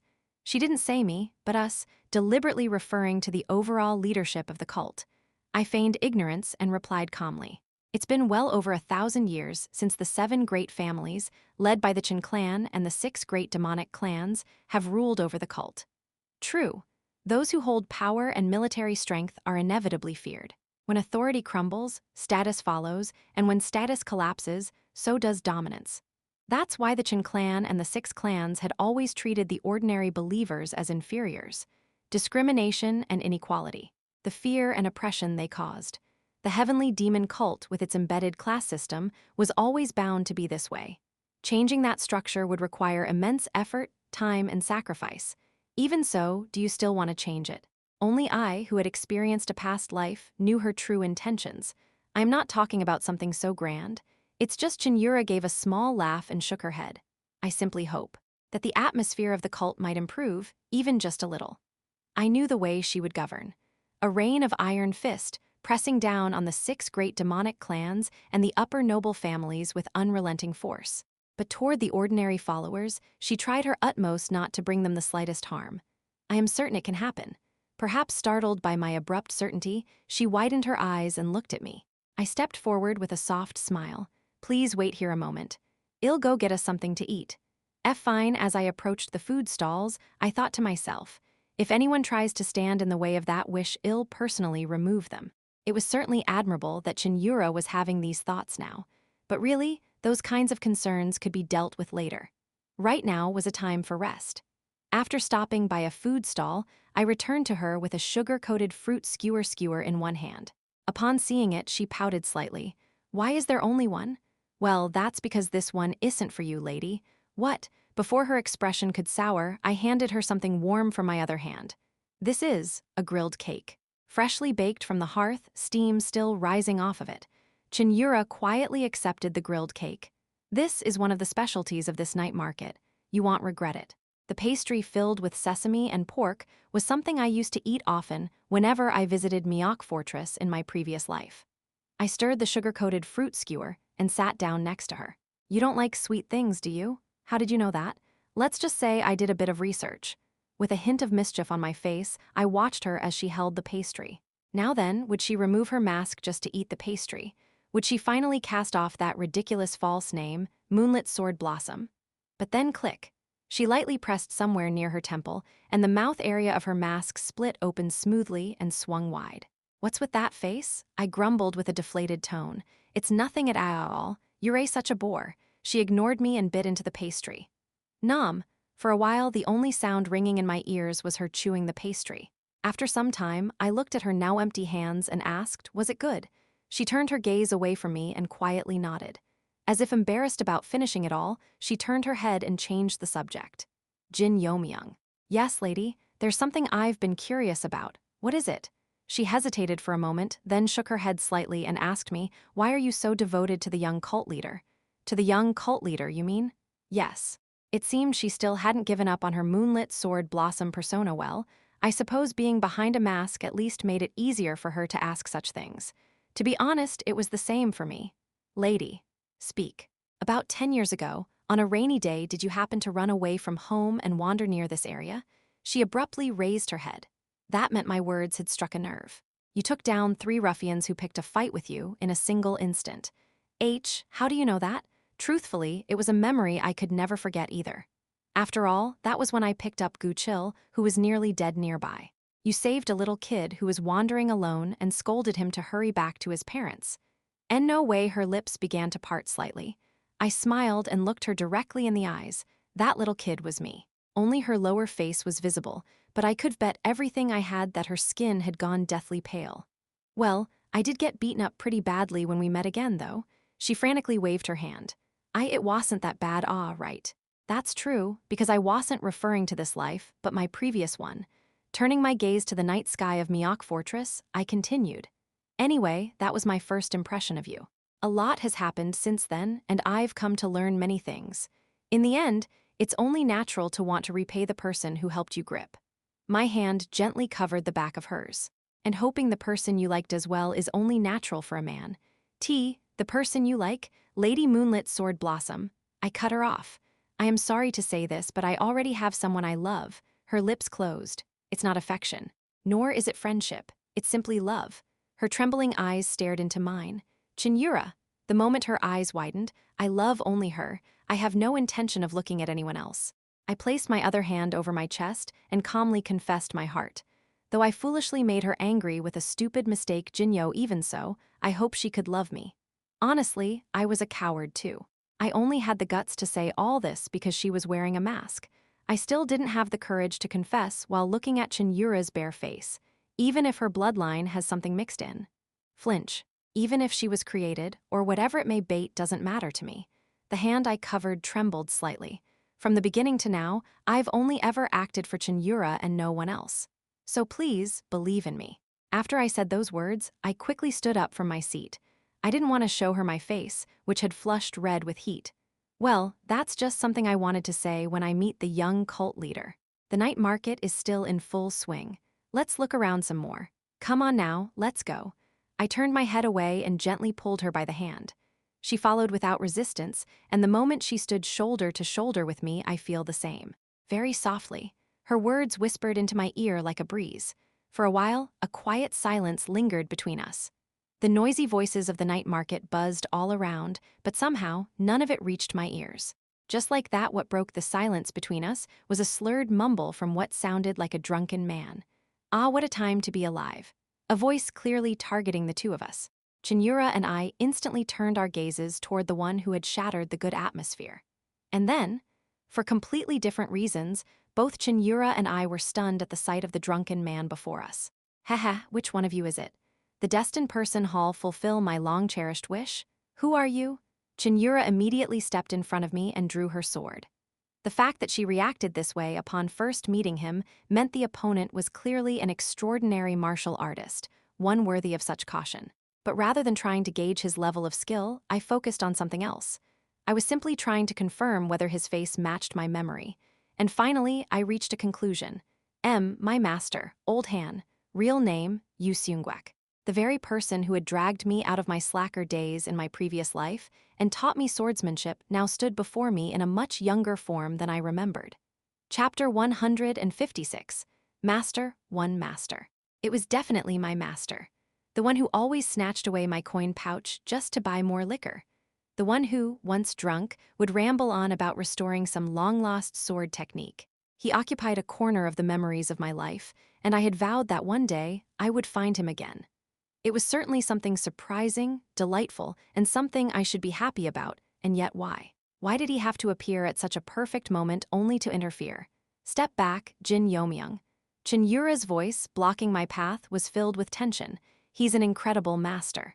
Perhaps even stronger than a murder demon in my past life, I didn't have the eye to judge Master's strength. I hadn't awakened my senses, and my skills were meager at best. But now I could see it. The aura of intent that emanated from him. Master laughed while blowing into a liquor bottle like a trumpet, seemingly having a grand time. Hee, you want to fight? Here of all places. Startled. I had drawn my sword on instinct from the tension, but this was the middle of the bustling night market in the heart of Myeok Fortress Street. Naturally, countless eyes around us were fixated on the scene, wondering what was going on. Hey, I've no intention of fighting, so put that menacing thing away. Was he telling the truth? Cheon Yura remained skeptical, but I knew he was telling the truth. At the very least, Master wasn't the type to pull dirty tricks, was a true martial artist who stood his ground fair and square. Kaya Myung-ah, this stuff is killer. Go grab one more bottle, probably. In fact, I had never once seen him fight seriously in my past life, but still. Young lady, please calm yourself for a moment. This time, I stepped in front of Cheon Yura. Jin Yeomyung? Well, I believe he's a guest of mine. Even though it was downright infuriating how he interrupted my precious moment alone with Cheon Yura. Still, what could I do? A master is still a master. Facing the bleary eyes that lazily drifted toward me, I respectfully cupped my fist and saluted him. Greetings, revered one. Master's eyes glinted at my greeting and he questioned in return. Did you just call me deceased? If you're going to spout nonsense, we're just going to leave. Ah no, I misspoke. Totally slipped out. Flustered, Master waved his hand when his masterstroke of a joke failed to land. Still spewing nonsense that makes no sense, some things never change. I wasn't imagining it. Cheon Yura's gaze next to me was growing colder by the second. If it pleases you, I would like to treat you to some Dukang liquor nearby. What do you say? What, Dukang? That sounds fantastic. Master's expression instantly brightened. Dukang was his favorite liquor. Along with springtime south of the sword imported from around Sichuan, he used it as an excuse to never leave the cult. Will you be okay, Jin Yeomyung? At Cheon Yura's concern, I nodded slightly. I have a general idea of his intentions. I don't believe anything major will happen. I will accompany you. Very well then. Even if Cheon Yura didn't come along, meeting with Master shouldn't be particularly dangerous. No, am I being too optimistic? Having only seen his silly and harmless demeanor in my past life, my assessment of him had naturally plummeted. But now, standing before me, he was unmistakably the first absolute sword master I had encountered since Sword Demon. All right, let's go. I've grown sick of drinking cheap bamboo leaf liquor. I've missed the real taste of Dukang. Well, be fine, right? Though it was technically our first meeting in this life, he was still my master. I couldn't bring him to some cheap tavern. Ooh, this is my first time coming to such a lavish place. Since the city's top establishment, Tower of Demonic Heaven, was likely in chaos right now, I brought him to the second-best Cheon Yura glanced around the interior of Cheon, nodding in mild approval. There don't seem to be any women serving drinks here. That's because this is a wine house, not a brothel. And what would I have done if I'd taken him to a brothel? Forget the consequences, that wouldn't have even been proper. A place like this probably has decent booze, right? As expected, Master was the type who didn't care whether women were present or not, as long as there was alcohol. Once we were seated on the third floor with a good view, a well-dressed server approached with a soft smile and a respectful bow. What would you like to order, esteemed guests? Of course, some duck. I cut Master off before he could finish. One bottle of every premium liquor this establishment offers. As for side dishes, bring whatever suits the setting. The server's eyes widened. All of them? We have over 20 types of top-grade liquors alone. I silently took out my coin pouch and tossed it to her. The jangling pouch was filled with dazzling gold coins. Very well, I shall honor your request, young master. Bowing like a family retainer from the main house, the server rushed off somewhere in a frenzy. In an instant, I had become the top spender at Heavenly Fragrance Pavilion for the day, and Master looked at me with trembling eyes. Are you the god of wealth? I offered a gentle smile. For serving you, this much is the bare minimum. Dukang is delicious, yes, but since we're here, why not enjoy a variety? Honestly, 20 bottles of liquor was nothing in front of Master. There were times he would bring an entire earthenware jar of strong spirits and chug it straight, disciple. We hadn't even exchanged names, and he was already calling me his disciple. At that, Cheon Yura, who stood quietly by my side, frowned. What nonsense is this? At her words, Master seemed to snap back to his senses and hastily covered his mouth with a fake cough. Ahem. I must have shown a bit of an undignified side. Well then, let me introduce myself first. I am a wandering swordsman by the name of Old Han. I currently hold the qualifications of a mid-level martial officer in the cult. Mid-level martial officer? Cheon Yura's brow furrowed even more deeply. Claiming to be a mere mid-level officer with skills like his was basically announcing, I have something shady going on behind the scenes. But I treated him with courtesy, showing no sign of suspicion. I see, I am Jin Yeomyung. Ah, Jin Yeomyung, what a fine name. Ha ha ha, you must come from a distinguished family, yes? Cheon Yura's suspicion only grew deeper. In the current heavenly demon cult, only the Jin clan of demonic heaven bore the Jin surname. And yet he was treating me like this?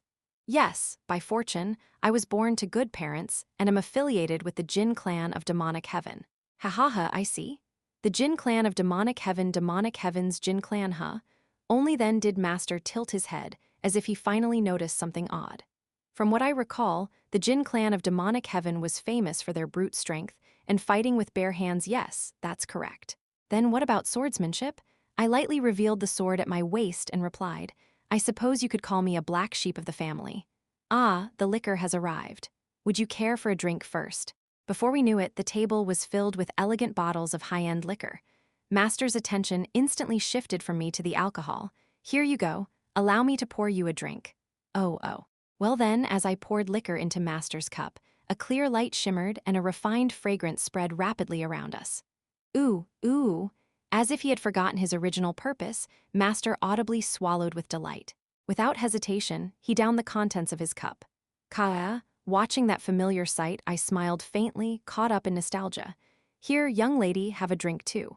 Judging by how she had sipped during the exchange ceremony, Cheon Yura wasn't someone who couldn't handle her alcohol. Accepting the cup, she muttered softly, I don't get it. Aren't you being far too deferential? Cheon Yura didn't seem to appreciate that I, the grand heir of the Jin clan of demonic heaven, was acting so submissive. Well, just observe for now. More than anything, I'd have preferred to enjoy a quiet drink without an intruder. There'll be other chances, I am sure. Why yeah, I guess with her grumbling fading out, the cups were quickly filled and emptied in repetition. Before long, Master wore a blissful expression, pouring for himself and completely ignoring us. Is the liquor to your taste? Huh. Oh yes, indeed. It's been ages since I've been able to drink so freely like this. You always drank freely. With my money. Unaware of my internal complaints, Master chuckled and emptied his cup once more. When I judged that the mood had warmed enough after that light start, so, may I now ask what reason brought you to find us, Master? The reason? Right. Only now did Master, who had been utterly distracted by the drink, begin to speak of the real issue. And he didn't beat around the bush. You too, when you fought the murder demon earlier, you used resonant chi, didn't you? Resonant chi, you say? No attempt to hide or soften his words. Sir Master came at us with a direct fastball. When the chi of the heavenly demonic divine art and the heaven-flying boundless divine art combine, it causes an abnormal amplification of power. That's what we call resonant chi. He already knew something we had only learned today. That's curious. How did you know about that, Master? He could have brushed it off or stayed silent in response to that question. He must have been around 400 years ago. The heavenly demon at the time and his lover apparently used resonant chi to kill someone from the assembly. Anyway, the records are still kept on our side. That's how I knew. Cheon Yura and I fell silent, our expressions hardening. In our past lives, Master had always shown plenty of gaps, but he would never say something like this. Which meant he was deliberately revealing information now? Nope for that. the fact that he mentioned the heavenly demon and his lover, and even used the word assembly. There was no doubt that Master was anyway. That's not the important part. Clack, slamming down his cup, Master stared straight at me. It's you, right? What do you mean? What do you mean? What do I mean? The one who inherited the heaven-flying, boundless divine art, no, the heavens limit divine art, and the 10 heavenly record demonic sword. As expected. So this was Master's purpose. To be honest, if Master had wanted those martial arts out of pure interest, I would have gladly handed over the mantras of both to him. If only I hadn't become certain that he was tied to the heaven-defying society. It's you, right? There was no point lying now. Master had already come half convinced.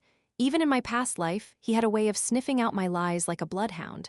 Yes, that's correct. I inherited the martial arts of the Yu clan. Knew it, I knew it. I asked him more bluntly about his intent. So what now?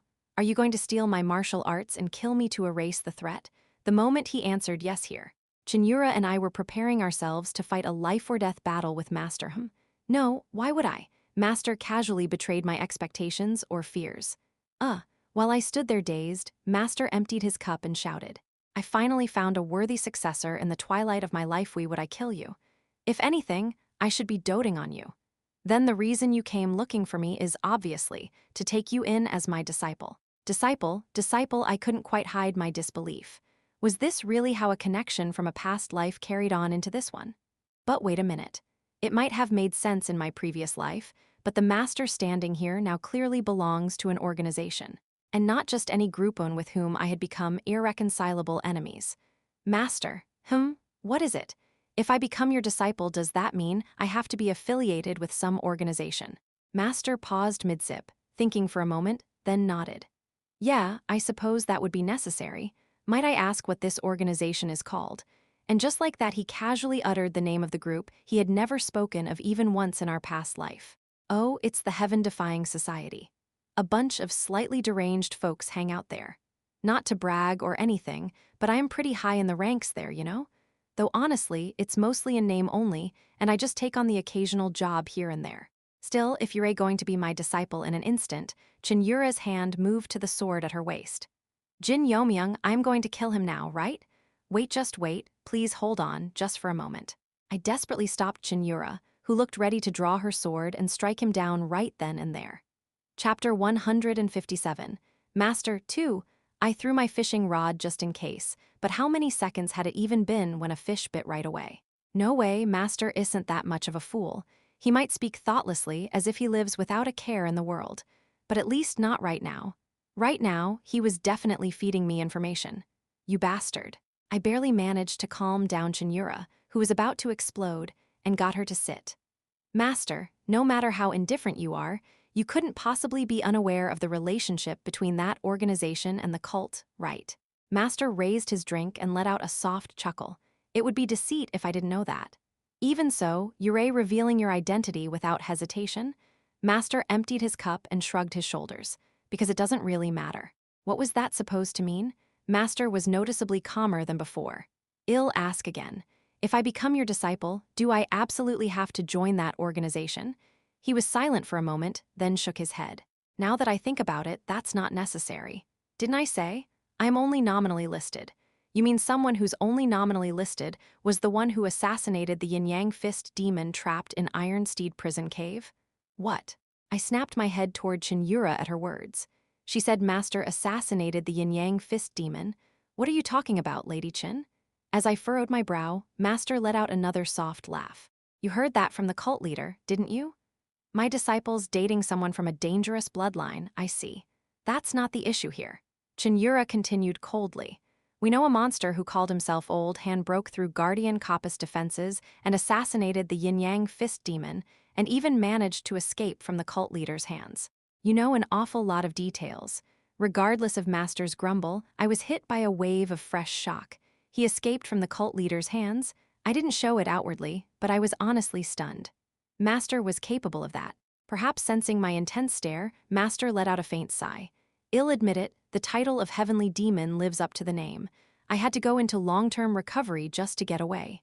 Sluip, clack. A demonic cultivator who reaches transcendence from demon appears every now and then in a generation, but someone who reaches transcending demon, the true level of enlightenment, has only appeared 4 times in the thousands of years of Murim history. 3 from that family and 1 from ours. I couldn't help but ask a question that had been on my mind. Is that one person perhaps the 9 heavens mystic maiden? Oh, as expected. Master brightened as if he'd known all along. So the one who gained the fortune of Eastern Sea Fortress was you, my disciple. I am not your disciple yet, though. With fate like this, we're practically already master and disciple. Ha ha ha. Unlike Master, who was visibly delighted, my thoughts only grew more complicated. As expected, he knows about Eastern Sea Fortress. Then why didn't he go there himself? Of course, due to the age restriction, he wouldn't have been able to gain the chi of the Dragon Rider formation. But he could have reclaimed the Yu family martial art he so dearly wanted. Yet, as if he had read my thoughts, Master answered before I could ask. Yura wondering why I didn't go to Eastern Sea Fortress? To be honest, yes. Master raised one corner of his mouth. There's not much to it. I simply didn't know. Didn't know? That whole affair was secretly led by that little brat Third Order, without telling the higher-ups. The only ones who knew were the 8 Lord who managed the array, and even that bastard didn't share it with the other 10 heavenly lord aside from the colorful Flower Lord. So that's what happened. Now that I think about it, it did all begin when Third Order Jin Yeomyung dumped an enormous amount of money into Eastern Sea Fortress. The Yin-Yang Fist Demon's involvement, too, felt more like he got swept up in the internal purge rather than being part of a deliberate plan. Although the Grand Heavenly Lord might have known not that it would have changed the result much.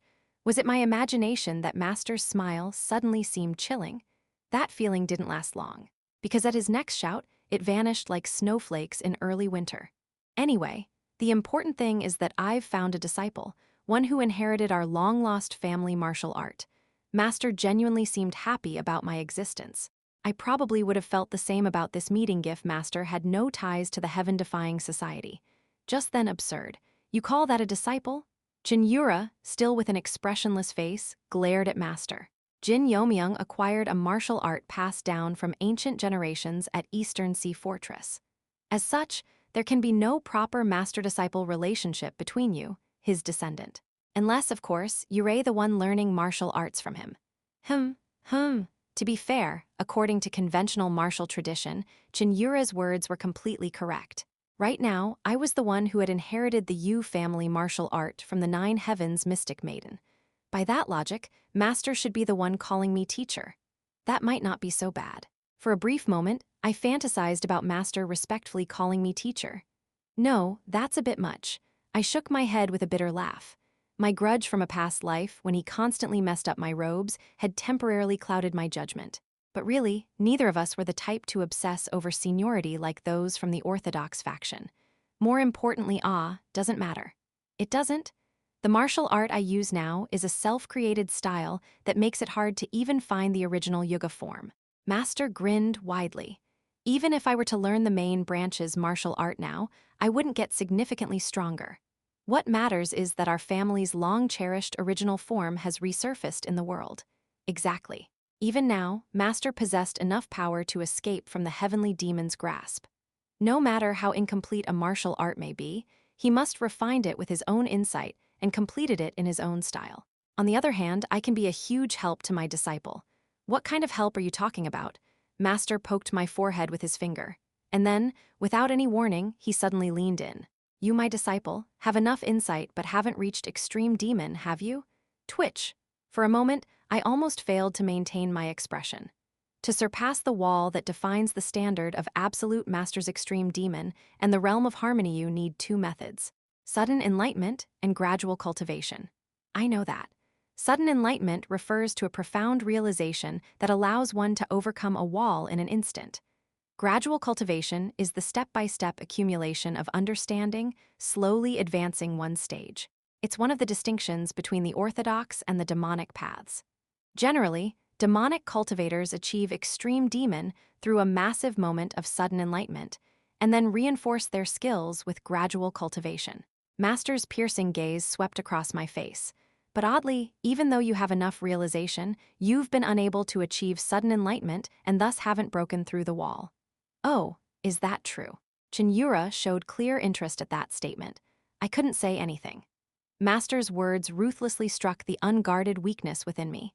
If I had to point to a reason, there's a good chance that before you learned the Heavenly Deer Sword, you had already mastered something from a different system at a high level. Whether it's an orthodox martial art or even a spell technique, that past experience is now getting in the way of your enlightenment.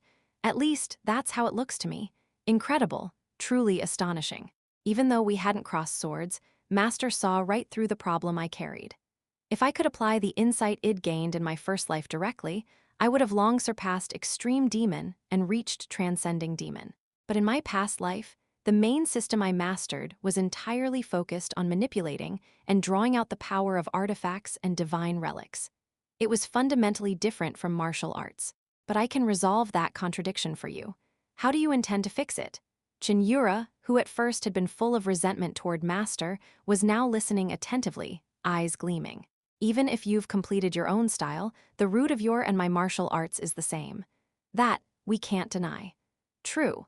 In that case, I just have to polish my own experience of reaching extreme demon and apply it directly to him. How do you plan to apply it? Unlimited closed-door sparring. Chill, he said, sparring, but wasn't that basically saying he'd beat me half to death until I broke through the wall? Yet Cheon Yura nodded in agreement as if it made sense. Indeed, because the two of you come from the same lineage, you can use the understand first, awaken later method. Hee, you know your stuff, young lady. But that alone won't be enough. The problem he's carrying can't be resolved with just that. I turned to her slightly, surprised. She knows about my problem? That meant she wasn't just insight feel it was proof she'd been watching me closely with genuine concern. That I know as well. If we leave the internal injury in his middle dantian untreated, it will severely hinder his growth as a martial artist. The internal injury in the middle dantian. By harnessing vitality, Id managed to control a foreign type chi and reached a peak level above absolute master. But as a price, my middle dantian had been damaged. It was actually a pretty serious issue, though I'd been lucky in some ways. If left untreated, it would cause great difficulty in my future path as a martial artist. But for committing such a foul and getting away with just an internal injury, that was already a blessing. Master nodded as if he understood all of it. This has to be treated the hard way. Since the middle dantian is linked with innate vital energy, it can't be healed with medicine. We'll have to restore it through direct physical reinforcement. Oh, you're planning to go that far? Of course. I'd do that much for my disciple. As Master made his bold declaration, I felt a strange sense of nostalgia. Knowing Master the way I did, I was certain those words were sincere. However, Master, I sincerely appreciate your offer, but let me make one thing very clear. What is it? I have no intention of joining the heaven-defying society, nor do I ever plan to work with them. Credit is credit, personal matters are personal. Even if he's my master, I've already made up my mind. We and they are mortal enemies. One day, I will doesn't matter. Just as I was about to make a solemn vow, Master cut me off, repeating the same thing he said earlier. If it gets in the way of training you, I'll just quit the society myself. I blinked and asked again. Are you serious? Of course. Master was welcoming me far more earnestly than I'd expected. After that, Master and I talked for a long time. He seemed ready to stake everything on taking me in as his disciple. But after thinking it over, he retracted his resignation comment, saying the taboo currently made it impossible. Well, putting aside his somewhat unmanly flip-flop, I couldn't accept his offer immediately either, not while we were still technically enemies. Not to mention, Cheon Yura was watching from the side. In the end, our meeting ended vaguely with a promise to meet again. Today was truly enjoyable, my disciple. Stop calling me that already. Haha, remember what I said. I'll come visit again soon. With that, Master's form vanished. And just like that, my first encounter with Master in this life came to an end. Unexpectedly, Master refused my offer to keep drinking freely and left though, of course. He did finish all 24 bottles he ordered at first. At some point, I started to feel uneasy about how quiet Cheon Yura had become. Are you all right? What do you mean? We were walking through the quiet streets past midnight. I mean, letting that old hand go just like that. Well, Cheon Yura trailed off with a strangely vague tone. If we had fought, we might have had a chance. That's what the cult leader said, and I agree. That man's injuries seemed quite serious. That was true. Even for someone like Master, escaping unscathed from the cult leader's hands would have been nearly impossible. Then why didn't you act? If she had judged there was a chance of victory, then knowing Cheon Yura's personality, it wouldn't have been strange for her to go all in, life or death. Cheon Yura looked straight into my eyes and said this, because it didn't seem like you wanted him to be attacked. I don't know why, but at some point, I started to feel something like longing in the way you looked at him. I thought I had managed my expression well enough, but maybe it'd been sloppy. Or maybe she had been unusually sharp. Perhaps both. But today, it had my true feelings seen through a few too many times, and it was a little unsettling. Be careful, Jin Yeomyung. Cheon Yura spoke in a tone that made it sound like a passing remark. If what he said was true, your life really might be in danger. I fully recognized the seriousness in her words too. You mean those so-called true bloods? Cheon Yura nodded. Right. Your actions are now essentially exposed to them. Even if each of them may be weaker than you because they live in the shadows, if I let my guard down, they could take me down in an instant. True bloods. From what I heard from the Nine Heavens Mystic Maiden, the organization known as the Heaven-Defying Society was divided broadly into two castes, purebloods and mixed bloods. But even within those, there were further, more complex subdivisions. Among the purebloods, there were two ranks, holy bloods and true bloods. The mixed bloods had 5 even more detailed hierarchical levels. The holy bloods are none other than the 10 heavenly lords at the top of the Heaven-Defying Society. The true bloods are probably their successors. The candidates for the next 10 heavenly lords representatives of this class would include people like Han Mubik, Han Mayan, and Chung Museong, those known as orders. They say those true bloods have started acting up more aggressively lately. Cheon Yura, uncharacteristically, revealed a hint of regret. When that time comes, I may not be able to help you. I quietly nodded. I understand. There would be events soon that would keep her from moving freely. The summoning of the 7 Elders Council. It's not far off now. That's right. The Chilro Councilan Internal High Council of the Cheon clan, summoned through Ilro's request. Soon, the day will come when I must face Cheon Yujeong in a real duel. Chapter 158, Social Life, 1, the moment I heard the name Cheon Yujeong. Regardless of our current relationship, I felt a twinge of pity for her. She is also a blood relative of the cult leader. If what was written in the records was true, she was the biological older sister of Cheon Yura. And yet, she wasn't even allowed to call their father her father. That must be why she wants to eliminate Cheon Yura more than anyone. If there was anyone in this world who harbored the deepest hatred for Cheon Yura, it was undoubtedly Cheon Yujeong. I heard she's been running around trying to gain the support of the Blood Dragon demonic clan. In fact, she had been one of the biggest victims in the last incident.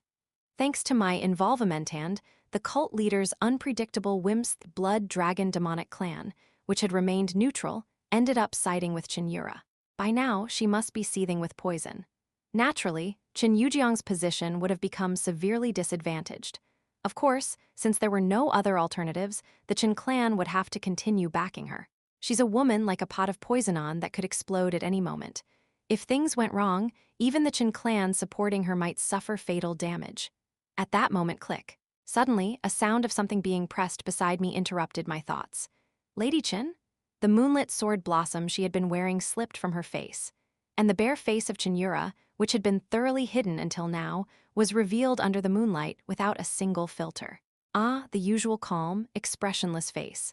And yet, no matter how many times I saw it, she wasn't the most beautiful person I'd ever laid eyes on. You might say I was blinded by love, but I didn't care. She was just that beautiful. Jin Yeomyung. Yes, I don't believe the ambush by the murder demon was merely his own decision. Her words made me pause for a moment. Why do you think that? You said the murder demon is a cautious one. That under normal circumstances, he wouldn't even show up unless the balance was broken. That's right. I agree. However, the murder demon may be even more of a coward than you think. How many people in the world could speak so disparagingly of the head of one of the 6 great demonic clans? But if it was her saying it, I couldn't simply ignore it. You mean to say, in our last clash, I was able to somewhat read his intent. The murder demon, he was hesitating about something until the very end. Otherwise, he wouldn't have left things in such an ambiguous state. Certainly, her words made sense. Even though I broke his formation with the power of Gongjin, the murder demon still had plenty of strength left to continue the fight. Even if I had offered to come to him myself, if his mind had been made up, he would have tried to end it right there. So there must be someone who influences the murder demon's decisions. I think so too. And if such a person exists, they're most likely connected to Cheon Yujeong or the Cheon clan. Exactly. From the beginning, today's incident involved not only Gu Chil, but even an attempt to kidnap me. If the murder demon wasn't the one who orchestrated it, then there had to be a third party egging him on. Her calm eyes turned to me. Maybe visiting the hidden shadow so clan is too dangerous an idea. In the worst case, you could die the moment you arrive. Her words were highly probable. But well, what can I do? I've already promised. If I back out now, the So clan will surely see me as an enemy. If I hadn't made a promise, maybe I could reconsider, but it was too late now. Cheon Yura let out a sigh. Even if I tell you not to go, you're going to sneak your way into the So clan anyway, aren't you? Well, even after I begged you last time, you still wouldn't back down. Lady, a cold glare pierced through me. I awkwardly averted my gaze, flustered. Moments later, her voice lashed into my ears. You really are the biggest bastard in the world. Damn you. For a brief moment, I felt something sink deep into my chest. But the feeling didn't last long. Swish. As soon as those words ended, she suddenly reached out and began gently caressing my cheek. As if her cursing just moments before had been a lie, Cheon Yura now spoke with a faintly lonely smile. Then again, if you were someone who'd listened to words, I'd have chained you up and locked you away somewhere long ago. That's a rather unsettling thing to say. I meant, try not to get too hurt. Without another word, she continued to lightly stroke my face. From the eyes hidden beneath her sharp gaze, I could feel her worry. Eventually, her hand left my cheek. As the warmth that had been wrapped around my skin disappeared, I was overwhelmed by a strange sense of loss. After that brief moment of happiness ended, she returned to her usual self and looked me straight in the eye. You and I tomorrow, well, both return to our respective battlefields. I suppose so. Just as I had my own battlefield, so too did she. In this upcoming 7 Elders Council meeting, I plan to subdue the elders of the Cheon clan who refuse to follow me. How do you plan to do that? Originally, I was going to use force to make them submit. She said originally, meaning her thoughts had changed. You are my supporter. She let out a small chuckle. Isn't there some good way to handle it? I felt something stir within me as I looked at her. You've grown. Don't look at me with such a fatherly gaze. Cheon Yura slightly pouted her lips, seemingly burdened by my gaze. Of course, even that was incredibly adorable. HMPH. I managed my expression and offered her the solution I had been thinking of all along. Forcing the 7 Elders Council to submit through power is practically impossible. I am sure many among them have heavily bet on Cheon Yeomyung. On what basis? Because Cheon Yeomyung has achieved far greater success than her original talent suggested. Cheon Yura was certainly a once-in-a-generation genius, but if not for the fateful opportunity she found at Eastern Sea Fortress, she would still be stuck at the early master level. But Cheon Yeomyung had risen to a level comparable to that same Cheon Yura, which meant Cheon Yeomyung must have also gained some kind of fortunate encounter. You think that encounter was the Cheon clan's elders? Yes, almost certainly. I had once seen her spar with Baek Sanga at the 1000-day pass. Back then, Cheon Yeomyung was definitely around master level, but in terms of internal energy output, she wasn't significantly inferior to Baek Sanga, the daughter of Namcheon and a peak-level martial artist. That's why, given the current situation, it would be far easier to win over the support of the Cheon clan's ordinary martial artists instead. How? Well, I leaned in and whispered the method into her ear. Immediately, her expression turned sour. You want me to do that? Yes, that's a bit off-putting. As expected, she revealed her distaste. It doesn't matter. What do you mean it doesn't matter? With a great enemy like the heaven-defying society, our cult can't stay in hiding forever. That's true. Even if she didn't like my suggestion, she couldn't deny that point. Besides, words can be interpreted differently depending on how you say them. Isn't your method basically fraud? So what if it is? Once you take the position of cult leader, what could they possibly do about it? Something about that line amused her. Cheon Yura gently raised a hand to cover her smiling lips. That's true. Her laughter began to spread across her whole face. Ahahaha, you really are the greatest con artist in the cult. And Yura the one employing that con artist. Under the moonlight, we smiled at each other face to face. Fine, I'll follow the advice of my strategist. It's an honor as your tactician. With that, the mood between us ended on a warm note.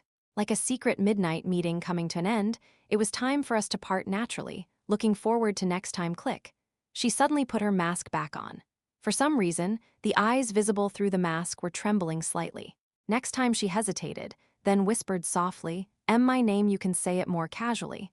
Like you did earlier, lady? What do you mean?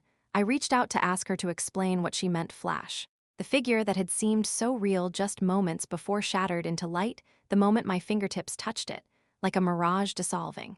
It was a form of illusionary disguise art, so refined even the first heavenly demon would be impressed.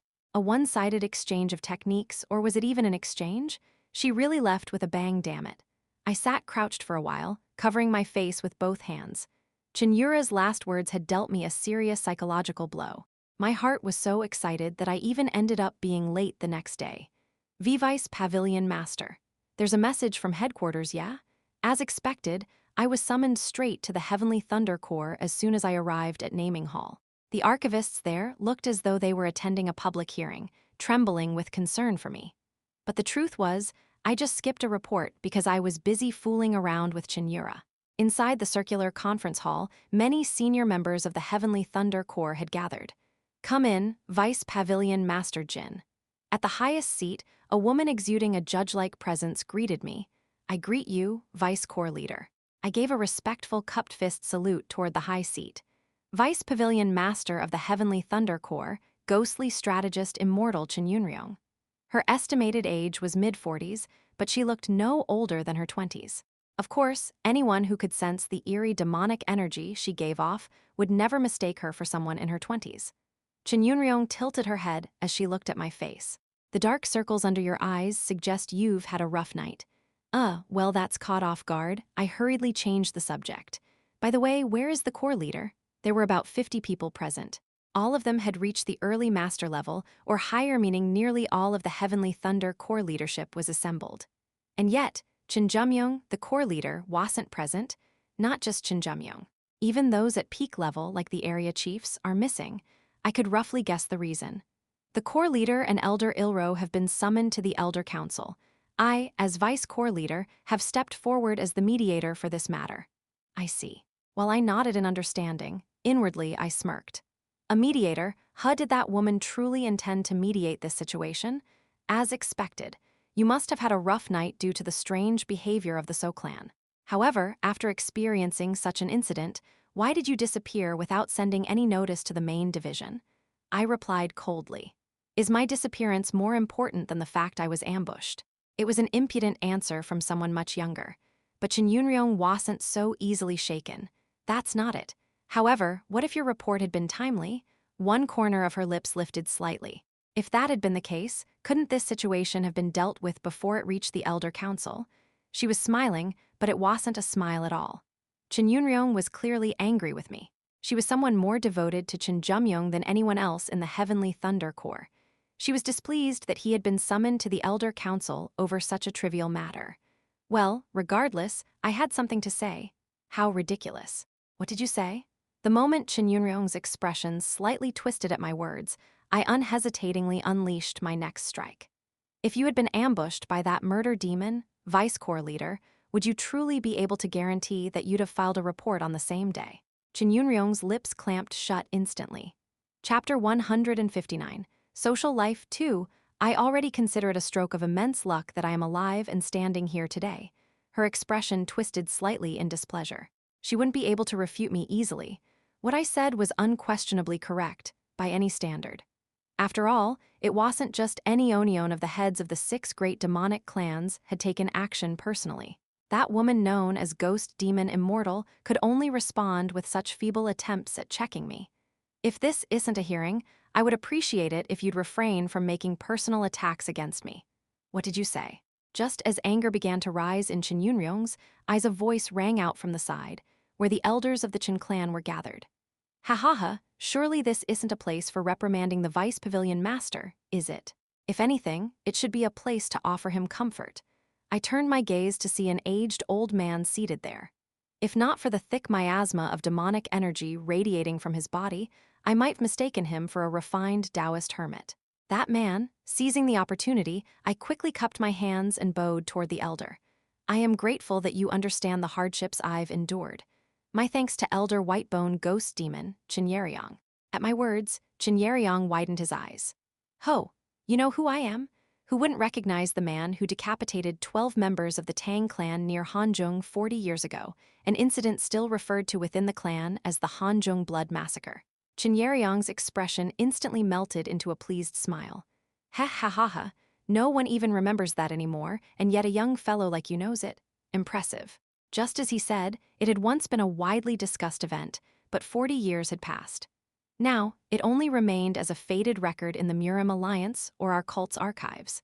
They must have been shocked that I mentioned an incident remembered by almost no one except the participants themselves. Seeing how satisfied Jin Yeomyung looked, another elderly man next to him pouted and grumbled. Good for you, old friend. Kids these days remember your name? No one remembers me anymore. The bald old man, who could have been Gu Chil's sworn brother. I knew that bald head wasn't the result of agingate was self-inflicted. I quickly lowered my head toward him. How could I not recognize Elder Chingakshu, the mad annihilation monk? Mad annihilation monk Chingakshu. A rare case among the Chinclana kind of overseas scholar who had mastered the martial arts of the evil refining sect deep in the Great Desert. His expression immediately transformed into one just like Jin Yeomyung's. What? You know me? A brat from the Jin clan? I've heard that 24 years ago, you massacred the warrior monks of the Conqueror Western Harbor Palace near the 10,000 mountain range using the evil refining sect's forbidden technique, the mad demon annihilation skill. The mad annihilation monk let out an exclamation. Ha! Even the kids of my own clan don't know me anymore, and yet the young one from the Jin clan even knows my signature martial art. You've always been an elder of the Jin clan I respected. I lied without a drop of shame. Ha ha ha, what a polite and respectful youngster you are. It seemed my heartfelt flattery had worked. Immediately, murmurs began to ripple among the elders of the Jin clan. The former generation, those on the brink of retirement or practically already retired. They began to speak to me, clearly craving the attention. The tense standoff between me and Jin Yeomyung from just moments ago had completely vanished from their minds. You there, young man. Do you know who I am? I instantly recalled the man's identity and past achievements and offered a smile. You must be Senior Jin Yeomyung, the annihilating divine hand. I've heard that during the early days of the evil overlords of heaven's founding, you crossed hands with the 10,000 evil king during the Battle of Yeomjugak, showcasing your unmatched mastery of palm techniques. Ho ho ho ho, and me, what about me? A middle-aged woman among the elders raised her hand. I kept her true moniker hidden in my heart as I answered. With such flawless white skin and lush, resilient black hair, you must be Elder Cheon Yura, the graceful demonic empress. Your reputation precedes you as one of the foremost masters of our cult's lesser demonic arts, alongside the great elder. Her expression lit up with delight. Ho ho ho, this young man really knows how to see a person. The annihilating divine hand beside her scoffed. Graceful demonic empress, my foot, more like the ice demon beast. You wanna die, old man? I could guess what kind of history she had, considering her nickname included the word beast. Anyway, the important thing was that the Jin clan elder's attention had shifted in my favor. As the previously quiet room became lively, with chatter centered around me, what is this what's happening? Jin Yeomyung blinked in disbelief, clearly unable to grasp what had just happened. The elders of the Jin clan, regardless of whether they supported Jin Yura or Jin Yeomyung, they all had one massive thing in common. Despite their formidable skill, their fame wasn't nearly as widespread as one might expect. Which, in hindsight, made perfect sense. Unless they held the rank of a unit commander among the 34 demon squads, most of them were treated as secret weapons within the Jin clan, only emerging in times of crisis or special incidents. The missions they undertook were typically shrouded in secrecy, and as a result, their names and deeds were rarely known in public. Even among the current leading generation of the cult, those in their 40s, and fiftisonly, a handful would even know who these elders were. But a kid barely half their age, if I were in their shoes, I wouldn't be able to stay quiet either. Damn right. Ha ha ha, who would have thought our vice pavilion master Jin had such great promise? The Usura king sure raised a fine son. A young man who knows how to respect his elders. Before I knew it, I was surrounded by the elders. Most of them had long passed the age where they were swayed by joy or anger. But that was only because time had worn them down. Deep down, they still yearned for attention from their juniors. I've heard that the puppetry arts of the corpse dread demon lord are second to none in the world. Rumor has it you can control 108 puppets in a single breath. Kehahaha. You know well, these days, everyone mocks my divine art as mere toy-making. Who would have thought such a wonderful junior who knows the truth exists? HMPH, what's so special about playing with dolls? Kekek. Just admit you're jealous. I continued chatting, recognizing each elder and letting the conversation blossom. In doing so, the presence of Vice Pavilion Master Cheon Yura, seated at the head table, was utterly forgotten. What? What is this? Cheon Yura couldn't hide her bewilderment. This meeting was supposed to be a session to hear the explanation for the sudden outburst from the Hidden Shadow So clan and to discuss countermeasures moving forward disguised as a meeting, but in reality, a trap set to attack Jin Yeomyung. Yet before anything could even begin, the atmosphere in the chamber had suddenly transformed into something more like a retirement home, gathering around a polite grandson. A sense of alarm crept into Cheon Yunryong's eyes as she glared at Jin Yeomyung. With just the information from the naming hall, he shouldn't know anything more than their names and titles, should he? Even if these elderly men were desperate for attention, they were all once great demonic masters who had left their mark on an era. Naturally, each of them had an overwhelming pride in their martial arts and an obsessive attachment to their past accomplishments. The moment he spouted even the slightest inaccuracy or lie, all those warm smiles would instantly turn into murderous intent. In that instant, a chilling thought crossed Cheon Yunryong's mind. Don't tell me he actually read through the entire Divine Demon record in that short time. If not, there was no way to explain the current situation. What a terrifying person. So that's why the core leader warned us so sternly. Cheon Yunryong trembled.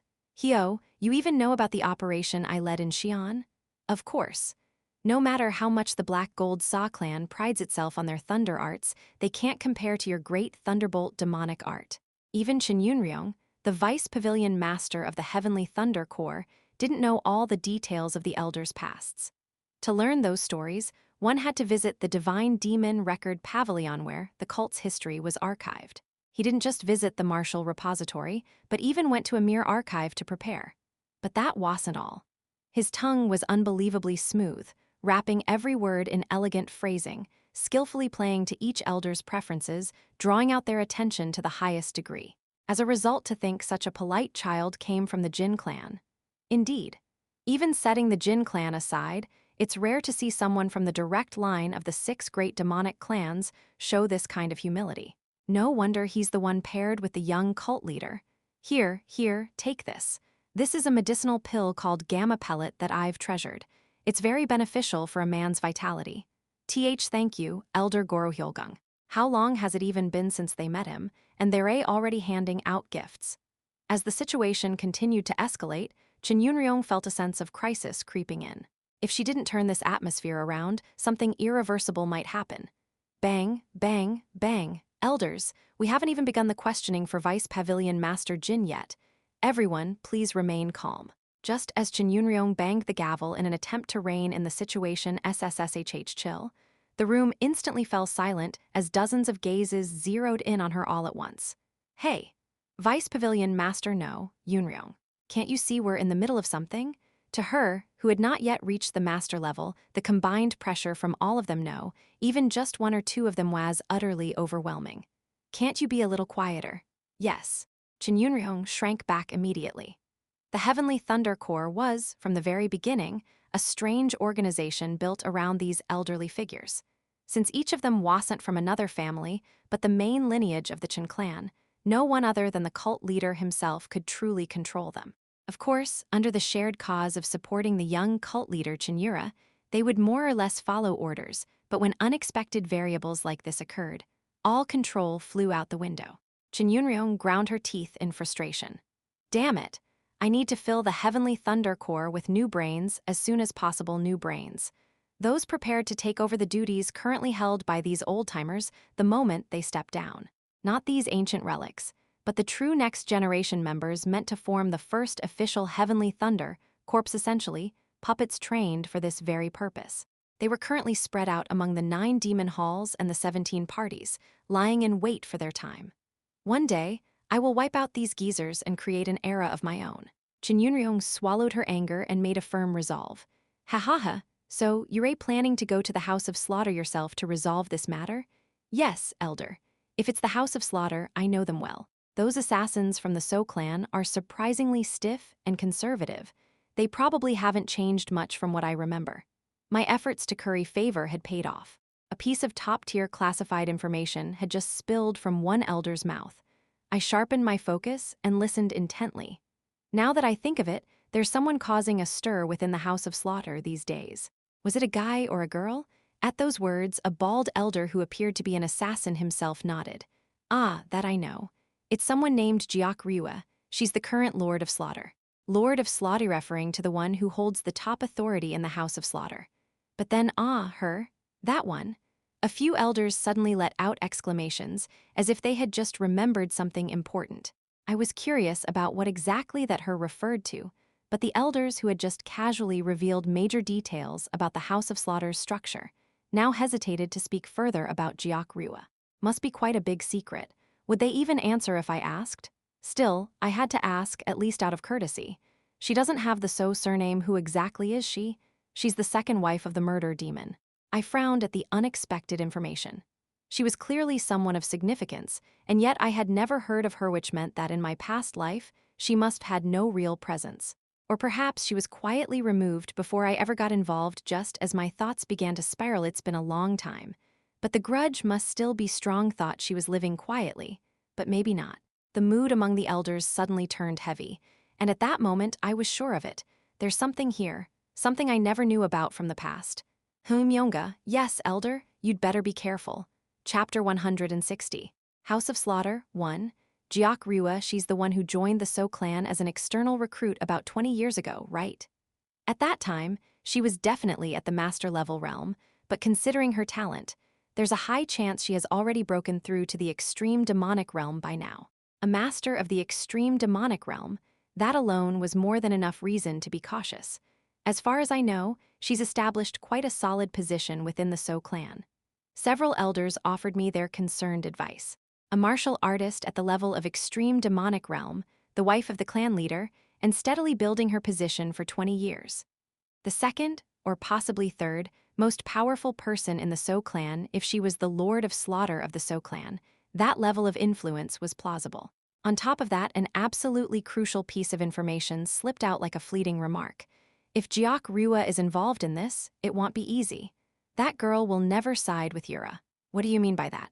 The elders who seemed to know the circumstances all fell silent at my question. Oh, come now, isn't our Myunga curious? Can't you just tell him already? Some of the other elders who were not privy to the details tried to press them, but those in the know remained firmly tight-lipped, like a steel wall. And yet, seeing them act that way, I couldn't help but feel consideration from them. What they were hiding might very well be a deadly secret, one that wouldn't be odd to protect with a restrictive seal. They were hiding only the most critical truths while trying to help me in every other way. To feel a kind of warmth from the elders of another family I never felt from my own clan's elders.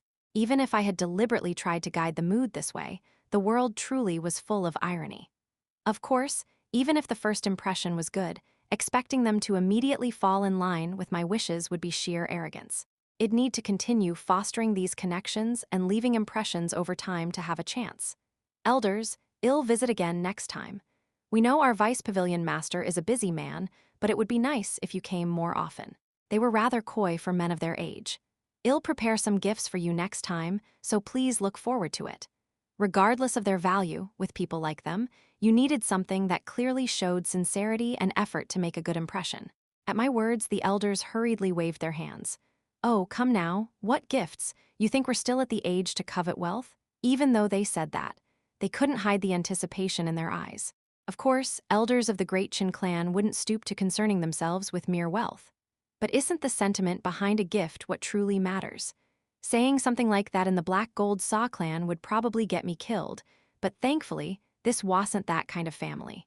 HMPH. Heh, well, do as you like. Their expressions instantly softened. Remember what I said. I have some acquaintances in the So clan, so mention my name. You can expect at least some minor help. I will keep that in mind, Elder Soul Hunting Slayer.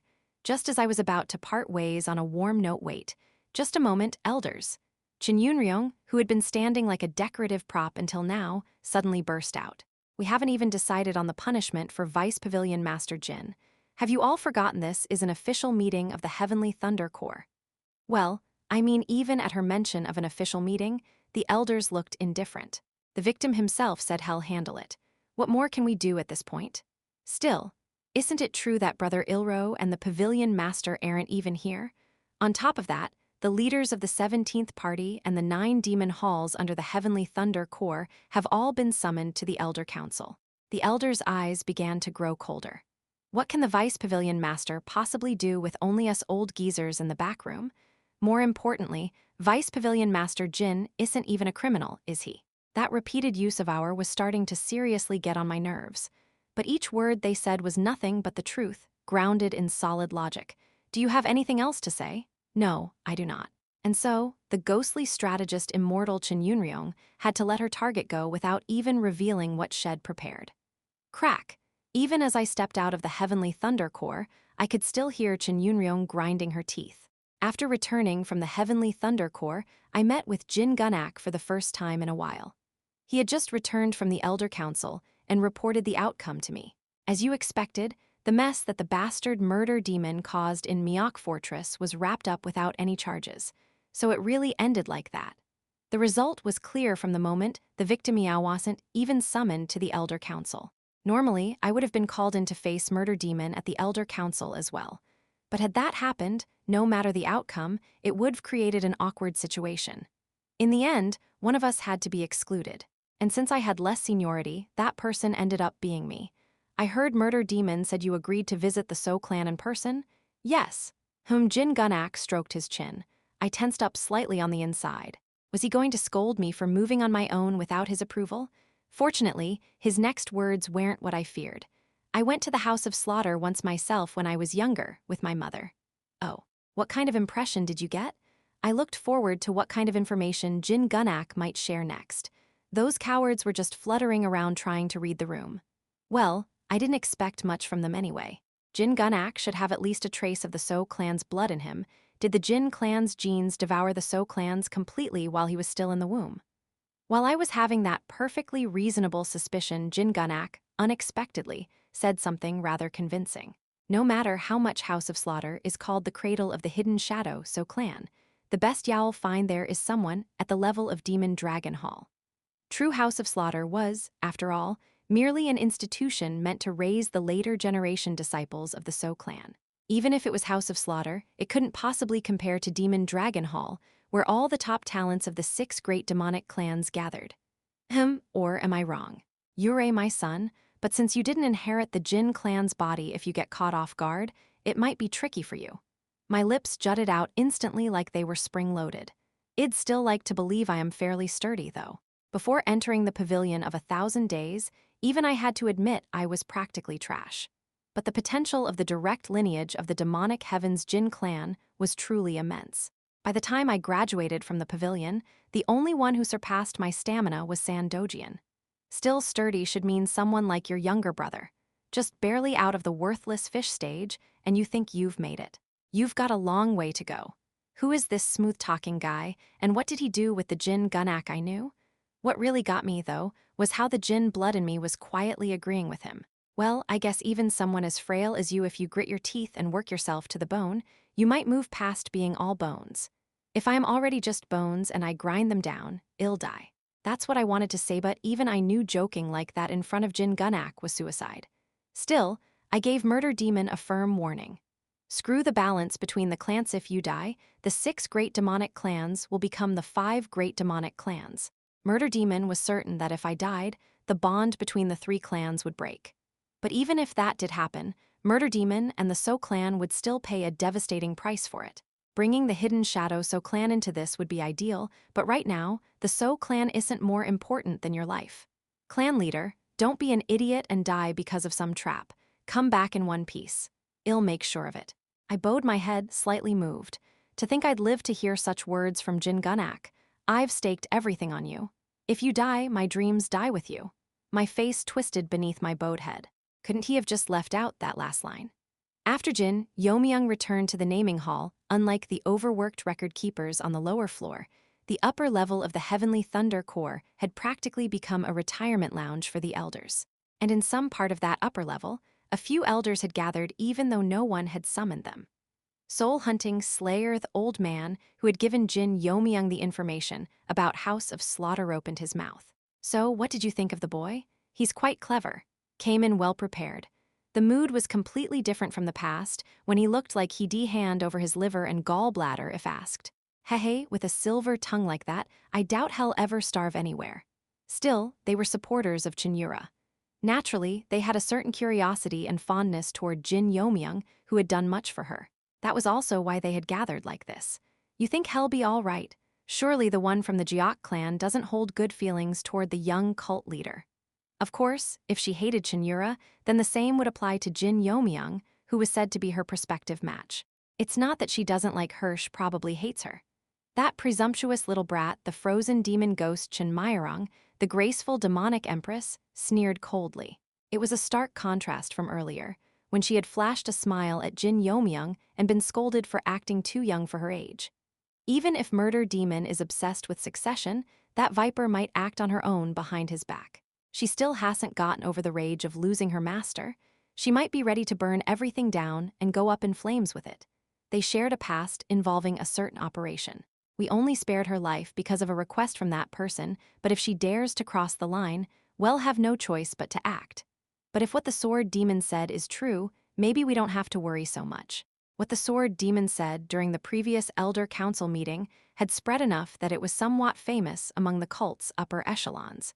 He said something like any ordinary peak demonic stage martial artist could end up being eaten alive, didn't he? If that were true, then Jin Yeomyung wasn't just talented, he was a monster beyond the limits of talent. Haha, it was the sword demon, after all. If it were anyone else, we'd be skeptical, and Murder Demon's own disciple is traveling with the boy, isn't he? That should keep things relatively safe inside the So clan. The only issue is suddenly, a shadow of concern settled over the elders' faces. It's the Illusion clan, isn't it? After the last incident, it had become widely known that the Illusion clan from Heavenly Reverence harbored a grudge against Jin Yeomyung. But even aside from that, the Illusion clan's rampage has been intensifying lately. It's no longer just about clan dominance. They're recruiting many experts from the shadows, and I've heard they're pouring massive funds into producing divine artifacts. There's been a sharp uptick in the distribution of artifacts used in unorthodox techniques too. It was still only a matter of strengthening their military might for now. But at this rate, it wouldn't be long before they crossed the line. The elders could feel it instinctively. The Heavenly Reverence Illusion clan was definitely preparing for war. What on earth is Illusion Demon planning? There's also word that envoys from the Illusion clan have been going in and out of the So clan recently. If that boy ends up having to deal with the Illusion clan's forces on top of everything else, then things will definitely get difficult. The Illusion clan's true strength wasn't in direct confrontation. Their magical treasures and divine weapons create the greatest variables among the 6 clan 7 more than the So clan. Their power reached its peak when supporting someone with solid military force. There's no way someone with his level of martial talent also has a knack for handling divine artifacts. Exactly. Unless he has extensive experience fighting against such tools, it'll be tough. Who? A deep shadow of concern settled in the midst of the elders.